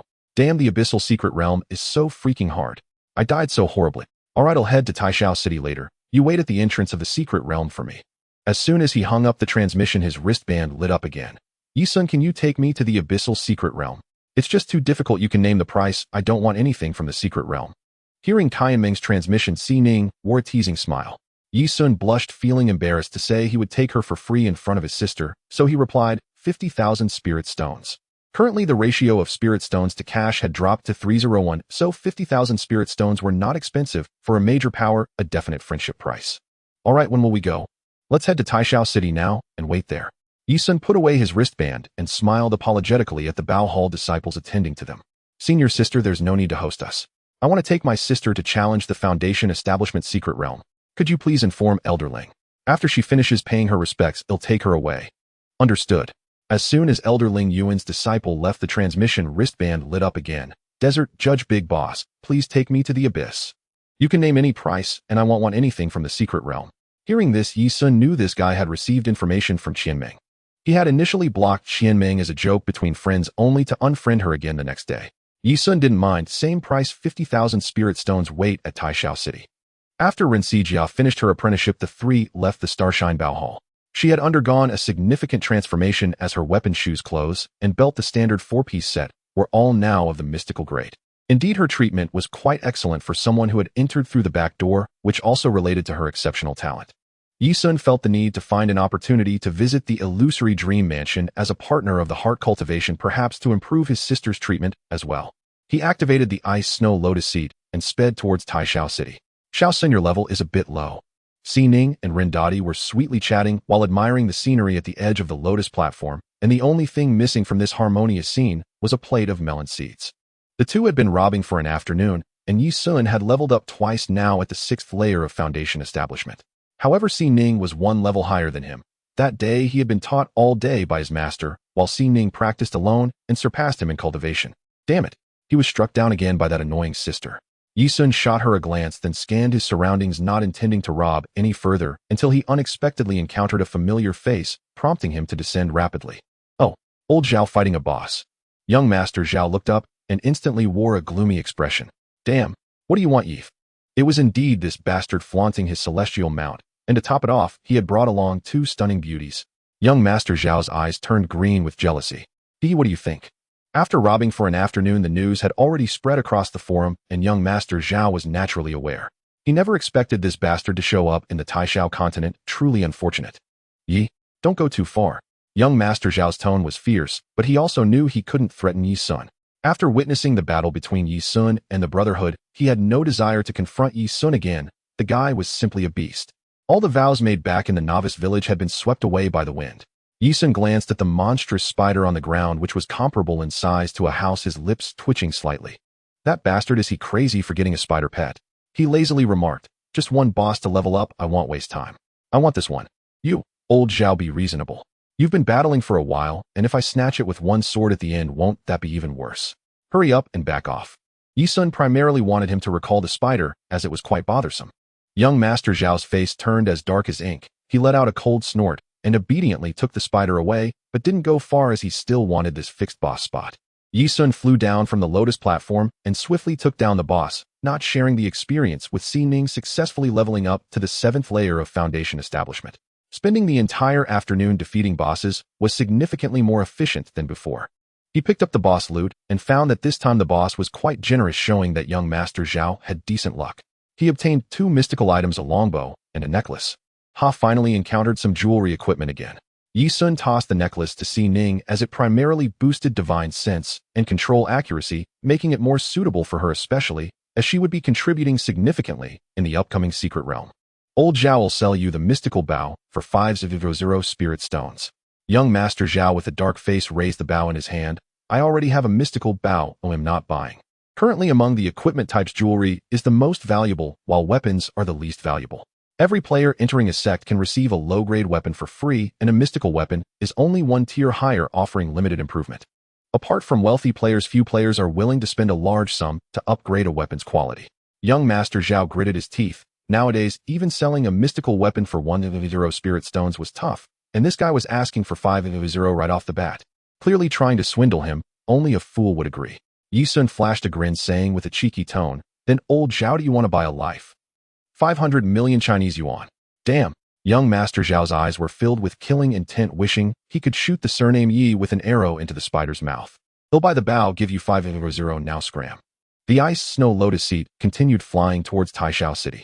Rindati looked adorably dazed. Ye Xun, how can you be so shameless? Ye Xun turned around and patted her little head. So sister, next time you go out, don't always mention your brother's name. Be careful not to get beaten up. After saying that, he looked down at his hands with a glimmer of confusion in his eyes. Then under the astonished gazes of the 2 girls, he raised his hand again and pinched Rindati's fair cheek, pulling it outward. Ouch, that hurts. TSK, the little girl had delicate skin, and her skin felt so smooth that he almost couldn't hold on. Xining's face darkened as she swatted his hand away. What are you doing? Her own brother and boyfriend was actually flirting in front of her with her best friend, who happened to be his younger sister. How outrageous. Ye Xun questioned, I don't think I have any connection to the gaming equipment with her, right? Why can I touch her? Huh. The 2 girls exchanged glances. Ren Xijia had installed the gaming pod only this morning, and they hadn't logged off since, so they surely hadn't linked any equipment. Ye Xun called out, come try touching me. Hearing this, Rindati raised her 2 little hands and reached for the corner of Ye Xun's mask, wanting to return the favor. Unfortunately, she could never reach Ye Xun, as if separated by an invisible barrier. This is unfair. Whoa. Let's log off and link the gaming pod, or I want to touch you back. Cough, cough. Ye Xun quickly stopped her. Don't be so impatient, we'll talk about it later. Without a doubt, this privilege was also granted by the Nuwa Stone. He had never encountered other female players before, so he had never noticed. What a nice privilege, I like it.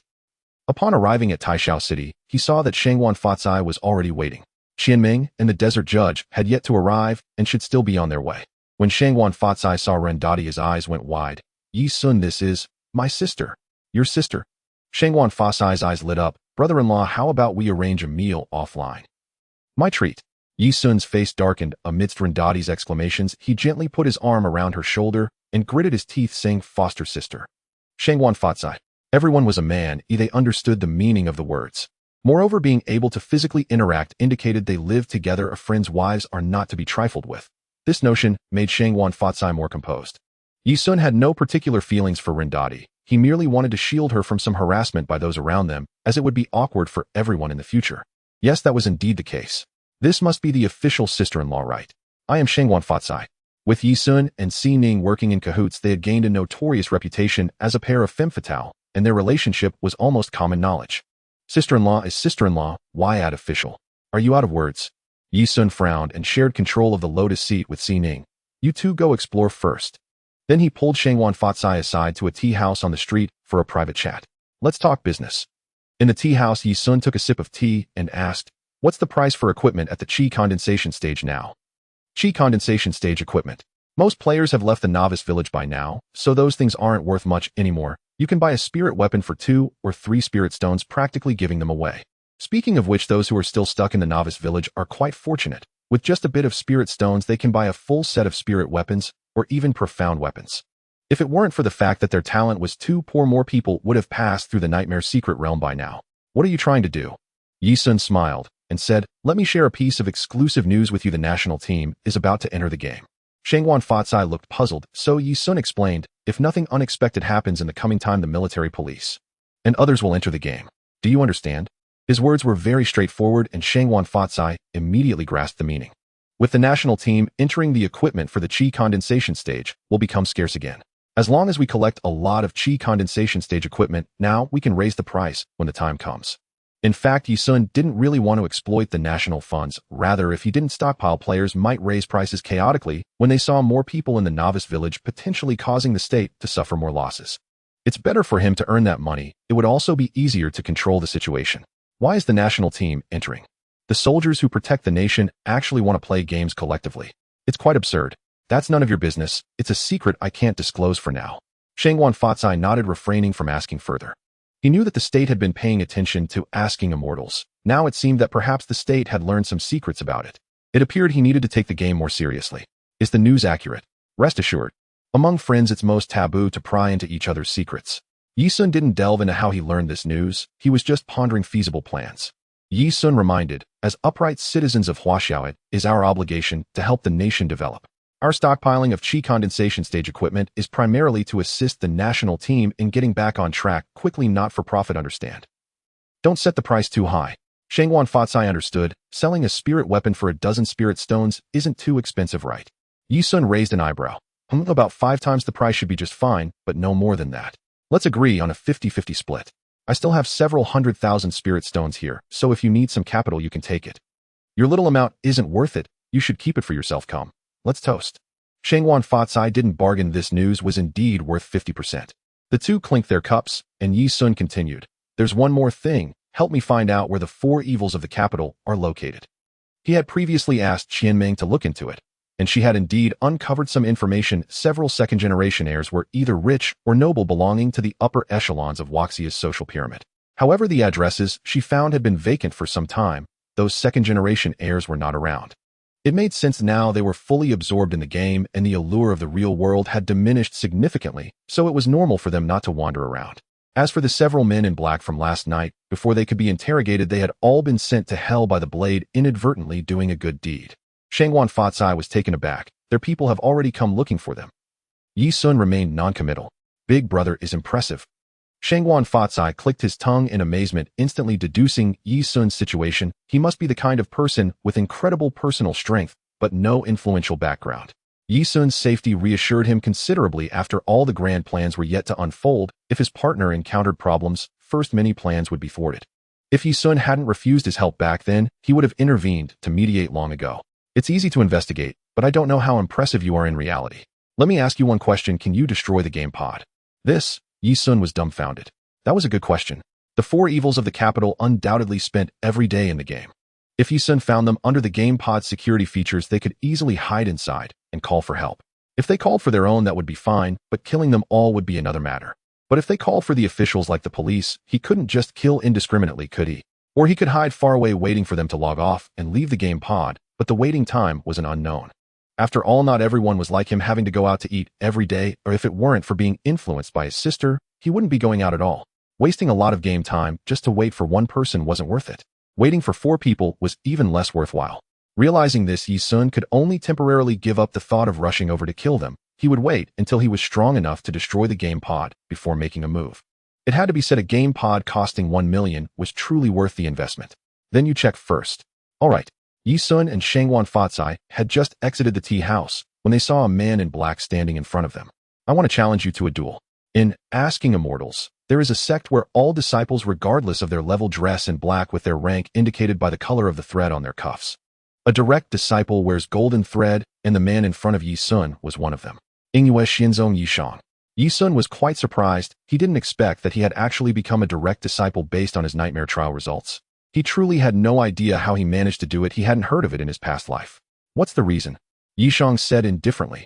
I like to fight, but no player is my match. You look like you can take a beating. Ye Xun. His impression of this top player from his past life had always been mysterious, nothing but mystery. But now he felt like he was a bit of a thug. Fighting is prohibited in the city. Are you scared?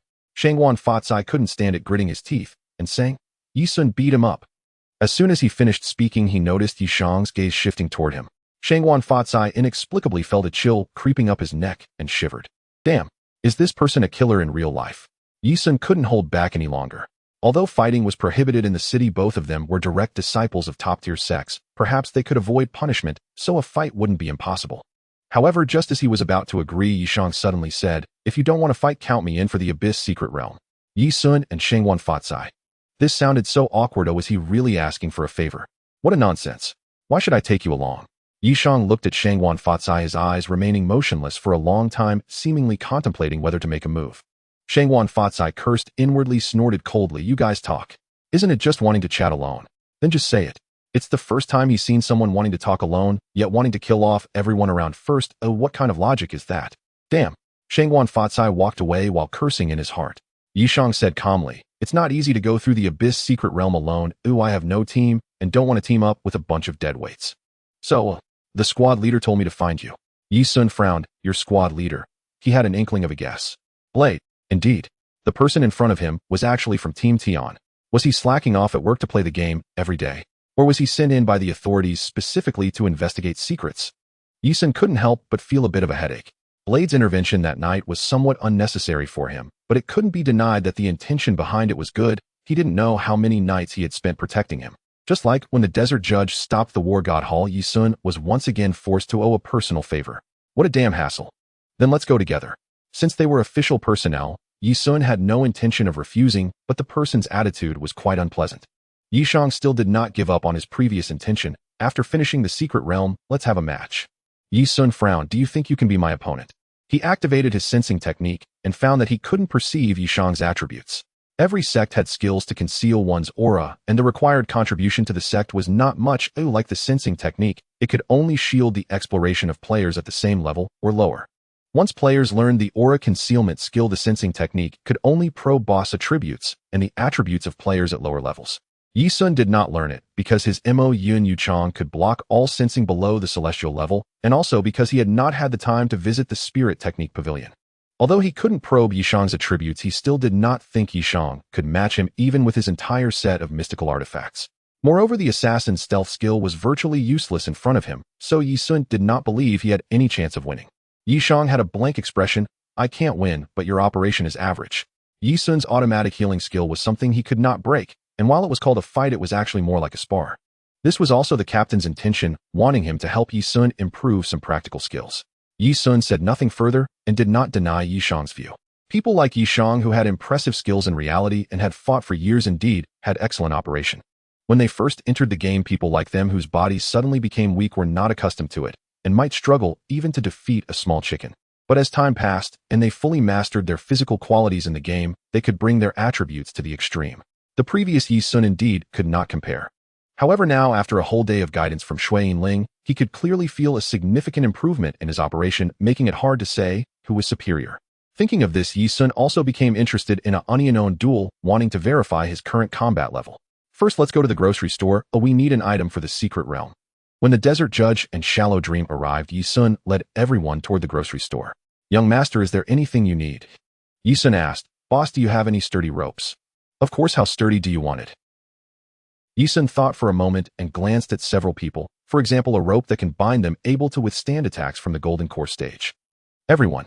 The fat boss gaze swept over Xining Shallow Dream, and Ren Xijia, revealing an understanding expression, smiling and saying, I see young master has exquisite taste. Do you want 3? Yes, 3, and the ropes should be a bit longer. 3. Xining and Shallow Dream exchanged glances while Ren looked dazed and panicked. Ye Xun, isn't it a bit inappropriate to engage in romance in the secret realm?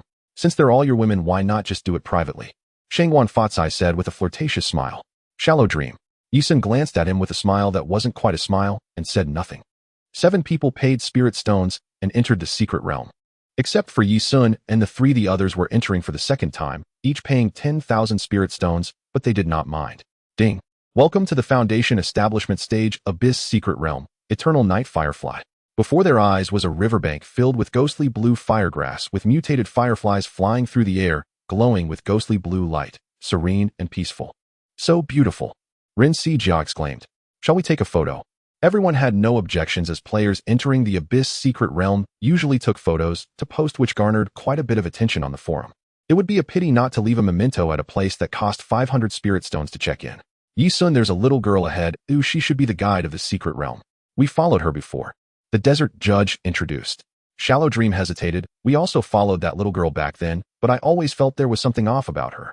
Ye Xun said nothing. He was aware of the completion strategy for the secret realm, but didn't want to say it in front of everyone. So he pulled Xining over and whispered, Sister, follow that little girl later. She will hum a melody. You guide her to continue humming and remember the complete song. For a disciple specializing in music from the Piamiao Illusory Palace, noting down a simple melody was not difficult. Xining nodded and did not ask further. Let's go find the little girl. This secret realm hides a heart-stirring story. Huh. Hello, brothers and sisters. The little girl by the riverbank was about 6 or 7 years old with 2 horn braids, wearing a floral dress, her face smeared with specks of dirt, as if she was digging for something on the ground. Little sister, what's your name? Xining stepped forward to greet her, her eyes revealing genuine affection.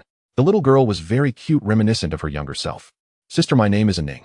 My mother's old cough has flared up again. Can you help Ning gather some herbs? She raised the bamboo basket in her hand along with a piece of paper. Ye Xun stepped forward to take it and saw that the paper read, 30 stalks of evening primrose, 8 coins of morning dew, and 6 tails of firefly stone powder. Brother, I can't reach the firefly stone. Can you help me? Ye Xun nodded. Let's go. Ning lead us to find the firefly stone. Okay. The first level of the secret realm had no difficulty. As long as there was a strategy, it could be passed without issue. Ye Xun, gathering herbs can be poisonous. Do you have enough medicine? In Shallow Dream's previous team, there were 2 medical cultivators who could heal, so they weren't afraid of teammates getting poisoned. Now they had no medical cultivators and could only rely on themselves for medicine. It's fine, I have a healing skill. You don't need to gather herbs, just follow me. Alright. Everyone remembered his automatic healing skill that made countless players envious, which seemed like a bug, and they wondered if it had a cooldown. Ning led the way ahead, her steps light, occasionally humming a little tune. Xining listened for a while and smiled gently. Ning, what are you humming? It sounds nice. It's a lullaby my mother made for me called Ning and Yao. Do you like it, sister? Then Ning will sing it for you. Alright. The clear and melodious voice of the child added a lively energy to the enchanting scene before them. The desert judge and Shangwan Fatsai walked leisurely in the middle of the group, casually looking around, as if they were on a trip. The desert judge even took out a folding fan, mimicking Shangwan Fatsai's manner, fanning it in front of him, displaying a relaxed and comfortable demeanor. A swordsman holding a fan had no other use than to show off. Shangwan Fatsai couldn't help but roll his eyes. Ren looked no better bouncing along beside, Ye Xun trying to catch the fireflies dancing in the air. Ye Xun's mouth twitched slightly. They really were a bunch of fools. Shallow Dream curiously asked, is there any use for this tune later? What if the player doesn't guide Ning to continue humming? Clearly she had just heard Ye Xun's instructions to Xining. Without guidance she would hum, but it would only be fragmented and disjointed snippets requiring the players to piece together a complete melody, which would later need to be played on an instrument. What if they didn't record the melody fragments? Then they would be waiting for death, having to start over from the beginning. This strategy was not discovered immediately in the past life. It was gradually summarized after players died numerous times. How do you know this? Oh, my master pointed out the things to note in the secret realm. I heard your master is the sect leader. Truly impressive. The identity of Ye Xun as the only direct disciple of the sect leader had already spread across the forums, leaving countless players envious. The disciples of the Zixiao sword sect were lamenting and complaining about the disparity in treatment. Unfortunately, they still did not know the appearance of Shui Yinling, otherwise their envy would have intensified. Ye Xun occasionally stopped to bend down to gather herbs. Green numbers of 240 popped up above his head, only to be instantly replenished by Shun Zhe, making the onlookers envious. Sister, can I hold your hand? Sure. Xining held Ning's small hand, and at the moment of contact, she felt a slight stiffness. Qianming observed this scene and whispered, I held her hand before. It was particularly cold like ice. Nightshang beside them also spoke. Look at her ankle.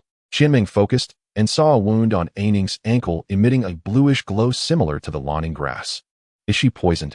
Nightshang replied calmly. Use your sensing technique to check her. Qianming tried it and found that the information indicated Aining was immortal.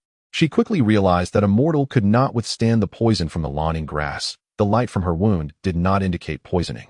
This suggested that she might have a special constitution or perhaps was not human and their senses might have been deceived.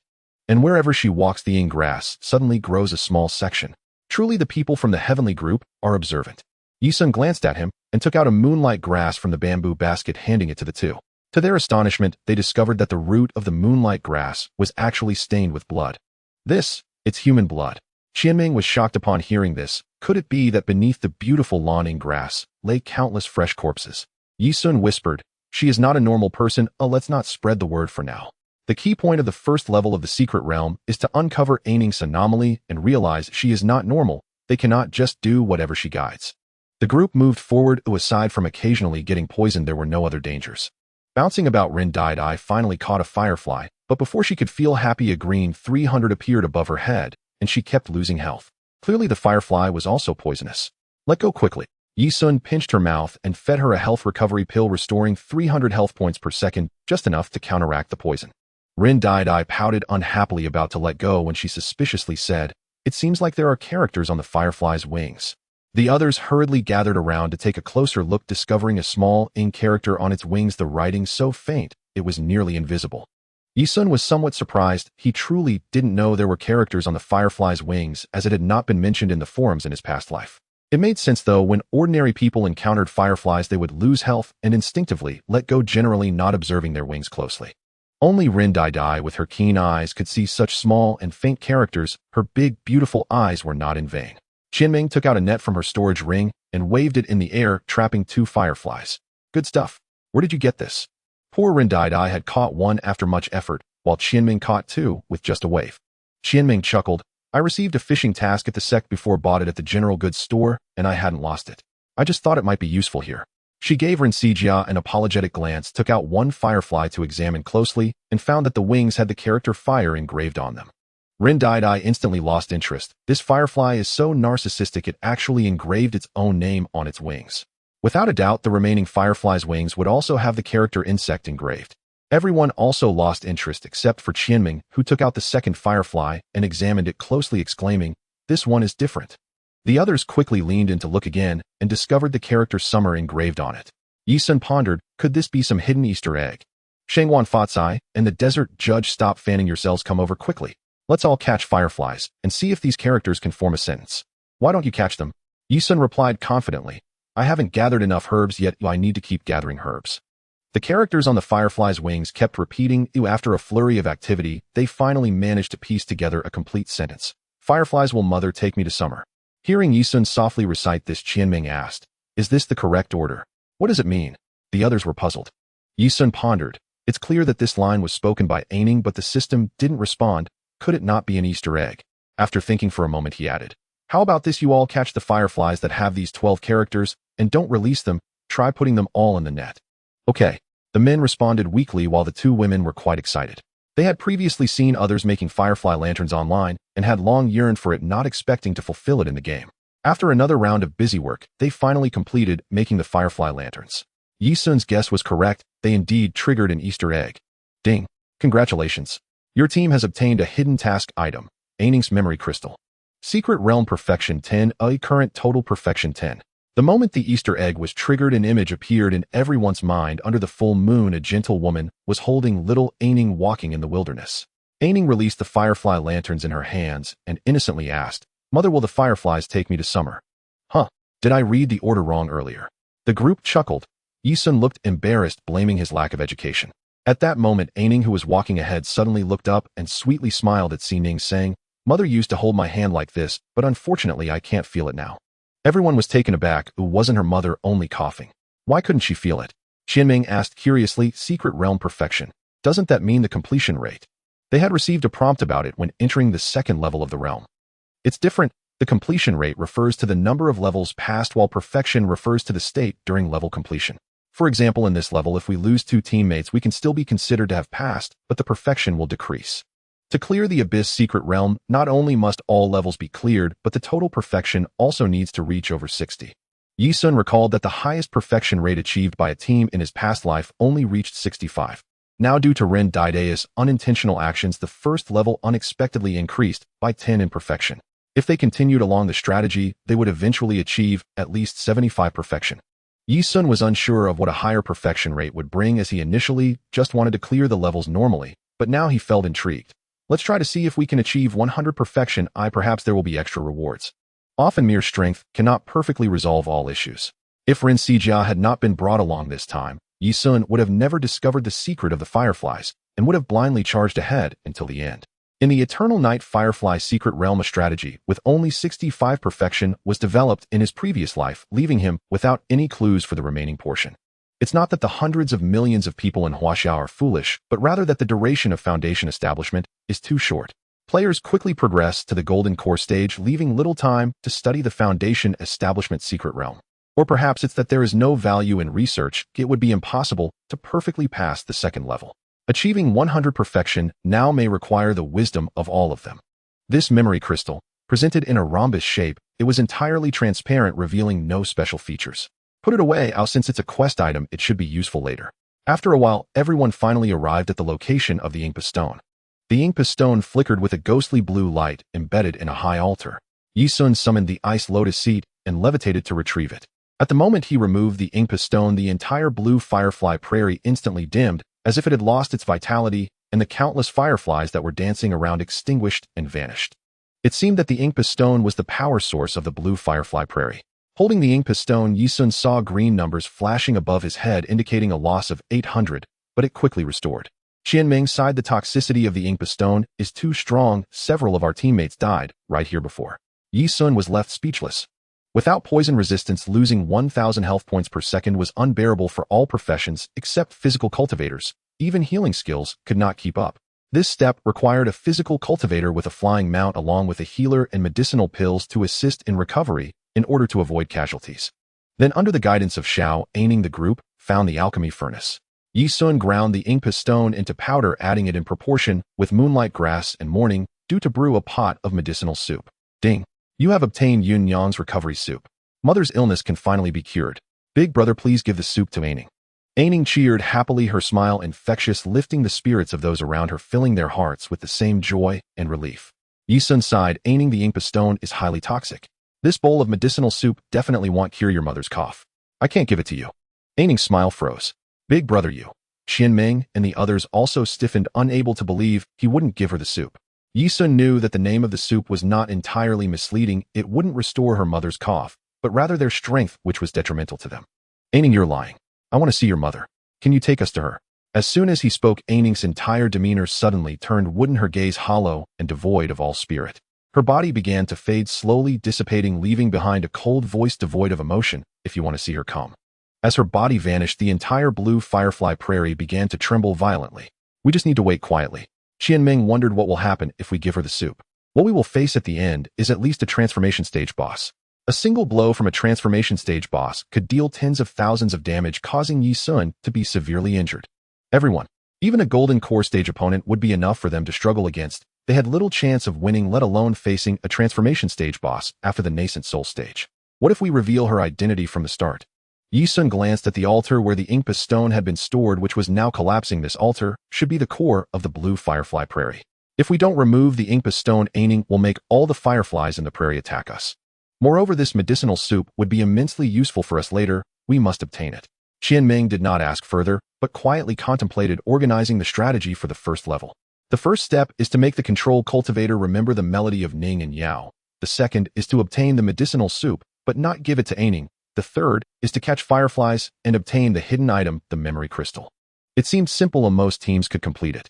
The only difficulty in the entire first level was the process of retrieving the Inkpa stone and avoiding poisoning during the journey. However, if one did not know the strategy and failed to collect these foreshadowing items in advance, the subsequent levels would be inevitable death. They had not completed even a single step before merely following the little girl to reach the second level. Truly a secret realm that required lives to fill. Thankfully, Ye Xun had his master to guide him. The prairie cracked like torn cloth, and the scenes before them swiftly changed. When the scene finally stabilized, they found themselves in a bizarre corridor. Ding! Congratulations, your team has passed the blue firefly prairie without casualties. Secret realm perfection 16, current total perfection 26. Welcome to the second level of the Eternal Night Firefly secret realm. Firefly Corridor. Quest hint, if the entire team passes through the corridor within 1 minute, you can obtain all 16 perfection for this level. For every additional minute, reduce by 1 perfection. For each casualty, reduce by 1 perfection. The corridor is a total length of 5,000 meters. The floor is covered in blue firefly grass, and some fireflies glowing with ghostly blue light flit about in the air. We can't pass through below. The blue firefly grass will entangle cultivators, implanting toxins that are impossible to break free from. If we fly, our bodies will also be poisoned if we touch the fireflies, and the toxins can stack. Qianming briefly explained the situation and looked at Ye Xun. This is where we were wiped out. It's hard to survive, let alone pass through a 5,000 meter corridor in 1 minute. Do you have any solutions? Shangwan Fatsai and the Mo judge nodded in agreement. We were wiped out here too. Ye Xun glanced at his attributes. Character Ye Xun, cultivation, level foundation, establishment stage, level 7, 7 health, 20250, mana 19650, physical attack, 2185, a magic attack, 2636, defense 1377, attack speed 469, movement speed 118. His movement speed is 118, and if he flies at 8 times the speed, he can cover 5,000 meters within a minute. Flying at 8 times the speed consumes 3 of his mana per second, but with the effect of the top-grade recovery pill on him, he can offset the consumption. However, this level tests more than just flying speed. The fireflies dancing in the air are also a hassle, but fortunately, they don't seem to be in large numbers. We just need to fly over. Upon hearing this, everyone except Xining and Xianxia summoned their mounts, all of them a Qingyu eagle. How do we fly? There was a deep abyss sect task from the Beast Mountain Villa with a reward of a Qingyu eagle. Some players from the Beast Mountain Villa accepted the task, spending a small amount of money to collaborate with a large guild to complete it, and then sell the Qingyu eagle. This way they could earn spirit stones from selling the eagles, while also gaining sect contributions. The same operation applies to pets, and many players choose to sell them for profit. This is what makes the Beast Mountain Villa the most sought-after place. Entering the sect immediately allows one to earn money. However, from a long-term perspective, their approach is clearly flawed. Pets and mounts can only be accepted once. If they sell them, all their beastmaster professions will be nearly useless in the early stages, and they are bound to fall behind. This is how Qianming and the others obtained their Qingyu eagles. Put away your birds. The Xianpin Qingyu eagle, with a maximum speed increase of 5 times for characters, makes it utterly impossible to fly over within a minute. Ye Xun summoned the ice snow lotus seed, rising slowly into the sky. Wow! Qianming's eyes sparkled like little stars. Ladies, get on board. Shangwan Fatsai was the first to move, only to collide with an invisible barrier. What are you doing, man? This lotus seed originally belonged to my master. She has a cleanliness obsession. Ye Xun revealed the characteristic that forbids males from being carried, leaving the others on the verge of vomiting blood. He originally did not want to carry rough men, and now, by showcasing this characteristic, he had a legitimate reason to refuse and could avoid unnecessary misunderstandings. His master's addition of this restriction was incredibly clever. Shangwan Fatsai had a strange expression. Your master is a woman. Is she beautiful? She's not bad, just the most beautiful woman in the world. No way. Is that true? You aren't having an affair with your master, are you? It's not like that, ugh. Stop spouting nonsense. Cough cough, don't insult my character. The crowd was confused. Alright, enough chit-chat. Ye Xun took out 3 ropes he bought from the grocery store and tossed them to them. Here, tie yourselves up. Shangwan Fatsai and the desert judge exchanged glances while Ye Shang's mouth twitched. They had initially thought the ropes were for the 3 ladies. Isn't this a bit inappropriate? You guys are flying too slow, so I can only drag you along. Hurry up. After they sorrowfully tied themselves up, Ye Xun handed the 3 ends of the ropes to the 3 ladies on the lotus seat. Each of you take one. Puffed. The 3 ladies couldn't help but laugh. The other end of the rope was met with grinding sounds. Ye Xun continued, after this you 3 stand behind me trying to form a straight line. I will take on the fireflies ahead. You all are ranged classes, so just handle the fireflies approaching from the sides. There are no physical cultivators in the team, so I have to fill that role.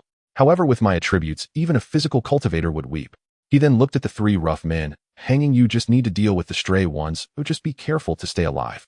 Alright. Ye Xun took a deep breath, gazing ahead. The number of fireflies in the air was not too overwhelming. With his attack speed of 469, he could handle most of them every second.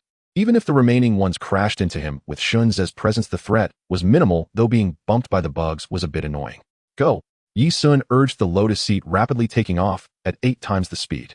Whoosh! At nearly 1 kilometer per second, the 4 on the lotus seat were fine, shielded from wind resistance and sound barriers, but the 3 hanging felt uncomfortable, their heads buzzing, and they could barely breathe. Fortunately, they were all in the foundation establishment stage and quickly adapted. Mana 590. Mana 589. Consuming 3 mana every second, Ye Xun quickly took a recovery pill, restoring 500 mana each second to counteract the drain and maintain his mana health. The journey was still long, and he needed to be prepared in case of unexpected events with no mana available. He swiftly swung his sword. Basic attack. 1. Basic attack. 1. The fireflies only had 1 health point. They died upon contact. Their most daunting aspect was the poison. With their speed, Ye Xun couldn't avoid being hit, and a continuous 240 damage appeared over his head. Xianxia, health 10-13.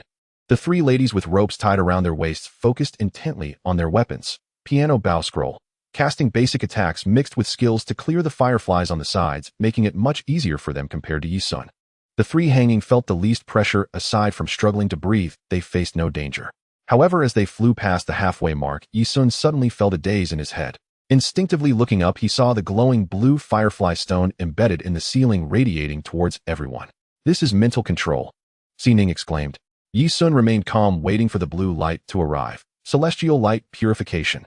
The lotus seat flashed with white light, blocking the blue light for 5 seconds before fading. In those 5 seconds, Ye Xun had already flown out of the firefly stone's influence range, and the ladies showed no signs of abnormality. That was close. Thankfully, your skill is powerful. Ye Xun felt a lingering fear. Even with his 98 immunity to control, he could be affected, let alone the others. Oh, look at them.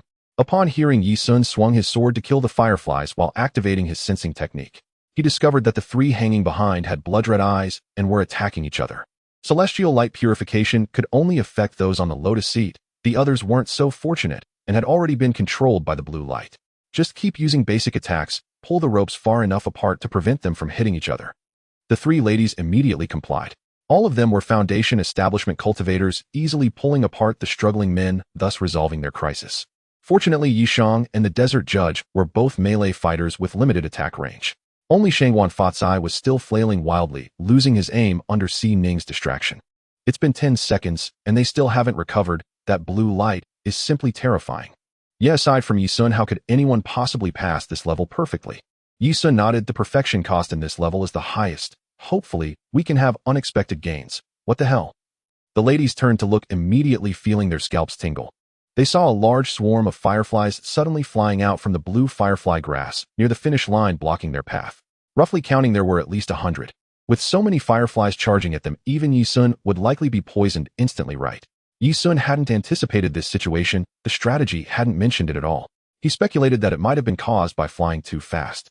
He thought for a moment, took a deep breath, and used his sensing technique to lock onto all the fireflies at the finish line, shouting, "Celestial light deterrence." As soon as he spoke, the swarm of fireflies seemed to have their wings broken, all crashing down. Mana 16200. In that brief moment, his mana was nearly emptied, but thankfully he had been cautious and had been consuming pills to recover mana all along. Wow, that's amazing, the ladies exclaimed in wonder. That skill is incredible. The 3 rough men who had regained consciousness were equally astonished. Ye Xun thought about going back to hug his wonderful master and give her a big kiss. This level relied entirely on the ice snow lotus seat, with its usage at maximum feeling almost intentional. Could his master have anticipated this in advance? Whoosh! In the next moment, they passed through the corridor, and the 3 hanging men, due to inertia, couldn't stop in time and collided straight into the wall ahead. Oh, what the hell? Bang! It was simply too tragic. Ye Xun and the 3 ladies covered their faces, unable to bear to watch. Fortunately, they were all Foundation establishment cultivators, so a minor crash was not a big issue. Ding! Congratulations, your team has perfectly passed the Firefly Corridor with a perfect score increase of 16. Current total perfection 42. Everyone recover your states. Ye Xun's health was nearly depleted throughout the journey. Xianxia had almost failed to recover. The 3 ladies were mostly unharmed, while Ye Xun bore the brunt of it all. The 3 rough men, aside from their swollen faces, had only lost some health from attacking each other. Damn, did you go all out, Ye Xun? Damn it, Xianxia, you bastard, kicked me in the groin. After regaining consciousness, they recalled what had just happened. Ye Xun attacked Xianxia Fatsai with daggers aimed at his throat or heart, striking 5 times a second. Thankfully, they had pulled apart quickly, otherwise Xianxia Fatsai would have been done for. The Desert Judge was kicked hard in the groin by Xianxia Fatsai, grimacing in pain. This level is absurd. Must we have a celestial mount to pass perfectly? Ye Xun remained silent. The flight speed was secondary. As long as the character's speed was high enough, even celestial or earthly mounts could theoretically meet the standard. However, in reality, only a few fully agile archers and assassins met the speed requirement. They had too little mana and low-quality mounts consumed a lot, making it impossible to maintain high-speed flight for a full minute. The main issue was the controlling blue light midway and the final obstructing fireflies, which were too difficult to handle. The controlling blue light could be perfectly matched with Buddhist and medical cultivators for dispelling control, but the swarm of fireflies at high speed would likely require sacrificing a few teammates to pass unless one had special tools or skills. Let's go, we're heading to the next level. Upon seeing a vortex appear on the wall, everyone stepped through together. The crowd brightened as they discovered they had arrived at a small village. Under the blue sky and white clouds with a gentle breeze caressing their faces, it appeared far more serene compared to the previously encountered ethereal blue scenery. From a distance came a cacophony, and as the group approached, they saw the villagers being pursued by a woman with a decaying face. "Oh, please don't kill me. Run. Wow, mother has turned into a monster." The group once again spotted Xianxia among the crowd, and their hearts felt a mix of emotions. That adorable little girl who had ulterior motives before leading them into a dire situation. Xianming recalled that when they first entered the secret realm, they had handed the medicinal soup to Xianxia, who had appeared delighted, smiling sweetly as she led them onward, only to walk into a deadly trap in the second stage. "Is Aining's mother this monster? What should we do? Should we stop this monster? Looks like a golden core stage boss." Xianming spoke up. "First kill of a golden core stage boss. Ye Xun, it's yours." The others echoed in agreement, having no objections. Although the first kill rewards for a boss were generous, they were not petty people. They understood that Ye Xun was the one who contributed the most in the secret realm, so it was only natural to let him have it. Ye Xun furrowed his brows, saying, "You're overthinking it. If Yunyang doesn't kill, we will kill the villagers." The crowd. At this moment, clearly Yunyang was the villain, her face decayed, surrounded by ethereal blue aura, chaotically hunting down villagers. Why should they assist her in oppression? Kill, but remember not to harm Xianxia. Ye Xun took the lead, launching a series of attacks on the panicking villagers who had run close. Who are you? Why are you attacking us?" Ye Xun, without a word, flickered like a ghost among the crowd, starting to kill. The desert judge and Shangwan Wealth also gritted their teeth, launching indiscriminate attacks on the villagers. Songlong slash. Fiery inferno. The three women were momentarily stunned. The panicked villagers who were crying and fleeing before them looked truly pitiful. Regardless of good or evil, if the brother says to kill, then kill. Xining quickly came to her senses and began to play the zither to attack. Phoenix's soul summoning melody. Xianming knew that Ye Xun must have his reasons. Seeing Xining had already taken action, she too did not want to be outdone, picking up her weapon to launch an attack. Mystic water technique. Only Wenxian remained in a daze. She had just entered the game not long ago and was still influenced by her real-world thinking. As a police officer, her education was to uphold justice and eradicate evil, but now she had to turn against that. Her mind was momentarily confused. Passing through, Ye Xun glanced at her, realizing her worldview had been shaken, so he said, "Hurry and take action. These villagers are not good people. Don't shoot astray." With over 100 villagers, all at the Foundation establishment level 10, their attributes were similar to elite monsters, making it quite tough to kill them. The desert judge and Shangwan Wealth were covered in wide area attacks, frequently losing health and in a precarious situation. All right. Upon hearing this, Wenxian finally relaxed, quickly knocking an arrow to help the two escape, the arrows barely grazing their bodies, causing the two rough men to stand on end. Giggling, Yunyang let out strange sounds from her mouth, her body seeming to undergo changes as she stood still. The villagers, seeing this, sighed in relief and began to form a formation to counter the seven. Kill these outsiders. Now the pressure on the group increased significantly. Xianxia was clutching Yunyang's leg, crying uncontrollably. "It seems Aining doesn't recognize us anymore. This is a memory scene. Aining exists in a past time and space." Xianming realized, thought for a moment, and asked, "What will happen if we kill Yunyang?" She was like a curious child filled with a thirst for knowledge. Ye Xun replied calmly, "Then the villagers will absorb Yunyang's energy. Those who originally died will also resurrect, all becoming golden core stage, and then they will besiege us." This stage is misleading. The crowd. Surrounded by over 100 elite golden core stage beings, they wouldn't even have a chance to escape, right? Ye Xun watched as Ye Xun moved swiftly through the crowd, his dagger flashing with precision, his movements fluid and decisive, and he couldn't help but sigh in admiration. This guy's skills were quite impressive. At this moment, Ye Xun was also quite astonished. Previously, he had watched Ye Xun single-handedly challenge bosses in battle against the Brotherhood in videos several times, thinking his skills were just average, but now it seemed he had misjudged him. Ye Xun's skills were far superior to before. Could it be that he was pretending previously? Or had he recently improved?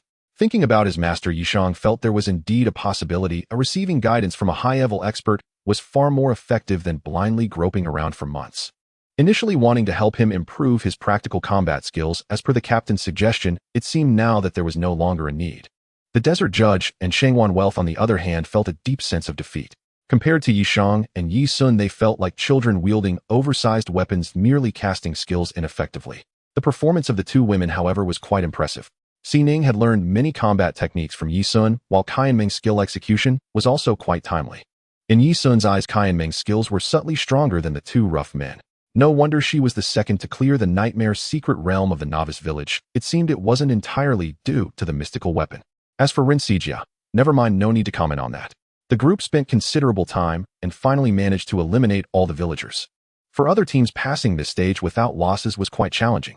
Take the Desert Judge for instance. Despite having top-tier attributes, they had faced numerous life-threatening situations, and if it weren't for Ye Xun and the others' timely rescue, they would have died several times. Of course, this was also related to the absence of physical cultivators and healing cultivators in their team. Although Ye Xun had attributes surpassing physical cultivators, his combat style was entirely different from that of physical cultivators. Is there no reward? It seems the secret realm only settles rewards at the end. What's next? Ye Xun looked toward the motionless Yun Yang in the field, and the next moment the scene before them changed, bringing them back to the village. Looking at the identical buildings and the distant sound of chaos, Shangwan Wealth asked in confusion, "Do we have to kill again?" As they rushed over to investigate, they found that the scene was indeed different from before. Now there was an altar with Xiao Aning bound atop it. The altar resembled the one on the Blue Fire Prairie, and the villagers stood below inserting incense and praying, while an extravagantly dressed old woman with symbols painted on her face shouted, "The river god demands a pure young girl." No. Ninger. Hearing the commotion, Ye Xun and the others looked over to find Yun Yang pinned to the ground, unable to move. At this moment her appearance was normal, unlike before when she had a decayed face. A sacrificial ceremony. These villagers are so evil, no wonder Yun Yang wanted to kill them. Should we continue to kill the villagers? Ye Xun replied calmly, "This is the first layer of Yun Yang's memory. We can only observe, or perhaps there are clues hidden within. Let's watch closely." "Shaman, you are inciting everyone." Yun Yang cried out in anguish. "The Inkpa stone mine is toxic. The spots on your skin are from mining poison, not the river god's anger. Don't sacrifice my Ning. Mother, save me." As Ye Xun and the others focused, they realized that the villagers had eerie blue spots on their exposed skin. Nonsense. Last night, I went to the riverbank to pray, and the river god gave me instructions. We must sacrifice a pure young girl to avoid punishment.